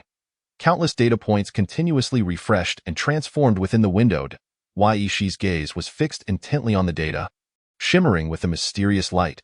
Was this truly her method of acquiring knowledge? Ye Xing inhaled sharply. Chapter 62. The computer is burned. While Ye Xi fervently absorbed knowledge, Ye Xing took out his phone. Stealing glances at Ye Xi's dimensions, he placed an order for a complete set of clothing for her, from the inside out. Even though she was an android, she deserved dignity. Moreover, Ye Xing intended to regard Ye Xi as his close secretary. Representing him at various important occasions, appropriate attire was essential. For her outerwear, Ye Xing opted for a professional suit and skirt in line with Qi Xinyue's style. As for the undergarments, Ye Xing found himself at a loss. Thus, he left his office, closing the door behind him, and made his way to Qi Xinyue's office. President Yi, you've come. Upon seeing Ye Xing enter with his phone, Qi Xinyue, who had been working, stood up. Her expression a mixture of surprise and curiosity. Xinyue, could you assist me in purchasing a set of undergarments? Ye Xing held his phone up to her. Qi Xinyue's gaze skimmed across the screen, her fair complexion instantly flushing with a rosy hue, a hint of excitement evident as well. The app Ye Xing had opened was for the local luxury department store, Intai, renowned for its expensive, high-quality merchandise. It was a point of pride among her peers to have shopped there. Xing, you are being far too extravagant. Qi Xinyue blushed, feeling somewhat bashful, as she assumed Ye Xing was buying for her. Extravagance? Who doesn't wear them? Hee-heed. Ye Xing replied nonchalantly, his eyes scanning Qi Xinyue from head to toe. Comparing her to Ye Xi in his mind, he had to admit that Ye Xi, modeled after the Fleet civilization's top star, Stina, had dimensions even more astonishing than Qi Xinyue's. Xing, this set is most suitable for women and reasonably priced. Let us go with this one. Before long, Qi Xinyue had selected her choice and handed it to Ye Xing. Upon inspecting the price, which was several thousand yuan. Ye Xing realized the girl was still trying to save money for herself. Ye Xing accepted the phone, purchasing one set for Qi Xinyue, and then, increasing the size by one, ordered another set for himself. Mr. Yi, yesterday I reached out to He Liang's team, and they will arrive at the group in the afternoon. They require your presence for a meeting. Just as Ye Xing was about to leave the office, Qi Xinyue reminded him from behind. Ye Xing was taken aback, then nodded. Had it been yesterday, he might have felt a bit apprehensive about meeting these technical experts. But now, with Ye Xi, the speed at which she learns is sufficient to astonish these specialists. Upon returning to the office, Ye Xi was still seated beside the computer, engrossed in her studies. Listening to the rapid whirring of the laptop's fan, Ye Xing grew increasingly concerned that the device might not withstand such high-speed operation and could crash. With this thought in mind, he hurriedly placed an order for 2 high-performance computers, requesting urgent delivery. Half an hour later, with a sharp crack, Ye Xing's laptop finally ceased operation, and a wisp of smoke began to escape from the back cover. The CPU had burned out, and the hard drive had also ceased functioning due to the intense speed of operation and read-write processes. Ye Xing glanced at Ye Xi with genuine concern. He truly worried for her well-being, as the CPU and hard drive were merely transient stations for knowledge storage. Ye Xi's brain was the true recipient, and absorbing and digesting such vast amounts of information in a short time would be overwhelming without exceptional strength. Master, I apologize for damaging your tool. Ye Xi stood up, her face filled with remorse. Her hands clasped around her shoulders, unable to meet Ye Xing's gaze. Ye Xing felt a surge of delight. Ye Xi had become aware of shyness, resembling a human more and more, compared to her earlier expressionless demeanor reminiscent of an ice beauty upon awakening. Ye Xi now exuded vitality and specificity. Ye Xing surmised that just moments ago, Ye Xi must have first learned about the customs and culture of Blue Star, grasping how this world operates. Ye Xi, there is no need for guilt. I will have 2 more powerful computers sent over shortly. I hope you can focus on learning about batteries. We have a meeting this afternoon that requires application. Ye Xing looked at Ye Xi with a mix of excitement and guilt. With Ye Xi's capabilities, she surpassed current artificial intelligence by leaps and bounds. To enable her rapid acquisition of knowledge about Blue Star. The fastest method would certainly be through the use of the most powerful supercomputers. However, Ye Xing was not yet prepared to reveal Ye Xi to the public. She would have to learn gradually using civilian computers. Yes, master. Ye Xi nodded, returning to her chair, lowering her head. Her arms crossed over her chest like a shy little girl. It seems that a washing machine learning knowledge is not necessarily a good thing. Ye Xing observed Ye Xi with great interest, unafraid that she would learn too much and escape his control. When Captain Jerry had entrusted Ye Xi to him, he had been given a key, allowing him to command her to perform any task, even to format and erase the knowledge within her mind. Just then, Ye Xing's phone rang. It turned out the delivery had arrived. He closed the door and hurried to the front desk, relieved that they had yet to hire a front desk clerk. Otherwise, he would have found it difficult to explain why a grown man was purchasing women's underwear during the day, and having it delivered to the office would be utterly peculiar. Sir, here are the items you requested. Please check them. The young man in a yellow robe eyed Ye Xing with curiosity. The well-mannered young man, buying such sensitive items in broad daylight, especially 2 sets at once, was quite bold. No need to check. Ye Xing shot the young man a glance, thinking, what were you thinking? Do you want me to try them on for you? Understood. Take it easy, buddy. Don't let your fantasies get the better of you. The young man patted Ye Xing on the shoulder, giving him a knowing look before disappearing into the elevator. Damn it. Ye Xing's mind raced like a stampede of wild horses. This guy actually thought he was some kind of pervert. Just as he was about to return to the office, the delivery of computers arrived. Placing 2 boxes at the door before turning to leave. Seeing that no one was around, Ye Xing quickly stored the items in his spatial ring and hurried back to the office. Ye Xi, these are the clothes I bought for you. Please try them on. Upon returning to the office, Ye Xing retrieved the garments from his spatial ring and tossed them to Ye Xi. Gesturing towards a small bedroom within the room, Ye Xi stared at Ye Xing. Her cherry lips slightly parted, utterly astonished by the sudden appearance of objects from thin air. The knowledge in her mind had all been learned from Blue Star, and she had yet to comprehend technologies such as spatial manipulation inherent to fleet civilizations. Listening to the rustling sounds of Ye Xi changing in the bedroom, Ye Xing felt an itch of anticipation, imagining how she would look in a suit. Simultaneously, he felt a pang of disappointment. Once Ye Xing donned the clothing, it would signify her transformation from an ignorant girl into a poised and charming workplace elite. "Master, how do I look in this outfit?" Just as Ye Xing was lost in thought, a sweet voice broke through. He looked up, his eyes widening with delight. Chapter 63. Assignment of roles. Ye Xing's beauty was already of extraordinary caliber. With an impeccable figure and complexion, now clad in professional attire, she radiated a blend of grace and allure, embodying an air of competence and poise. Ye Xing gazed at her, momentarily entranced, comparing her to all the women he knew. Concluding that only Song Yinxue could vaguely rival her. "So beautiful, Ye Xing, from now on, you shall call me Ye during the day and master when no one else is around. Do you understand?" Ye Xing appraised Ye Xing from head to toe, struggling to suppress his inner impulses, reminding himself that the stunning figure before him was akin to an intelligent robot, similar to a washing machine. "Yes, master," Ye Xing nodded, her eyes brightening as she noticed the unpacked boxes. She quickly moved to the edge of the box, seizing a utility knife and swiftly extracting the computers. Connecting the monitor to the computer, she plunged back into her fervent studies. Time swiftly passed, and by afternoon, Ye Xing led Ye Xing into the conference room. Qi Xinyue, Su Qi, and Li Mingyu were already waiting there, and upon seeing Ye Xing behind Ye Xing, they gasped in astonishment. Was there truly such a breathtaking woman in existence? Gazing directly at Ye Xing, a wave of self-consciousness washed over Qi Xinyue.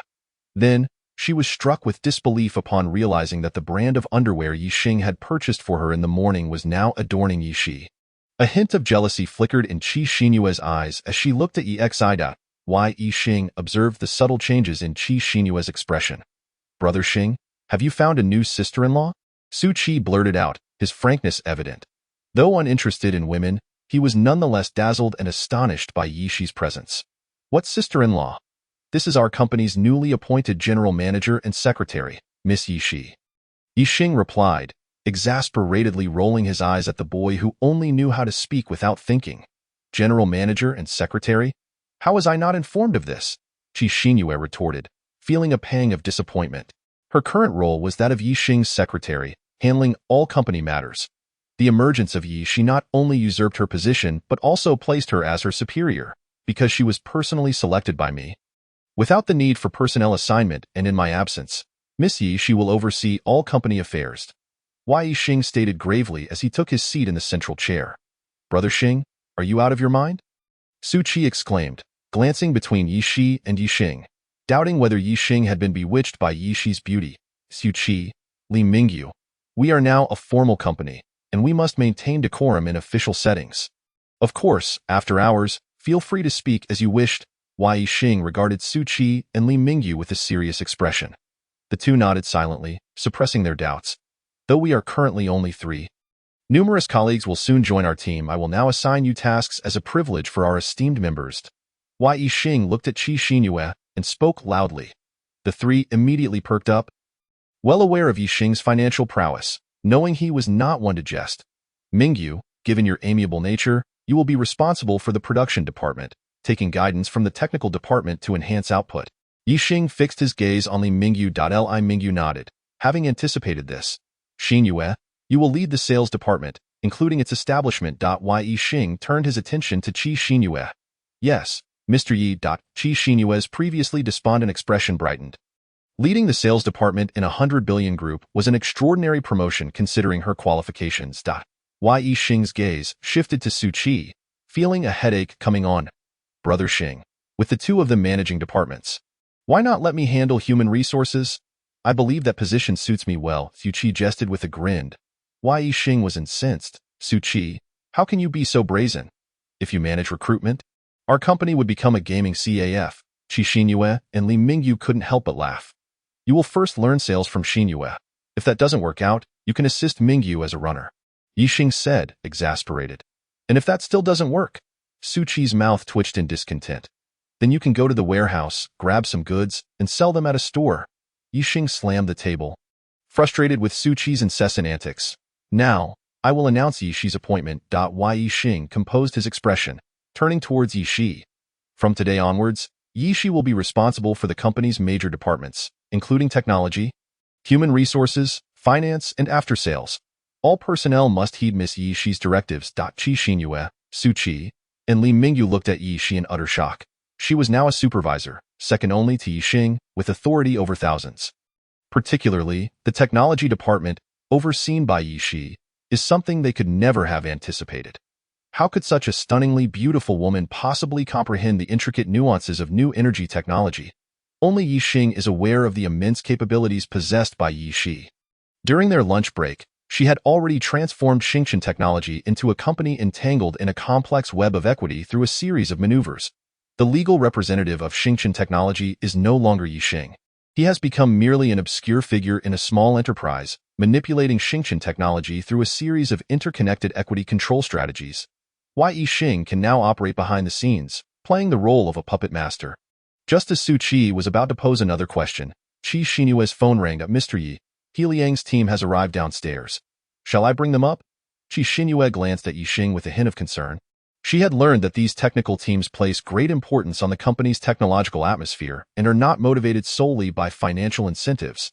If the company's technological direction does not align with their expectations, they would not sign a contract. However, the entire company currently lacks a technical director or similar personnel to liaise with them. Please let them in, have a discussion with them. Ye Xing nodded, casting a glance at Ye Xi. Moments later, hurried footsteps echoed in the hallway. Ye Xing stood up, opened the door, and stepped out to greet He Liang. Outside, approximately 10 middle-aged men, led by one with slightly graying hair, were striding toward Ye Xing. Among them were two young individuals, likely in their early 30s, presumably their students. Dr. He. Ye Xing quickly approached and shook He Liang's hand. And you are? He Liang looked at Ye Xing with a mix of surprise and disappointment. He had observed that the entire company felt vacant, devoid of any activity, and his heart sank. Moreover, the person who came to greet them was so young, deepening his sense of disillusionment. I am the person in charge of the company. Dr. He. Please, come in, Ye Xing said with subtlety. You are the head of the company? You look so young. He Liang stared in disbelief at Ye Xing. Chapter 64. Super Energy Battery. An insult to intelligence? Ye Xing sat at one side of the desk, flanked by Ye Xi and Qi Xinyue, along with other company members. Opposite them sat He Liang and his team, whose average age was significantly higher than that of Ye Xing and his colleagues. Nevertheless, most of He Liang's team's attention was fixated on Ye Xi, as it is a natural inclination for men to be captivated by beauty. Ye Xing felt a twinge of anxiety. Everyone across from him was older than his university professors, with credentials far more illustrious than those of his own instructors. Mr. Yi, could you elaborate on your company's technological direction concerning the new energy battery? He Liang, suppressing his disappointment, got straight to the point. He sensed he had been misled into a fade of a company, where both the CEO and the managers were a bunch of inexperienced youths, and he had seen hardly anyone else in the establishment. Ye Xi, as the company's technical director, please introduce our technology to Dr. He and his team. Ye Xing directed his gaze toward Ye Xi. He Liang and the others were left astounded. Such a stunning woman was the technical director. One might mistake her for a member of the ambience team. Dr. He, our company employs a new form of graphene high-energy solution. Ye Xi cleared her throat and spoke confidently. However, before she could finish her explanation, He Liang raised his hand to halt her. Graphene? Are you serious? He Liang chuckled wryly and shook his head, while his team members began to chuckle softly. Currently, the most common solutions for new energy batteries are ternary lithium batteries and lithium iron phosphate solutions, each with its own set of advantages and disadvantages. As for graphene batteries, they had initially been hyped up by various vendors but soon vanished from the limelight. The primary reason being the immense difficulty in their production. And under the same energy density, graphene batteries are larger and heavier, rendering them impractical. In He Liang's eyes, the graphene battery proposal was merely a gimmick, and no knowledgeable person would invest heavily in graphene batteries. Indeed, we possess a complete and comprehensive graphene battery preparation plan that far surpasses the performance and physical dimensions of all current battery manufacturers. Ye Xi remained oblivious to the sarcasm in He Liang's gaze. He Liang was speechless, having already concluded that Ye Xing and his team were nothing more than a group of fraudsters. He turned to confer quietly with a few other members before suddenly standing up. Mr. Yi, I apologize, but our team's research direction does not align with graphene. If we were to stay at your company, it might hinder its development. Thank you for your hospitality. He Liang regarded Ye Xing with a rueful smile. Regretting not investigating the background of this dubious company beforehand to avoid this unnecessary trip, Ye Xing, Qi Xinyue, and the others looked at He Liang in astonishment, wondering why he was leaving so abruptly. He, I have long admired your team's reputation. Are you concerned about salary and benefits? You need not worry. Advances are absolutely feasible. Ye Xing, having regained his composure, still hoped to retain them. After all, finding a team with profound technical foundations is no easy task. Forming a new team and allowing them to acclimatize would take considerable time. Mr. Yi, let them go. How can someone who disregards facts and hastily jumps to conclusions be considered a talent in research? Yishi interjected coldly. He Liang and his team were dumbfounded, questioning if they had misheard. You, a fraudulent company, have no personnel and are parading a commercial gimmick. How dare you claim that genuine experts do not qualify as research talents? He Liang's expression darkened as he glared at Yishi. Young lady, if you speak of respecting facts, then I must ask, where is the evidence? If you cannot produce it, please apologize to all of us. Yes, an apology is necessary. The audacity of this young lady was astonishing. She likely had never even set foot in a laboratory. I have tolerated this long enough. What sort of company is this? Filled with nothing but inexperienced youths. Where are your chief engineers and heads of production? They're a startup. All you need is a voice. What do you need a chief engineer for? He Liang's team echoed behind him. Mocking Yishi, Qi Xinyue, Li Mingyu, and the others felt somewhat guilty in the face of He Liang and his team's aggressive demeanor. If you desire evidence, fine. If I present something tangible, would you all be willing to stay with Xingchen technology? Yishi, unfazed, crossed her arms, gazing at the enraged He Liang and his team with a calm demeanor. As long as you can provide us with convincing evidence, we would certainly be willing. Very well. Prepare to have your eyes opened. A smile of provocation played on Yishi's lips. Observing from the side, Ye Xing felt a stirring in his heart. It seemed that Yishi had not only acquired technical knowledge. Yishi retrieved the super energy battery from a cardboard box and placed it on the table. Ladies and gentlemen, this is the super energy graphene battery sample. A mere 10 minutes of charging yields a range of 3,000 kilometers. With an energy density of 3,000 Wh/kg, Yishi declared, pointing at the super energy battery. All eyes were drawn to the super energy battery. He Liang suddenly erupted into loud laughter, while Qi Xinyue, Su Qi, and Li Mingyu buried their faces in embarrassment. Even though they were not as specialized as He Liang and his team, they understood basic common knowledge.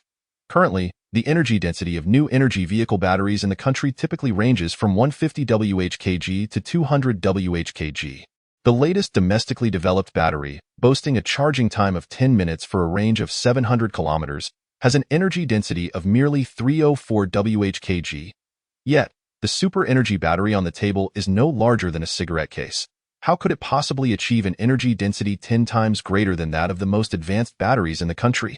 The absurdity is overwhelming. If it were true, it would revolutionize the landscape of new energy batteries and vehicles. Ridiculous, utterly ludicrous. There is a phrase about showing off one's skills in front of an expert. We are all professionals in the battery industry. You think you can simply produce something and deceive us? That's wishful thinking. He Liang clutched his stomach, laughing incredulously. He genuinely could not fathom the intentions of Ye Xing and Yishi. Indeed, this contraption might not even light up a flashlight, and yet you claim it has an energy density of 3,000 Wh/kg? Are you taking us for fools? An insult to intelligence. Even a middle school student wouldn't believe such a thing. How dare you present this before us? I suggest we call the authorities. The existence of such a company is a disgrace to science. Who knows what else they might do? The doctors were incensed. It felt akin to a child brandishing a wooden toy gun in front of weaponry experts, claiming it to be a laser gun capable of hitting satellites. We can tolerate much, but this is intolerable. Oh, you're all quite worked up. Why not measure it? She leaned back in her chair, calmly observing the irate doctors. Chapter 65. Performance monster no need. What gimmick could this possibly be? It would be a nuisance even to use it as a flashlight. He Liang dismissed the super energy battery with a wave of his hand and stood up to leave. He genuinely had no desire to waste any more energy conversing with frauds. To claim an energy density of 3,000 Wh/kg with a mere iron shell was utterly preposterous. Boss, they seem rather unconvinced. Why don't we teach them a lesson? I happen to have an experimental light bulb in my bag. The team of doctors, rising as one, decided to give Ye Xing and Ye Xi a taste of reality. He Liang turned his gaze towards the sound and saw a master student from the team, Li Jing, who was responsible for project implementation. All right, let us not waste time. We need to hurry back to the capital this afternoon for an industry conference, He Liang said, glancing at his wrist with a hint of impatience. Understood, boss. Just wait and see, Li Jing replied, pulling out a set of items from his bag and placing them on the table. Ye Xing's eyes swept over the materials, noticing several small light bulbs, some wires, and a laboratory circuit breaker. It seemed this fellow was accustomed to spending every day in the lab, carrying numerous components with him. Under the watchful eyes of the crowd, Li Jing swiftly assembled the circuit with the wires and light bulbs, connecting them to the ultra-energy battery. His movements were remarkably deft and efficient, perhaps due to the pressure of being scrutinized by numerous PhDs. He Liang and the others wore smiles tinged with condescension, as if they were watching a farce unfold. Shall I press the circuit breaker? Li Jing asked, his hand resting on the switch, grinning at Ye Xing and Ye Xi. His implication was clear. If they felt apprehensive, he would refrain from pressing it, allowing everyone to save face. Come on, press it already. You can't possibly think this thing is as miraculous as they claim. A doctoral candidate yawned, impatiently urging him on. With a swift motion, Li Jing pressed down on the switch. Hiss, a brief, intense flash emanated from the light bulb, followed by a plume of black smoke as it extinguished. The onlookers collectively expressed their astonishment, their eyes widening in surprise. Although this bulb was meant for laboratory use and required only 0.3 A to illuminate, it had burned out the moment the power was connected, indicating that the current from the ultra-energy battery exceeded their expectations. Let us try a few more. He Liang glanced at Ye Xi, noting her unperturbed expression, which stirred something within him as he addressed Li Jing. Li Jing nodded, retrieving 5 slightly more powerful bulbs from his bag and connecting them in parallel. Ye Xing observed closely. These bulbs were nearly the same size as those available on the market, suggesting a similar power rating. It appeared Li Jing was unwilling to compromise on appearances and decided to bring out the real deal for testing. After establishing the circuit, Li Jing donned gloves and cautiously pressed the circuit breaker once more. The room fell silent. The drop of a pin could be heard, and He Liang and the others' gazes remained fixed on Li Jing's actions, their expressions betraying a hint of tension. If the ultra-energy battery could illuminate the bulbs, it would be tantamount to a slap in their faces. Hiss. As the circuit breaker was engaged, the result mirrored the previous attempt. The 5 bulbs flared brightly for an instant before succumbing to darkness, engulfed in smoke. Clearly, the current was too intense for the bulbs to withstand. He Liang and his companions were momentarily stunned, their faces reflecting discomfort. In the instant the bulbs burned out, they had already calculated the current intensity, estimating it to be approximately 0.5 A for each bulb. The simultaneous destruction of all 5 indicated that the circuit's current strength was at least 2.5 A or higher. Such a current could power a television. Their gazes fell upon the inconspicuous ultra-energy battery, filled with skepticism. At the very least, they could now ascertain that the ultra-energy battery's performance had met the requirements for outdoor power sources on the market. Yet its dimensions were significantly smaller than those of conventional outdoor power supplies. Boss, shall we continue testing? Li Jing asked, somewhat flustered, looking towards He Liang. His casual test had yielded results that everyone had been reluctant to see. Interesting, let us try 10. He Liang's eyes remained fixed on the ultra-energy battery, his expression grave. Li Jing placed his bag on the table and began rummaging through it as other younger members stepped forward to assist. 10 bulbs were soon arranged on the table, and Li Jing was about to connect the circuit. Wait a moment, use thicker wires and be cautious when engaging the circuit breaker. Don't get shocked by the arc, He Liang advised softly, furrowing his brow. He sensed that Ye Xing and the others were not quite what he had assumed them to be. Li Jing nodded, a wave of trepidation washing over him. The current capable of burning out 5 bulbs could easily be lethal to a person. With the assistance of the group, the circuit was quickly established. Li Jing carefully pressed the circuit breaker. Almost identical to the previous occasion, the lights flashed violently before turning to charred darkness. Hiss! He Liang and his companions gasped in unison, their expressions now laced with fear as they regarded the ultra-energy battery. All 10 bulbs had burned out simultaneously, indicating that the current strength had surpassed 5 amperes. Such a current was sufficient to operate a rice cooker or most household appliances. To describe it as a miniature generator would not be an exaggeration. Yet its size was no larger than that of a cigarette pack, truly a performance monster. Ye Xing and Ye Xi crossed their arms, observing the expressions of astonishment and embarrassment on He Liang and his team. Finding the scene quite amusing, they were well aware of the ultra-energy battery's specifications, 3000 Wh/kg, with an output power of 5000 W per second. Not only could it power a rice cooker, but even an electric scooter could be fried if the circuit was not modified. Ye General, may we conduct a more detailed test of this battery? He Liang swallowed hard, forcing a smile as he looked at Ye Xing. He was now immensely intrigued by the ultra-energy battery. Feeling a pressing need to measure its performance parameters. As for saving face, what mattered in the realm of science? Of course, if you lack the necessary instruments, I can arrange for you to conduct tests at the Research Institute. Ye Xing replied generously. Ye General, do you know people at the Research Institute? He Liang and his companions exchanged surprised glances. They had not anticipated that Ye Xing, so young, would have connections with the Research Institute, which made them regard him with newfound respect. Certainly, we have friends in the Electronics Institute and the Aerospace Institute, Ye Xing replied nonchalantly. Hold on, there's no need to go to the laboratory just yet. We brought along some simple testing instruments, which should suffice for quick data collection, He Liang said after a moment of consideration, graciously declining Ye Xing's offer. Ye Xing nodded, appreciating that He Liang had his own testing equipment, thus saving him some trouble. Otherwise, a visit to the Research Institute would surely provoke a flurry of astonished reactions, which he found tiresome. He preferred to remain low-key. He Liang signaled to Li Jing, who promptly led two younger members out. Seizing the opportunity, He Liang initiated a conversation with Ye Xing and Ye Xi. May I inquire which research team in the country developed this battery? He Liang's tone was amiable, shedding the earlier condescension. The performance of the ultra-energy battery had earned Ye Xing his respect, especially considering his claim of acquaintances in the Electronics Institute and the Aerospace Institute. He likely had some influence. He considered himself reasonably familiar with the major research teams in the domestic new energy battery sector. As long as Ye Xing provided a name, he could deduce the development background. This battery is a product of our Group's independent research. We have not relied on any external technology teams. Ye Xing indicated towards Ye Xi, who gently spoke up. Oh, your group? He Liang surveyed the empty office around him with a wry smile. Realizing that Ye Xing was unwilling to disclose the whole truth, is your company well-funded? As far as I know, the research and production costs for batteries are substantial. I wonder if your group has investors backing you? He Liang shifted his approach, probing from a financial perspective. Our company is wholly owned, and we have not yet publicly disclosed our product and funding plans.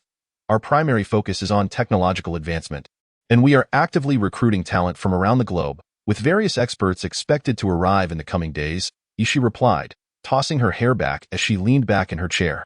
As if intuitively grasping He Liang's thoughts, adopting a tone reminiscent of someone in a position of authority.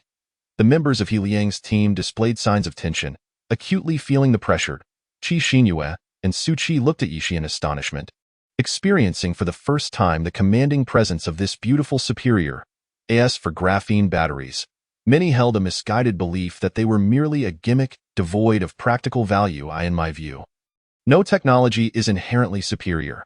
Rather, it is constrained by technical conditions that prevent it from realizing its maximum potential.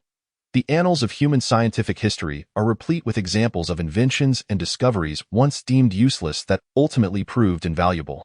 Ye Xi eloquently expounded, traversing the history of human science to the technical challenges facing graphene batteries. The confusion in He Liang and his companions' eyes deepened. Had it not been for Li Jing's earlier test of the ultra-energy battery, they might have dismissed Ye Xi as merely an eloquent marketing master. Yet now, they began to question whether their own perspectives and technological directions were truly correct. The door swung open with a loud bang as Li Jing and two younger members entered, carrying a black suitcase. Seeing their mentor seated, quietly listening to the beautiful woman boast, Li Jing felt a peculiar sensation, as if something were amiss with his vision. Let us commence testing. First, we will assess the energy density. He Liang nodded towards Ye Xing and Ye Xi, rising to issue the command. Li Jing and the others swiftly set to work, integrating the ultra-energy battery into the testing device circuit. A circle of PhDs surrounded the table, their heads craned in anticipation of the readings. He Liang nodded, and Li Jing pressed the button. In stark contrast to the previous straightforward test of current intensity with light bulbs, the testing apparatus featured a panel filled with various parameters. Once the button was engaged, the indicators on the panel promptly began to fluctuate, with the central needle spinning into action while a straight curve emerged on the oscilloscope. Heavens, the current intensity has reached its peak. The capacity has reached its zenith. The power test has peaked. As the readings on the instruments flashed before their eyes, the doctors gasped in astonishment. Ye Xing furrowed his brow. His eyes glinting with an unusual light, fixated on the oscilloscope, deaf to the exclamations of his colleagues. It was not that he was indifferent to those parameters, but rather that this battery was so extraordinary that measuring it with conventional battery metrics felt somewhat inappropriate. Hiss! As the curve finally stabilized and the readings emerged, Ye Xing could not help but draw in a sharp breath. The energy density was a staggering 3,000 whkg. As for the other readings, he had lost interest. The energy density alone was enough to infer a wealth of information. Could this really be true? Ye Xing looked up at Ye Xing and Ye Shi, his face a mask of disbelief. The energy density of a battery is a crucial indicator, representing the amount of energy that can be stored per unit weight. Typical new energy batteries have energy densities ranging from 150 whkg to 300 whkg. And Longguo had previously planned to reach an energy density of 500 whkg in the future. Meanwhile, the latest super battery released by manufacturers, boasting a 10-minute charge for a 700-kilometer range, only achieved an energy density of 500 whkg. Yet, the super energy battery before him boasted an energy density 6 times that of the most advanced batteries in the country. This is indeed true. I mentioned earlier that this battery can be charged in 10 minutes for a range of 3,000 kilometers, but you all simply chose not to believe it. Ye Xing chuckled softly at the astonished doctors. The room fell silent, the doctors feeling a tingling sensation on their scalps, deeply shaken. Such a high energy density, if charged in 10 minutes, transcends fast charging. It borders on divine charging. As for how this was achieved, they yearned to know. It was unexpected that someone in the country truly reached this point. I thought it was merely theoretical. Ye Xing stared at the super energy battery, somewhat dazed. Scientists in Longguo had long proposed that in ideal conditions, the energy density of lithium-air batteries could reach 3,000 whkg, but due to technological limitations, they had never surpassed 200 whkg. Some scholars had suggested that incorporating polymer graphene into the battery could potentially maximize its energy density. Perhaps the young individuals before him had used some peculiar method to achieve this theoretical value. Boss, this battery is rather peculiar. Both the current intensity and capacity have peaked, suggesting that the output power must be astonishing. Is it possible that multiple batteries are connected in series? One doctor suddenly mused, gazing intently at the super energy battery, whispering to Ye Xing. Ye Xing's eyes lit up as he focused on the super energy battery. He was quite familiar with the domestic battery industry. For instance, many brands of new energy vehicles have a single cell voltage of merely 3.2 V, requiring numerous fast cells to be connected in series to achieve hundreds of volts in total, thus enhancing output power. This explains why the power batteries of new energy vehicles are typically bulky and heavy. Mr. Yi, I wish to conduct further tests, Ye Xing said, a look of struggle crossing his face as he nervously glanced at Ye Xing. Chapter 67. A Revolutionary Invention. What other requests do you have?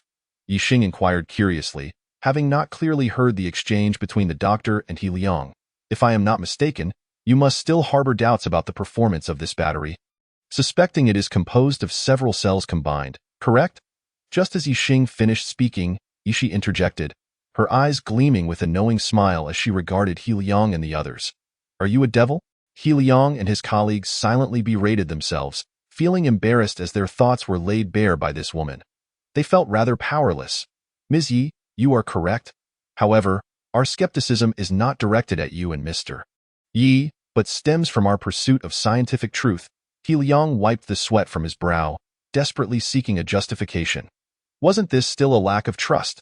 The doctors internally rolled their eyes at Ye Xing's excuse. As long as you do not damage the battery, you may feel free to test it thoroughly. Ye Xing shrugged nonchalantly. To him, the super energy battery was merely a pile of cabbages and radishes. Even if it were damaged, he possessed the technology to recreate it. However, for Ye Xing and his colleagues, Ye Xing's words were akin to a royal decree.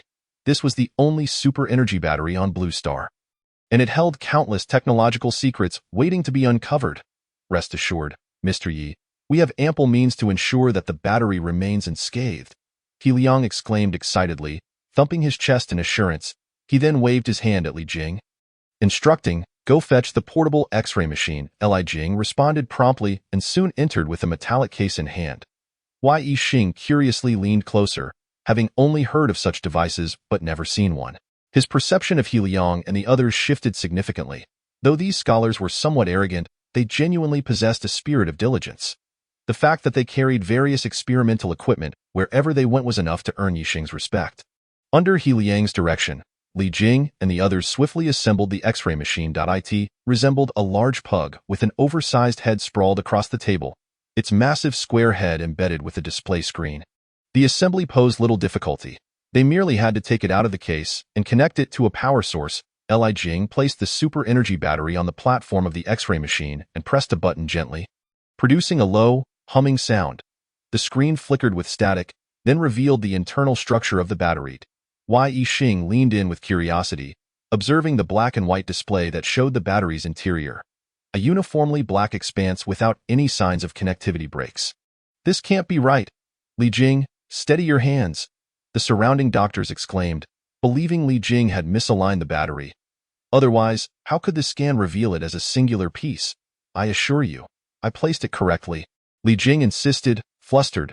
He had used this device countless times and knew it could not be wrong. "There's no need for further testing. This is indeed a single cell."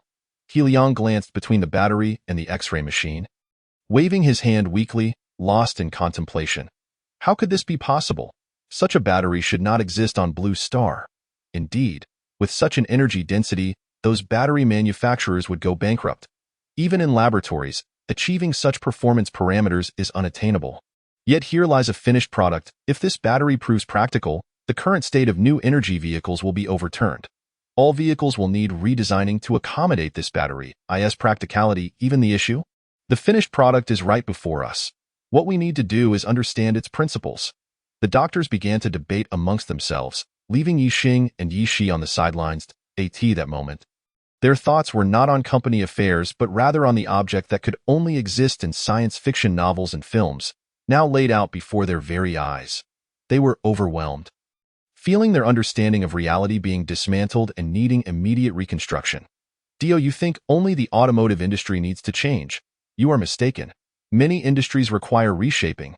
Suddenly, He Liang, who had been lost in thought, opened his eyes and exclaimed, "Have you all noticed the parameters on the instrument just now? Both the voltage and current intensity have reached their extremes. You can easily deduce its output power."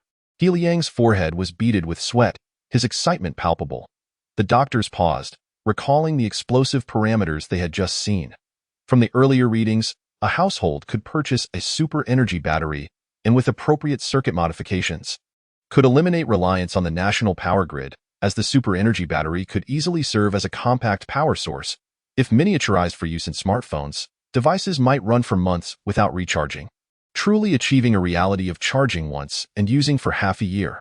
The smartphone and power bank industries would undergo a significant transformation. Once electric vehicles were equipped with the super energy battery, their speed might reach unimaginable levels. As for its applications in the industrial sector, the doctors dared not think further. It was too terrifying, too revolutionary. While humanity may not yet achieve complete energy freedom, a state of semi-freedom would be more than sufficient. In that moment, the faces of the gathered doctors reflected a mixture of excitement and frenzy. Ye Xing and Ye Shi watched them with amusement, feeling immensely satisfied that they had finally astonished this unruly group of scholars. If they were to reveal the true output power of the super energy battery, they would likely go into a frenzy. Ms.E, I sincerely apologize. Please forgive my ignorance. Suddenly, He Liang stepped forward to Ye Shi, bowing deeply in front of her. The room fell into stunned silence as the doctors and Ye Xing stared at He Liang in disbelief. He, please rise. Ye Xing, snapping back to reality, quickly approached to help He Liang up. While respecting knowledge is commendable, there is no need to bow deeply to a mere robot. No, Mr. Yi, you do not understand. I previously thought Ms.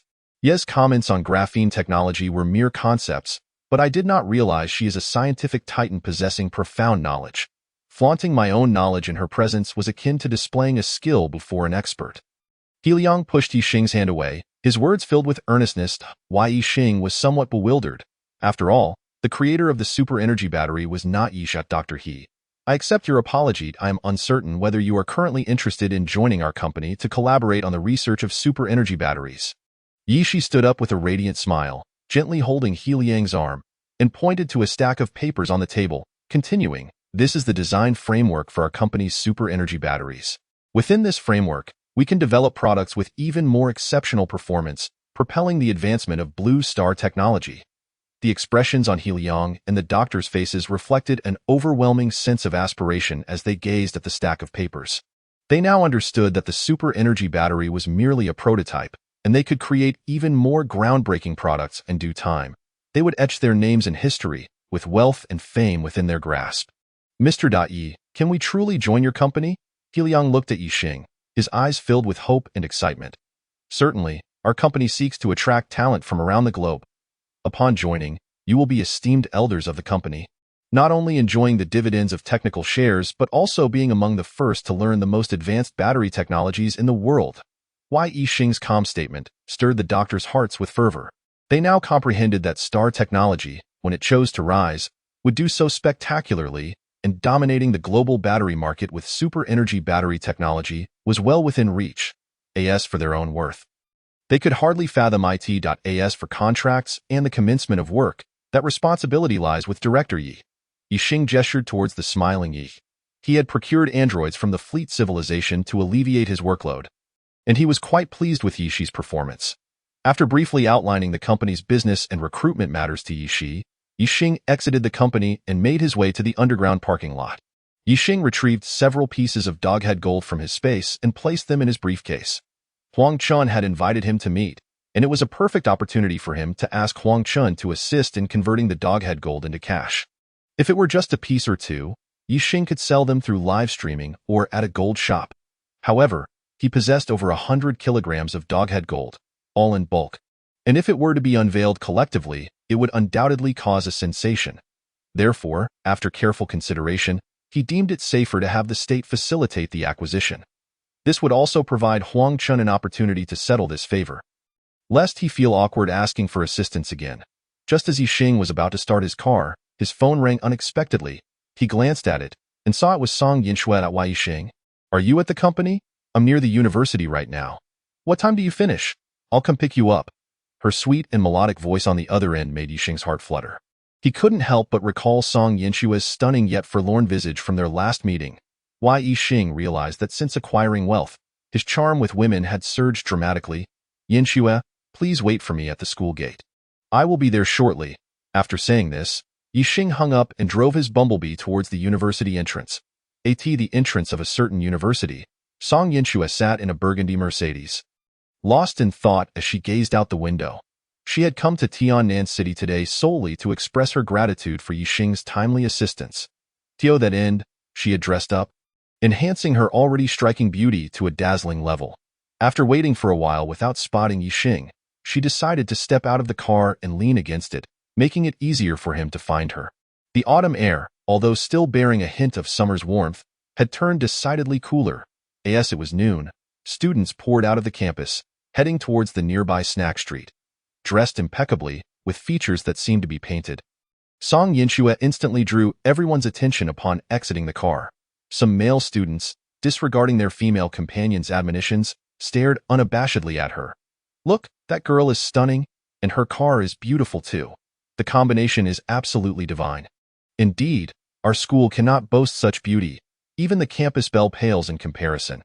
Her aura suggests she hails from a wealthy family, refined by privilege. Can our campus belle compete with her?" Male students slowed their pace, frequently glancing back at Song Yinxue. Meanwhile, female students cast envious and resentful glances in her direction. At that moment, a few senior boys recognized Song Yinxue and gasped in astonishment. "You guys have no idea? That's our senior campus belle, Song Yinxue. I was fortunate enough to study in the same study room with her. Wow, it really is her. I heard she had no boyfriend during her time at school and kept a low profile. Why is she showing off in a luxury car today? Sigh, I even wrote her a love letter, but she completely ignored me. Seeing her like this, she must have found a wealthy partner. Do you think she is waiting for someone at the school gate?" Is it possible her boyfriend is from our school? A large group of students observed Song Yinxue from a distance, murmuring among themselves, while some boys were left utterly dumbfounded by her beauty. Song Yinshue's fair complexion flushed slightly as she lowered her head, pretending to check her phone, while her eyes scanned the crowd for Ye Xing's figure. Just then, a roaring sound approached from the other end of the road. Everyone turned to see an ostentatious bumblebee supercar speeding toward them, catching the attention of passers-by.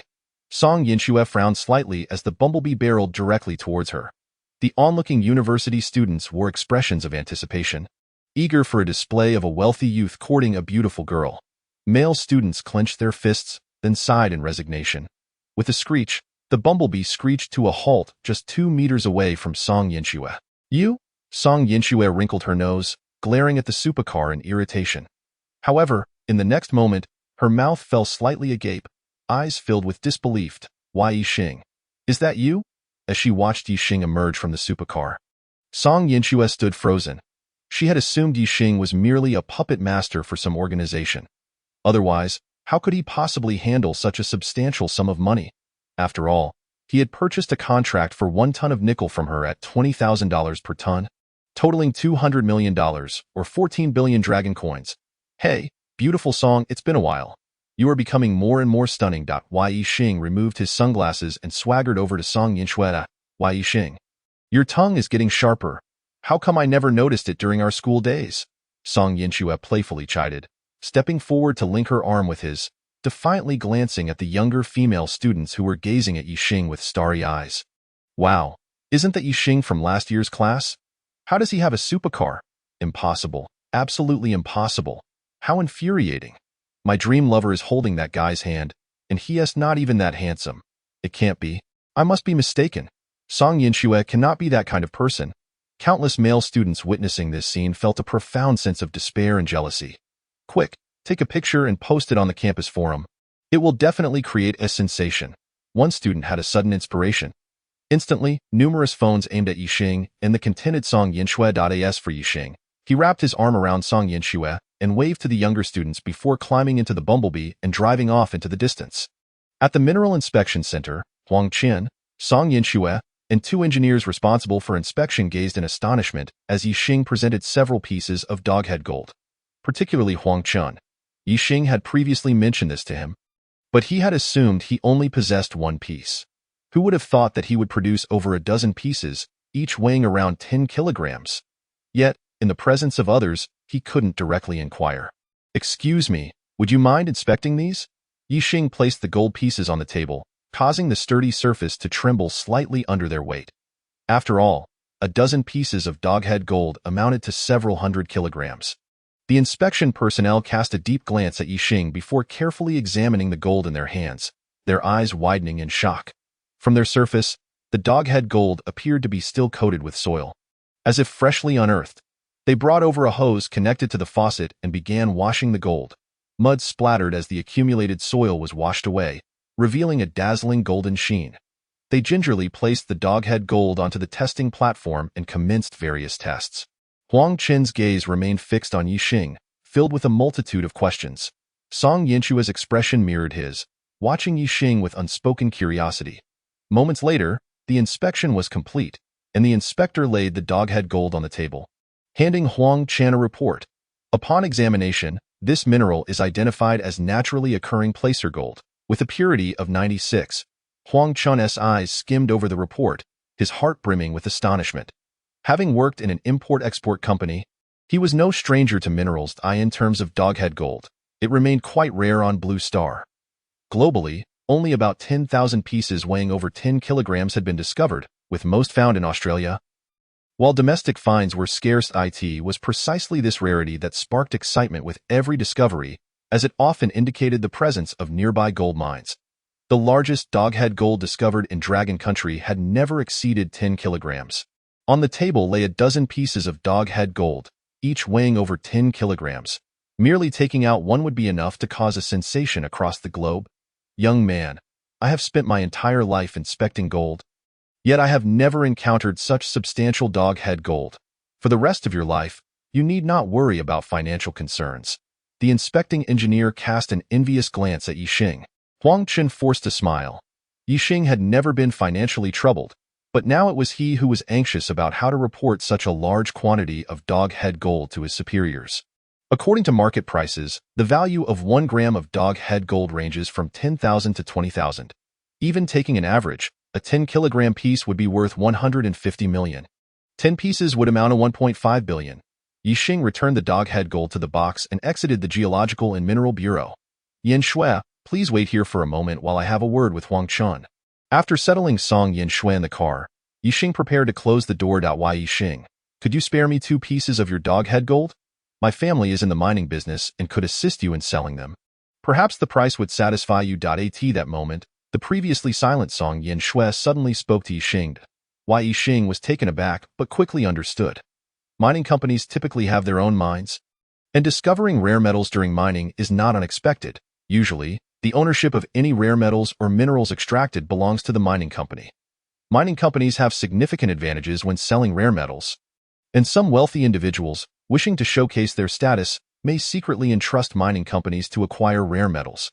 All right, then I leave it in your capable hands. I assure you, you will not suffer a loss.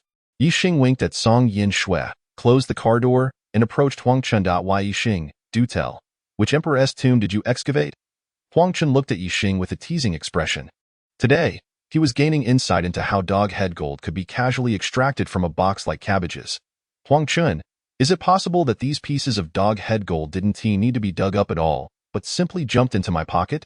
Cut the nonsense. I've collected all these pieces of dog-head gold, but there is one matter that requires your assistance. Huang Chun scoffed, clearly skeptical of Ye Xing's words. However, he was already aware of the rule.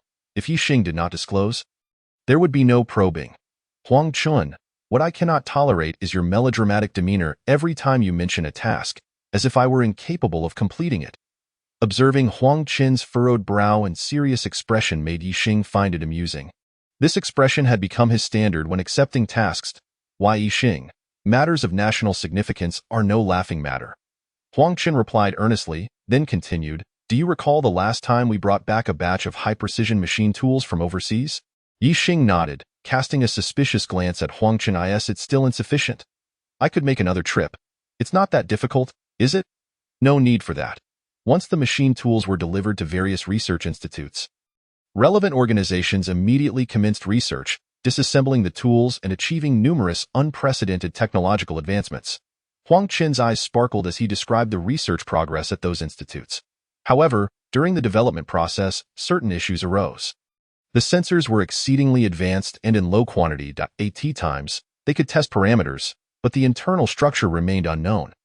Experts were concerned about accidentally damaging them if they were to be dissected for reverse engineering, leaving no spare parts.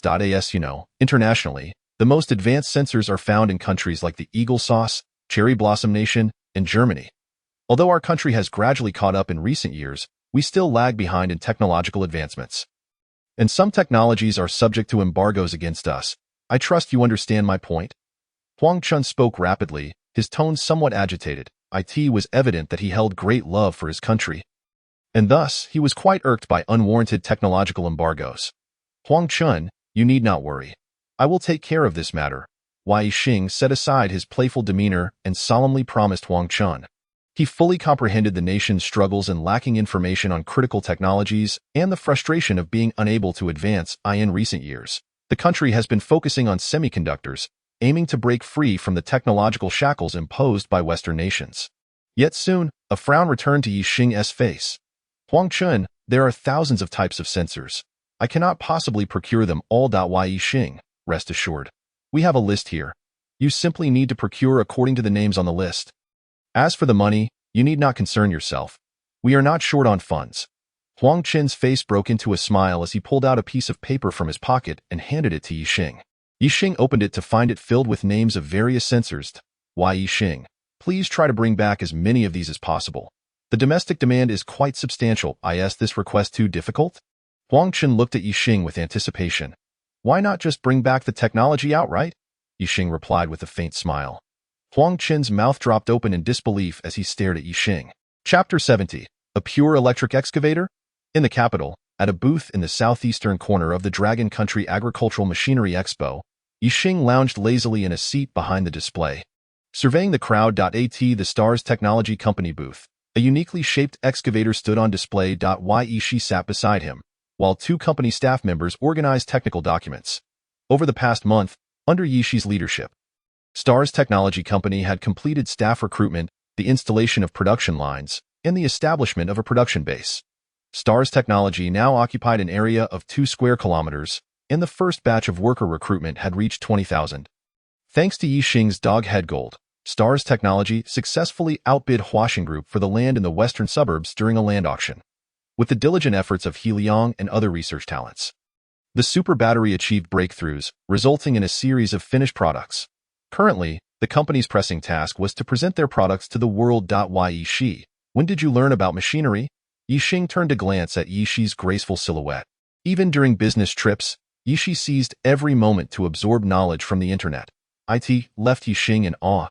Indeed, the fleet civilization had produced such tireless beings, making even him, as the boss, feel embarrassed. About a week ago, Ye Xing responded with a gentle smile before returning to her studies. In a way, you modified an excavator in just a week? Ye Xing looked at the oddly shaped excavator in front of their booth, then at the professionally dressed Ye Xing. He found it hard to believe that this excavator had been personally modified by her. Originally, Ye Xing intended to hold a product launch similar to those of other new energy battery manufacturers. However, Ye Xing suggested that Stars Technology was merely an obscure small factory, and no one would attend a launch event. Make an impact. They needed to do something different. Mr. Ye, this is actually quite a long time. If we had ready-made parts, it would take even less time, Ye Xing said with a serene smile, exuding elegance. Ye Xing clicked his tongue and closed his eyes. The crowd at the venue gradually thickened, with many staff members wearing badges from participating companies bustling about, distributing promotional materials. Only Stars Technology's booth remained quiet, devoid of any activity or personnel handing out materials. Amidst the throng, Zhang Jingguo, with his hands behind his back, scanned the various booths.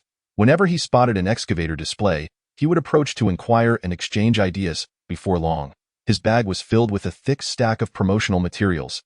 He hailed from a farm in the northwest and had come to the capital to procure several excavators that were powerful, fuel-efficient, and reasonably priced. However, as he walked, he collected numerous promotional materials but found little of value. The products from those companies were powerful but hardly fuel-efficient, let alone cost-effective. Suddenly, his peripheral vision caught sight of a peculiar excavator stationed in the southeastern corner. This excavator appeared smaller than a typical excavator, yet its bucket was particularly large, giving it an unbalanced appearance. Perhaps this was a specially modified excavator. Zhang Jingguo's eyes lit up as he quickly made his way to the Stars Technology booth. Comrades, what is the power rating of your excavator? Zhang Jingguo circled the excavator a few times, estimating from its size that it was a small excavator with limited power. Otherwise, its power system would occupy a considerable volume.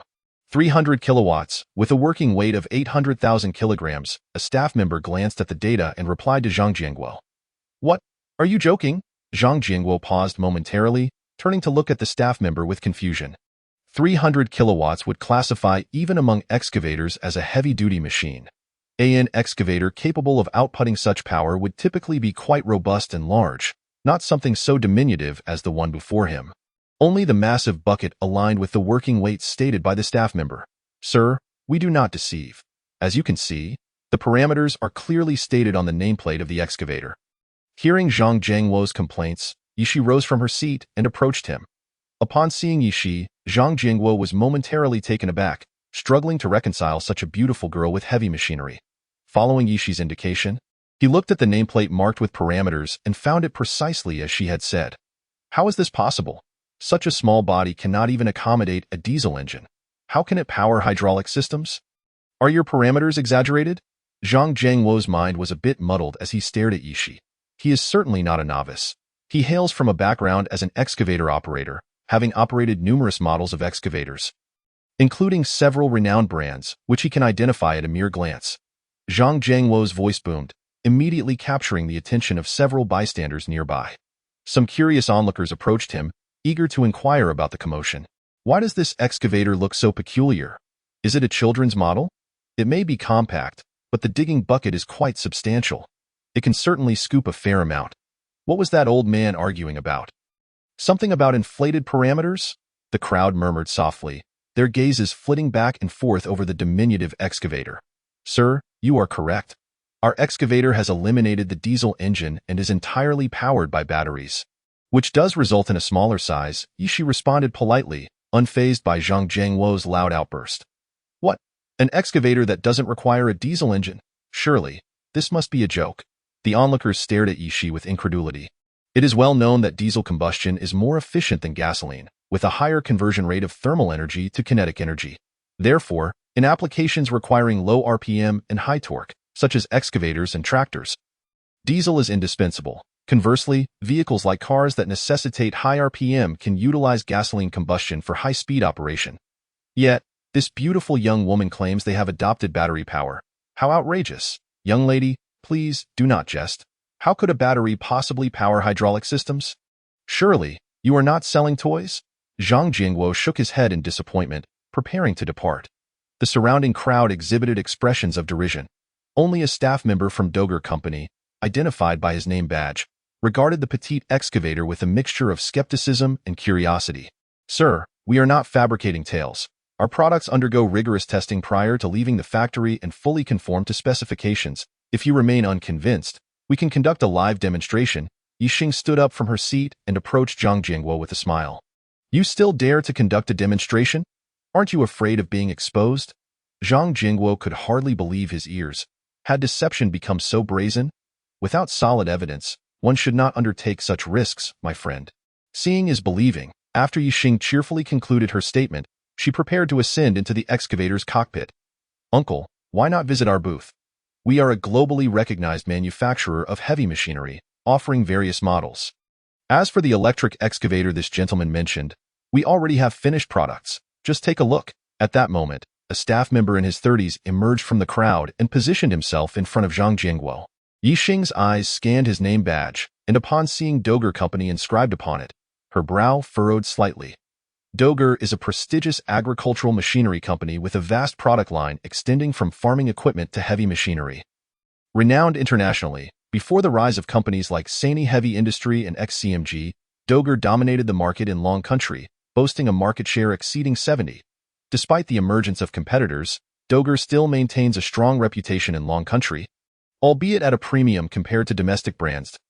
Dogger Company, I have indeed used your excavators. They are of commendable quality, though somewhat pricey. Have you released any new products this year? Zhang Jiangwo acknowledged the name badge, hesitating slightly, as he was somewhat constrained financially. However, if no cost-effective options were available, he would begrudgingly consider purchasing a Dogger excavator. Wang Xian cast a disdainful glance at Ye Xing and her companions, smilingly addressing Zhang Jiangwo. Indeed, you are correct, uncle. Our company has indeed launched new products this year, such as this model. Wang Xian pointed to a colossal excavator, stating, this is our new hybrid excavator, featuring a total output power of 76 kW. This hybrid excavator can effectively save 15 on fuel, specifically designed for clients in Long Country. Such fuel savings? Zhang Jiangwo examined the imposing excavator with keen interest, his eyes gleaming with desire. Men who operate excavators often favor grand and formidable machines, as they evoke a sense of control over their surroundings. Moreover, the promise of fuel efficiency struck a chord with Zhang Jiangwo. Indeed, our Dogger Company's principle is integrity. Any savings we can offer our customers will be diligently pursued. Unlike certain companies that exploit the new energy label for deceitful gains. Wang Xian puffed out his chest proudly, his gaze inadvertently drifting over to Ye Xing as he spoke with a double entendre. Zhang Jiangwo discerned the underlying implications in Wang Xian's words, glancing at Ye Xing as he countered, that may be a bit too harsh. Perhaps they genuinely do possess an electric excavator. He was aware of how implausible his statement sounded. Yet out of respect for Ye Xing as a domestic brand, he wished to spare her any embarrassment. The surrounding onlookers cast sympathetic glances at Ye Xing and her companions, understanding that being used as a comparison was not a pleasant experience. Uncle, you may not realize this, but excavators differ fundamentally from family sedans. Cars only need to provide speed, which is relatively straightforward. Excavators, however, are distinct. Their substantial weight necessitates significant torque during operation, thus emphasizing the importance of instantaneous power or explosive force. Wang Xian, an experienced salesman, adeptly highlighted the differences in operational principles between cars and excavators, articulating it simply. His words immediately captured the attention of Zhang Jianguo and the surrounding crowd, eliciting frequent nods of agreement. However, just because the electric solution presents challenges does not imply that our Dogger company is stagnant. Uncle, take a look at this model. Wang Xin pointed to a smaller green excavator nearby. This excavator boasts an output power of 60 kW, can operate for extended periods, and produces neither noise nor pollution with sustained power. Wang Xin, well versed in his pitch, recited the specifications effortlessly. He also skillfully emphasized the strengths of Dogger's electric excavator while discreetly omitting its lower power output. The gathered crowd buzzed with excitement. They had heard of electric cars but had never conceived that excavators could also be battery-powered. Naturally, they had overlooked Ye Xing's earlier assertion that their excavator operated on battery power. Indeed, look at how mature their solutions appear.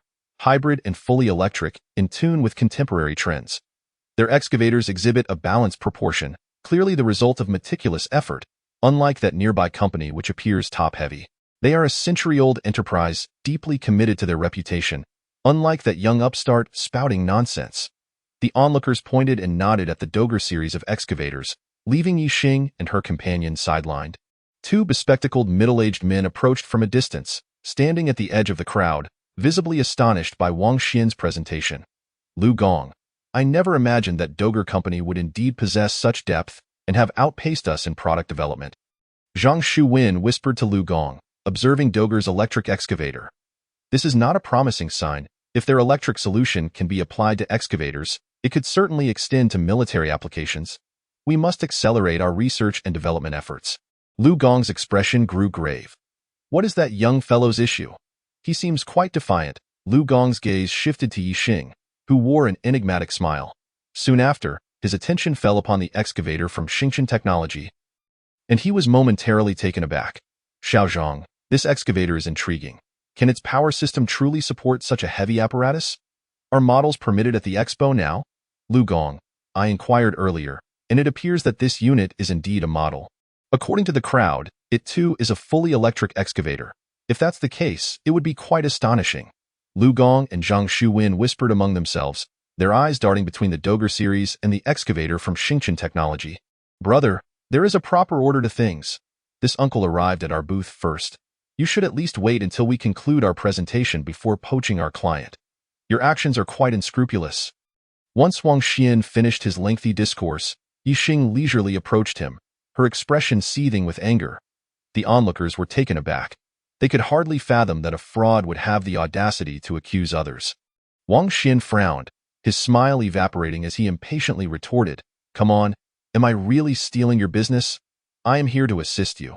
What could your toy of a company possibly showcase to potential customers? Frankly, I feel embarrassed for you. Do not tarnish the reputation of our long country, please. As tensions escalated, Zhang Jingguo nervously positioned himself between the two. Everyone, as you can see, this sales representative from Dogger Company is being excessively deceitful. Our Xingchen Technology shall not be intimidated. Ye Xing pointed an accusatory finger at Wang Xin, raising her voice. Today, I shall challenge the entire range of Dogger's products using this fully electric excavator. The crowd gasped in disbelief, unable to comprehend why Ye Xing would dare to challenge Dogger heavy industry. Had this individual lost his senses? I greatly admire your attitude. However, this world ultimately demands tangible strength. What grounds does he have? The size of his excavator appears to be a whole tier smaller than others.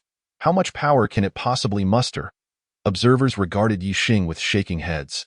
Engineer Liu furrowed his brow, his gaze lingering on the excavator from Xingchen Technology for a moment before he slowly shook his head. While the hydraulic system is indeed equipped for heavy-duty excavators, the body is simply too small, and the power system is insufficient to propel it. He is destined to lose. Liu leaned towards Zhang Shuwen, quietly sharing his assessment. Zhang nodded, aware of Liu's distinguished status. His presence at the Agricultural Expo was to seek inspiration. What did you say? You intend to challenge our Dogger Company with that dilapidated excavator of yours. Is this your first day in the industry? Wang Xin exclaimed, as though he had just heard a ludicrous joke, disbelievingly staring at Ye Xing. You are correct.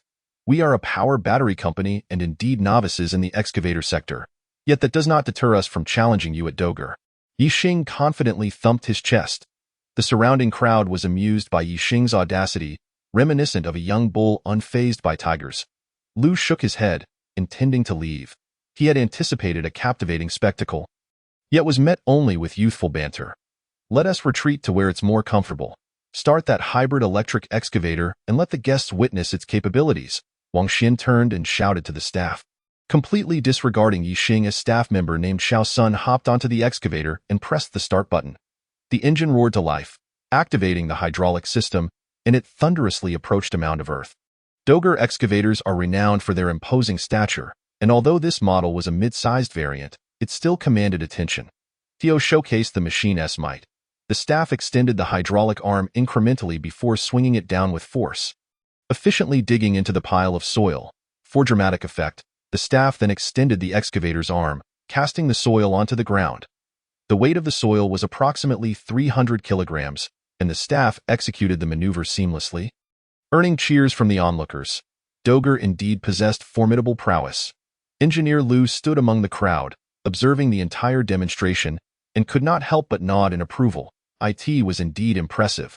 The counterweights were judiciously placed, and there was no tremor under load, indicating a stable hydraulic system.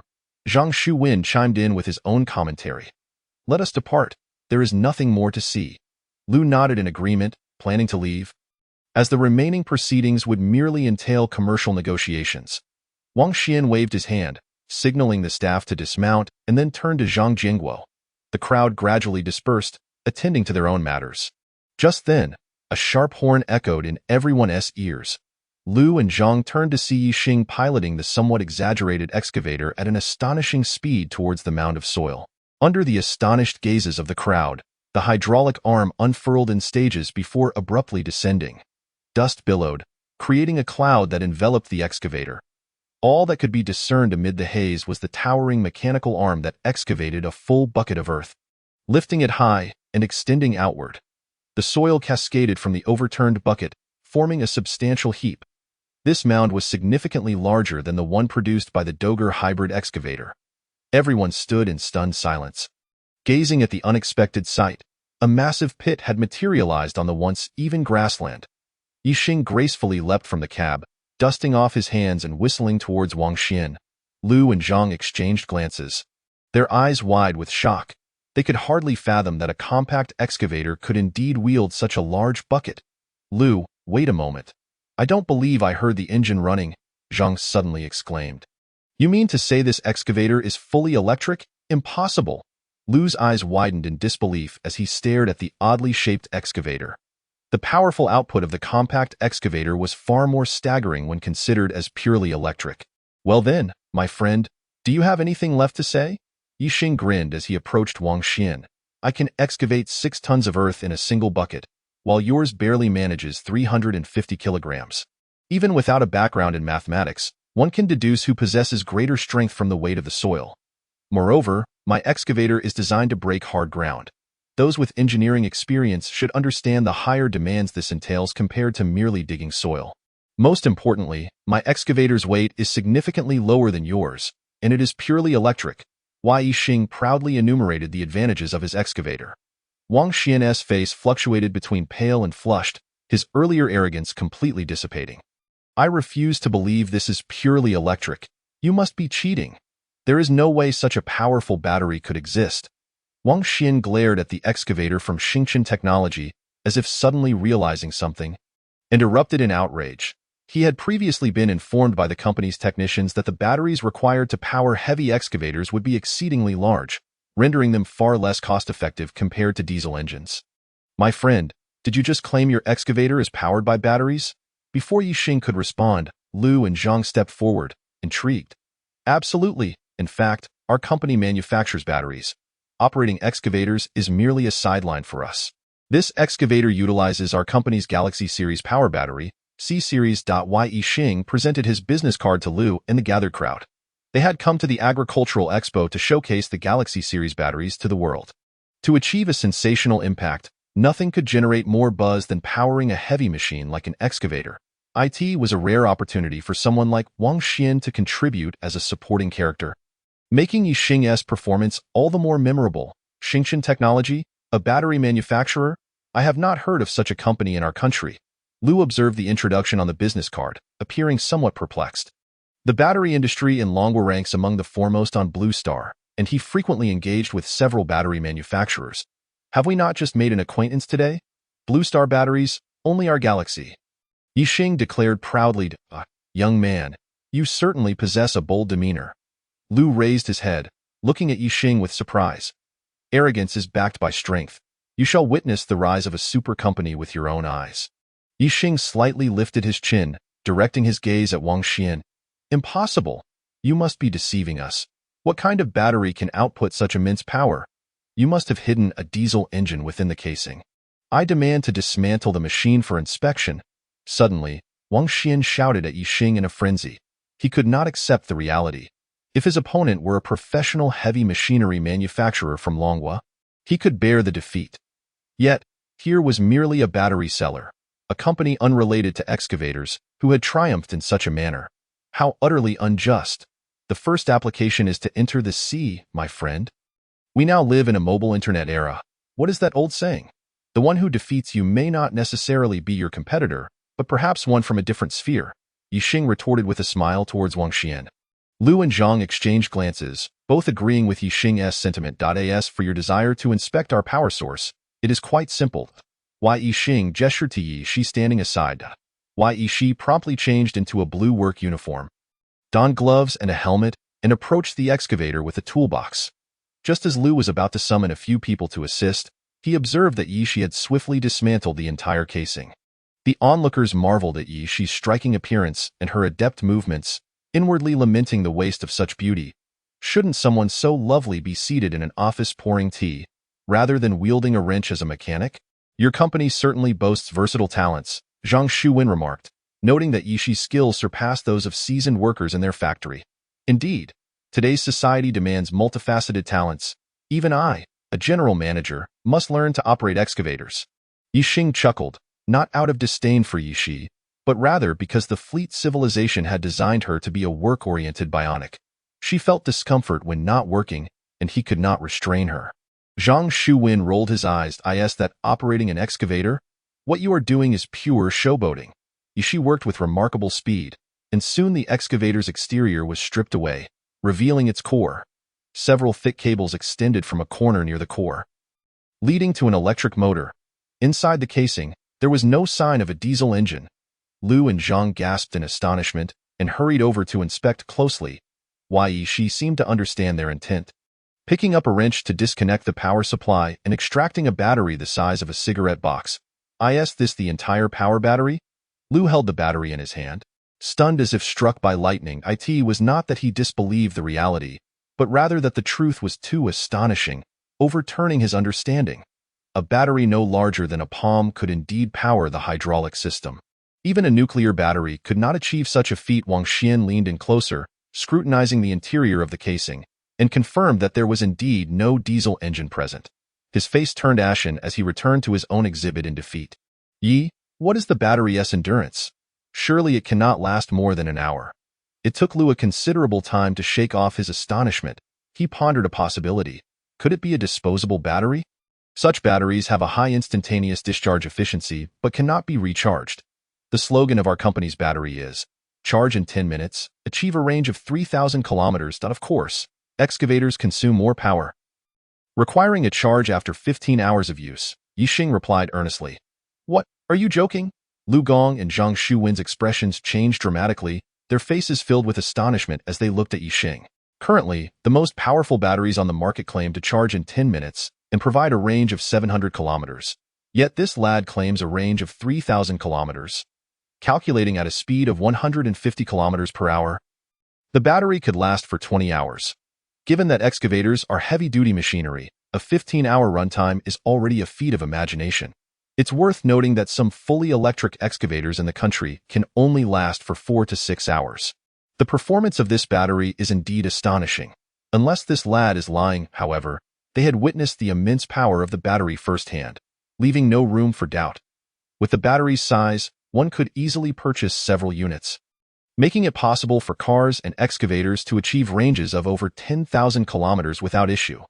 Zhang Shuwen and Lu Gong became increasingly excited as they pondered this, feeling as though the entire world was on the verge of being revolutionized by this battery.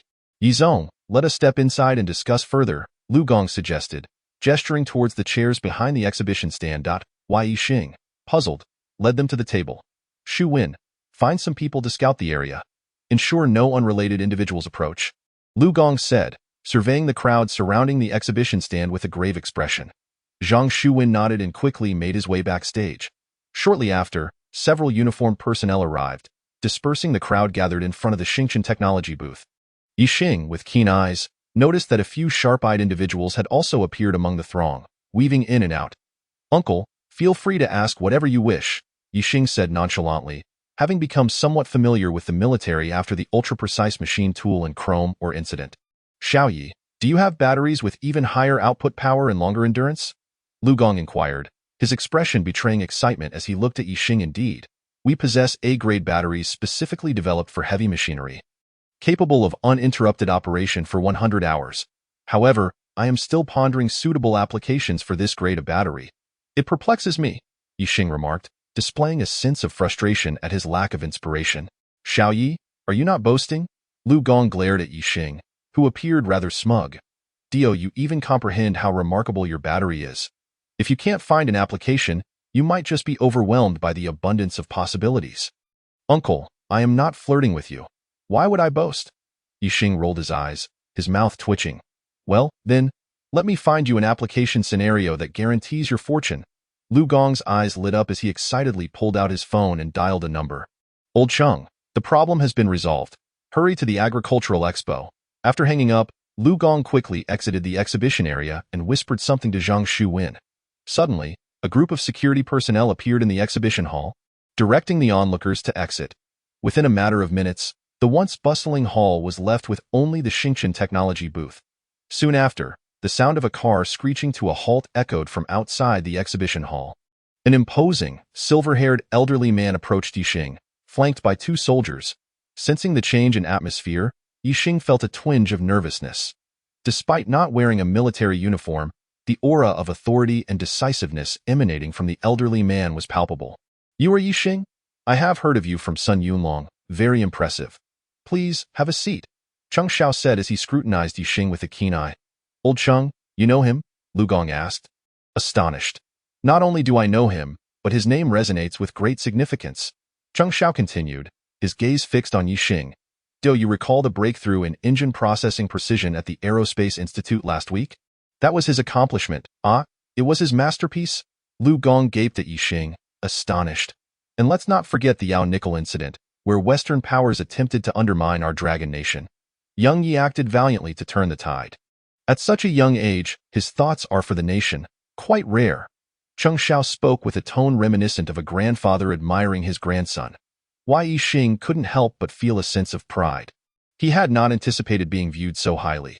Xiao Lu, please tell me how Ye Xing has assisted us in resolving any issues, Cheng Xiao requested, glancing around in confusion. Old Cheng, have you not been lamenting the submarine's power issues? If we utilize President Ye's galaxy battery, our submarines will navigate the seas effortlessly, becoming the pride of Blue Star. Longguo's face broke into a smile. What? Cheng Xiao's body jolted, and he instinctively stood up. You heard correctly, the galaxy battery produced by Xiao Ye's company can indeed solve our difficulties, Longguo reiterated earnestly. He then turned to Ye Xing, asking, Xiao Yi, do you have that Galaxy A-type battery with you? Of course, we came to the capital specifically to promote our power batteries, Ye Xing replied, gesturing for Ye Xi to retrieve a brick-sized silver-white cube from a tote bag and place it on the table. Cheng Xiao and Longguo's expressions shifted dramatically, gazing at Ye Xing with skepticism. Xiao Yi, one cannot jest about such matters. Can such a small battery truly power a submarine? Cheng Xiao's words carried a hint of regional dialect, making them sound endearing, yet his dissatisfaction was evident. Even Longguo, who had just witnessed the galaxy battery powering an excavator, felt somewhat disheartened. After all, submarines are significantly larger and require exponentially more energy. The Galaxy A-type battery was merely a slightly larger version of the standard Galaxy battery. Who would believe it could propel a massive submarine through the deep sea? Old Cheng, I understand your skepticism, but it genuinely can. You may verify it for yourselves, Ye Xing said, hands raised in a gesture of helplessness. While he couldn't procure a sample of the submarine, The technical documentation provided by the fleet civilization assured him of its capabilities. Cheng Xiao and Lu Gong conferred quietly for a moment before resolutely turning their gazes toward Ye Xing. Seeing your confidence, we shall proceed with the verification. Are you brave enough to join us? Cheng Xiao's face brightened with a smile that, of course. What do I have to fear? I am more concerned about whether you can handle it, Ye Xing replied nonchalantly. You, young lad, do possess courage. Most individuals would turn pale at the thought of being taken away. Cheng Xiao remarked, casting an appreciative glance at Ye Xing before leading the group outside. Ye Xing and Ye Shi exchanged a few words with the staff before following Cheng Xiao out. Upon exiting the exhibition hall, they found several soldiers standing guard outside, and an unassuming vehicle parked nearby. Cheng Xiao and Lu Gong entered one vehicle, while Ye Xing and Ye Shi were guided into another by an officer. The vehicles turned left and right, and after an indeterminate amount of time, they halted in front of an unremarkable building. Ye Xing and Ye Shi followed Cheng Xiao and Lu Gong inside. Upon entering, they found themselves in a spacious hall bustling with activity, where various instruments were beeping and blinking.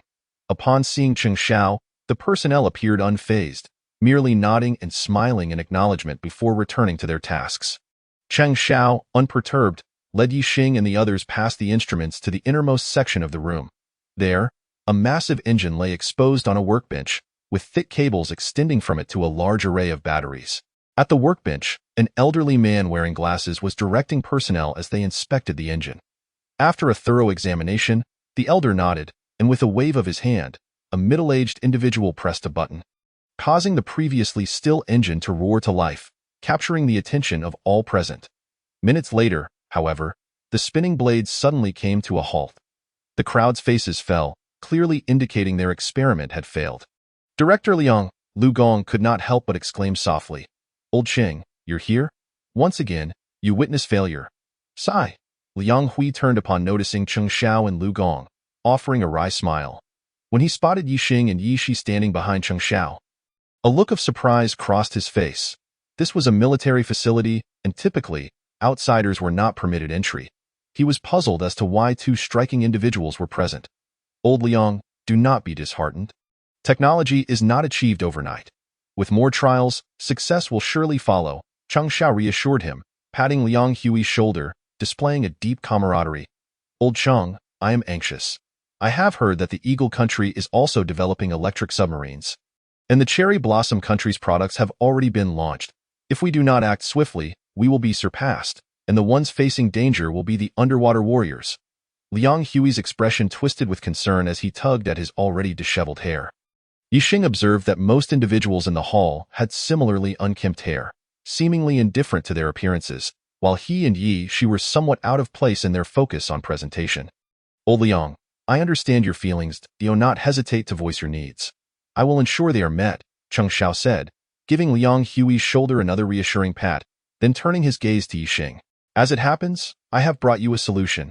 Liang Hui looked at Ye Xing, his eyes filled with curiosity. Director Liang, we have discovered a high-density battery that may resolve the ongoing issues with power output. Lu Gong spoke somewhat sheepishly to Liang Hui.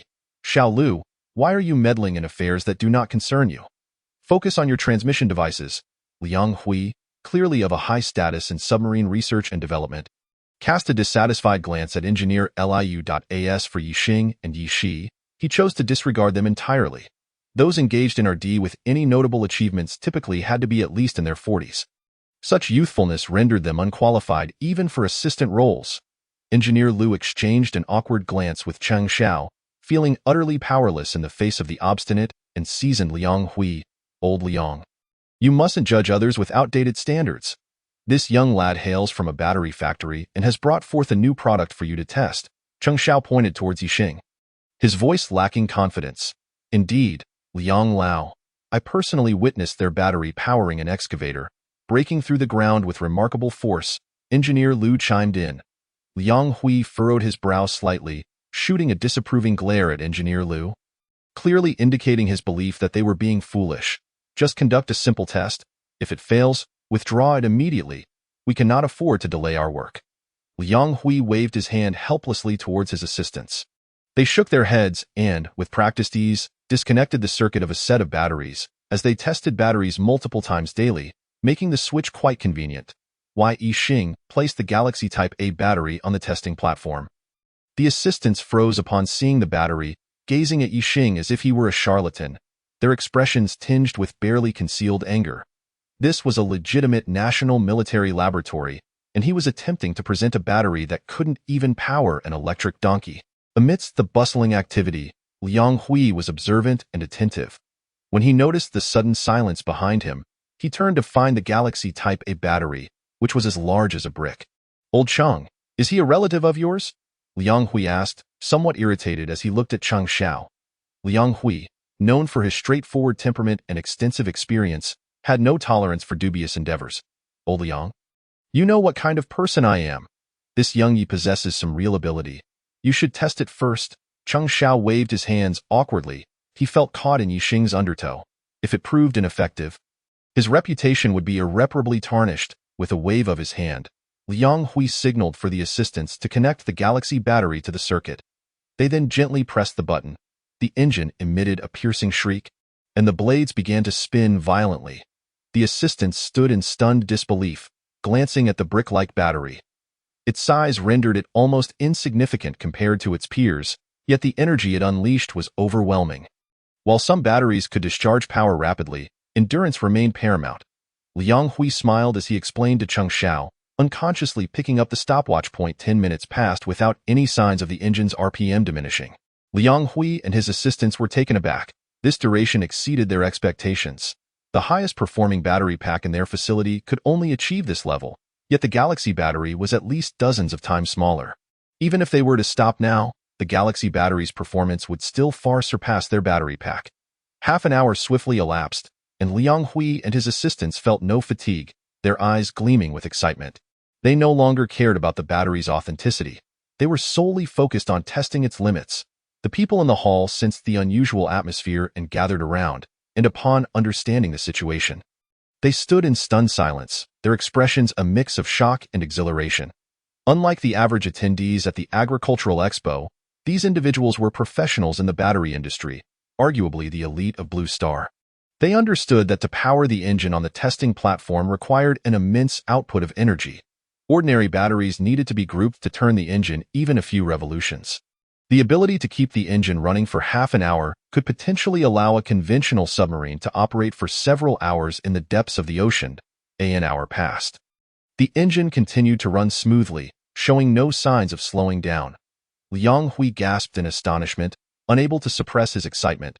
A battery capable of sustaining an hour's operation was unprecedented in his experience, sufficient to allow a submarine to cruise steadily underwater for over 10 hours. His mind began to unconsciously calculate the surrounding facilities designed for the Galaxy battery, estimating how many Galaxy batteries various models of submarines would require to ensure an adequate power supply. 3 hours had passed, and the engine continued to operate without any sign of the battery's output weakening. Liang Hui and the onlookers felt a tingling sensation on their scalps as they gazed at the Galaxy battery. Akin to observing an extraterrestrial phenomenon, they could hardly believe that such extraordinary energy existed in the world. This level of power could enable submarines to achieve maximum speeds underwater for an entire day. Currently, only nuclear submarines could rival it. However, who would even think to compare conventional submarines with nuclear ones? 5 hours swiftly elapsed, and the engine continued its relentless operation. The staff provided chairs for everyone, creating an unprecedented scene of collective observation of the testing results in the testing area. Everyone began to feel somewhat numb. The Galaxy battery was simply too astonishing, and they started to worry whether their own engines might fail first. Liang Hui mentally calculated that a battery capable of sustaining 5 hours of operation would allow a submarine to run at high speeds for 2 days. Meanwhile, the record for a nuclear submarine's underwater endurance stood at 90 hours, and the Galaxy battery was inching closer to that benchmark. But that was nuclear energy. Who would dare to compare a conventional battery with nuclear power? "Old Liang, is it working?" Chang Xiao, sitting upright in his chair, despite his lack of technical knowledge, could discern that the issue plaguing Long Nation had found a resolution. Indeed, Old Chang, given its current performance, it stands ready to rival nuclear submarines. We may be old, but the youth truly possess remarkable capabilities. Liang Hui nodded, a hint of embarrassment on his face, though his tone remained animated. He then turned to Ye Xing and inquired, "Xiao Yi, has your company calculated its endurance time?" It is essential to conduct such calculations, as we are a rigorously pragmatic global enterprise, equipped with top-tier technological capabilities, Ye Xing replied, smiling as he presented his business card. Liang Hui was left speechless. This young man was indeed quite the show-off. I merely inquired about the parameters, and you present me with this multitude of details, Dr. He Liang. Is he at your company? Liang Hui's eyes brightened upon seeing the introduction on the back of the card. Old Liang, do you know He Liang? Ye Xing asked, somewhat surprised as he looked at Liang Hui. He is my student, and he has made quite a name for himself in the field of ternary batteries. Did he develop the galaxy battery? That seems unlikely, Liang Hui replied coolly. Goodness, what a coincidence. Ye Xing's mouth twitched as he looked at Liang Hui in disbelief. The galaxy battery is our company's exclusive patent. Dr. He Liang conducted improvements within our company's framework. If old Liang is interested, you are welcome to visit our company for a tour. We are always open to. Before he could finish, Cheng Xiao interrupted. You young man really know how to take advantage of the situation. Do you realize where you are? Are you planning to recruit old Liang to your company to build submarines or aircraft carriers? Why not aim for the sky while you're at it? The people around them erupted in laughter at Ye Xing's expense. Old Cheng, I indeed plan to reach for the sky. With the galaxy power battery? Is it not feasible? Ye Xing replied with a grin. Liang Hui and the surrounding individuals suddenly fell silent, as if they had stumbled upon something significant. Then, Liang Hui exclaimed, Old Cheng, what Xiao Yi suggested might indeed be possible. Just think, if drones were equipped with galaxy batteries, wouldn't that mean? The atmosphere grew dense, and everyone stared at Ye Xing as if they had seen a ghost, their mouths agape in disbelief. They all realized that if the battery could power submarines underwater, would it truly be a challenge for aircraft to soar through the skies? Xiao Yi, you have yet to answer my question, Liang Hui said, his gaze intense as he looked at Ye Xing. He was now eager to ascertain the answer. If operated continuously, the endurance time is 100 hours, Ye Xing replied with a calm smile. He understood the psychological impact this parameter would have on those present. 100 hours? Even nuclear submarines cannot compete with that, Liang Hui muttered in shock. Old Cheng, the military landscape of Blue Star is about to undergo a transformation. Suddenly, Liang Hui looked up at Cheng Xiao. Cheng Xiao nodded gravely, comprehending Liang Hui's implication. With the support of the galaxy battery, the noise issues plaguing conventional submarines would be resolved, rendering them quieter and more stealthy. Furthermore, the compact size of the galaxy battery, coupled with its enhanced energy output, would free up substantial space within the submarine, providing a more comfortable living environment for the crew. After all, compared to the enormous battery packs akin to houses, the galaxy battery could almost fit in a handbag, allowing for easy replacement as needed. Submarines would hardly require energy replenishment. As long as the crew could physically endure it, they could remain underwater for a year and a half without issue. Xiao Yi, we wish to purchase your technology. Cheng Xiao suppressed his inner excitement, gazing steadily at Ye Xing Chapter 76. Live-streamed by others, all the staff present focused their attention on Ye Xing's face, eagerly hoping for his agreement. Old Cheng, please hold on a moment. Liang Hui gently tugged at Cheng Xiao's arm, signaling him to step aside. Cheng Xiao followed Liang Hui to a corner, somewhat puzzled. Old Liang, is something amiss?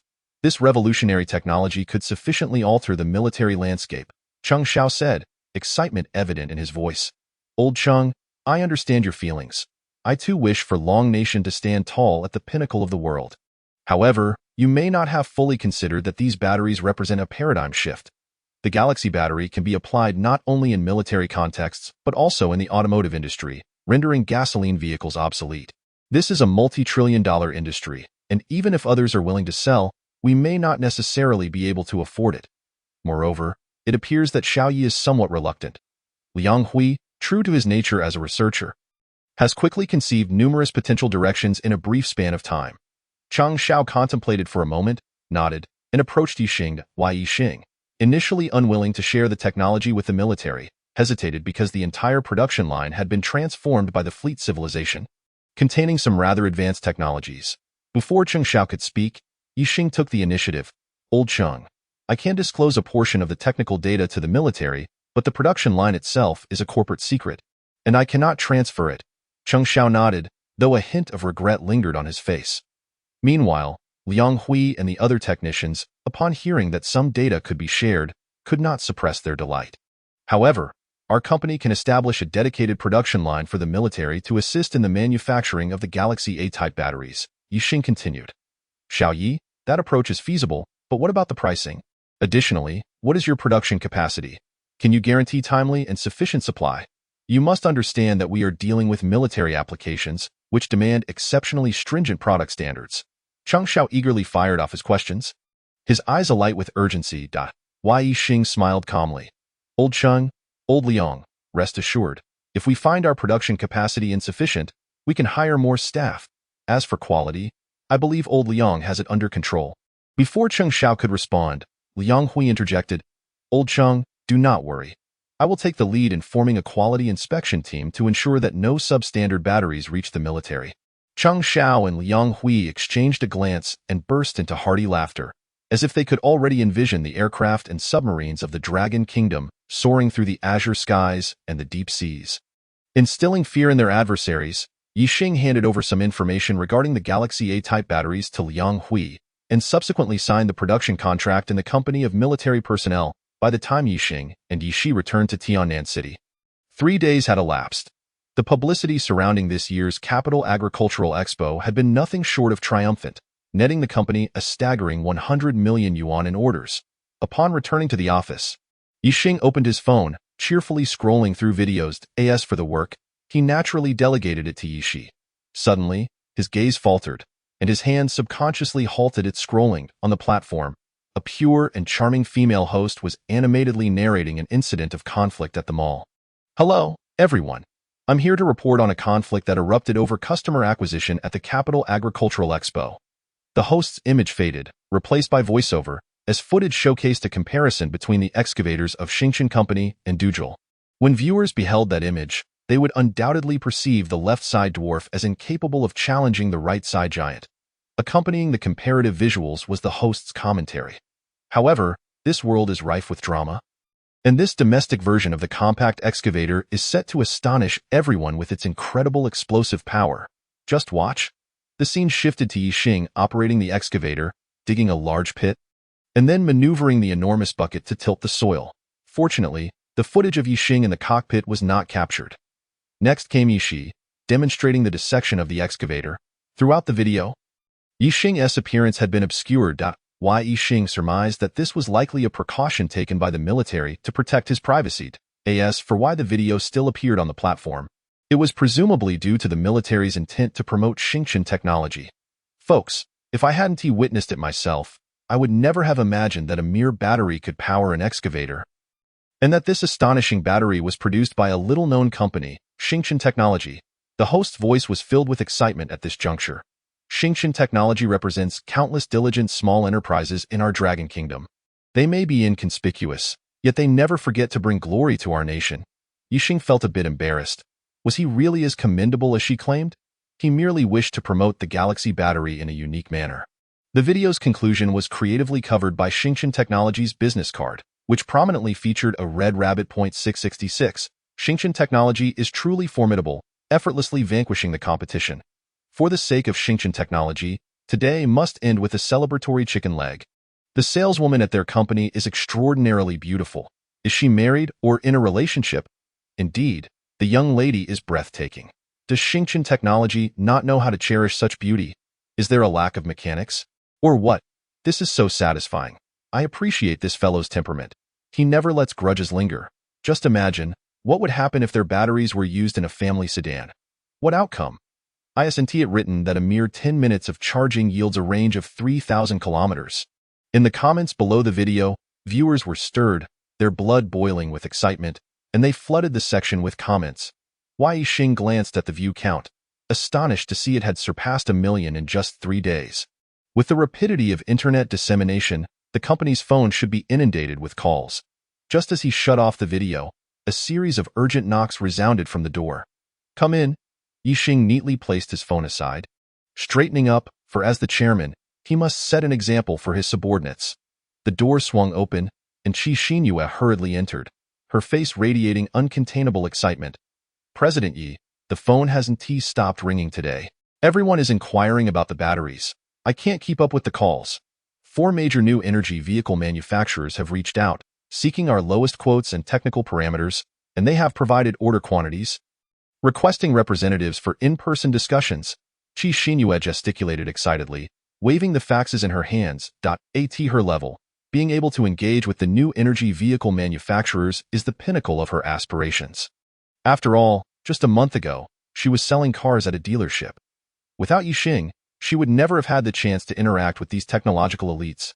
Oh, did Tesla and BYD not call? Can those battery competitors really remain calm? A smirk crept onto Ye Xing's lips. He had long anticipated the reactions of these manufacturers. The emergence of the Galaxy battery was bound to shake the foundations of the new energy vehicle sector. It would indeed be strange if they could remain unfazed. Tesla has kept silent, but BYD has shown interest in our Weibo. As for other battery competitors, they are likely still in the phase of seeking the truth. Qi Xinyue perused the materials and responded, President Yi, should we sell batteries to the manufacturers? They are offering a high price and placing substantial orders. Qi Xinyue's face flushed with excitement. Clearly the prospect of these massive orders had sent her into a frenzy. We will not sell batteries to the vehicle manufacturers. Instead, we can negotiate with other application companies, such as agricultural machinery, transport vehicles, and mobile phone manufacturers. Ye Xing shook his head, outright rejecting the notion. Qi Xinyue nodded, understanding Ye Xing's intent, and turned to leave. However, just as she reached the door, she abruptly halted, gazing back at Ye Xing. President Yi, there is some news you might wish to hear. Oh? What news? Ye Xing raised an eyebrow, curious to hear what Qi Xinyue had to say. Yesterday, the president of Huaxing Group, Sheng Wenhong, suffered a heart attack due to investment failures and was rushed to the hospital, barely escaping with his life. Qi Xinyue watched Ye Xing closely, her eyes sparkling. Perhaps women are drawn to such gossip. Oh? How did this happen?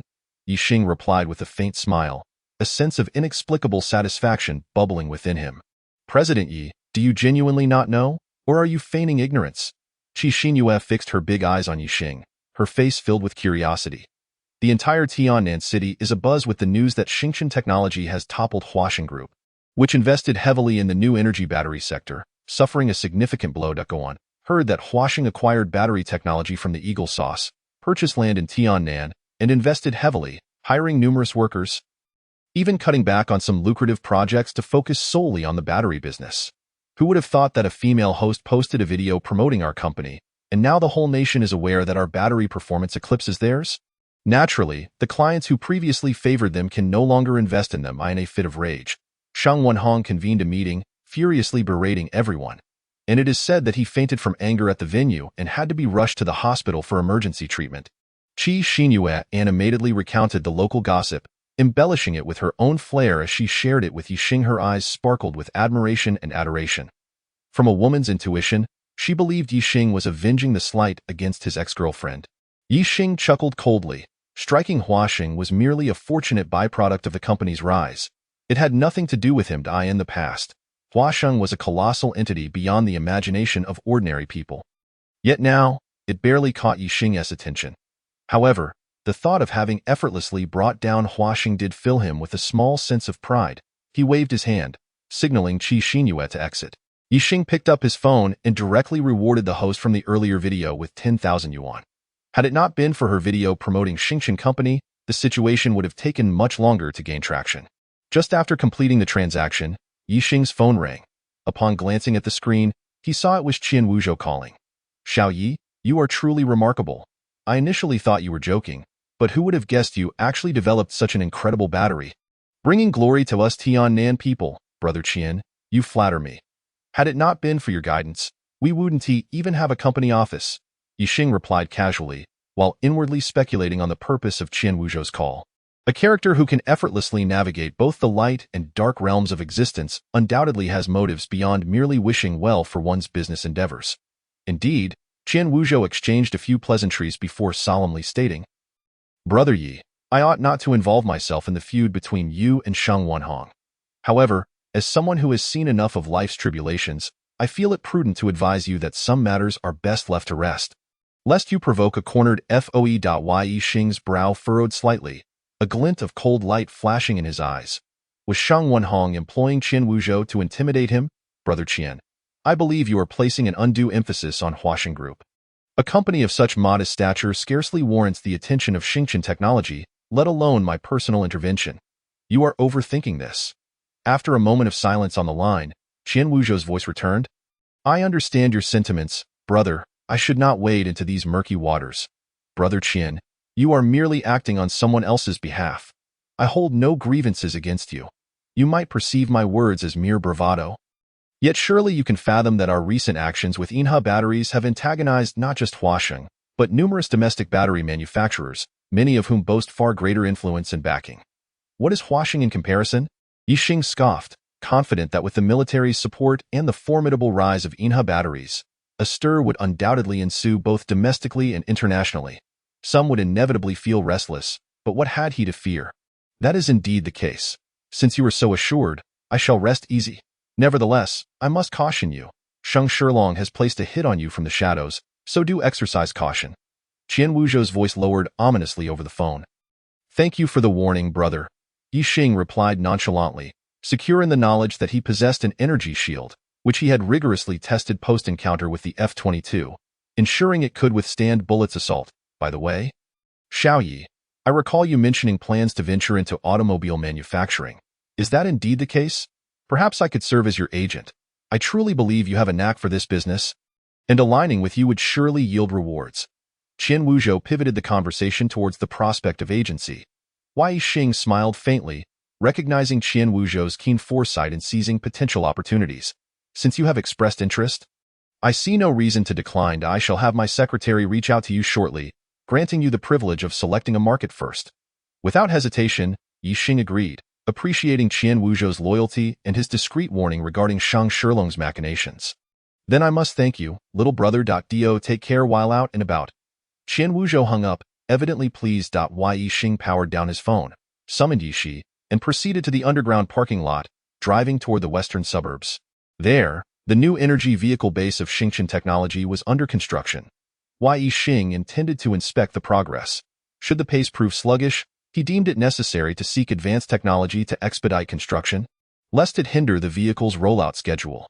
Within the Porsche Bumblebee, Yi Shi was at the wheel while Ye Xing occupied the passenger seat, his gaze frequently drifting toward her. Had he not known that Yi Shi was an emotionless artificial construct, he would have surely believed her to be an impossibly perfect being. Why, Yi Shi, is it true that your memory does not contain any history of the fleet civilization?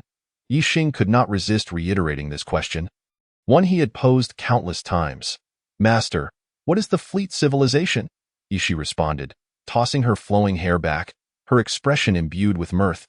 Yi Xing fell silent, realizing that her memories had likely been erased during manufacturing. Drive on. I have procured another 100 CPUs for you. Assemble them at your leisure. With a sigh, Yi Xing accepted that he would glean nothing of substance from Yi Shi. During this period, he had purchased numerous computer components for her to build a more powerful supercomputer, accelerating her knowledge acquisition from the internet. Master, we are being followed. Suddenly, Yi Shi pointed to the rearview mirror. Yi Xing looked back to see a black car trailing them at a distance of over 20 meters. Yet, this alone did not confirm they were being pursued. Yi Xing regarded Yi Shi with skepticism. Since we left, there have been 10 cars appearing behind us. The other 9 have departed at various intersections, leaving only this black Mazda in pursuit, Yi Shi detailed, her calculations precise to the second. Accelerate toward the outskirts. A chill crept across Yi Xing's face, for it was obvious that the car behind them harbored the assassins of Sheng Shilong. Yi Shi, being merely a work-oriented robot, could not engage in combat. Thus, it fell to Yi Xing to take action. In the Mazda behind them, 2 assassins clad in black chuckled as they observed the Porsche Bumblebee suddenly accelerate into the countryside. Heaven has paved a path for us, yet he chooses not to tread it. Let us be swift. We shall seize the car and the beauty. One of the assailants, a one-eyed man, grinned coldly as he patted his bulging waistline. Chapter 78. Energy Torque, Counterattack. The Bumblebee sped forth, swiftly leaving the bustling city behind and entering desolate suburban terrain. Yi Xing reclined in the passenger seat, his gaze scanning the surroundings. They soon found themselves in a barren area, flanked by dense forests, with the vast ocean stretching out ahead. The Mazda clung closely to the Bumblebee, the distance between them narrowing as they departed the city. The one-eyed man could even discern the graceful flow of Yi Shi's hair, an observation that made his mouth water with desire. Buddy, that girl is too alluring. I'll take care of that kid with a single shot, and then we can indulge ourselves. the one-eyed man brandished a dark handgun. Grinning at his burly companion, "Big brother, the employer only specified the kid's demise. Let's complete our task swiftly and retreat without complications." The hulking driver hesitated. "What are you afraid of? We are in the wilderness. Who could possibly discover us?" These two are audacious indeed, running toward the outskirts upon realizing our presence, clearly desperate. The one-eyed man exhaled onto the gun's muzzle, exuding confidence. Suddenly, they noticed the bumblebee pausing momentarily, its door opening and then closing again. To their astonishment, the figure of Ye Xing in the passenger seat had vanished. The one-eyed man rubbed his eyes vigorously, but he had seen clearly. One of the occupants of the car had indeed disappeared. "Third brother, where did that kid go?" The one-eyed man rolled down the window, peering out into the surroundings, yet neither the ground nor the vehicle revealed any trace of Ye Xing. This realization unnerved him. Their deeds were of a clandestine nature, steeped in superstition. "Big brother, this is rather eerie. Should we return and strike another day?" The burly driver slowed the car, wiping the cold sweat from his brow. "Are you a fool? After all our efforts to find this opportunity, you think we'll get another chance? Do you believe that kid won't return to report us, leading to an immediate investigation and manhunt?" The one-eyed man waved his gun dismissively, casting a cold glance at the hulking driver. "We must have misseen.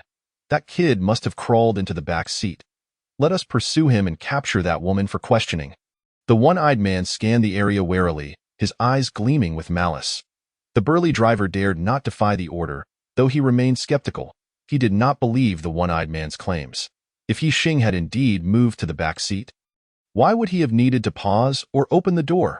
He was convinced that Ye Xing had exited the vehicle. With one hand gripping the steering wheel and the other clutching the handgun, he nervously surveyed the surroundings. Suddenly, the vehicle jolted as though it had collided with an invisible wall, the front end lifting dramatically before crashing back down to the ground. Dust clouded their vision, seeping through the shattered windows into the interior.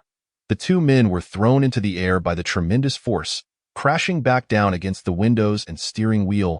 Blood erupted from their foreheads as they landed in a heap. Utterly disheveled. "Big brother, look!" The one-eyed man scrambled to retrieve his gun, only to hear the burly driver exclaim in shock. Following the direction of his companion's finger, the one-eyed man's jaw dropped in disbelief. His body trembling uncontrollably, there, 10 meters ahead, Ye Xing stood suspended in midair, gazing down at them with an icy demeanor. "How is this possible?" the one-eyed man gasped, his mind reeling as his rudimentary understanding of physics crumbled. "How could a person stand in the air without any support? Tell me, who sent you? I will spare your lives." Ye Xing's voice rang out, resonating with authority. The burly driver and the one-eyed man exchanged terrified glances. "Big brother, what do we do?" The burly driver looked to the one-eyed man for guidance. "Did you not hear him? Whether we speak or remain silent, our lives hang by a thread. If he seeks our demise, be he man or specter, I will fight him to the end." The one-eyed man lowered his voice, his finger poised on the trigger. With a swift glance at his companion, he extended his right hand and pulled the trigger. A bullet flew silently through the shattered window, aimed directly at Ye Xing's chest. The burly driver raised his gun as well, repeatedly squeezing the trigger in an instant. A flurry of bullets hurtled toward Ye Xing. The one-eyed dragon exhaled deeply, heavily leaning back in his seat, preparing to relish the sight of his opponent, battered and bleeding. Though his adversary hovered in the air, a rather peculiar spectacle, he was nonetheless flesh and blood. Before the bullets, all beings are equal, and how could one withstand projectiles forged from steel? Yet, in the next moment, his mouth gaped wide, his expression contorted in shock. Contrary to expectations, his opponent did not become riddled with holes. Instead, flecks of white light flickered across his vision. The high-velocity bullets seemed to lose their momentum, plummeting to the ground. Hiss! Witnessing such an uncanny scene, both individuals felt as if they had encountered a ghost. A chill of sweat trickling down their spines. They desperately pulled the triggers, unleashing a torrential downpour of bullets upon Ye Xing. He remained suspended in the air, encircled by a shimmering aura of white light. The bullets struck this luminous barrier, merely igniting a faint gleam before falling away. The energy shield was indeed extraordinary. He regretted not having twisted the F-22 into a pretzel during their last encounter. With the assurance provided by the energy shield, Ye Ye Xing felt considerably more at ease, albeit lamenting the previous skirmish. If they sought their demise, he would certainly oblige. A glint of murderous intent flashed in Ye Xing's eyes as he reached out with both hands. An unparalleled surge of energy erupted forth, distorting the surrounding air and drawing in dust and debris, coalescing into a massive gray dragon. The turbulent air collided with vehicles, lifting them into the air with a cacophony of shrieking metal and tearing sounds. A torrent of crimson erupted within the ochre whirlwind, accompanied by the agonized cries of the stricken. Minutes later, Ye Xing retracted the energy. A twisted mass of scrap metal fell from the sky, staining the ground a deep red. Descending to the earth, a flash of white light enveloped him, drawing the debris and mangled corpses into his spatial ring. Ye Xing approached, her gaze surveying the scene. Her expression impassive. Ye Xing, I recommend you erase this memory to prevent others from extracting information, Ye Xing commanded, his eyes fixed on her. As a robot, Ye Xing excelled in logical reasoning, while humans are a blend of logic and emotion. If someone were to tempt her, she might inadvertently divulge this experience. Thus, erasing the memory was the safest course of action. Having spoken, Ye Xing vanished into the trading space. Jerry, I desire holographic projection technology. Ye Xing smiled as he regarded Jerry across from him. Holographic projection? No problem, Xing. I didn't expect you to have an interest in such an outdated technology, Jerry replied with a shrug. Ye Xing scratched his head. Holographic projection was the most futuristic light technology he could conceive. He wondered how many profound technologies the fleet civilization had yet to unveil. Captain Jerry produced a black object resembling a remote control. Pressing a button, suddenly, a black space materialized in the air of the trading hall, revealing a murky river that surged relentlessly, boundless and tumultuous. Strange creatures flickered in and out of sight within the waters. Howling upwards, the cacophony of the rushing river merged with the roars of the beasts, immersing one in the ambience of a primordial planet. Simultaneously, the damp scent of river water and the acrid odor of beasts assaulted the senses. Incredibly lifelike, Ye Xing was astonished. He had initially thought a mere video would suffice, yet the fleet civilization's holographic projection technology could transmit not only images but also sound and taste. In a flash, numerous applications for holographic projection flooded his mind. Of course, the technology I'm demonstrating is not limited to just that. Observing Ye Xing's astonishment, Captain Jerry closed his eyes and pressed another button. The scene in the air shifted once more. On the surging river, a figure materialized, striding across the water's surface. Ye Xing blinked in disbelief as he recognized Captain Jerry. His attire and hairstyle were identical to those of the present. Just as Ye Xing was about to inquire, a creature resembling a rhinoceros erupted from the depths, baring its fangs and lunging at Jerry. With agility, Jerry dodged, leaping onto the beast's back and striking its horn. The creature then bore Jerry across the waves, cleaving through the water toward the horizon. Ye Xing stared in awe, dumbfounded by Jerry's display. Captain Jerry, was the latter part merely a fabrication of your imagination? Oh, Xing, what if the entire image is simply a product of my whimsical thoughts? Jerry shrugged, speaking casually. Goodness, this is astonishing. Ye Xing gasped, the fleet civilization's advancements surpassing his wildest dreams. All right, I'll take this technology. 1,000 kilograms of beef and 1,000 bottles of beer. Without a moment's hesitation, he blurted out the price. The utility of holographic projection was simply too immense for him. Okay, deal. Jerry snapped his fingers. With the transaction complete, Ye Xing stored the holographic projector within his spatial ring. Captain Jerry, are you still trapped in the star abyss? Ye Xing casually inquired. Upon hearing this, Jerry's demeanor shifted to one of dejection as he softly replied. Without a star map, escaping the star abyss is impossible. Star map? What is that? Ye Xing paused, taken aback. He had only encountered that term in science fiction films. Xing, you must have heard of wormholes. They connect two worlds, allowing for effortless travel from one location to another. A star map denotes the coordinates of wormholes within a particular star domain, Jerry explained earnestly, his eyes gleaming with intensity. Ye Xing nodded, having seen the concept of wormholes discussed in numerous sci-fi films. And who typically possesses star maps? He asked, gazing at Jerry. Xing, there are countless worlds in the universe. Some civilizations that traverse the cosmos create cosmic strategies, which include star maps. Generally, civilizations of level 5 or higher possess star maps of their respective star domains to guide their spacecraft. Jerry elaborated, imparting knowledge of the universe to Ye Xing. Ye Xing listened with rapt attention. This was his first exposure to the classification of cosmic civilizations, and he felt as though a gateway to the universe was slowly opening before him. So, what level civilization are you? Ye Xing blurted out. In his view, the fleet civilization's technology was extraordinarily advanced, bordering on divine, at least a level 6. When we left our homeland, we were still in the mid-stage of a level 4 civilization. We have traveled through the universe for over 1,000 years without technological breakthroughs. Our homeland likely remains the same, unable to advance beyond level 5. A hint of sorrow crossed Jerry's face. Ye Xing found it hard to believe his ears. Despite the fleet civilization's remarkable strength, they were still merely a level 4 civilization. What then of level 5, 6, or 7 civilizations? How formidable must they be? How are these civilization levels differentiated? Ye Xing's curiosity intensified. Oh, it's quite simple.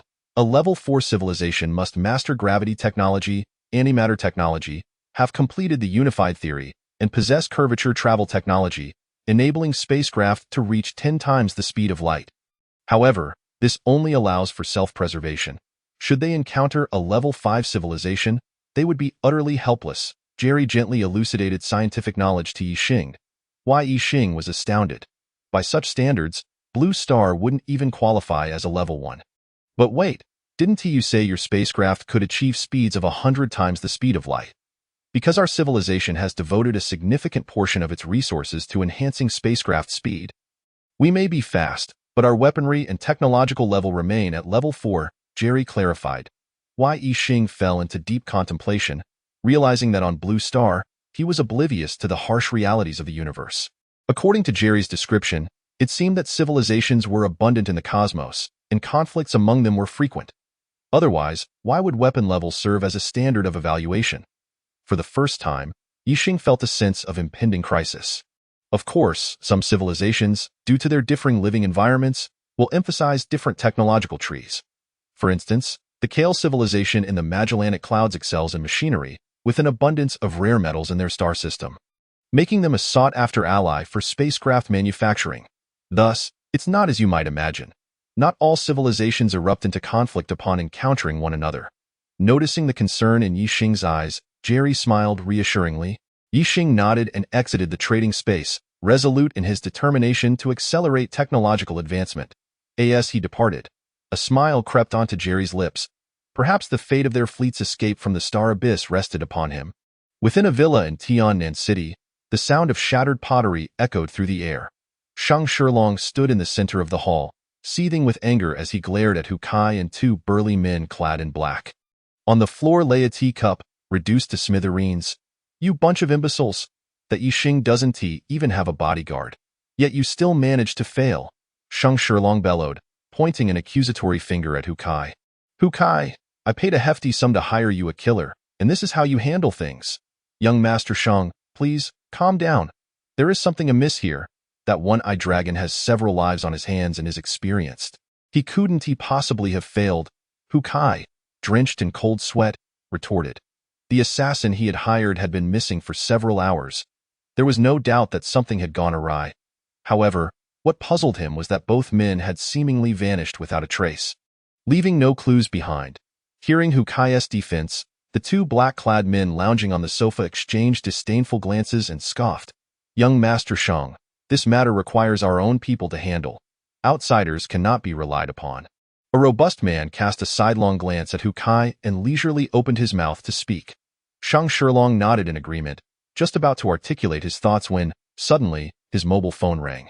Bring the crew. That brat Ye Xing has driven out to the outskirts again. This time, we must ensure he doesn't escape. After finishing the call, Shang Shilong's eyes sparkled with a fierce light as he spoke with malice. Chapter 80. The Pursuit. Buried in the sea inside a blue Bora, Ye Xing drove with one hand, slowly making his way towards the western suburbs. Simultaneously, his eyes frequently darted to the rearview mirror, seeking any signs of a following vehicle. Ever since the incident by the seaside, where he had been stalked, he invested 50,000 to purchase a second-hand Bora and modified it. He had ordered Ye Xing to guard the company headquarters, relieving her from accompanying him for the time being. Nevertheless, Ye Xing had been making frequent appearances at the building, aimlessly driving around. He was confident that his movements would attract certain individuals. Indeed, Ye Xing soon spotted a BMW and an Audi tailing him in the rearview mirror. Both vehicles had been following him since he exited the underground parking lot. Ye Xing feigned ignorance, continuing to drive leisurely.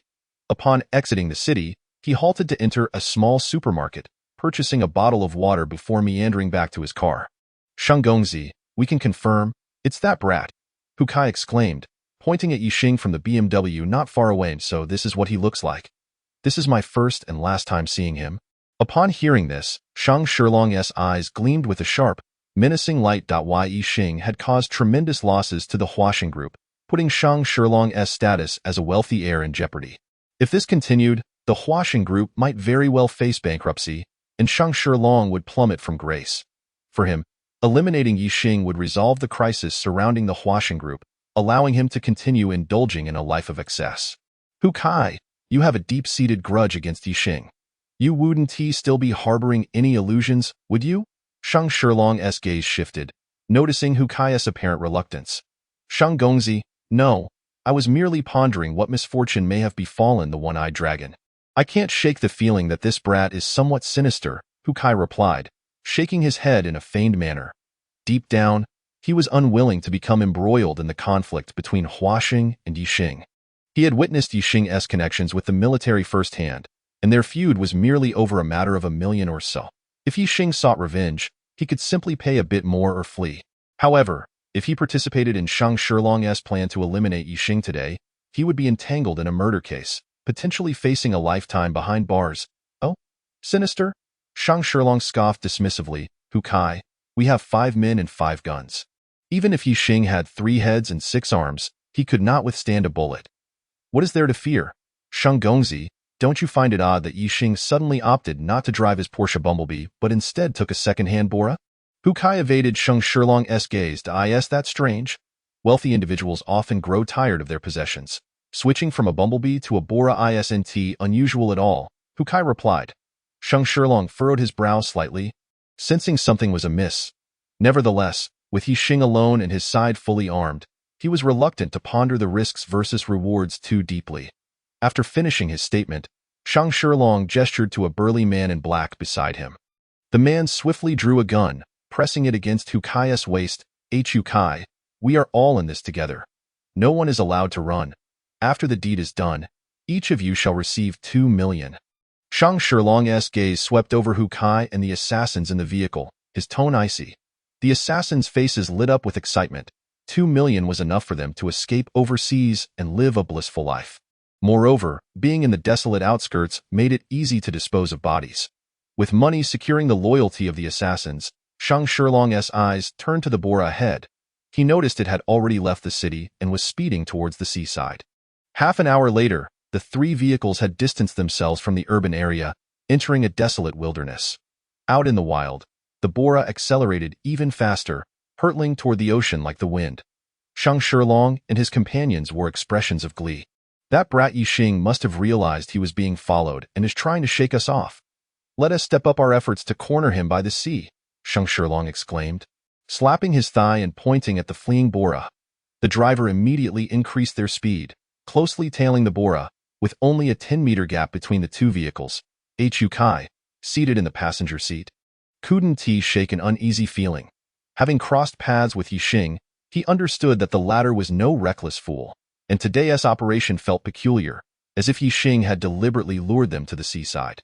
Scanning the surroundings, he noticed nothing but low-lying weeds, devoid of any signs of life. Inside the car, Ye Xing glanced at the vehicles closely, following him through the rearview mirror. With his right hand, he retrieved the holographic projection remote and pressed a button. Suddenly, the road that was merely 20 meters from the sea extended over 100 meters into the water. The virtual scenery mirrored reality perfectly, with the weeds, rocks, and sky appearing astonishingly lifelike in an instant. Ye Xing floored the accelerator, the engine roaring as the Bora sped the 20 meters, plummeting into the ocean. "Hurry! That brat has accelerated. Follow him," Shang Shilong commanded loudly. Fearing Ye Xing would escape, they were oblivious to the additional virtual landscape. Kai's unease intensified, his eyes continuously scanning the area, yet he found no clues. Just then, the car abruptly surged forward. Crashing towards Ye Xing, however, at that very moment, he witnessed an unforgettable scene. From the bore ahead, Ye Xing suddenly soared into the air, flashing them a bizarre smile in the blink of an eye. Following that, Kai saw the weeds and road vanish from view, the blue ocean interspersed with white waves rushing towards them. Suspended in midair, Ye Xing watched as the three vehicles sank into the water. A faint smile gracing his face as he glided onto the shore. He retrieved his phone from his pocket and made a call. A mere 10 minutes later, several police cars arrived, sirens blaring beside Ye Xing. Mr. Yi, did you call the police? Wu Guohui emerged from one of the cars, casting a skeptical glance at Ye Xing. Half an hour prior, he had received Ye Xing's call reporting that he was being followed and, in a desperate bid, had driven his car into the sea.at. The last moment, he had opened the door and jumped into the ocean, barely salvaging his life. Wu Guohui, a seasoned detective with years of experience, felt a surge of questions flood his mind upon reviewing the case. Who would want to kill Ye Xing? Did Ye Xing speak any lies? As for Ye Xing's claim of escaping such a dire situation, he found it utterly unbelievable. Such occurrences belonged solely in the realm of cinema. In reality, human reactions were far too slow. Indeed, I require an explanation. Ye Xing shrugged, displaying indifference. This affair was flawless. He felt confident no one could uncover the truth. However, until the investigation was thoroughly conducted, Mr. Yi would also have to undergo questioning. Wu Guohui's keen gaze swept over Ye Xing's drenched attire before shifting to the now tranquil sea. Chapter 81. New car launch. Captain, the investigation is complete. Wu Guohui's office door swung open, and an assistant entered, holding the investigation report. Wu Guohui perused the documents, his expression deepening in seriousness. They had invested significant resources to recover the submerged vehicles, fortunately managing to retrieve all three, as they were relatively close to shore. From the salvaged vehicles, the bodies of Sheng Shilong, Kai, and others were discovered, their forms largely preserved in the state they had died. Suffocated within the vehicles, their eyes were wide open, revealing an expression of profound terror, as if they had witnessed something unfathomable. Their identities were startling. One was the heir to the commercial giant Huaxing Group, while another was a company owner. The remaining individuals, upon investigation, were identified as assassins with criminal records, each armed, clearly intent on murder. The victim, Ye Xing, was the newly emerging star chairman of a prominent enterprise, overseeing tens of thousands of employees with substantial financial strength. Based on the investigation, Ye Xing's rise had been meteoric, akin to a sudden emergence. Just a month ago, he had been a small business owner of a mechanical factory, and now his net worth had soared to billions. Furthermore, it was uncovered that Kai and Sheng Shilong harbored grievances against Ye Xing. Sheng Shilong had abducted Ye Xing's former fiancée, igniting a feud over love. As for Kai, he had proposed a contract to drag the Yi family into a financial quagmire, only to have Ye Xing turn the tables on him, making it impossible for Ye Xing to forget this grudge. Are you suggesting that Ye Xing orchestrated this murder? That makes no sense. It was Sheng Shilong and his group who actively sought to ambush Ye Xing. Surveillance footage corroborates that Ye Xing was entirely on the defensive. Wu Guohui furrowed his brow, unwilling to dismiss the possibility presented by his assistant. However, further information indicated that Sheng Shilong bore greater culpability for the murder. Yet, it was equally plausible that Ye Xing had his own motives, especially considering his sudden change of vehicle and his decision to flee towards the sea instead of the bustling city. What perplexes Wu Guohui the most is the inexplicable behavior of the drivers who, upon seeing the ocean merely 20 meters away, fail to apply the brakes and instead accelerate. Could it be that they collectively succumb to an illusion, convinced that the distance to the sea remains vast? What is the situation over at the Huarun Group? Wu Guohui closed the case file, feeling the weight of pressure upon him. Flanked by the commercial titans of Tianan City, he must present a lucid answer. We have briefed Sheng Wenhong about the case, and he is exceedingly enraged and heartbroken, fervently attempting to exonerate Sheng Shilong while accusing Ye Xing of orchestrating the murder of his son. At this point, the assistant expressed a sense of helplessness. Wu Guohui rubbed his temples, fatigue evident in his voice as he inquired, "What developments have emerged from Ye Xing's side?" Ye Xing has not exerted any pressure on us. It is said they are currently preoccupied with preparations for a grand car launch event. generating considerable buzz online, likely leaving them with no bandwidth to focus on the case. Upon mentioning Xingchen technology, the young assistant's eyes glimmered with excitement.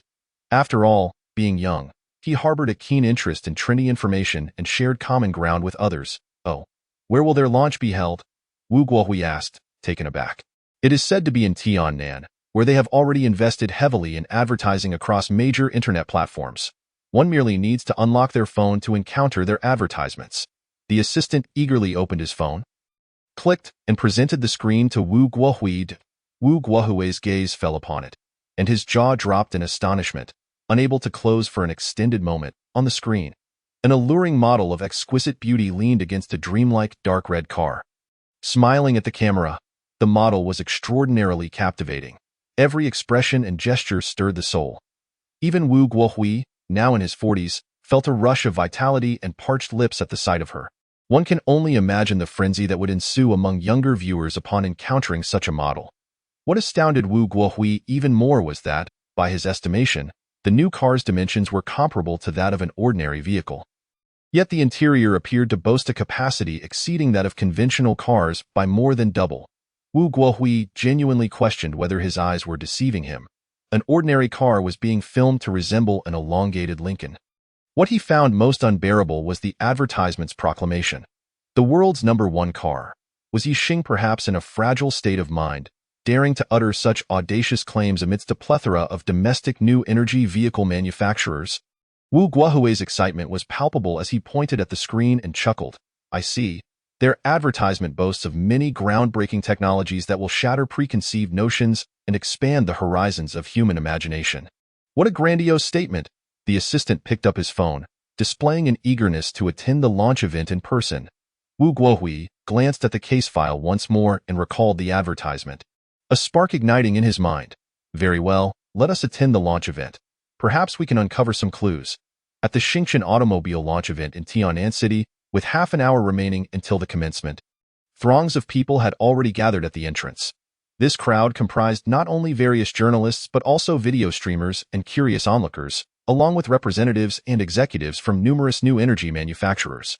Just days prior, advertisements for Xingchen Technology's new car had suddenly flooded major apps, boasting the vehicle's capability of charging in 10 minutes for a range of 3,000 kilometers. Upon its release, this advertisement immediately captured the attention of internet users, as only the financially robust could afford to splurge on advertisements across various platforms, a testament to their wealth. The emerging automotive force, Xingchen Technology, swiftly ignited a storm online, especially with its introduction of a new energy battery, creating ripples throughout the internet. Curious individuals delved into the history of Xingchen Technology, discovering that the recently viral Galaxy series batteries were indeed products of Xingchen Technology. With performance parameters akin to a monstrous creation, coupled with the allure of mysterious black technology, the combination propelled Xingchen Technology into the trending spotlight.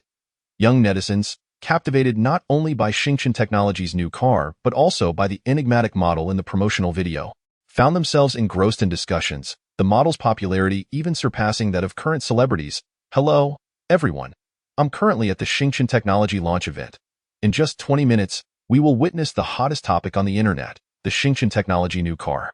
At the entrance of the venue, a slender girl with an exquisite visage waved at her phone, surrounded by several filming crew members. Upon recognizing her, some young people, after a brief moment of stunned silence, erupted into excitement and flocked to her side. It turned out that this girl was one of the most popular streamers on the internet. Sister Meili is becoming increasingly beautiful. Wow, I've finally seen Sister Meili in person. She's even more stunning than in the videos. Did Meili receive an invitation from Xingchen Technology to attend the launch? No, given Sister Meili's popularity, it must be Xingchen Technology trying to ride on her coattails. As the internet sensation Sister Meili was surrounded by admirers, many took out their phones to snap selfies with her. Viewers in the live stream were equally astonished to see Sister Meili at the new car launch, flooding the comments with inquiries. Even journalists from print media cast curious glances at her. In today's self-media era, these journalists often find themselves overshadowed, sometimes even less favored than a streamer. Dear viewers, you guessed it right. Meili is here in Tiannan, and she's here for the new car produced by Xingchen Technology, specifically to expose any falsehoods. Meili's smile vanished as she addressed her millions of fans with conviction. The live stream erupted as Meili, a titan of the internet, commanded an astonishing following, and her willingness to engage in fact-checking was remarkable. Viewers speculated about the relationship between Meili and Xingchen technology. Journalists on the periphery, upon hearing Meili's purpose, displayed excitement. Given the controversy surrounding Xingchen Technology's advertisements, the emergence of a prominent internet personality willing to debunk them promised a launch event filled with intrigue. Seizing the moment was second nature to reporters, and soon, cameras were trained on Meili. Dear viewers, I know you're probably wondering, isn't Meili from the entertainment industry? How could she cross over to debunk a new energy vehicle? Meili waved at the camera, a mysterious smile gracing her features. Dear viewers, let me ask you this. Does anyone truly believe the claim of charging for 10 minutes and achieving a range of 3,000 kilometers? As a justice-driven streamer, can we allow such deceptive advertising to pollute the online environment? The live stream erupted in support for Meili's initiative. Meili is right. I felt uncomfortable when I first saw that advertisement. It's simply too exaggerated. If it's really that miraculous, will we no longer need to charge our vehicles? Why bother charging? Just equip a car with 2 batteries, and you could travel the country without needing to recharge. Haha, that's some impressive logic, my friend. The atmosphere in the live stream was filled with joviality, as it was evident that the audience harbored disdain for Xingchen Technology's misleading advertisements.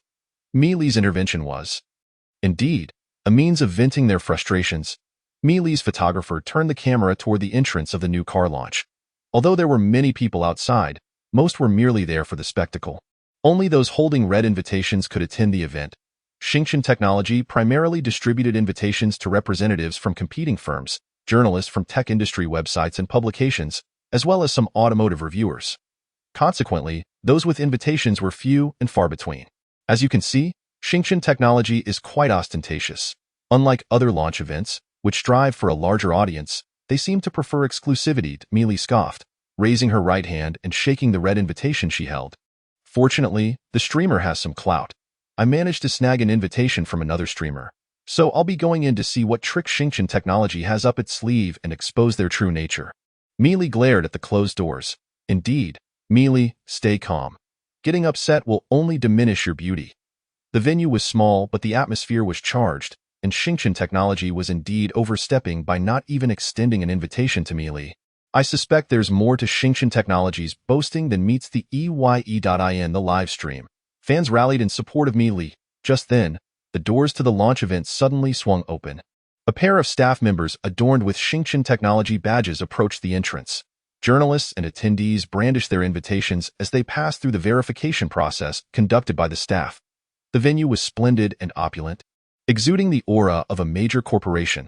However, the journalists found themselves disheartened by the dim lighting, requiring their eyes to gradually adjust. Attendees quickly settled into their seats. Some astute journalists immediately noticed that the seating was overly abundant compared to the sparse attendance, rendering the venue somewhat empty. A journalist casually picked up a red gift bag hanging by the side of each seat, opening it to reveal the new car's brochure. Wind Series? Electric Series? The journalist stared in astonishment at the exquisite images within the brochure. They had initially assumed Xingchen Technology was merely a factory exploiting subsidies, but it seemed they genuinely had tangible products. Dear viewers, as you can see, their setup is quite impressive. It appears they've put in considerable effort. Even if they are frauds, they are formidable ones. Mitsai directed the photographer to capture the surrounding environment. However, it became evident to all that the attendance at the event was quite sparse, indicating that although their company possessed wealth, it ultimately lacked depth and strength, revealing a disparity when compared to the prominent domestic corporations. Rather than idling, Mitsai took the photographer on a tour, offering her insights on the entire venue. Suddenly, as if she had stumbled upon a clandestine revelation, she lowered her voice towards the camera. Dear friends, can you guess what I just discovered? The host had indeed noticed several familiar faces among the attendees from well-known enterprises, such as Mr. Li from Weiwa Company, rumored to have aspirations in automotive manufacturing. There was also the vice president from Lixiang Automotive, accompanied by an individual from Dami Company, whose name she momentarily could not recall. As for the person ahead of them, if her assumptions were correct, it was the technical head from CATL. While Mitsai discreetly observed these representatives from major corporations, she narrated their identities to her audience. As she recognized more individuals, her expression grew increasingly solemn. These were titans of the contemporary business realm, each a formidable figure in their own right. Even some major internet corporations had sent representatives to attend. The fans in the live stream erupted with excitement, speculating about the significance of Xingchen technology, which had managed to attract such influential figures to the event. Dear friends, this company possesses remarkable credentials, as even the renowned giants have sent representatives. Yet, Mitsai noted that some car representatives appeared unimpressed, suggesting they did not hold Xingchen technology in high regard. She playfully stuck out her tongue at the camera, perhaps feeling a bit overwhelmed by the commanding presence of the various business leaders. Her demeanor no longer as carefree as it had been at the outset. At this juncture, she glanced around the still partially filled venue and again lowered her voice. Friends, as you can see, the venue is not fully occupied, indicating their strength may not be as formidable as it appears. Could it be possible that the representatives from those major corporations are here merely for the financial incentives? Thus, Mitsai was determined to pursue her investigation relentlessly. Just as her conspiracy theory concluded, a commotion erupted at the entrance. Journalists and company representatives in the venue turned their heads in curiosity. Chapter 83. Astonishment. Holographic projection. A group of individuals, guided by the staff of Xingchen Technology, entered the venue. Observant journalists quickly noticed the work badges adorning their chests. From the Aerospace Institute, the journalists and representatives from various corporations were taken aback, unable to comprehend how a car manufacturer could be associated with a research institute. Nevertheless, the evaluation of Xingchen Technology's capabilities in their minds had risen once again. The entrance was bustling with newcomers, most of whom were distinguished scholars with silver hair, evoking a sense of reverence among onlookers. Wow, that's from the Heavy Machinery Institute. That one is from the Optoelectronics Institute. Look over there, that group seems to be from Jiangbei Shipyard. Why are they also attending Xingchen Technology's new car launch? That individual is an expert from the Electronics Institute, quite accomplished in radar technology.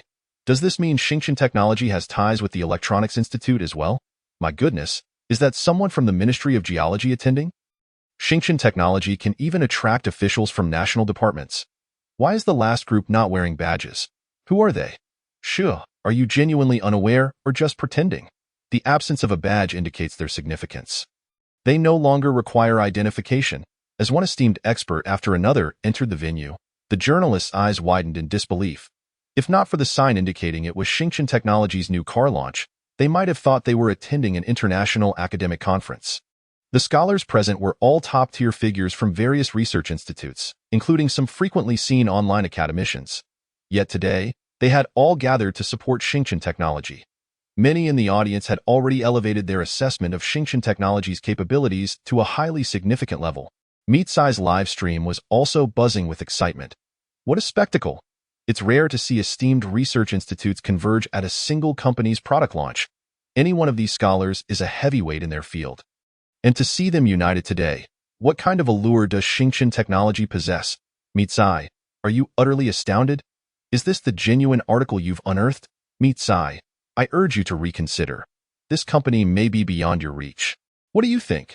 What background does Xingchen Technology have that draws support from all the major research institutes? Mitsai, biting her pristine white lip, gazed blankly at the entrance. Clearly, the stature of the guests exceeded her expectations. Just then, a cacophony of car horns echoed from the entrance. A commanding group approached, startling everyone in attendance. Most were clad in military uniforms, revealing themselves to be officers. The foremost figure, though aged, exuded an aura of authority with every gesture. Most strikingly, he bore the insignia of a general on his shoulder. Chang Xiao led the officers into the venue, met with astonished gazes from the journalists and attendees. Following the officers were several esteemed academicians from the Dragon Institute. Witnessing this scene left everyone in shock. Those capturing the moment appeared uncertain about the implications of their photographs. A sense of bewilderment enveloped the crowd, leaving them to ponder whether they were at a product launch or a military technology conference. However, Mitsai suddenly snapped out of her astonishment, her face alight with excitement as she addressed the camera. Friends, you just witnessed it. This company holds tremendous significance, with military backing. Mitsai has resolved to uncover the secrets of Xingchen Technology. The live stream fell momentarily silent as viewers began to advise her. Mitsai, don't be reckless. Some individuals are not to be trifled with. Your courage is commendable, but do proceed with caution. Mitsai, just enjoy the live coverage. There's no need to be so fixated, it's concerning that you might not even be able to stream. As some matters are confidential, I find it hard to believe. Since the military is attending the new car launch, it suggests they are unafraid of exposure. Exactly. The prominent figures are quite forthcoming. Our covert actions might raise suspicion. At that moment, Cheng Xiao, lounging in a soft chair with his eyes closed, noticed the journalist's queerness. He whispered a few words to his accompanying personnel, who quickly approached the journalists, granting them free rein to capture the event. The atmosphere revitalized as cameras and lights flickered on in the dimness. Suddenly, the entire venue plunged into darkness, enveloped in an eerie silence. Concurrently, the live broadcasts of Xingchen Technology's new car launch across various apps and video platforms also fell into a dark mode. Mitsai strained her eyes, attempting to discern the scene in the gloom. Ethereal music wafted through the air, accompanied by the distinct scent of dry earth filling the nostrils of the attendees. What is happening? I can smell the desert. Mitsai couldn't help but look upwards, noticing that those around her were mimicking her gesture. The atmosphere was arid and fervent, as though they were situated in a scorching desert. Suddenly, in the darkness, undulating sandy dunes of a yellowish hue materialized, high in the azure sky. The sun shone directly upon the dunes, causing a faint white steam to rise from the ground, moisture evaporating from the desert under the heat. The desert seemed to cascade from the air, engulfing the entire venue, transforming it into part of its expanse. Attendees stood in terror, glancing around in bewilderment. Mitsai's live stream fell into silence. Everyone was stunned by the bizarre spectacle. The audience observed a scene that was entirely dissimilar to the experience of those present. They witnessed the attendees' silhouettes, as if performing a magic trick, transitioning from darkness into the desert. The group was seated in chairs amidst the sandy landscape, observing the surroundings. Had it not been for the expressions of the attendees, they might have assumed this live broadcast had undergone video editing. Cheng Xiao wiped the sweat from his brow and turned to Liang Hui beside him. Old Liang? What is happening? Are we experiencing time travel? Why do I feel so hot? Liang Hui shook his head, his gaze clouded with confusion. Let us wait a moment. Perhaps this is a new technology invented by Ye Xing? He too was puzzled, as they were seated yet gazing upon an endless expanse of yellow sand, the distinct scent of earth wafting into their nostrils. Just then, a cloud of dust stirred in the distance, and a dark red figure darted past them at incredible speed, leaving only a fleeting shadow in its wake. Shortly after, the dark red figure soared into the air, circling above them. A young woman leaned out of the convertible, waving at the astonished crowd below. Mitsai was astounded to realize that the dark red figure was none other than the new vehicle from Xingchen Technology featured in the promotional poster. At that moment, the new car had wings extending from its sides, soaring through the blue sky. The woman waving was none other than Ye Xing, the most talked-about figure associated with Xingchen Technology. Amidst the shocked gazes of the audience, Ye Xing turned the steering wheel and plummeted rapidly. Gasps erupted as people shielded their eyes. Just then, the desert and sun vanished, plunging the venue back into darkness. Ladies and gentlemen, hello! The stage lights flickered on, illuminating the area like daylight. Under the astonished gazes of the audience, Ye Xing, beaming with joy, stepped onto the stage with purpose. Chapter 84. That was the real scene as they gazed at the radiant Ye Xing on stage. The entire audience was left in a state of shock. Moments ago, they found themselves amidst the vast desert, feeling the fervent heat of the sun and the aridness of the air. Yet now, they stand in a modern conference hall, as if the preceding events were merely a figment of their imagination. Ladies and gentlemen, thank you for participating in our company's simulated scenario advertisement. Just as depicted in the advertisement, our wind and electric series vehicles are officially available for market sale starting today. Dressed in an elegant black suit, Ye Xing stands upon the stage, her beauty striking and exuding an air of grace. The audience is enraptured, realizing that what they witnessed moments ago was merely an advertisement. What kind of advertisement could immerse one so completely, evoking sensations of heat and scent? Cheng Xiao turns to Liang Hui, asking, Old Liang, was our experience in the desert not real? What kind of technology is this? After a moment of contemplation, Liang Hui replies, when the desert scene appeared, I noticed it started in mid-air and gradually enveloped the entire hall. If I am not mistaken, it should be a form of holographic projection. Holographic projection, yet it felt astonishingly real. Has technology advanced to such an extent? Cheng Xiao finds it hard to believe. He has attended various high-end expos and has seen holographic projections before. But even the most sophisticated ones merely present a virtual animal or person in the air. None could create the immersive experience they just had. Old Chung, didn't Ye Xing mention that his launch would showcase many groundbreaking technologies? Isn't holographic projection considered one of them? Liang Hui's face lights up with excitement. His expectations for Ye Xing have always been boundless. Have you ever considered how confusing holographic projection could be on the battlefield? We must acquire this technology at all costs. Cheng Xiao suddenly becomes animated, his speech slightly stammering. The more he reflects on the earlier scene, the more he perceives the profoundness of the technology involved. At that moment, Ye Xing is explaining the features of the wind and electric series of new energy vehicles on stage. Behind her, a large screen displays footage of the vehicles. A dark red car speeds across a desolate landscape, with its parameters highlighted on the right side of the screen. The vehicle boasts a streamlined design, exuding a luxurious and futuristic aura, rivaling that of a sports car. Even more astonishing is the spaciousness and comfort of its interior, surpassing that of ordinary new energy vehicles on the market. Reporters rise from their seats, capturing images from various angles. Judging by the performance parameters currently showcased, this vehicle is truly formidable. Its astonishing endurance alone could overshadow all others on the market. Representatives from competing car manufacturers silently compare the performance parameters of their own vehicles, displaying expressions of skepticism. Based on the showcase performance, their own vehicles are simply incomparable. However, exaggerating parameters has become a common practice in the industry. And when it comes to reality, it ultimately depends on who possesses greater integrity. Doubts about the new car from Xingchen Technology linger in everyone's minds. In the live streaming room of Meili, fans are abuzz with discussion. Was that previous scene truly an advertisement? It's outrageous. Indeed, I thought it was a real escape. It felt so incredibly authentic. I can't shake the feeling that this company has something special. There's no denying they have something, but they shouldn't boast too much. Look at the parameters of their new car. Aren't they clearly exaggerating? Is it really that easy to manufacture cars now? With a bit of funding, anyone can produce a vehicle. There are no barriers at all.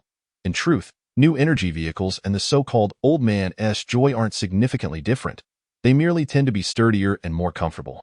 Meili scans through the fans' comments, a sudden idea sparking in her mind. On stage, Ye Xing continues her presentation. All eyes are fixed on her face, as if they can never gaze enough. Xingchen Technology is a great company committed to solving human problems through innovative technology. From the moment of its inception, its brilliance is destined to illuminate the entire blue star, guiding humanity toward the pinnacle of scientific achievement. Ye Xing gestures towards the large screen behind her, which displays an introduction to Xingchen Technology. The attendees cannot help but furrow their brows. This is far too boastful. Do they consider themselves gods? Just as Ye Xing is about to continue, her words are interrupted. Miss Ye, may I ask why your company's vehicles are categorized into wind series and electric series? Under the spotlight, a petite, elegant young woman steps forward to inquire. It is none other than the online streamer Meili. All eyes in the room are drawn to her. Those who recognize her pull out their phones to enter her live stream, while others whisper in curiosity. Indeed, our Meili is the bravest of them all. Let us see how that beautiful assistant responds. Meili is sure to gain followers today. Let us observe how Xingchen Technology answers. The live stream room erupts with excitement, showering Meili with praise for her audacity. Ye Xing, adorned with a smile, appears to be well prepared. To be precise, the wind series operates on the ground, while the electric series can soar through the skies. A wave of astonishment sweeps through the audience. Murmurs of disbelief filling the air. They could never have anticipated that Xingchen Technology would make such audacious claims, that cars could indeed fly. Meili is momentarily taken aback. She merely intended to voice the audience's questions. Who could have predicted that Xingchen Technology's response would be so far-fetched? To have a car fly, what speed would be required? What immense energy must be provided? This young lady is quite lovely, but it seems her reasoning is lacking. What a pity. Indeed, cars flying in the sky would be utter chaos. What kind of background does this company have? Even with the endorsement of the Dragon Academy, they shouldn't make such absurd claims. Representatives from competing car manufacturers and reporters are skeptical of Ye Xing's assertions, whispering among themselves. Even Cheng Xiao feels somewhat perplexed. Does Ye Xing truly intend to hold a new car launch? Miss Ye, does this mean that the advertisement you mentioned earlier was not misleading? Meili presses on, Refusing to back down, Ye Xing brushes her long hair aside with a graceful motion, smiling slightly. To clarify, the video earlier was filmed using our company's holographic technology. It represents a genuine scene, with no exaggeration whatsoever. The audience falls into a stunned silence once again. The weight of this statement is immense. Holographic projection technology is still in its exploratory phase on Blue Star, yet Xingchen technology has seemingly reached the capability of transmitting sound, light, and even scent. This is undeniably groundbreaking technology. Most shocking is Ye Xing's claim that flying in midair was captured in real time. Rather than through post-production in that instant, an odd sensation rises within everyone. They are acutely aware that the other party is lying, yet they find themselves at a loss as to how to counter it. Miss Ye, are you certain that what we saw, driving a car through the air, was indeed authentic footage? Mealy, momentarily stunned, presses again. Absolutely. Furthermore, at this launch event, the company will arrange for a real-world experience, allowing everyone to witness the miracle firsthand. Ye Xing nods elegantly and confidently. Chapter 85. Wireless Power Transmission, a sci-fi conference. The attendees are bewildered, some questioning the very fabric of reality. Are they attending a product launch or a grand display of boastfulness? If cars can fly, what purpose do airplanes serve? Ladies and gentlemen, I understand your skepticism. However, there is a saying, seeing is believing. Recently, an online content creator shared a video of an excavator powered by a battery, which I believe you all remember vividly. Ye Xing, undeterred by the audience's shock, lifts a Galaxy battery as a visual cue. Countless cameras immediately focus on the Galaxy battery in her hands. Our Wind series is powered by a Galaxy battery, which has undergone tens of thousands of tests by our company, achieving the remarkable capability of charging in 10 minutes for a range of 3,000 kilometers. This means that if you purchase one of our new energy vehicles and keep an additional Galaxy battery in the trunk, you will never experience power anxiety again. Ye Xing speaks confidently about the Galaxy battery, which is the first time it has been unveiled to the public. Whether in the venue or the live stream, excitement erupts. Watching their advertisement online seemed dubious, but witnessing it in person feels even more surreal. Could it be possible that the content creator collaborated with them in deception? Charging in 10 minutes for a range of 3,000 kilometers? How dare they make such claims? Do they possess no scientific integrity at all? They're merely here to exploit the market. Who needs scientific integrity? Fans in the live stream express their unfiltered opinions. Meanwhile, the reporters and company representatives in attendance maintain a level of decorum, given the presence of the Dragon Academy and military personnel. Nevertheless, questions continue to flow incessantly. Miss Ye, may I inquire whether your Galaxy battery truly possesses the legendary power it claims? Has it undergone relevant testing? Can safety be guaranteed? Miss Ye, your company has no prior technological foundation or patent accumulation. Is it somewhat disrespectful to science to suddenly present a battery that supposedly represents a new era? Miss Ye, is your company's battery sold alongside the new energy vehicles, or can it be purchased separately? Does the company have charging stations installed? Prior to the event, reporters and representatives had prepared a series of questions. Now, during the QA session, they all rise to direct their inquiries at Ye Xing, particularly the representatives from major car manufacturers, as the matter relates directly to their interests, pose particularly challenging questions. Liang Hui leans closer and whispers to Chang Xiao, "Old Cheng, should we step in to assist Ye Xing?" No need. Ye Xing's company must ultimately engage with the market. We can help him deter those with ulterior motives. But market competition must be navigated by him alone. Cheng Xiao waves his hand dismissively, his gaze fixed on Ye Xing as he continues, moreover, don't you think this launch event is designed with a captivating rhythm? It is evident that numerous technologies are to be unveiled gradually. My dear companion, let us merely await the spectacle on stage. Ye Xing remains composed, facing a deluge of inquiries. Our company's Galaxy series batteries adopt a distinctive technological approach, entirely unlike any available in the market. Following successful trials in the laboratory, they have received validation from the relevant authorities, having undergone rigorous testing for performance parameters as well as safety features such as fire and water resistance. As she speaks, Ye Xing gestures, and the screen displays an array of verification documents. Simultaneously, a video materializes on the screen. In this footage, a Galaxy battery is subjected to a raging inferno, emerging unscathed after an hour of intense flames. Subsequently, the Galaxy battery is placed beneath a hydraulic press weighing 10,000 tons. The massive hydraulic hammer descends slowly, The Galaxy battery astonishingly withstands the force, exhibiting not a hint of deformation. Next, the battery is connected to a short circuit. Upon the activation of the circuit breaker, a blue arc of electricity surges forth from the wires, yet the Galaxy battery remains entirely unaffected. The audience falls into a hushed silence. Akin to witnessing a science fiction epic, the battery's performance surpasses their wildest expectations. Only those from Longguo Institute and the military remain unfazed, as they have already conducted their own tests. The questioning journalist is left speechless. Had it been batteries from other manufacturers, they would have undoubtedly exploded under such harsh conditions. As for the charging stations, Ye Xing suddenly halts, a mysterious smile gracing her features.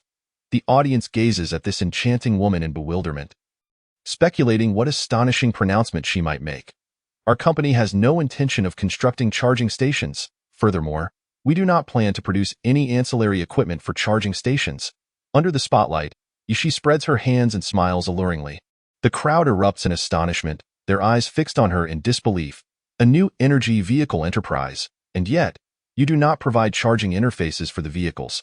Are you expecting drivers to generate power through sheer will? Miss Ye Xing, while I find the Galaxy battery's performance in the video rather formidable, what distinguishes a battery that cannot be recharged from a mere brick? Is your company intending to sell disposable batteries? Forgive my ignorance, but no such practice has yet been observed on Blue Star. In the ensuing silence, a journalist rises, questioning Ye Xing with skepticism. The attendees direct appreciative glances towards the journalist. Why? Ye Xing shrugs. Madam, I commend your courage, but quite frankly, you ought to update your knowledge base. The female journalist's face flushes with embarrassment, as this equates to a direct admission of ignorance. Not just her, but others present also begin to fidget. For this company exudes an air of arrogance. Old Liang, what is this girl truly trying to convey? Cheng Xiao shakes his head, glancing at Liang Hui beside him. Liang Hui hesitates before responding. The technical documents provided by Ye Xing mention that the battery possesses additional functionalities. Though we have yet to fully comprehend them, Ye Xing certainly has his share of secrets. I am eager to see what surprises he has in store. Cheng Xiao's eyes spark with interest as he turns his focus back to the stage. Those present have all received scientific education and surely recall that, aside from battery replacement and wire charging, there exists another form of energy transmission. Ye Xing flashes a playful smile on stage, reminding the attendees like a teacher. Confusion washes over the audience, their expressions reflecting perplexity. Yet, the scholars and experts from Longguo Institute suddenly breathe heavily, their faces flushed with disbelief as they gaze at Ye Xing. A term looms in their minds, on the verge of being articulated. Within our battery lies a chip capable of receiving wireless energy from within 1,000 kilometers, allowing for simultaneous operation and charging. As for charging stations, they have become relics of a bygone era. Ye Xing chuckles softly, unveiling the secret of the battery. What? Wireless energy transmission? How could this be possible? The audience is astounded, rising involuntarily, staring at Ye Xing in awe.